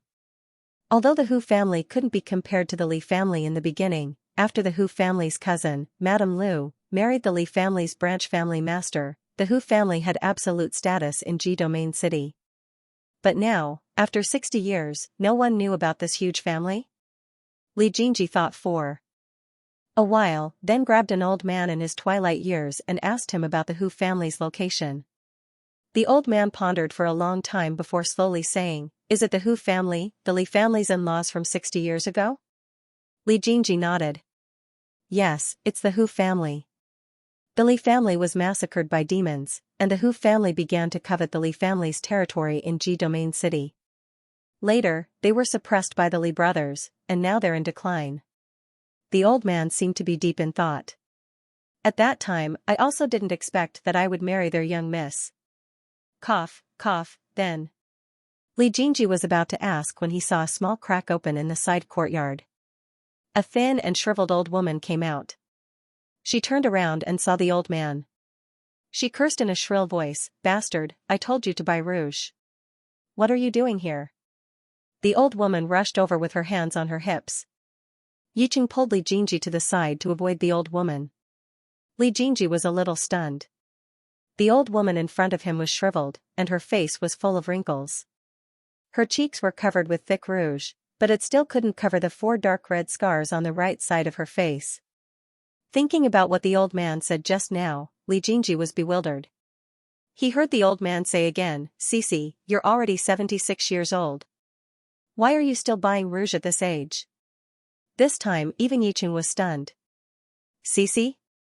Which Cici, who Cici?" Yiqing and Li Jingji looked at each other, then stared indifferently at the old woman in front of them. But no matter how they looked, this stooped woman didn't have a shadow of the past. Hearing the old man's words, the old woman completely exploded. She hysterically shouted about her bumpy fate, without any care for her image. Yiqing suddenly felt a little happy, even happier than when he slaughtered the whole family. He could almost imagine how a woman who valued her appearance felt when she was destroyed by time for decades.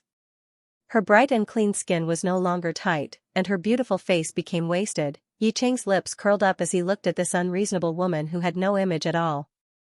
The hatred from before and the resentment from being thrown into the ice lake all turned into a strong sense of pleasure.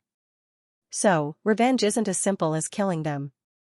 Li Jingji's voice was cold as he slowly knocked on Yiqing's consciousness. Only by taking away the most important thing and letting him become a walking corpse in the world. Yiqing nodded thoughtfully and said solemnly, "I understand. That's why I can't let anyone take you away from me. Don't even think about leaving me behind and leaving by yourself."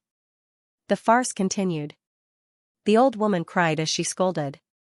She sat on the ground without caring about her image and scolded some people. Li Jingji lost interest after hearing a few words. The reason he brought Yiqing here was to make Yiqing understand that hating someone and killing them was the most brainless form of revenge. When he heard that the other party had destroyed the entire family, he was so angry that he wanted to laugh. It was really simple and crude. "Are we going to find that Moksha next?" Li Jingji tilted his head and asked. "N." Yiqing turned his head. "Where are we going to find him? Why do you want us to find him?" Li Jingji smiled mysteriously and led Yiqing to the market square. A few days later, a piece of news came out from the market square of the Polar Domain City. It was said that 2 masked cultivators sold a Buddhist secret treasure in the Heavenly Bone Pavilion. After appraisal, this secret treasure could suppress all ghosts and extremely evil things in the world. It was very powerful. The Heavenly Bone Pavilion released the news that an auction would be held in a few days, but the purpose was unknown. On the day of the auction, 2 cultivators and an old man competed for the price. In the end, the 2 mysterious cloaked cultivators won the Buddhist secret treasure at the price of 20,000 low-grade spirit stones. The cultivators who won the item turned around and left. Everyone saw that the two people were followed by an old man in black. The ones who sold and bought this magic tool were naturally Li Jingji and Yiqing. At this time, they were flying forward in an escape light, followed by a cloud of dark blood mist. The two people in the escape light looked relaxed, without any sense of crisis of being chased. Yiqing glanced behind him and turned to look at Li Jingji with a trace of confusion in his eyes. Why are you so sure that he will follow?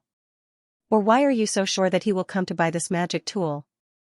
Earlier, Xiahuan said that that person's ghost streamer is invincible, and it almost runs rampant in the entire northern region.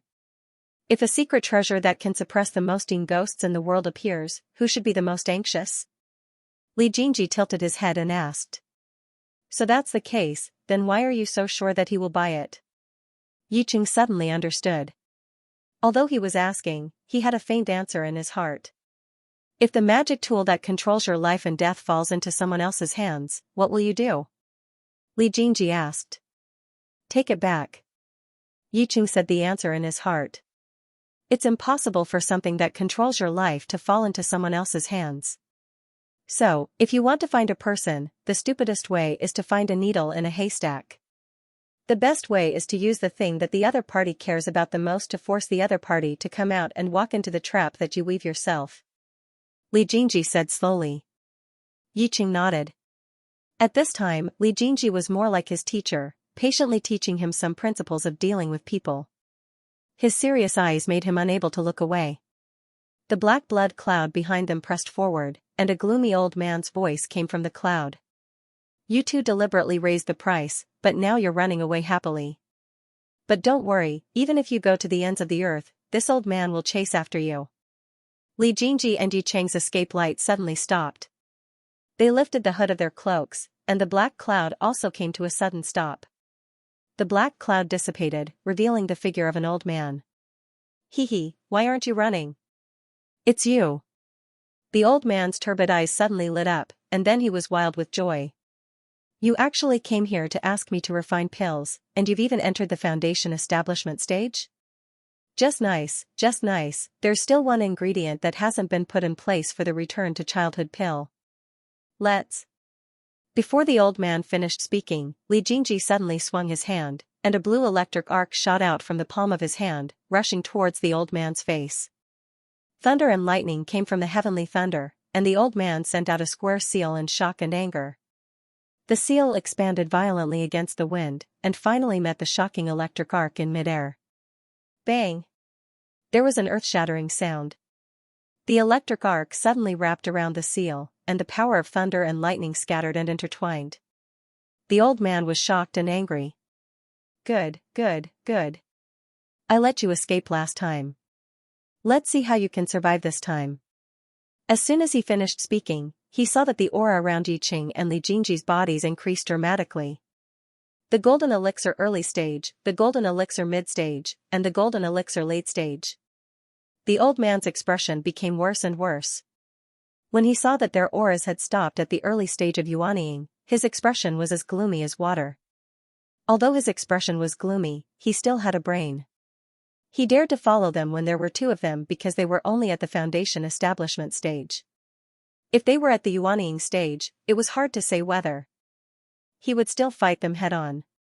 He did not observe the two of them in his anger just now, but when he took a closer look, he realized that their voices and appearances were completely different from 60 years ago.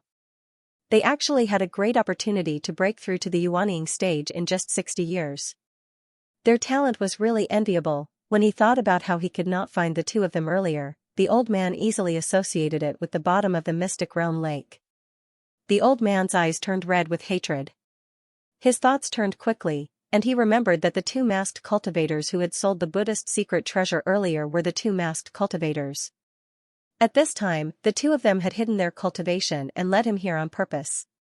When the old man figured out the pros and cons, he was naturally furious. However, he sneered and turned around to fly back the way he had come. If there were two yuanying cultivators, it would be fine, but the old man did not forget about the Buddhist secret treasure in their hands. When one's cultivation method was restrained, one would be restrained and at a disadvantage. At his age, no matter how impulsive he would not act rashly. However, Li Jingji and Yiqing did not lead him here to chat with him. Yiqing made a seal with one hand, and a layer of dark red film appeared in midair. In a flash, it appeared in front of the old man. The old man was blocked, so he was naturally furious. He was not in a hurry to run away, and he raised a small pitch-black banner with one hand. This small banner was obviously not the one he had seen before. The power of the Yin spirit in it was stronger, and the blood qi was denser. As it rose in the wind, a cold wind blew, and the sky changed color. The sound of ghosts wailing and wolves howling could be heard endlessly.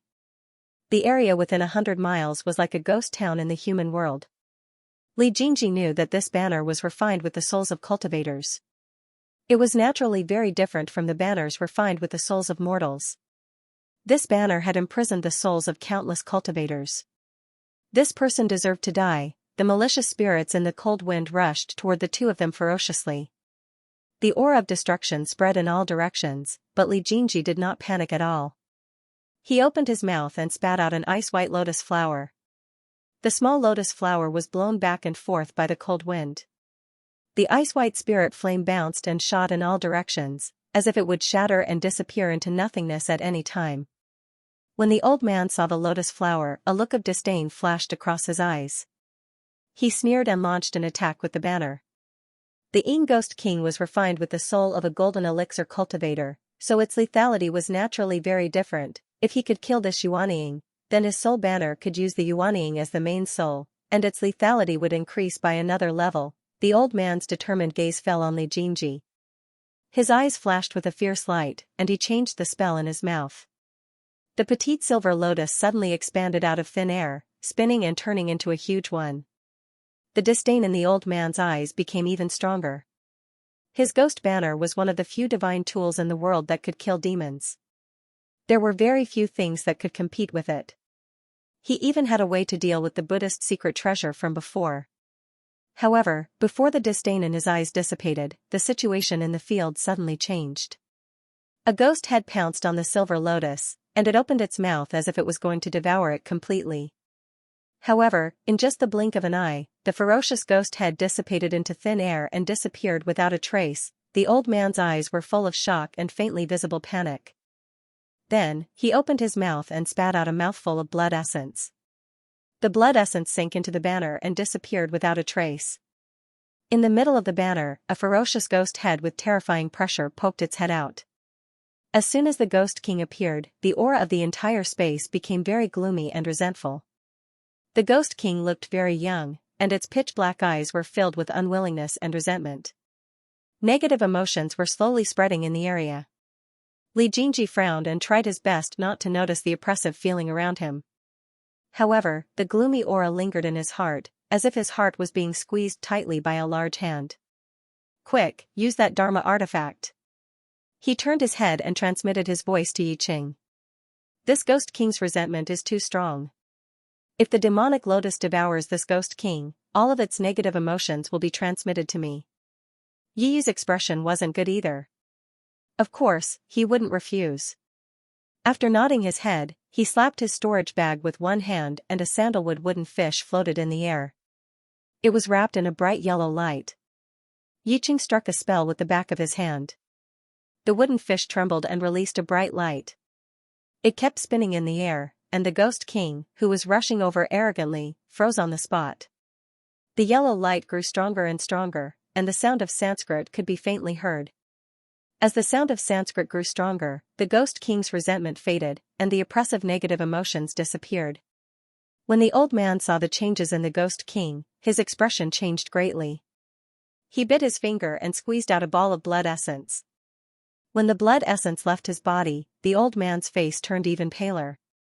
The blood essence entered the banner, and under the bright light, countless ghost heads came out of the banner and swarmed toward the two people opposite him. The incantation in Yi's mouth changed, and he formed a complicated hand seal with one hand. The wooden fish suddenly enlarged, and the chanting of Sanskrit continued to sound, causing the ghost head that was filled with resentment to become much slower. Seeing that, Li Jingji no longer hesitated, and controlled the gigantic lotus to frantically devour the ghost head that was pouncing towards him. When Yiqing saw the ice lotus devouring the ghost heads, he remembered what Li Jingji said earlier. Leave the ghost heads to me. You go and destroy the main banner. The demonic lotus had been refined, and the negative emotions of the ghost heads devoured by the demonic lotus would be transmitted to the other party. Seeing Li Jingji's face turn slightly pale, Yiqing spoke very quickly. Li Jingji glanced at the wooden fish in midair and then at the old man's defeated face. He nodded and said, "That's good. Since that old devil dared to use his blood essence to nourish the ghost banner, he must have some restrictions." After saying that, he cast an incantation seal and withdrew the ice lotus that was constantly devouring. Ice lotus trembled slightly, burped, and flew back slowly. When it got closer, it could be heard muttering in a low voice, "It tastes so bad, so bad." When the ice lotus entered his body, Li Jingji was about to cast a spell to attack Moksha.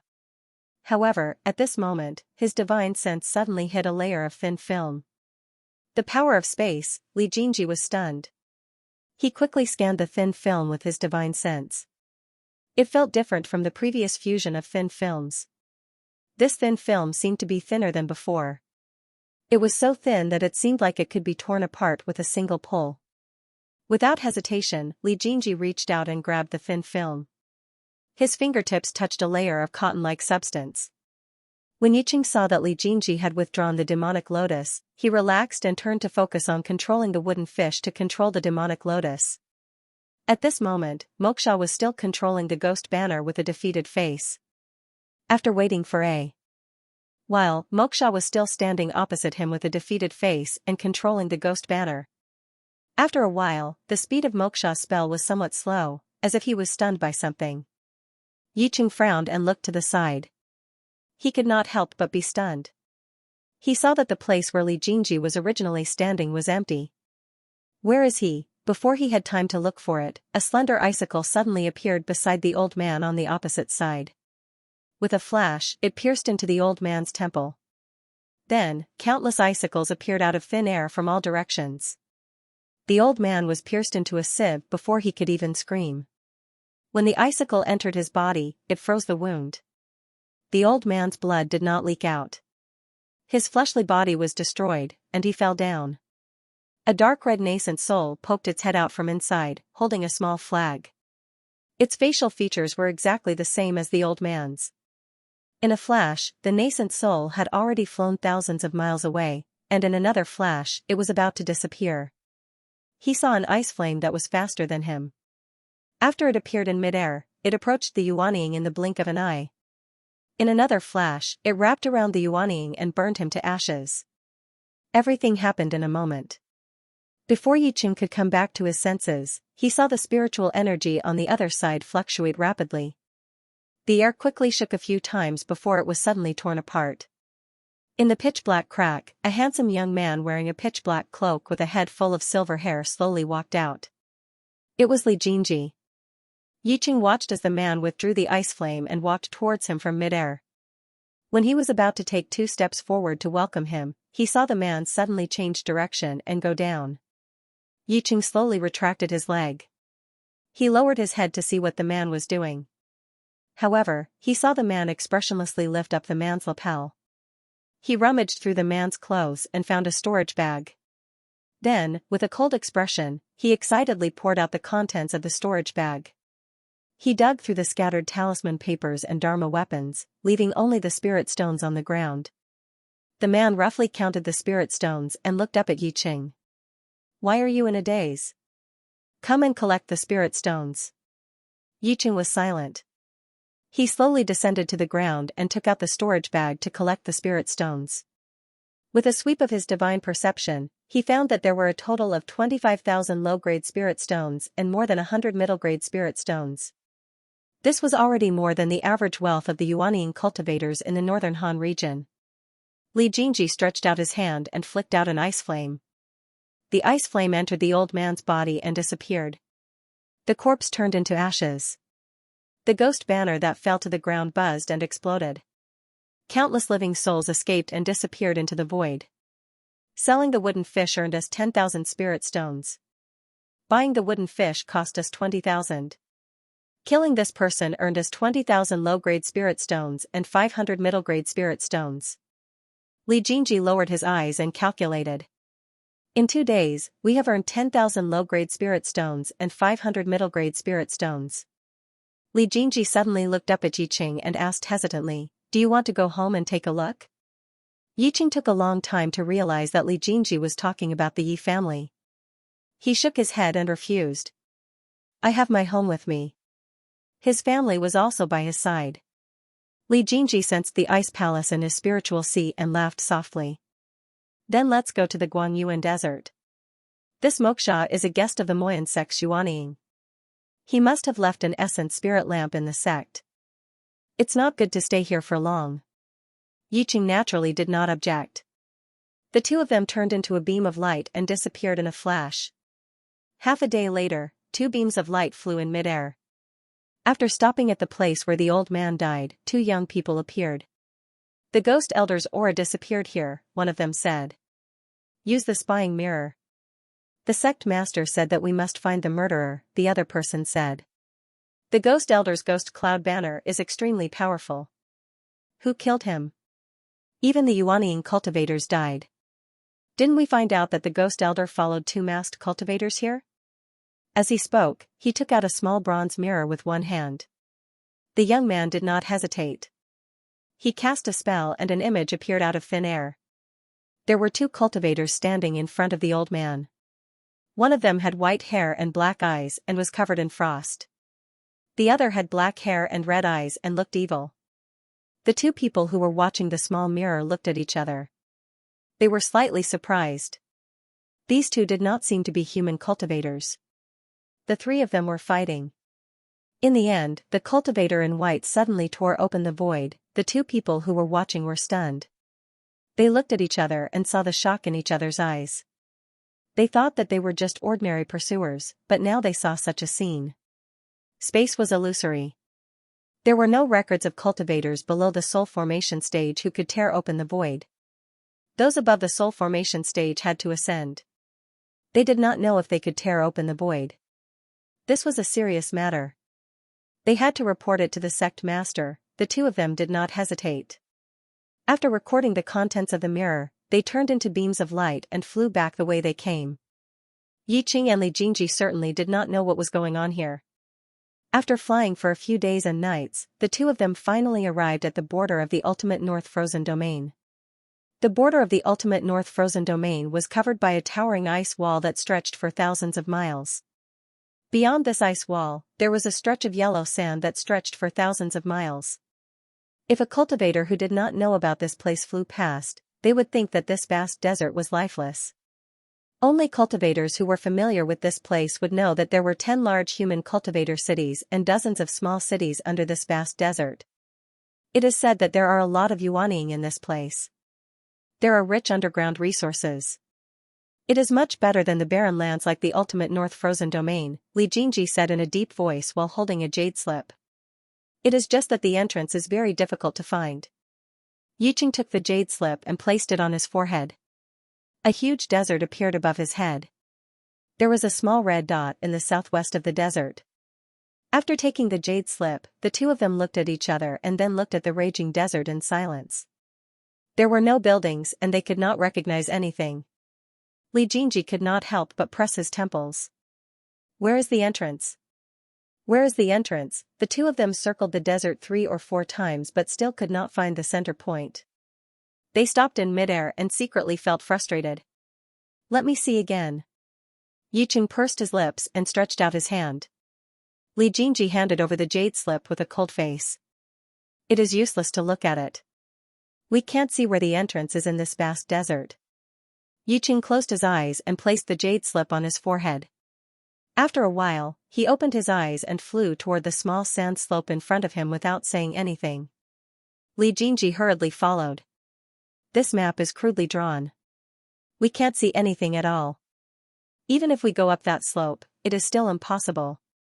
Seeing the huge pit in front of where Yiqing was standing, Li Jingji automatically fell silent. "Crudely drawn?" Yiqing raised his eyebrows. "We can't see the entrance at all? The 2 of us passed by this slope a total of 3 times." Yiqing sighed. "You have the map jade slip but you can't find anything. Let me find the way in the future." Li Jingji turned his head. Let's go in quickly. Yiqing naturally would not dwell on this issue. Since they had found it, of course they would enter as soon as possible. This was a huge cave that had been dug out by man. The walls were smooth and tidy, and there was a layer of reinforcing Dharma arrays on the walls. Looking down, there were cultivators coming and going. Li Jingji and Yiqing were stopped by a cultivator at the end of the tunnel. Please wait. The entire city is under martial law now. No foreign cultivators are allowed to enter. Li Jingji wasn't surprised. It was mentioned in the original work that the cultivators of the Guangyuan desert were relatively xenophobic. He stretched out his hand and handed over a medium-grade spirit stone. The two of us are just passing by. I hope that fellow Taoist can accommodate us. The cultivator was about to refuse when he saw that it was a middle-grade spirit stone. He smiled and took it. It's not that we don't want you two to enter. It's just that the situation has been tense lately. Li Jingji and Yiqing looked at each other, confused. What's the reason?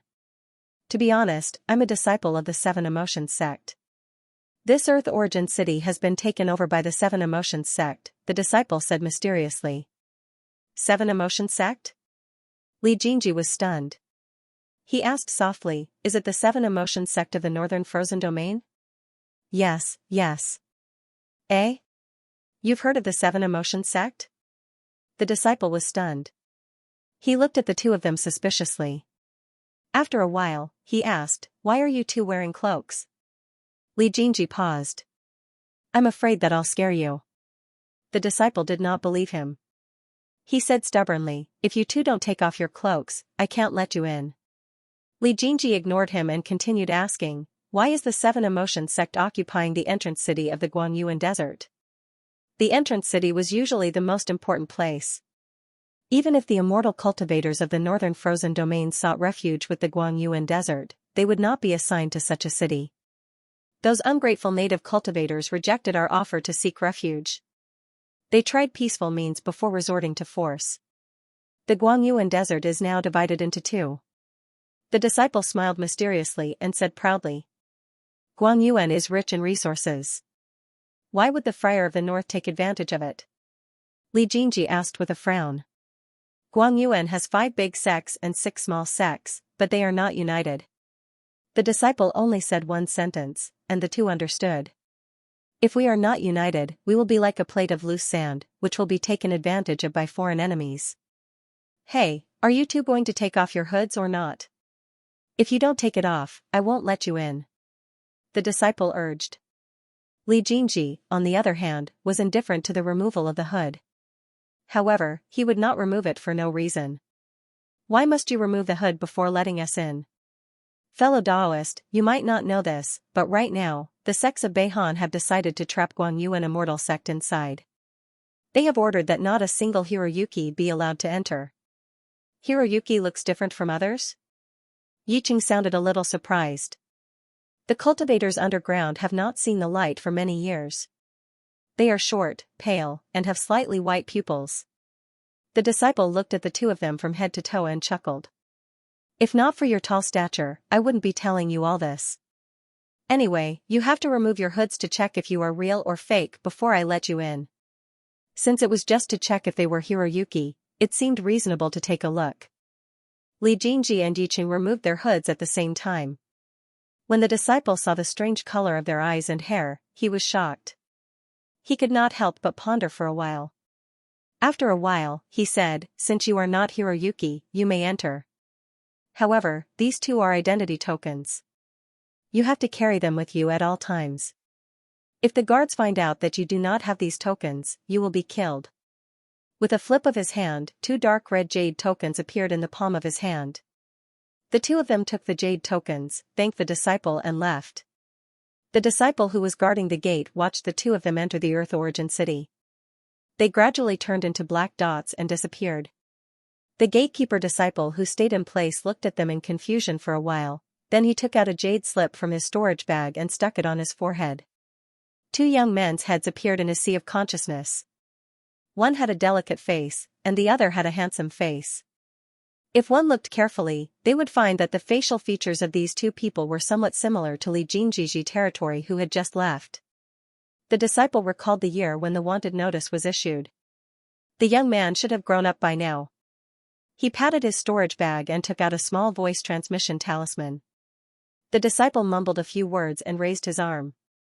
The voice transmission talisman flew toward the tallest building in the city.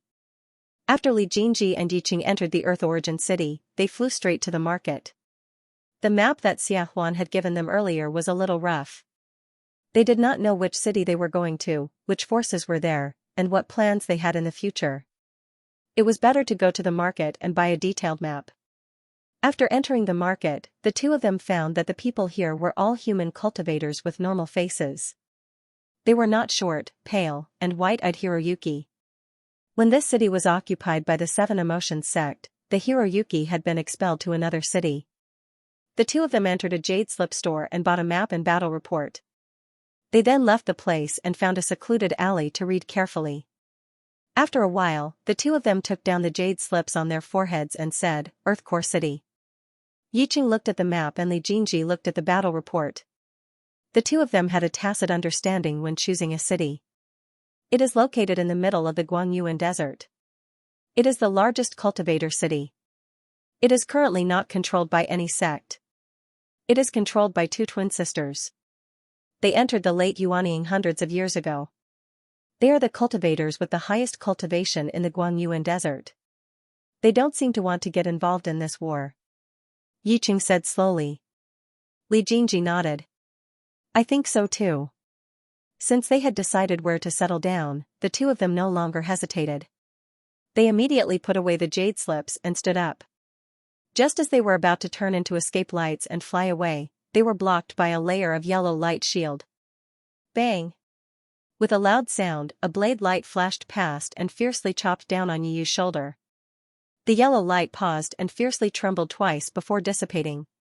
Yiyu looked at his unscathed shoulder in bewilderment and immediately realized that he had been ambushed. Li Jingji quickly ejected a layer of ice flame and wrapped the two of them. After that, they heard an old voice. Huh?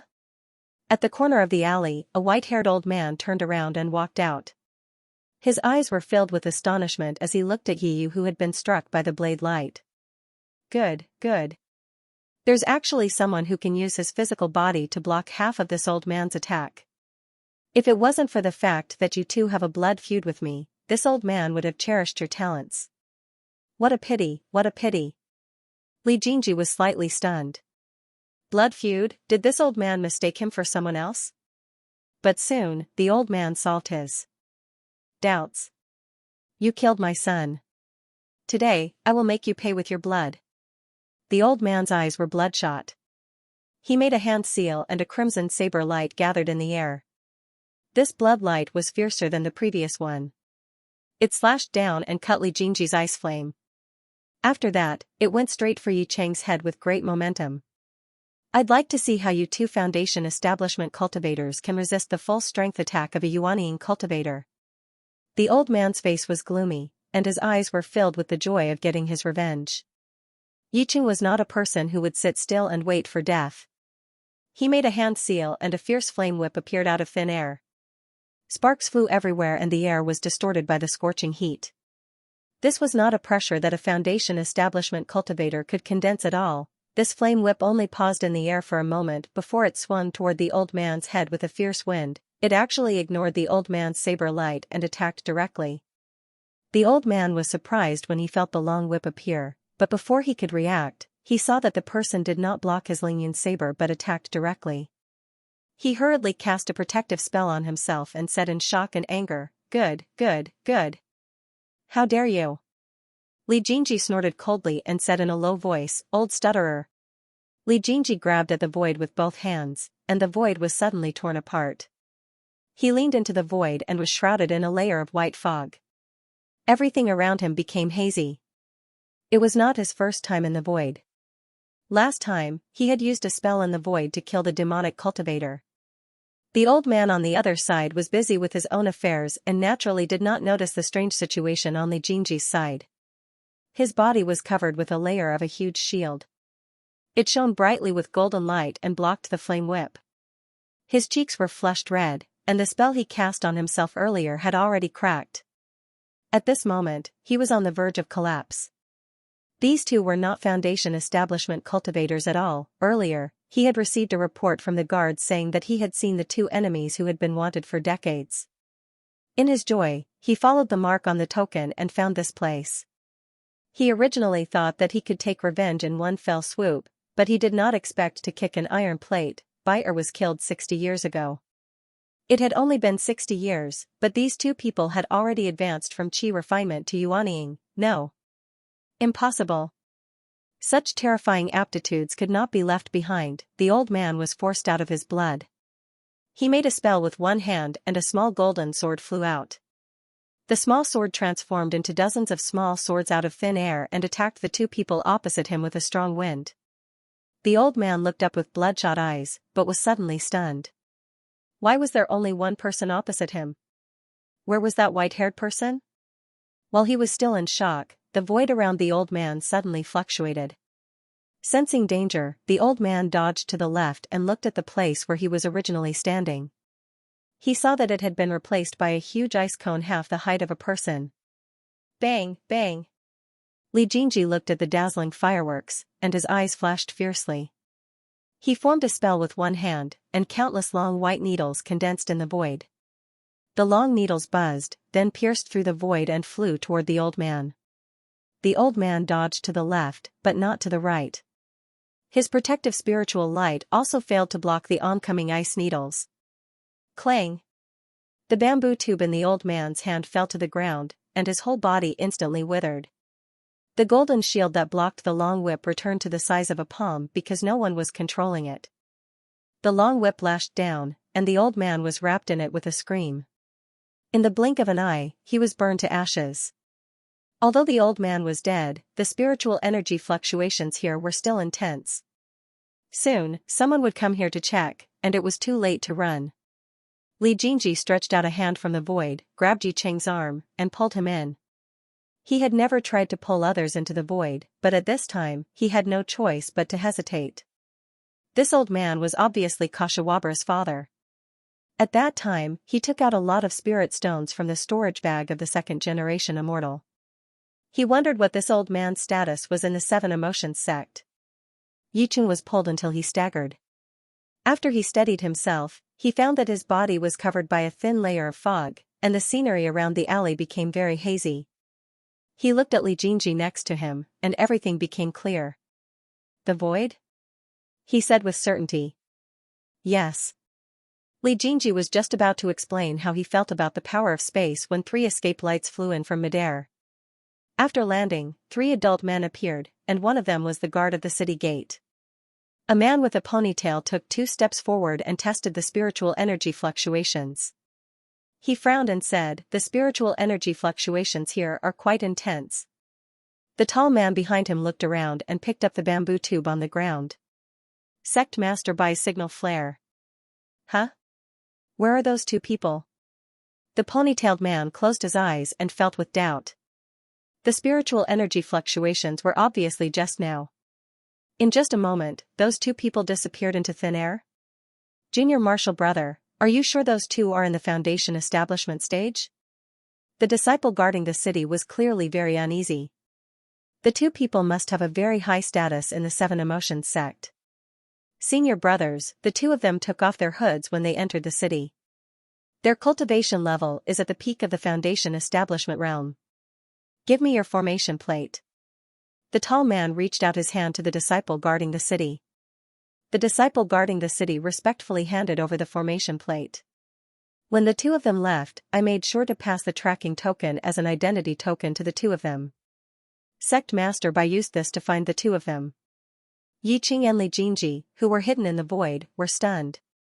They each took out 2 tokens from their lapels, which were obviously given to them by that person earlier. It doesn't matter. This void is already another realm. Even if the 2 of them find us nearby, they won't be able to find us. Li Jingji was very certain. After all, they can't possibly have the power of space. That's right. Jingji is naturally one of a kind, Yicheng said with a chuckle. Li Jingji looked away. Why did those words sound so strange? The two of them took the tracking formation plate and were stunned when they took a closer look at the position shown on the formation plate. The two dots were clearly beside them. Oh no! The two of them are ambushing us here. A faint green light screen appeared around the tall man, enveloping him and the ponytailed man. The disciple guarding the city was ignored by him. The disciple guarding the city had an ugly expression, but he did not say anything because of the two people's status. He patted his storage bag with one hand, and a small yellow tortoise shell appeared, protecting him. He did not choose to use the protective spirit light to protect himself. The principle of the protective spirit light was to compare the density of the spirit chi. When the spirit chi of the protective spirit light was denser than the spirit chi of the attacker, the protective spirit light would be able to resist the opponent's attack. He was only a mid-stage foundation establishment cultivator, whose cultivation level was lower than the two people's. Choosing to use this kind of protective spirit light to protect himself was simply courting death. After he protected himself, the two people beside him had already attacked the position of the light spot on the formation plate. In the cultivation world, there were many magic tools that could conceal one's aura. However, these magic tools could only conceal one's body, but they could not make people disappear into thin air. Naturally, the attacks could not be avoided. However, after the two people threw several powerful spells over, they all hit the wall, and it did not seem to be blocked at all. Was it not here? Could there be a problem with this tracking token? Also, where did the sect master go? The ponytailed man was stunned and turned to look at the tall man with a puzzled face. However, it was obvious that the tall man could not answer this question. If the two people were really only at the foundation establishment stage, then the sect master could crush them with just a little finger. Since they could be crushed to death, why would the sect master set off fireworks to summon the two of them here? While the three of them were still puzzled, a sound transmission talisman flew towards them and stopped in front of the two of them. The tall man touched the sound transmission talisman with one hand, and a deep and old voice came out of it. The whole city is under martial law. Baipo's primordial spirit light has been extinguished. The two of you quickly tracked down the real culprit. As soon as the words came out, the three of them turned pale with fright. The primordial spirit light was extinguished. The sect master's primordial spirit light was actually extinguished. What kind of concept was extinguished? The primordial spirit light was a wisp of the cultivator's divine soul that was deposited in the sect in the early years. The divine soul and the main soul reflected each other. As long as the main soul was not extinguished, the primordial spirit light would shine forever. Even if you went to other realms, it would not be extinguished. However, at this moment, the sect master's primordial spirit light was actually extinguished. How was it extinguished? Was it just by those two foundation establishment cultivators? No. Impossible, those two people were definitely not at the foundation establishment stage. He suddenly lowered his head to look at the tracking talisman plate, only to see that the two flickering dots had long been extinguished, and the talisman plate was pitch black. You go and report this matter to Elder Ming. I will go to the various city gates and send people to guard the exits. The fact that the sect master's primordial spirit light was extinguished must not be leaked to the outside world. The tall man ordered with a sullen face, but the second half of the sentence was said to the city guard disciple. Yes. The ponytailed man and the city guard disciple answered at the same time. The three of them left separately. Li Jingji and Yi Qing, who were in the void, looked at each other without any worry. How long can this void of yours last? Yi Qing asked with a frown. This is not a world condensed by my transcendence energy, but a gap between realms, Li Jingji explained. It's not appropriate for the two of us to go out now. After saying that, he pulled Yi Qing out of the alley by the corner of his robe. The two of them are most likely lying in ambush nearby. Since the location of the token has been detected here, it's impossible for them to leave so easily. It's just that they can't find the specific location, so they plan to wait for them. Yi Qing did not listen to Li Jingji's words. Instead, he focused on the sleeve that was being pulled. After hesitating for a while, he said, "My sleeve is torn. Can you hold my hand?"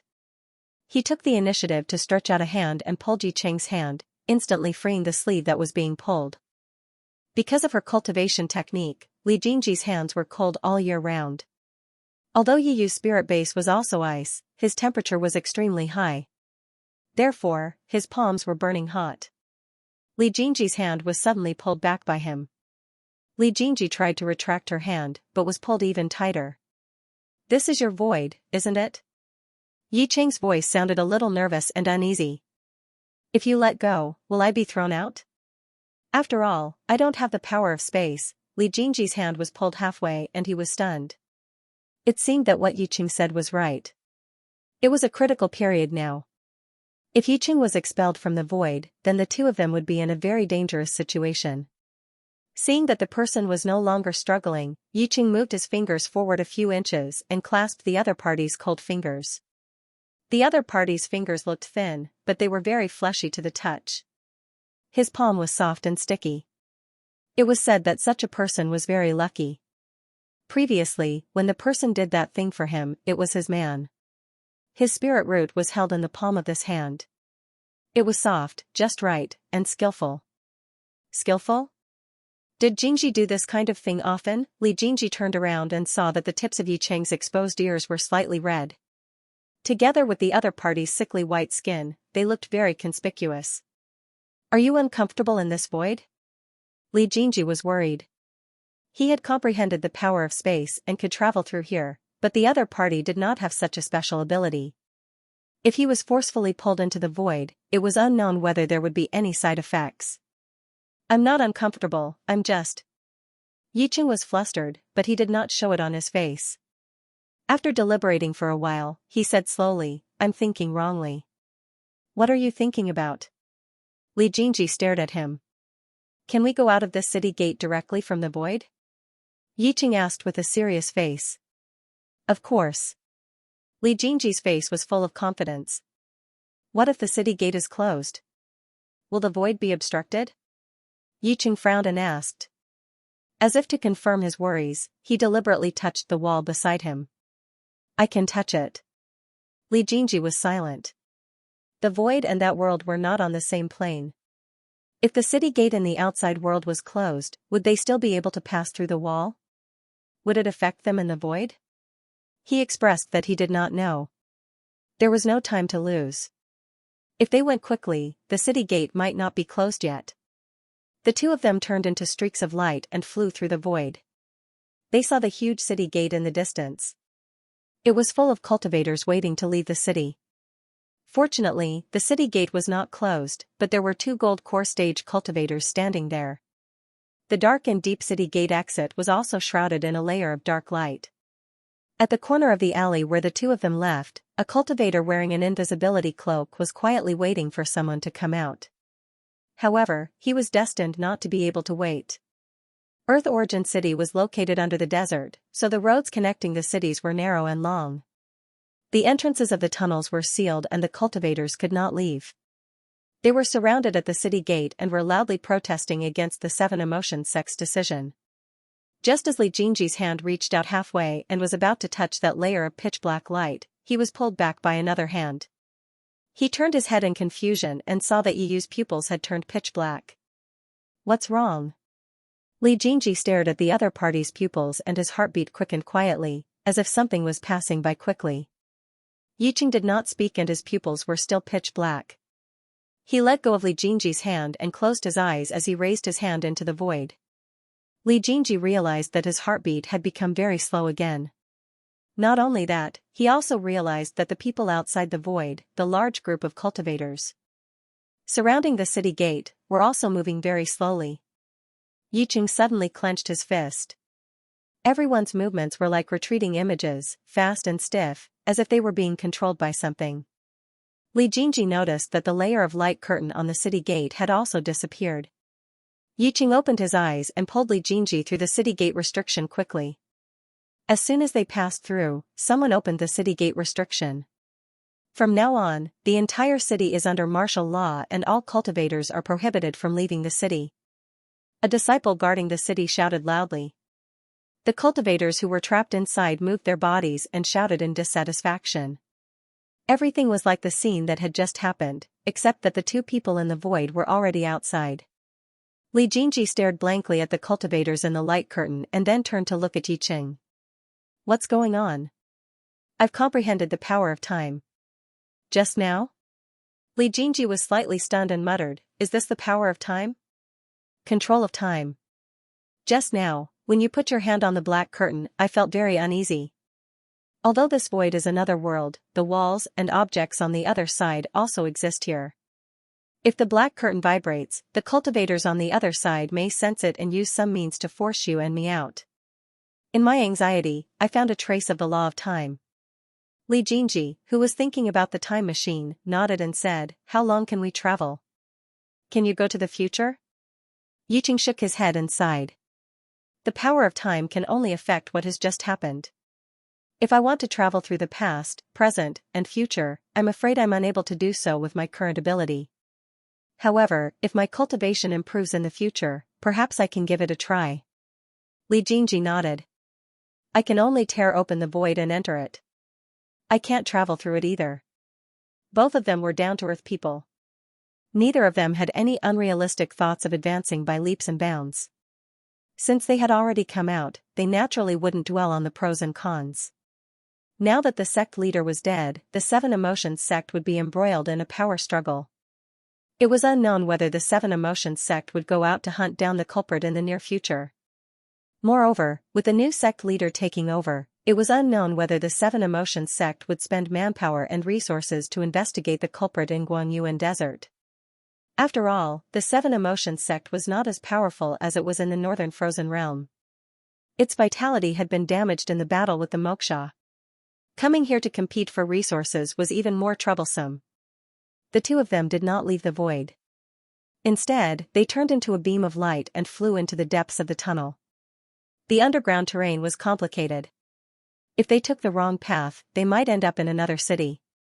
Fortunately, the two of them had bought a detailed map, and the person leading the way was Yiqing. Therefore, it only took them a few days to reach their destination, the Earth's core city. The closer they got to the Earth's core city, the wider the tunnel became. There were more and more cultivators coming and going. Even the level of the cultivators gradually increased from foundation establishment to golden elixir. It was equivalent to encountering 10 cultivators. 7 of them were golden elixir, 2 were chi refinement, and 1 was a golden elixir. Most of these cultivators were Hiroyuki. There were also a few normal-looking cultivators from the Friar of the North. This showed the strength of the cultivators in the Earth's core city. After weighing the pros and cons, the two of them did not plan to show their real faces. Firstly, there was a conflict between the local cultivators of Guanyuan Plateau and the Friar of the North. Secondly, they had just provoked the Seven Emotions sect. Although they were half confident that the Seven Emotions sect would not have the time to deal with them, nothing was absolute. If the old man's trusted disciple lost the competition for the position of the sect leader, he would probably come looking for them. Although they were not afraid, it would still be troublesome. The two of them swallowed 2 appearance-changing pills in the void. These were top-grade appearance-changing pills that they found in the Ice Palace. Not only could they change their foreign trade, but they could also change their body shape. However, the color of their eyes and hair could not be changed. Fortunately, the local cultivators of Guanyuan Plateau were quite different. Some of them had white hair and red eyes.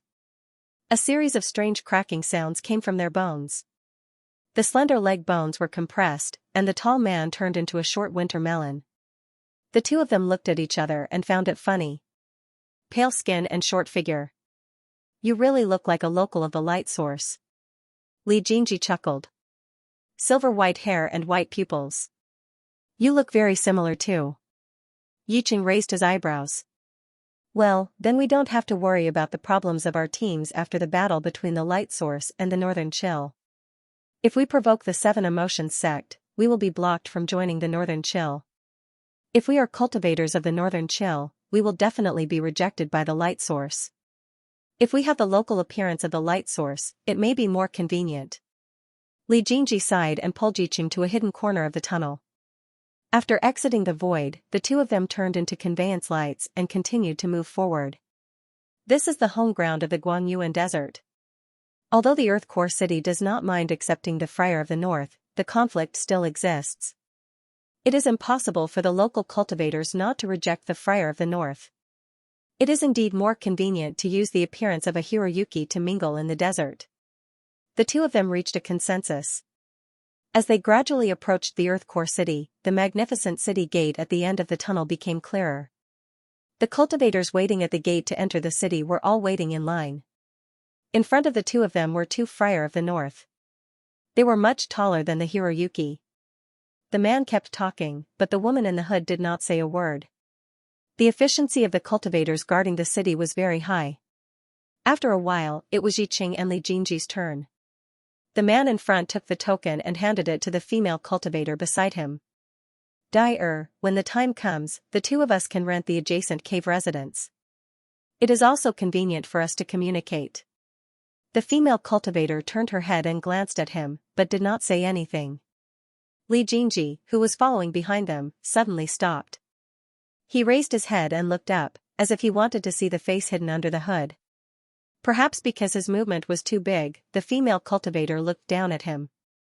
When she saw that he was a Hiroyuki, she frowned slightly, as if she did not understand the other party's actions. Yiqing slightly tightened his grip on Li Jinji's hand, and looked at the tall female cultivator with an unfriendly gaze. There was some confusion in his eyes. Li Jinji was not the kind of person who showed his emotions easily. The two of them each took 2 light blue identity tokens, while Li Jinji and Yiqing were given 2 light yellow identity tokens. The disciple guarding the city was extremely cold towards the Friar of the North, but after seeing Yiqing and Li Jinji, his attitude was completely different. Not only did he carefully explain the use of the identity token and the department that rented the cave residence in the city, but he also warmly warned the two of them to be careful of the Friar of the North. The two of them held the identity tokens in their hands and looked at each other in surprise. Sure enough, the treatment of Hiroyuki and the Friar of the North were different when they entered the city. However, as for the specific differences, they would need to understand further to know. Holding the identity tokens, they entered the city. According to the direction of the disciple guarding the city, they found the Immortal Cave Pavilion, the department that rented the cave residence. There, Li Jinji and Yiqing met the two Friar of the North from before. At this time, the two of them were arguing with the steward of the Immortal Cave Pavilion.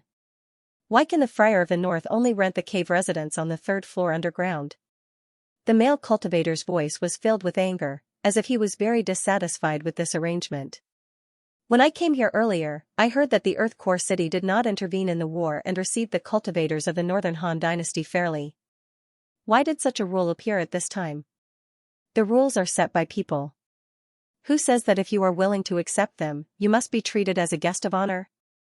Your Northern Han Dynasty invaded our Guanyuan, and you still want to enjoy the treatment of a guest? The steward of the Hiroyuki also had a face full of righteousness. He waved the light blue identity token in his hand and said, "If you don't want to rent, then leave. Don't you see that there are so many people lining up behind you? You." The Friar of the North was angrily about to open his mouth again, but he was pulled back by the female cultivator behind him. The woman pointed to the 2 cave residences on the 3rd floor and handed over the identity token, not wanting to be entangled any further. The steward took the 2 blue identity tokens, his expression like a rooster that had won a fight. 20 mid-grade spirit stones a year. This price was ridiculously high. It was obvious that he was extorting people. Sure enough, when the 2 cultivators heard that it was 20 mid-grade spirit stones a year, they were slightly stunned and did not speak for a long time. Li Jinji stood behind the 2 people and frowned.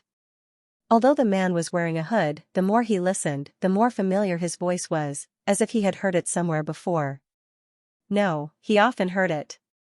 He was with the Yi Dyer. Qing Mu. Li Jinji frowned. Thinking of the care Qing Mu had given him in the sect earlier, and the kindness of the Yi Dyer at that time, he said aloud, "Steward, in the war earlier, these 2 people saved my life. They must be different from the Friar of the North. I wonder if..." As he spoke, the spiritual pressure of the Yuaniing cultivator spread out slightly. The steward was slightly startled. After detecting Li Jinji's cultivation, he muttered to himself, as if he was weighing the pros and cons of offending a Yuaniing cultivator. After a long while, he smiled and waved the 2 light blue cultivator identity tokens at the 6th floor underground, saying, "You should have said so earlier. Since they are your saviors, then it's another matter." The Earth Core City has always welcomed cultivators who are willing to join us. The two of you, 20 low-grade spirit stones a year.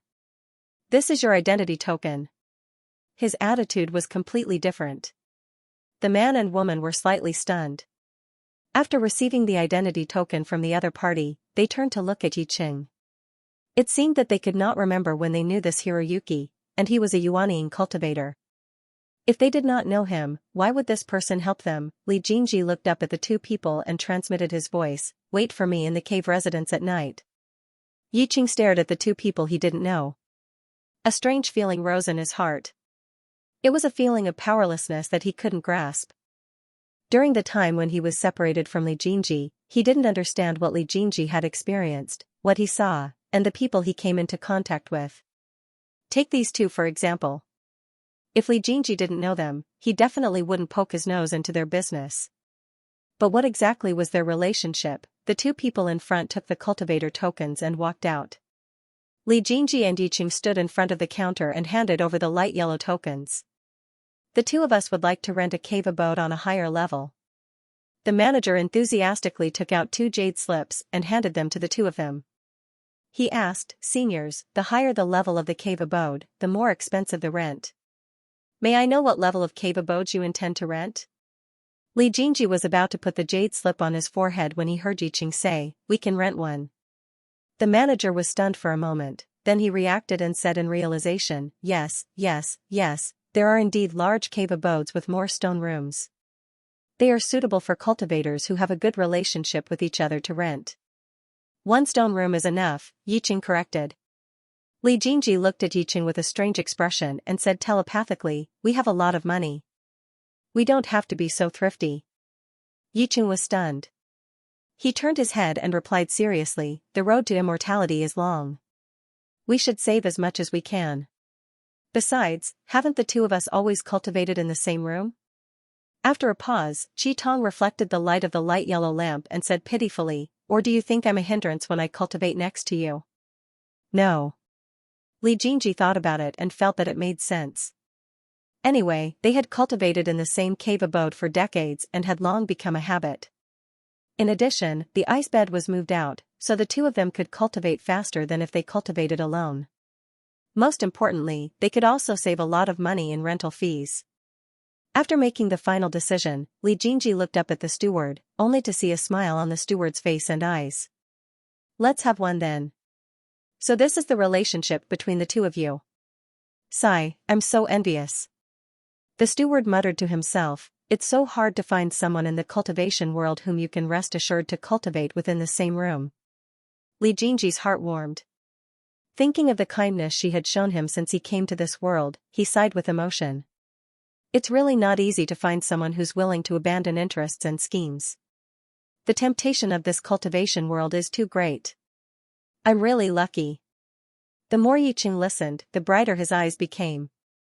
The unhappiness that had arisen because of the two Friar of the North had been thrown to the back of his mind. His heart and eyes were full of each other. "Congratulations." The steward's eyes were filled with envy. Li Jingji frowned slightly. He always felt that although it was fortunate to have a close friend, it was not worth congratulating.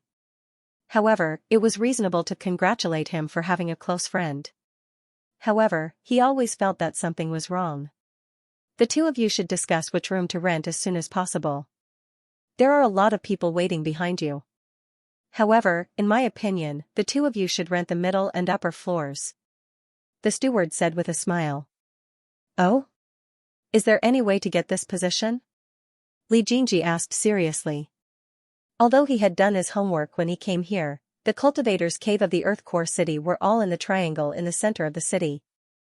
This inverted triangle was extremely large and was divided into countless cultivators' cave. The lowest level of the cave had the most spiritual qi, and the rent was the cheapest. It was often occupied by low-level qi refining stage cultivators. In contrast, the higher the rent, the more expensive it was, and the more abundant the spiritual qi. The highest level of the cultivator's cave was occupied by the city lord of the Earth Core City, the twin sisters. The first to third floors are specially rented for qi refining stage cultivators, but now they are also rented to the Friar of the North. The 4th floor is for foundation establishment stage cultivators, the 5th to 7th floors are for golden elixir, and the 8th to 9th floors are for yuaniying. The steward smiled. It's just that the price of renting a high-rise house is higher for cultivators of the same level. The 7th floor is 5 times more expensive than the 5th floor, and the 9th floor is 10 times more expensive than the 8th floor. Naturally, the spiritual qi is also very different. Li Jingji understood that during yuaniying, they could only rent the 8th and 9th floors. However, because the price of the 9th floor was too high, the steward suggested that it should be the 8th floor. However, the two of them had plenty of spirit stones. How many spirit stones do the 9th floor of the cave cost every year? Yiqing asked with a frown. 20 mid-grade spirit stones. When the steward heard that they were asking about the 9th floor, he could not help but frown. The 8th floor only costs 2 mid-grade spirit stones. Don't you want to consider it? You should know that 20 mid-grade spirit stones sound ordinary, but when cultivators enter meditation, there is no time. When they come out, their relatives and friends may have died. Many a little makes a mickle, so the price is quite high. I work here, but I only get 10 mid-grade spirit stones a year. His face was full of grief. Li Jingji did not speak, secretly calculating how many spirit stones they could save by living together. 1 year was 20, 2 years was 40, 200, 200, 2000. 100 mid-grade spirit stones was equivalent to 1 high-grade spirit stone, so 2000 would be 20 high-grade spirit stones. After pondering for a long time, Li Jingji secretly praised Yiqing in his heart for being good at housekeeping. He patted the man's shoulder with gratification, then turned to the steward and said, "Then we'll take the 9th floor of the cave." He put the jade slip on his forehead. There were many empty cave dwellings shining with green light. After picking a cave dwelling with 9 floors with a wide view, he returned the jade slip to the steward. "Then we'll take this one. How many years of rent do I have to pay first?" When the words rent came out of his mouth, Li Jingji was silent for a long time. He did not expect that the first time he checked into a room was with a man. The 9-floor cave dwellings are paid once every 10 years. If you go into seclusion or go out, you have to come here to pay the rent you owe. If you owe more than 100 years, you will be directly ejected from the cave dwelling. The steward swept their light yellow tokens into the cave dwelling and said slowly, "How much do you intend to pay at one time?" 10 years. Li Jingji glanced at Yiqing, who understood tacitly and took out 200 spirit stones from his storage bag and handed them over. Li Jingji took the 2 tokens and followed Yiqing out of the immortal cave pavilion. After confirming the direction, they flew straight in the direction of the cave dwelling. However, he turned a corner, put on his hood to hide his figure, and took Yiqing 3 or 4 rounds before slowly landing in front of a cave dwelling on the 6th floor. Yiqing's face darkened when he saw where the two of them were. After waiting at the door for a while, his face darkened even more when he saw a man and a woman coming out of the cave dwelling. The two of them were not wearing hoods at this time. The man was handsome and the woman was beautiful. They were indeed Qing Mu and Yi Dyer. Li Jingji found that the two of them had entered the golden elixir stage, so it was reasonable for them to stay here. The man who came out of the cave dwelling was stunned and seemed to be a little hesitant. However, the woman's face was cold and expressionless. Ever since Qing Mu arrived at the cave dwelling, he had been very nervous. He was not an optimistic person. Suddenly, a yuaniying cultivator appeared to help him. If he had a request, he could not refuse. If he was familiar with her, it was even more impossible. At his age, he knew people of the same level as him. This yuaniying was a Guanyuan yuaniying. What a joke. Li Jingji had just said the word "I" when he was pulled back by Yiqing behind him. He turned his head in confusion, but only saw the back of Li Jingji's head. "It's nothing. We don't have to see each other in the future," Yiqing said without looking back.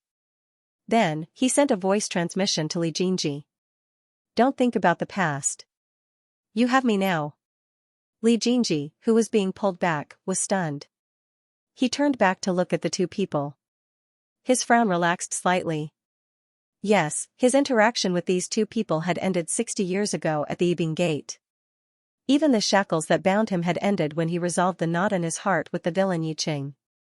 He did not think that he was the main character of a novel now. He was just Li Jingji, a Li Jingji who wanted to obtain more power. Even without him, those two people could have made a name for themselves. Perhaps if he had not intervened, Qingmu would not have been used as cannon fodder.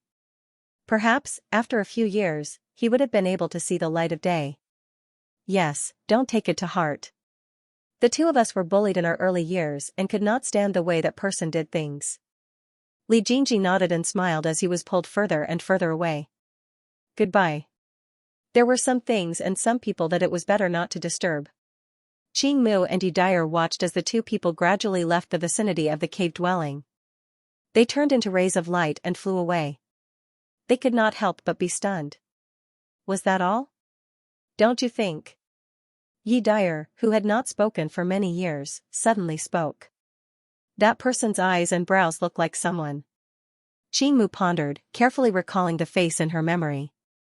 A young man from many years ago suddenly rushed into her mind. She was about to say that they looked alike when she remembered that person had never come out after entering the maze. However, you can speak? Qingmu stared at Yi Dyer in surprise. Yi Dyer looked back silently and turned to go to the cave dwelling next door. Dyer, wait. You can speak? Qingmu chased after him and asked in surprise. The two people who were far away naturally did not know what had happened in front of the cave dwelling. Li Jingji turned back in the ray of light and said, I almost went crazy.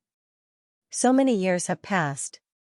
Even if it was my senior brother in the past, there is no need to disturb the other person's life now. Yiqing had pulled the other party away out of selfishness. Now that he saw that Li Jingji had no intention of blaming him, he heaved a sigh of relief. Then where are we going now? Yiqing changed the topic. I heard that the All Affairs Pavilion is a place to accept missions. The two of us have improved too quickly. If we just meditate and cultivate, it will not be beneficial for us to comprehend our original supernatural powers. Although you have comprehended the power of time a long time ago, it is a coincidence that you can truly release it. Li Jingji concluded, the two of us need actual combat experience. Yiqing nodded. They indeed lacked actual combat experience.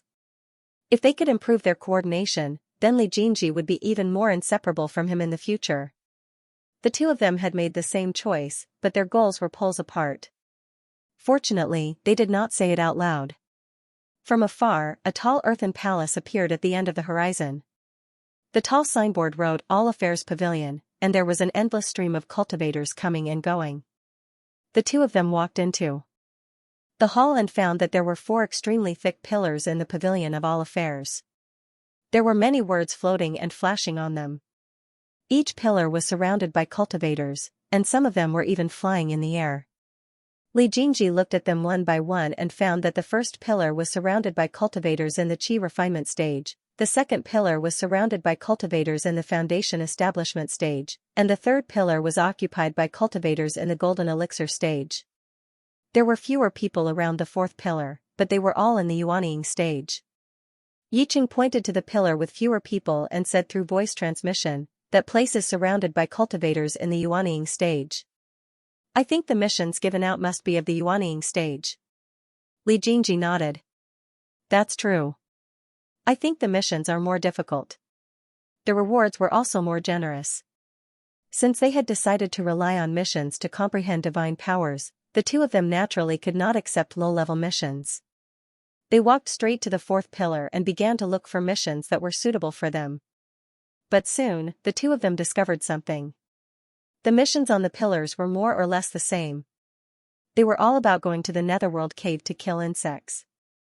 As for what kind of insects they were, each mission was different. The netherworld cave, Li Jingji and Yiqing looked at each other and saw the confusion in each other's eyes. All the maps and information did not mention the netherworld cave.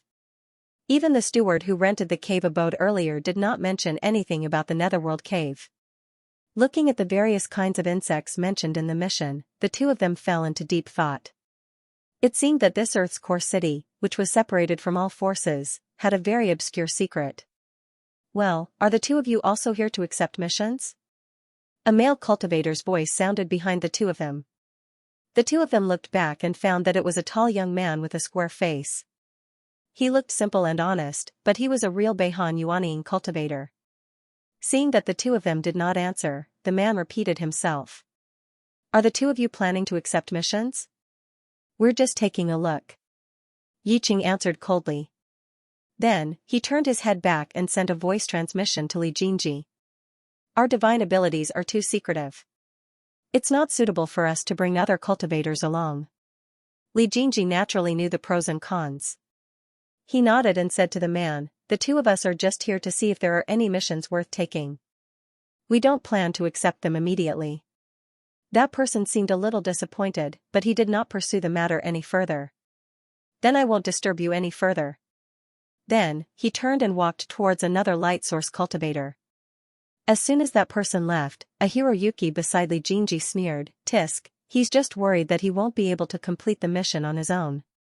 As a Yuanian cultivator, he's shamelessly trying to pull strings." Then, the man turned to look at Li Jingji and said, "You two must not collude with the cultivators of the Moon Palace. They are really notorious people." Li Jingji had a plan in mind, so he followed the man's words and asked, "Oh? What did they do?" After a pause, he added, "The two of us have been in seclusion for too long. When we came out, we found that there were many strange creatures around us." Sigh, fellow Taoist, you don't know. Let's not talk about what happened outside the Earth Core City. An extremely hateful thing happened in the Earth Core City. The cultivator's face was filled with righteous indignation. We have always treated foreign cultivators fairly. However, last time, a group of golden elixir cultivators from the Friar of the North roped in the Moon Palace cultivators to go on a mission together. In the end, the Friar of the North returned alive, and the Moon Palace cultivators all died. But that doesn't mean anything, right? It's normal to die during a mission, Li Jingji asked with a frown. It's nothing, but one of the Hiroyuki who participated in the incident came back. He said. The cultivator leaned close to Li Jingji's ear and whispered, a group of Hiroyuki was used as bait by the Friar of the North and led to a dangerous place for the sake of an extremely powerful demonic core of a female insect. Before he could finish speaking, Li Jingji's collar was pulled back. He turned around and saw that it was indeed Yiqing. His slender eyebrows were tightly knitted, and his eyes were filled with dissatisfaction. You're too close. Yiqing was very confused. Recently, his mood had been very strange. He did not like Jingji to have anything to do with anyone other than him. If he got too close, it would look awkward. This kind of emotion was even more obvious after leaving the bottom of the sea. He clearly knew that there would be no one closer to Jingji than him, but he still felt that something was not enough. What was not enough? Li Jingji was not angry after being pulled away by Yiqing. The distance just now was indeed too close. If the other party suddenly attacked, he would not be able to avoid it. In the cultivation world, he had to be vigilant at all times. And he was not interested in the grudge between the Hiroyuki and the Friar of the North. After grabbing a few words, he asked, "Female insect?" Fellow Taoist, to tell you the truth, the two of us are not native cultivators of the Earth's core. It's just that the war outside is about to start. The two of us are ascetic cultivators, and we don't want to get involved, so we came to the Earth's core city. Hey, I see. The cultivator was the only one who was stunned. He smiled and said, actually, fellow Taoist wants to ask about the Netherworld Cave, right? It's the Netherworld Cave. I've never heard of the Netherworld Cave in other cities. Li Jingji climbed up the pole. The Netherworld Cave is a secret of the Earth's core city. Fellow Taoist, do you have a cultivator token in your hand? This token is used to protect this secret. The cultivator took out a light yellow token from his bosom. After leaving the Earth's core city, this token will automatically erase the cultivator's memories of the Netherworld Cave. Therefore, the outside world does not know of the existence of the Netherworld Cave. Why is that? Yiqing frowned and asked. He always felt that the existence of the Earth's core city was related to the Netherworld Cave.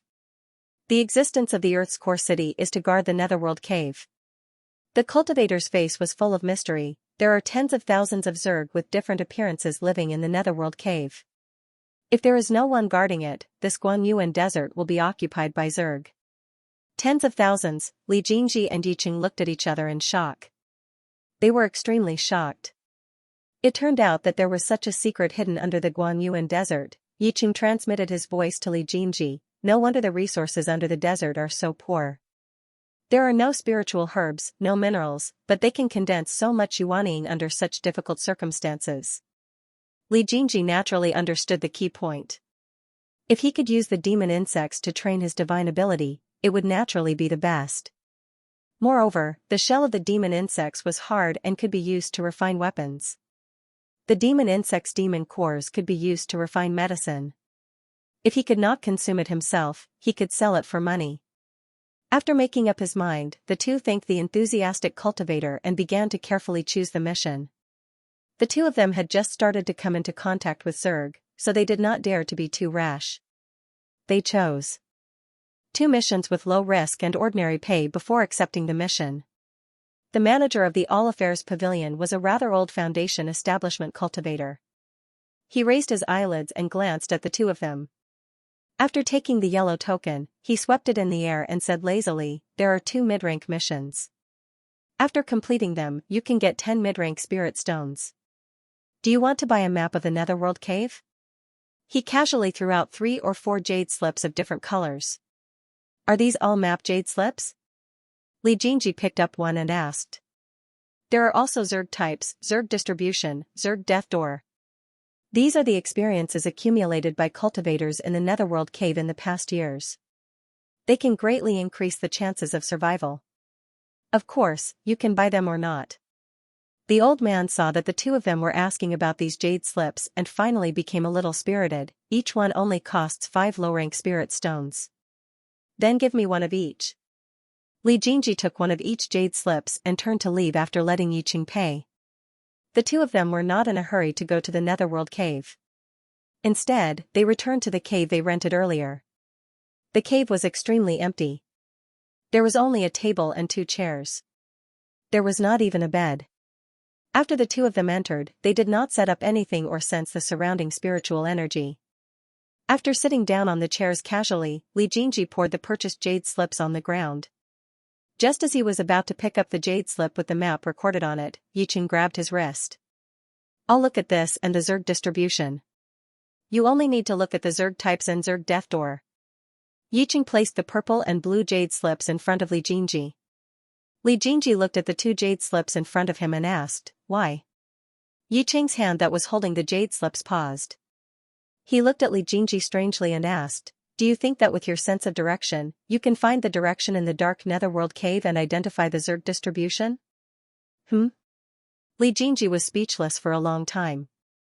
He silently picked up the purple jade slip and placed it on his forehead.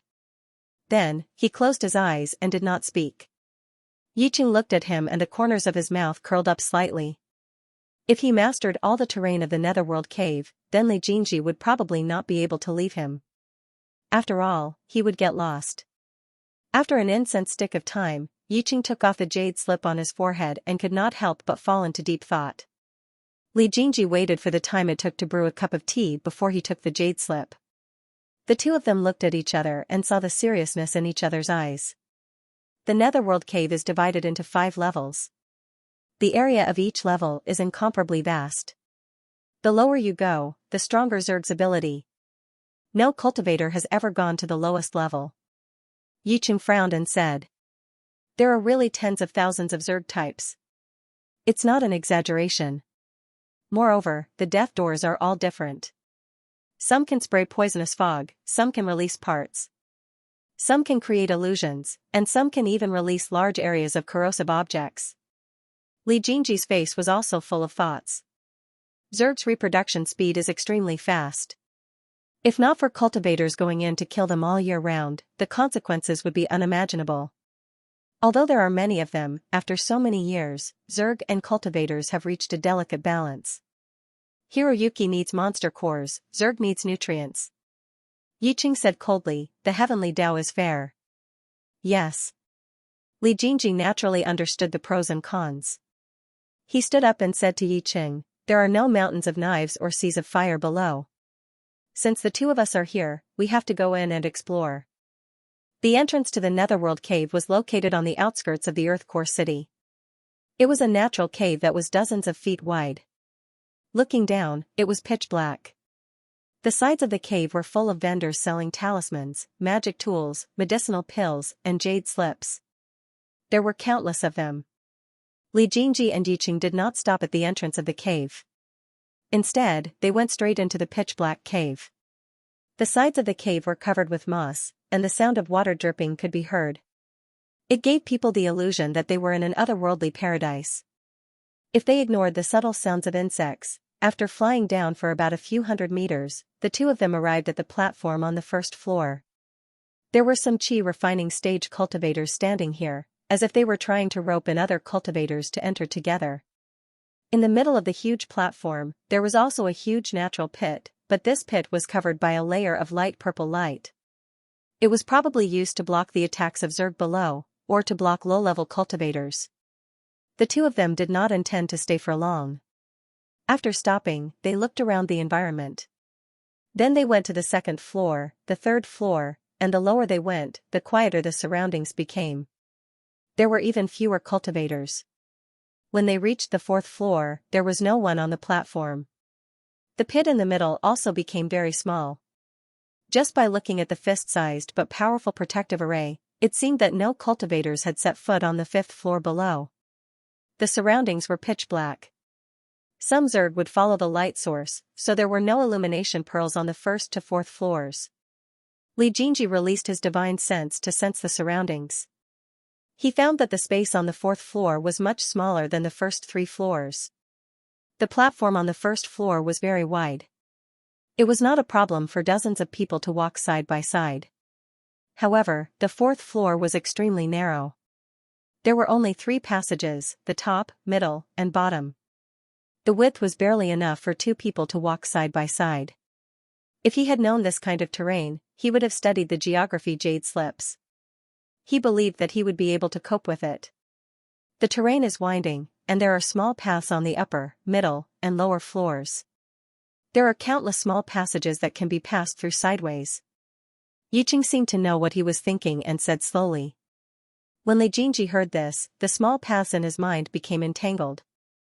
Well, it was naturally better to have someone to lead the way. Yiqing did not take out the jade slips to compare the route. He just roughly recalled and pulled Li Jingji toward a slightly narrower passage. Away from the entrance of the fourth floor, everything around them became quieter. Except for each other's breathing, there was no other sound. Li Jingji said, "There are not many Zerg on the fourth floor, but they all have special abilities. And cultivation. And some of them have spiritual intelligence." Li Jingji had no objections to not fighting an unprepared battle. He was pulled along by the person in front of him. Although he couldn't see the other person's back, he felt unusually at ease. Which of the real main characters of Leveling Up did not explore opportunities alone, face challenges alone, and grow up when they were betrayed by their companions? He also had this awareness after coming here. Under the temptation of becoming an immortal and having limited opportunities and treasures, it was really not easy to gain someone's sincerity. But he got it. He did not think of Yiqing as his little brother, because it was a kind of relationship that he could entrust everything to. Was this a brother? It seemed more reliable than a brother. Family? It didn't seem like it. Then what was it? Li Jingji's eyes were blank for a moment. His thoughts were suddenly interrupted by a sudden hissing sound. The hissing sound of insects became clearer. The spiritual chi of the two immediately surged out to protect their bodies. They leaned their backs against each other, and each of them guarded one end of the passage. Hiss. Hiss.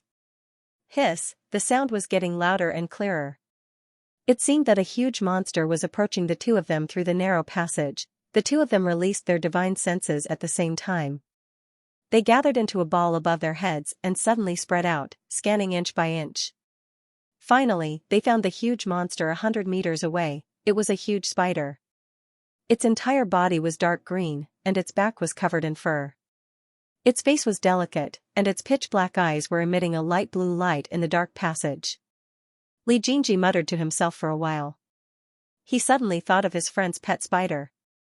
If you ignored the milky white foam that overflowed from the corners of its mouth, the spider was actually very cute.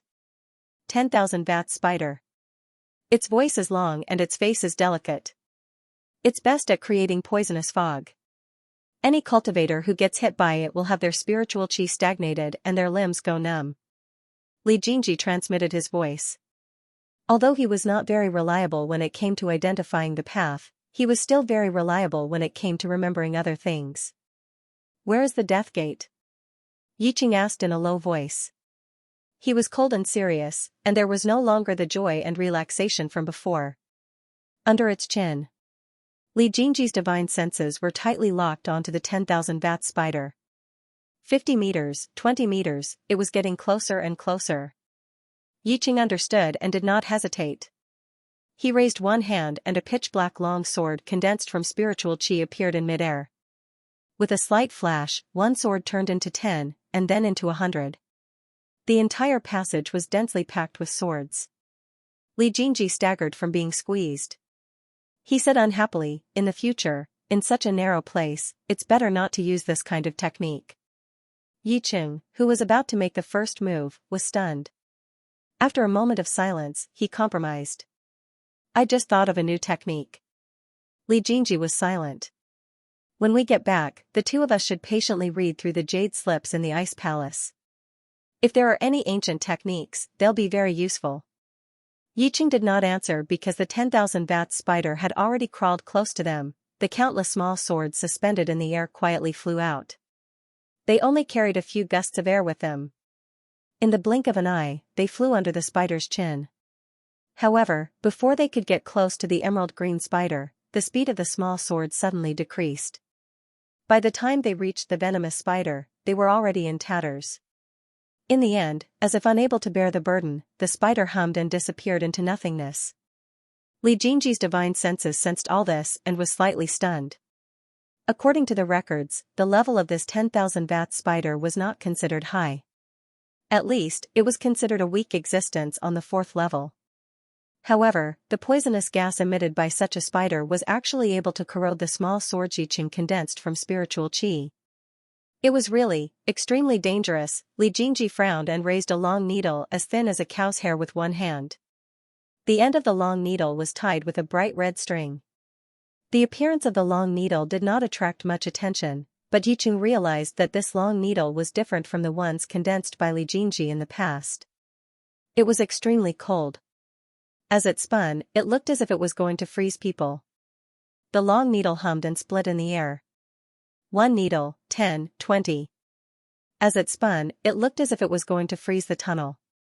However, Yiqing realized that these new ice needles were different from the first one. They seemed to be missing something. The long needle hummed but did not move. The white foam dripped from the 10,000 vat spider's mouth. When it landed on the ground, it quickly solidified into something like dry silk. A ball of pitch-black fog suddenly spewed out.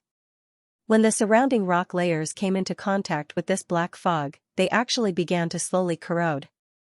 The ice needles on top of Li Jingji's head continued to split, but none of them gave Yiqing the same feeling of fear as the first one. Seeing that the fog was spreading rapidly, Yiqing patted his storage bag with one hand. A yellow silk handkerchief spun out and stopped above their heads. Under the yellow light, the two of them were properly protected. Coincidentally, the black fog spread to their surroundings but avoided the yellow light. It was as if this area had been hollowed out by someone.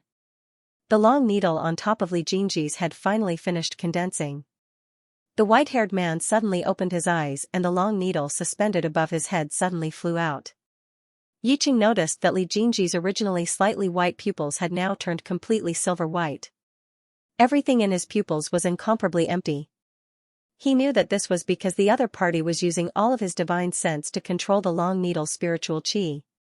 It was not uncommon for cultivators to use their divine sense to divide their spiritual chi into one part to fight against an enemy. If they divided their spiritual chi into 2 parts, their divine sense would also have to be divided into 2 parts. The more it was divided, the greater the consumption of divine sense.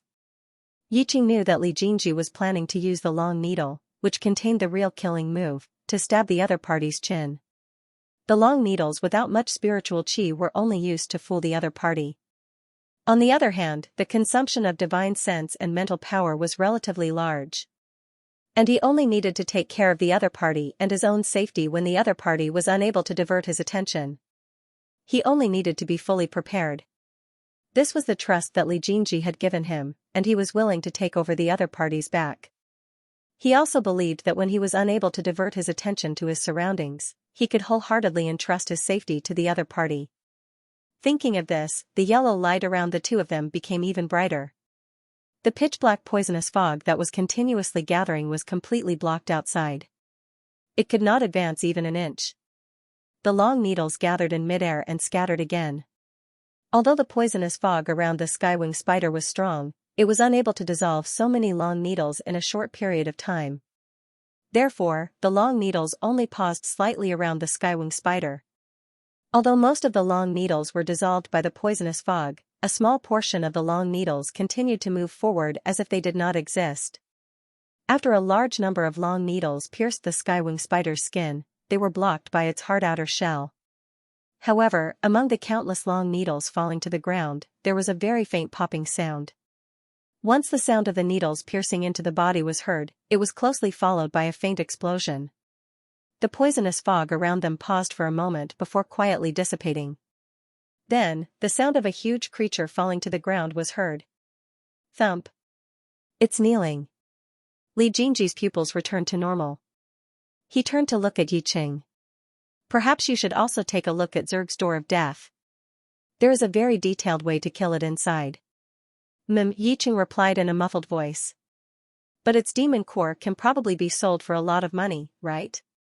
The two of them used their spirit energy to condense blades and obtained the shell and demon core of the skywing spider. I don't think I bought a storage bag yet. Li Jingji looked at Yi Cheng's lapel with a strange expression. Wouldn't it be rather inconvenient if the two of us were to share a storage bag for a long time? I found 2 storage rings in the Ice Palace's storage room. Yi Cheng's eyes wandered as he spoke. Li Jingji narrowed his eyes. Since you found the storage rings long ago, why didn't you take them out earlier? Yi Cheng's ears began to turn slightly red. It's like this. These two are rather strange. With that said, he took out 2 rings of the same color and style. The rings were retro in style, with fine patterns of varying depths on them. The green gemstone followed a specific path through the entire ring. What's strange about them? Li Jingji looked suspicious, but his mind began to imagine the plot of the Lord of the Rings. He asked hesitantly, could it be that they can change a person's mind?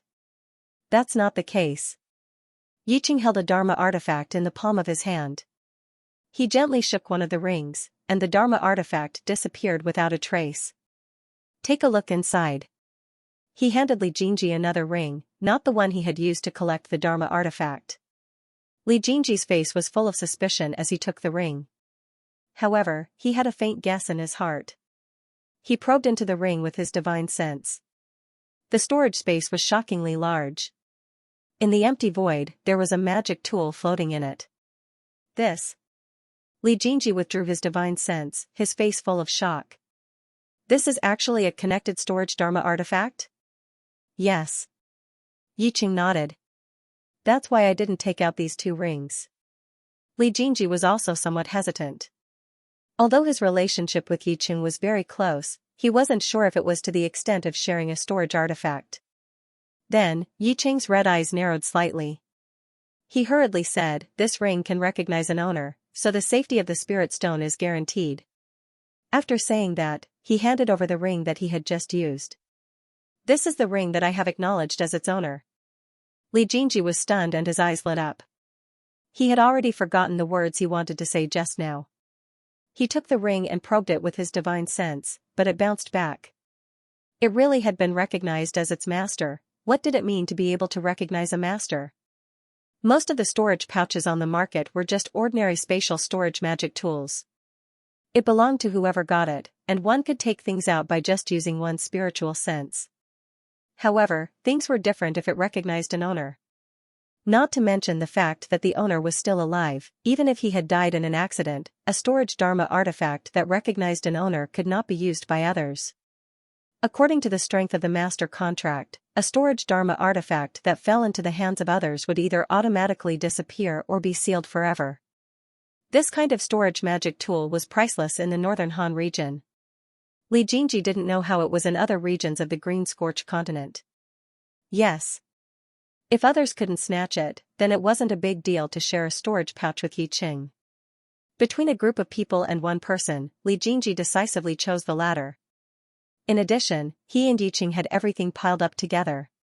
Spirit stones, Dharma artifacts, jade slips, spirit-eating fish's spiritual pearl, and the Chaohan Palace in his sea of consciousness. If they had to split up, it would be extremely inconvenient for him. If the spoils were not evenly divided, it would cause animosity between the two of them.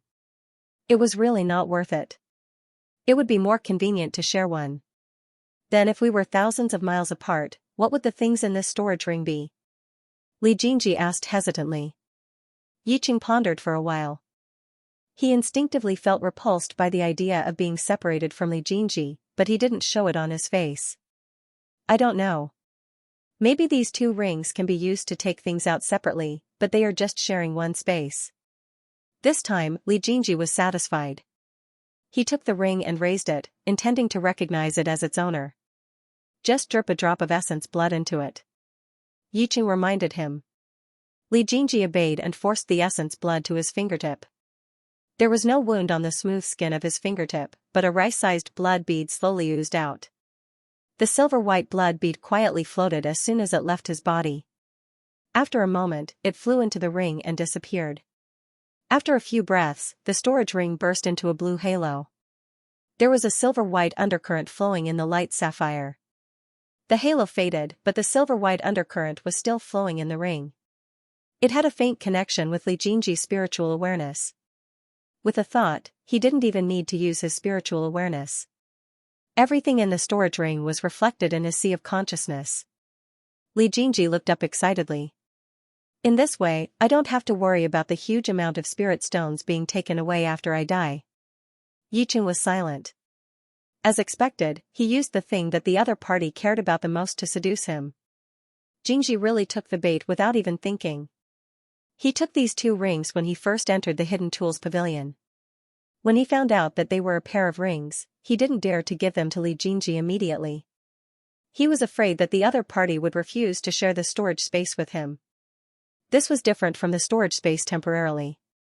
If the storage space was big enough, he wouldn't use a second storage space. However, after Li Jingji's earnest teachings, he understood that if he wanted to achieve his goal, he had to start with the thing that the other party cared about the most, such as the spirit stones. Li Jingji didn't notice Yiqing's gaze. At this time, he was putting the rings on each of his fingers. The thumb was too thick. He felt uncomfortable wearing the index finger. The middle finger was too thick, and the little finger was too thin. Well, the ring finger was just right. Li Jingji bent the ring finger slightly. He was silent. He reached out to take off the ring.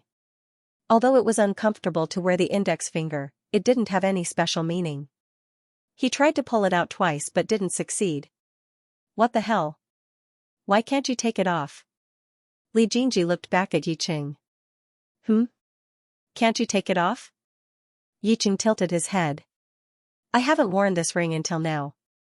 As he spoke, he put the ring on his ring finger and then pulled it out. However, the ring seemed to have grown roots on his finger. It couldn't be moved at all. Li Jingji thought about it. Anyway, there were no rumors about the meaning of the ring in this world. It should be fine to wear it. Forget it. It's a good thing that the ring can't be taken off. After all, the spirit stones are safer. Li Jingji said. Ever since he dug a mine, the safety of his property became the problem that he was most concerned about. Before he left Chaohan Palace, he thought about moving all the spirit stones to the spring pit that he had sucked dry. However, he still felt uneasy, so he dismissed the idea. Pulling the ring that had grown roots on his finger, Li Jingji expressed his relief. Yiqing moved all the things in the storage bag into the storage ring. Li Jingji casually sensed it and felt even more relieved.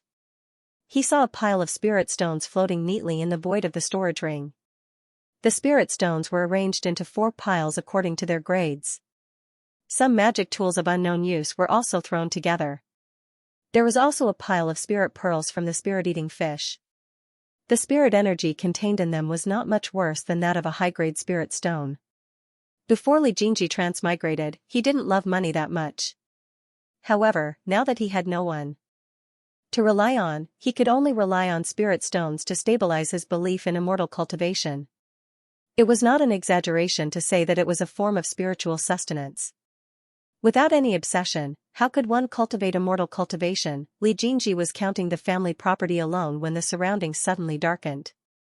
Yiqing put away the illuminating pearl. Don't make a sound. Yiqing transmitted his voice and pulled Li Jingji to the corridor wall. Li Jingji immediately became alert. There was no movement.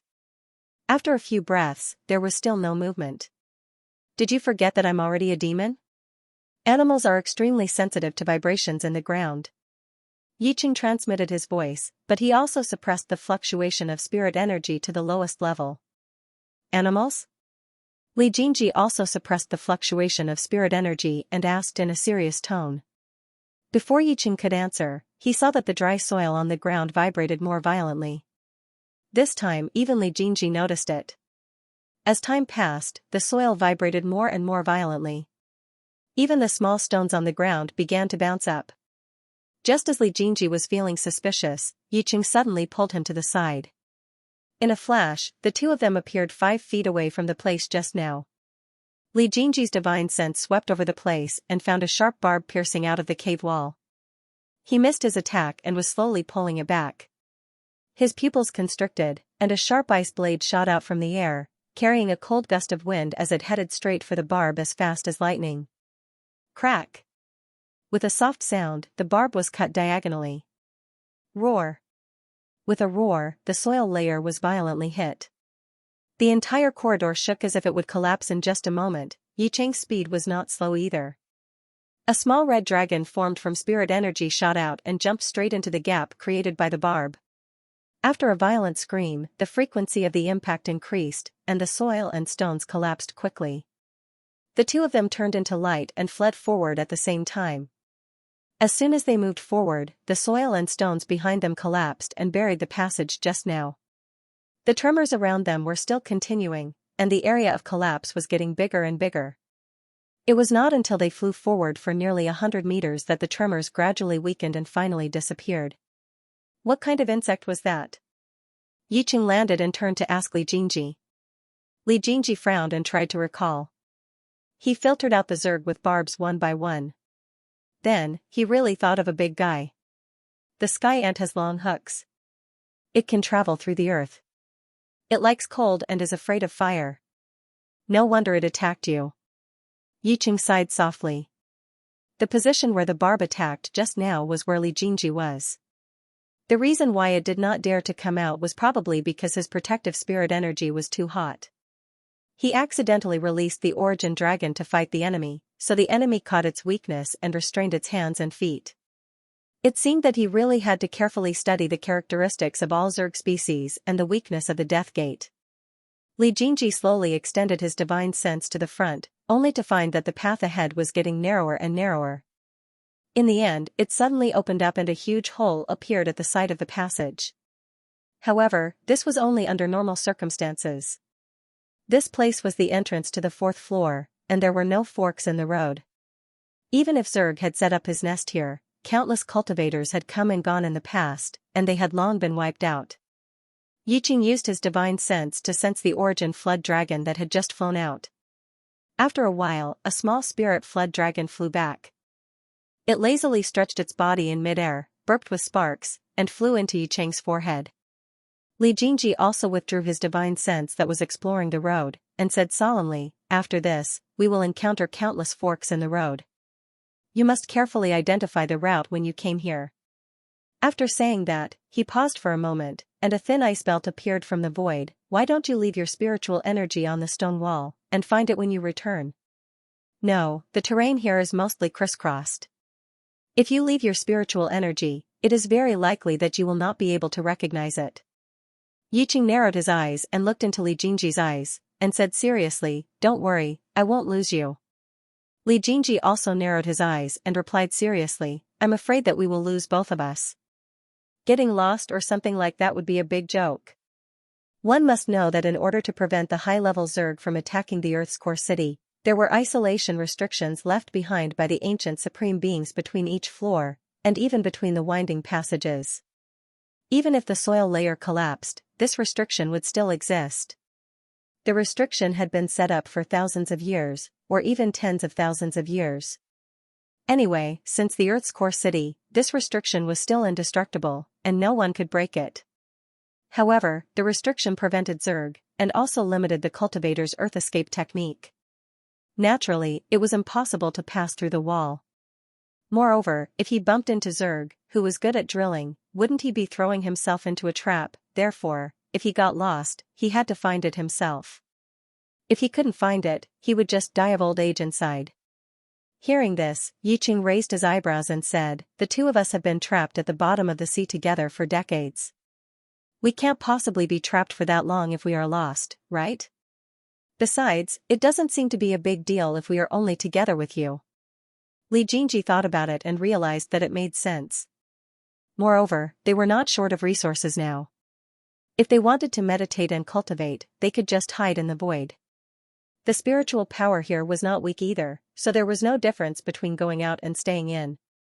Li Jingji turned his head and said, "In that case, the two of us will first complete the task we accepted this time, then cancel the rental of the cave abode and come here again." "Return it?" Yiqing frowned. "Since you've chosen this cultivation method, there's no point in renting the cave abode," Li Jingji frowned. "If I had known about the existence of the Netherworld cave, I wouldn't have rented it." Yiqing naturally wouldn't object in the slightest.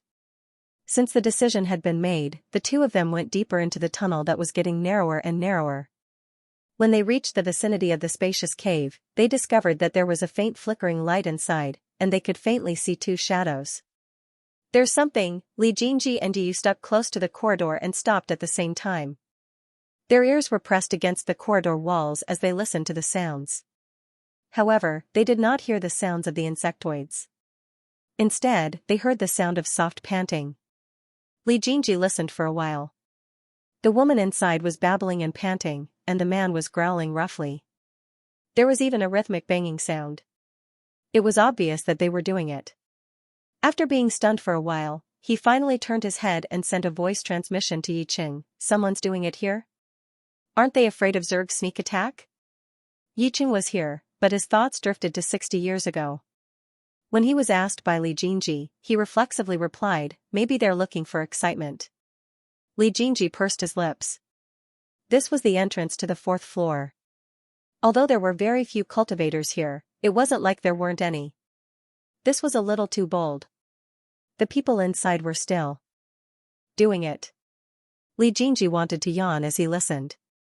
When people were bored, they would think about all kinds of nonsense. However, he suddenly remembered something. He realized that since he became an adult, for almost 75 years, he had never gotten an erection. It was reasonable to say that he didn't have sexual desire, but he didn't even have a wet dream or an erection in the morning. Taking a step back, perhaps a cultivator with a pure heart and few desires wouldn't have such a reaction. However, at this moment, he actually didn't have any romantic thoughts as he listened to this live erotic scene. One had to know that when he watched those kinds of movies before he transmigrated, he was full of sexual interest. With this memory, Li Jingji felt uncomfortable all over. He was wearing this for the main character. Were all the harem preparations written by the author just for show? What kind of stupid setting is the main character having erectile dysfunction? Li Jingji stared expressionlessly at the two intertwining shadows under the light in the cave. He narrowed his eyes and slowly stretched out his hands. Yiqing watched as Li Jingji stretched out his hands and tore open the black curtain in the void. He watched as Li Jingji pulled him into it. He watched as Li Jingji strutted into the void and walked straight into the cave. He then watched as Li Jingji sat down next to the two people who were in the middle of a fierce battle. Although Yiqing was puzzled, he didn't ask much. Li Jingji had always been careful. Perhaps he had other plans. However, after he followed Li Jingji into the cave, he saw the two white strips of flesh and the woman's rippling flesh futon. His entire face darkened. He quickly walked over and reached out to block Li Jingji's serious face. Yiqing's eyes were gloomy as he asked, "What are you looking at?" Li Jingji pushed Yiqing's hand away. He didn't say anything and continued to stare.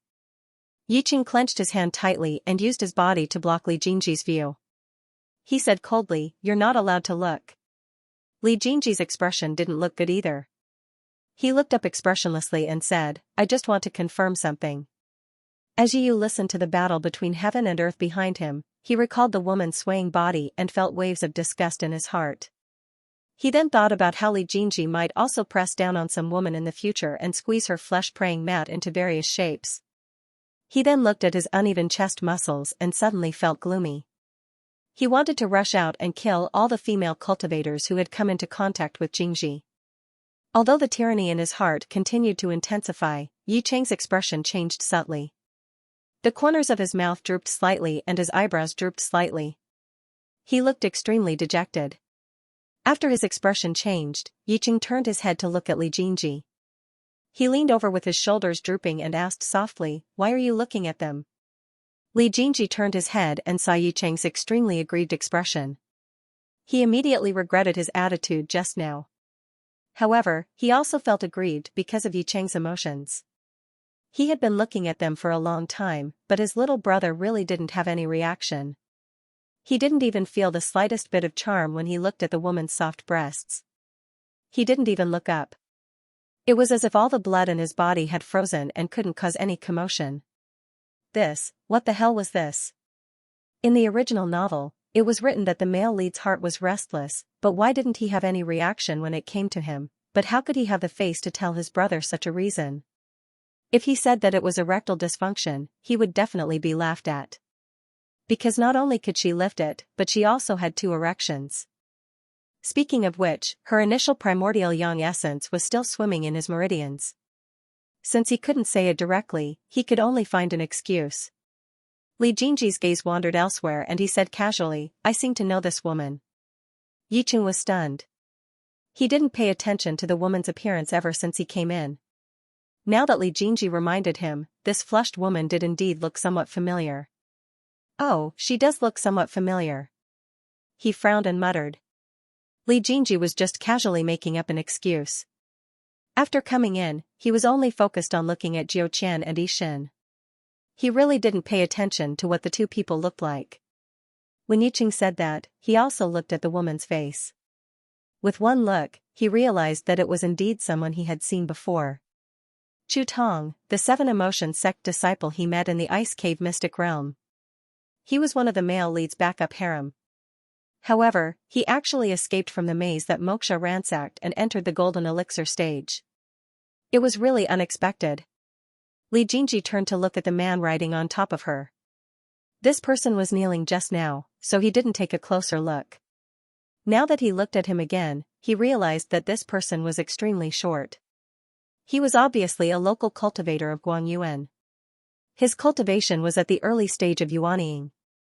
He had the ability to bring down Chu Tong, who only had the golden elixir. The 2 of them were still deep in thought, but the other 2 people spoke. Master? Chu Tong's blurry eyes were slightly startled. After recognizing the person on top of her, she began to violently slap him. Master? That man continued to ride Jiu Qian and Yi Xin. He ignored her. Chu Tong's resistance was futile. Her hip bone was firmly held. After several hundred times, that man slowly retreated. Chu Tong's face was already covered in tears. Her beautiful face was full of misery. That man, however, seemed to have returned to his senses. When he saw the condition of the 2 people and the white liquid between their legs, he also panicked. He hurriedly covered her with a piece of clothing and said in a panic, Tonger, Master didn't do it on purpose. He desperately slapped his head, as if he remembered something. That's right. The 2 of us seem to have been poisoned. The erotic loveworm that escaped just now seemed to have spat out a white and yellow gas at us. After that, Master didn't know anything. That woman ignored him and continued to cry. Li Jingji was a little stunned when he heard about the erotic loveworm. It's born with 2 wings and a live body. Its demon core has an aphrodisiac effect. It likes to eat human blood and usually appears in groups. Its poisonous gas is extremely obscene. Yi Cheng raised his eyebrows when he heard this. He then looked at the scene of you coaxing me to tears outside. Then these 2 people must have been poisoned by this poison. That's why they disregarded their own safety to have sex here. In the future, the two of us must also be careful when we see this worm. It's not just this worm. There are many types of worms in the netherworld cave that can release poisonous gas that can make people lose their minds. Li Jingji's brows were tightly knitted. This netherworld cave was indeed full of dangers. Yiqing glanced at the two people outside who had finished dressing. He narrowed his eyes and said, "The two of us don't need to fear this kind of poisonous worm." "Why not?" Li Jingji, who was vexed over how to avoid it, asked in return. "My true form is that of a flood dragon. My demon core is the only thing in the world. Those who can't defeat me can't do anything to me." Yiqing looked at Li Jingji. "You don't need to worry even more. The Ice Phoenix is cold-hearted and emotionless. It's difficult for anything to arouse her desire. In the past, you might have been affected by this kind of poisonous gas. However, your demon core has transformed and you're only half a step away from nirvana. This kind of poisonous gas is nothing to you at all. Cold-hearted and emotionless?" Li Jingji thought of his unresponsive male penis and asked. Yiqing recalled the scene just now. He pursed his lips and said affirmatively, "Yes, cold-hearted and emotionless." He clearly wanted to hide the fact that he was impotent, but he didn't expect the other party to know even more than he did. Li Jingji heaved a sigh of relief. At the same time, he couldn't help but feel resentful. "But it's not completely emotionless," Yiqing added. End of chapter 48. Don't forget to subscribe, like, and share the video to support the channel.